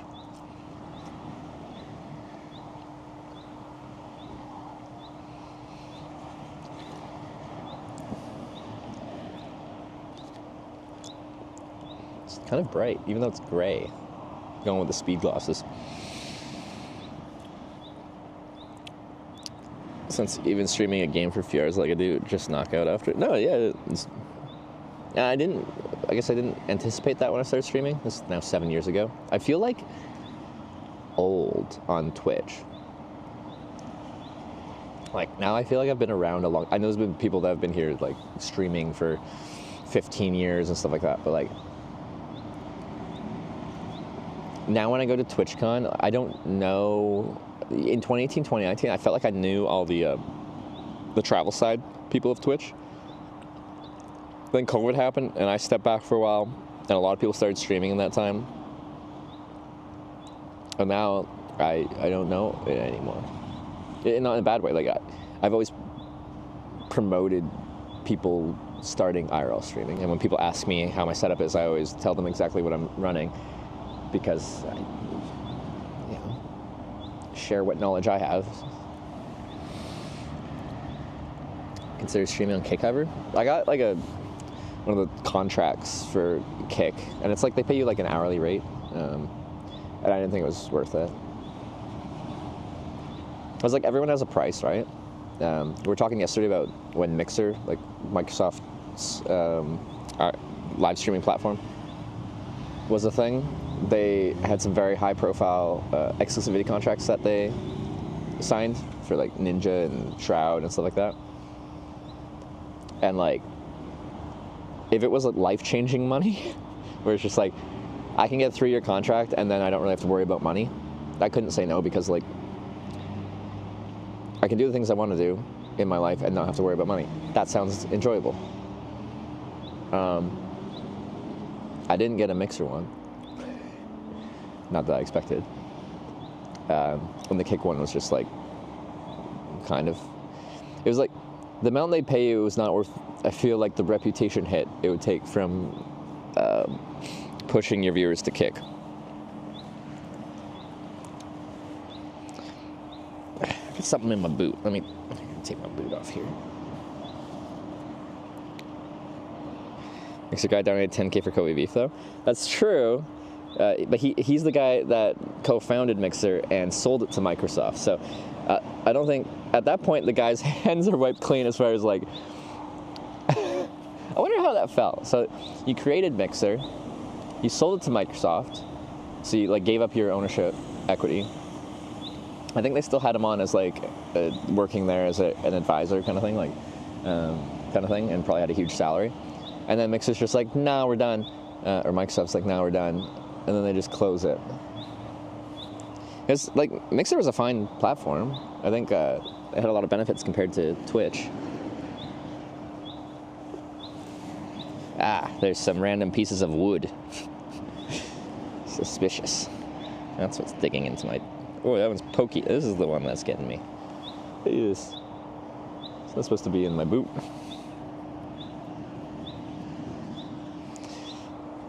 It would have attached itself to my sock before I put my boots on, so it just hitchhiked its way in there.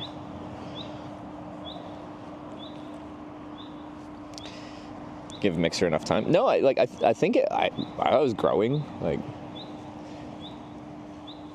and I think in general it's good to have competition in any industry, really, because competition drives innovation. If you have a monopoly, then there's no motivation to improve. Like, if people want something and you're the only place they can go to get that thing, you're like, why would I invest money and effort in being better when you have to come to me anyway?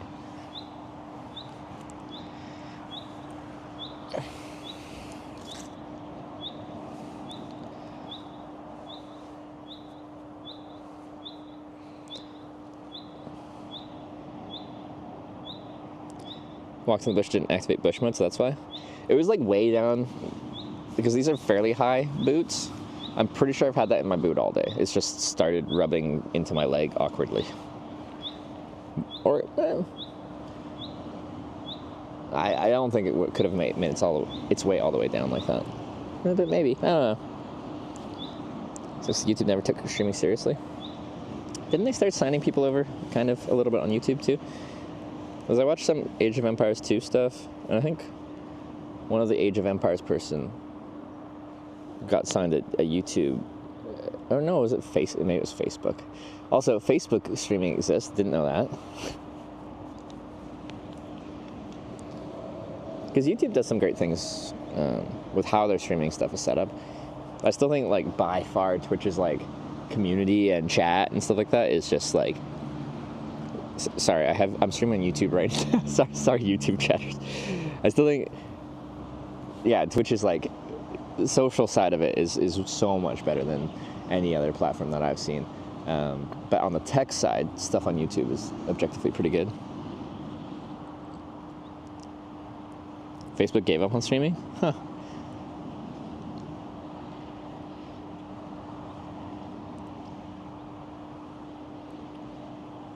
YouTube stopped innovating in streaming, did they? I don't know. Anyway, like, I like streaming on Twitch, and like, I guess there's no big harm in, like, now that on Twitch you're allowed to stream on multiple platforms at the same time, like I am with YouTube. There's no real harm in that. I make $0 from YouTube right now. Should probably activate, like, Sarah has, like, super chats and stuff activated. I guess I should probably do that. I don't make any ad revenue off YouTube, because as soon as it hears one copyrighted song, which is inevitable, every single stream gets demonetized.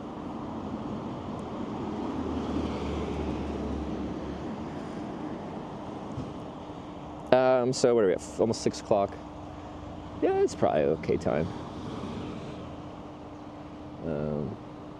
to wind her down, I guess. I was swearing on YouTube Lives treated. I use the internet. You should be able to swear, right? Maybe if you, like, mark your stream as, like, child friendly, then maybe they could, like, get mad at you, because that is a thing I can click when I'm starting my YouTube stream. Like, is this for children? No, definitely not. Like, we just spent, like, 20 minutes making meatball jokes that were not always child friendly. You checked? We're still just west of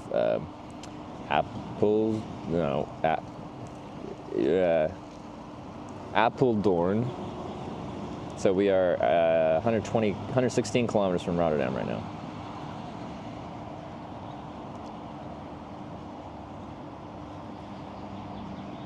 Outfit do you have planned for TwitchCon? Reveal, is it a banana? I almost brought I have that banana button-down short sleeve shirt that I sometimes ride. I think I've, like, twice when Sarah's been, like, Zwifting and we do, like, a versus, and I, like, a challenger approaches. And I got my sunglasses, and got my, like, proper cycling kit on, but then I put the banana shirt on, that one. I almost brought it on this trip, I didn't know. I don't really have good clothes for TwitchCon. I might have to go shopping. Days left we have? I gotta get there tomorrow. Should enable YouTube membership and super chats though. Yeah, that's integrated into Stream Buddy, right?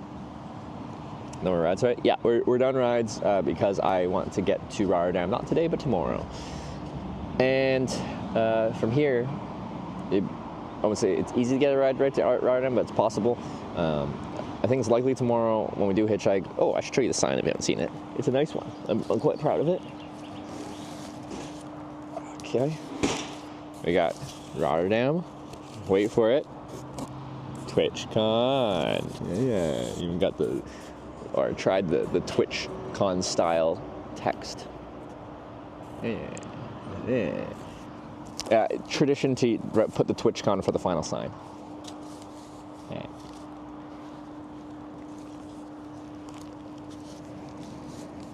Been doing that since 2018, San Jose.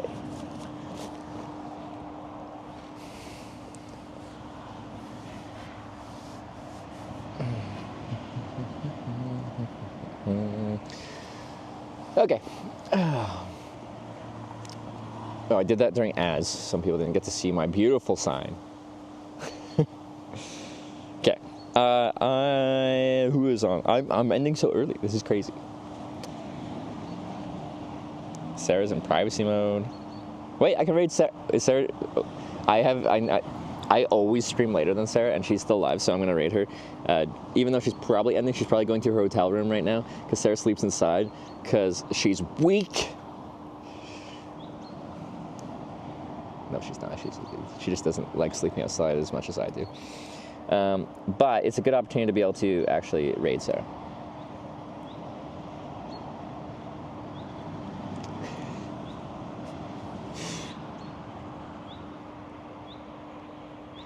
Because, yeah, I never get to raid her because I always stream later than her because she's weak. I'm just kidding. She has a more healthy stream schedule than me. Okay. Having hotel issues. I don't see her reservation. Classic Sarah. Okay, well, I'm gonna wait until she actually like unprivacy modes because that's a horrible time to raid. So, what do you guys want to talk about for a few minutes? Round with check-in. Hope all goes well. They don't have any other rooms? Should start the raid before you say more mean things. Like, why can't we have banter? You guys treat Sarah like an infant. I treat her like a woman. She's a strong, capable person that has rode bicycles across entire continents, over mountain ranges, through the Alps. She is fully capable of taking some banter. One room free still? That's the funny part? Yeah, just give her the room. Although they're probably like, we don't see the reservation, you have to pay. And then she's like, I already paid through this. Men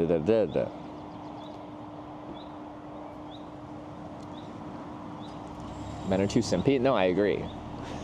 The thing with Sarah is, like, the aura, the energy she gives off a lot of the time is that of a scared cat.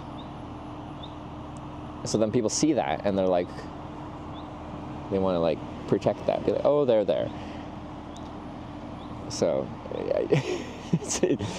like, I see where it comes from, but like I know what she's capable of. So like I feel like when she sees people like trying to like protect her, she doesn't need that energy. She needs people to like be like lift her up, like you got this. You climb that mountain, you know? And a lot of people do, but other people are just like, you shouldn't ride a bike so far that day for your, like, you're just a delicate little woman. Like, you shouldn't go that far. That's not good for you, because you're, yeah, anyway. She got a better room. That's good. Well, true. No, I see. Like, every time I check out Sarah's stream, I'm just like, treat her like an adult. She's 27. She's ridden her bike like all over the fucking place. Across last year from Greece to Scotland, from southeastern Europe to Scotland in north, over the Alps. Yeah. Which animal are you? She says I'm like a dog. And I think in some ways, yeah, sure. I'm just like vibing, ready for anything. Anyone comes up and wants to talk to me, I am so ready for that.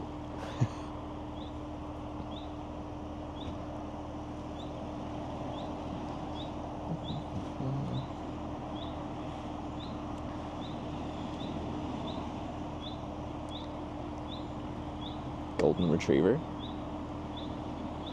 But like, I can get slightly snappy at people. I feel Golden Retrievers never do. No, I've seen a Golden Retriever get a little bit like back off.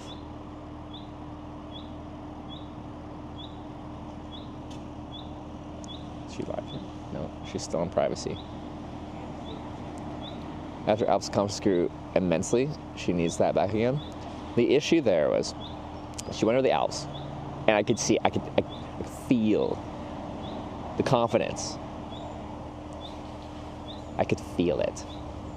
You could see it. You could hear it. And then she fell in Belgium twice. And it was gone.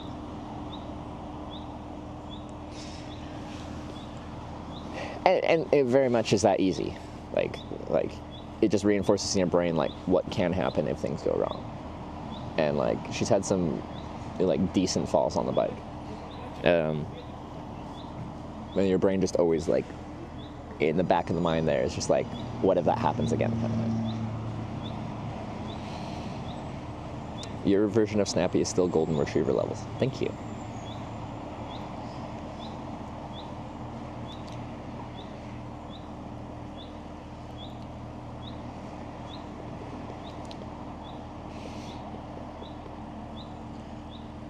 Jeez, Sarah. Oh God. Really? Dad's just like sprinting the kid out there to go pee. I guess they don't expect someone to be live streaming.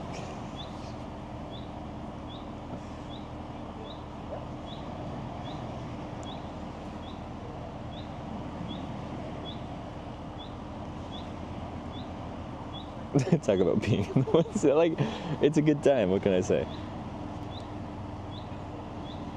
Go interview him. Yeah.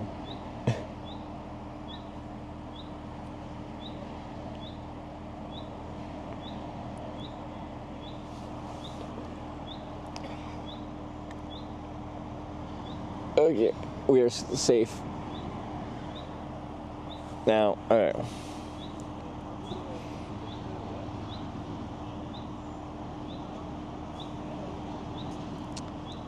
Can't sleep here now. The kid claimed it. Something like that, yeah.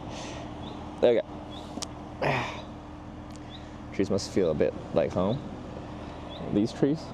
But I bet these trees at the tree line have been like peed in, well, just all day, every day.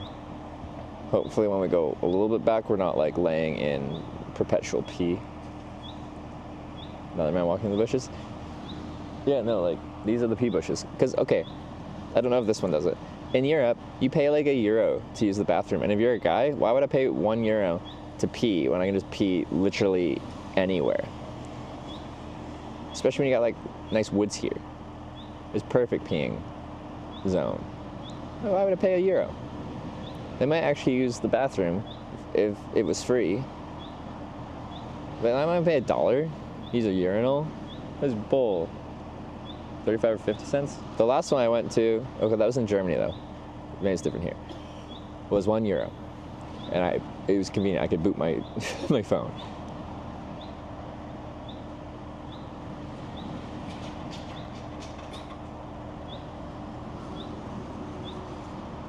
Wait till isn't that common in Denmark? No, this whole trip I haven't really had any of them until Germany.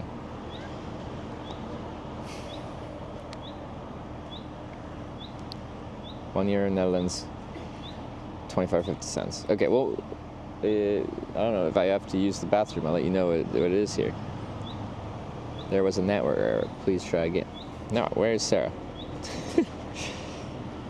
It's probably not worth it because she's just gonna be like, I'm tired. I'm in my hotel room, but like I just never get to raid her. So. Oh, she's in her hotel. Okay, go, go, go, go. That is the end of day 10 of our hitchhiking to TwitchCon Rotterdam trip. We caught, well, 2 rides today. 1 long ride, 1 short ride. We are well positioned to get to Rotterdam tomorrow for TwitchCon, for registration day, for the fun. I'll be on, it should be early because I want to get going. Registration doesn't open till noon, but still, we still got an hour 20 of driving time. How long is that in hitchhiking time? We don't know. I might even get there tomorrow because you just don't know with hitchhiking. But we will find out tomorrow. I hope you enjoyed this stream. Man, hitchhiking has been so fast through, like, for most of this trip. Even like the first ride we got today, we got picked up so quickly and they're just going exactly where I needed to go. Anyway, yeah, great day. it's been a really great trip. I'm looking forward to tie it all together tomorrow with our final stretch to Rotterdam. Wait, do I have time to pull up my sign? I want to show it one more time. I'm really proud of it. Okay, this is now an art stream. Rotterdam for TwitchCon. Tomorrow morning, be there or be square. See you then. Thanks for watching. Go say hi to Sarah in her hotel room. I'm gonna sleep outside in the woods. Sorry, I just have to flex on Sarah a little bit before I go. Okay, good night, bye.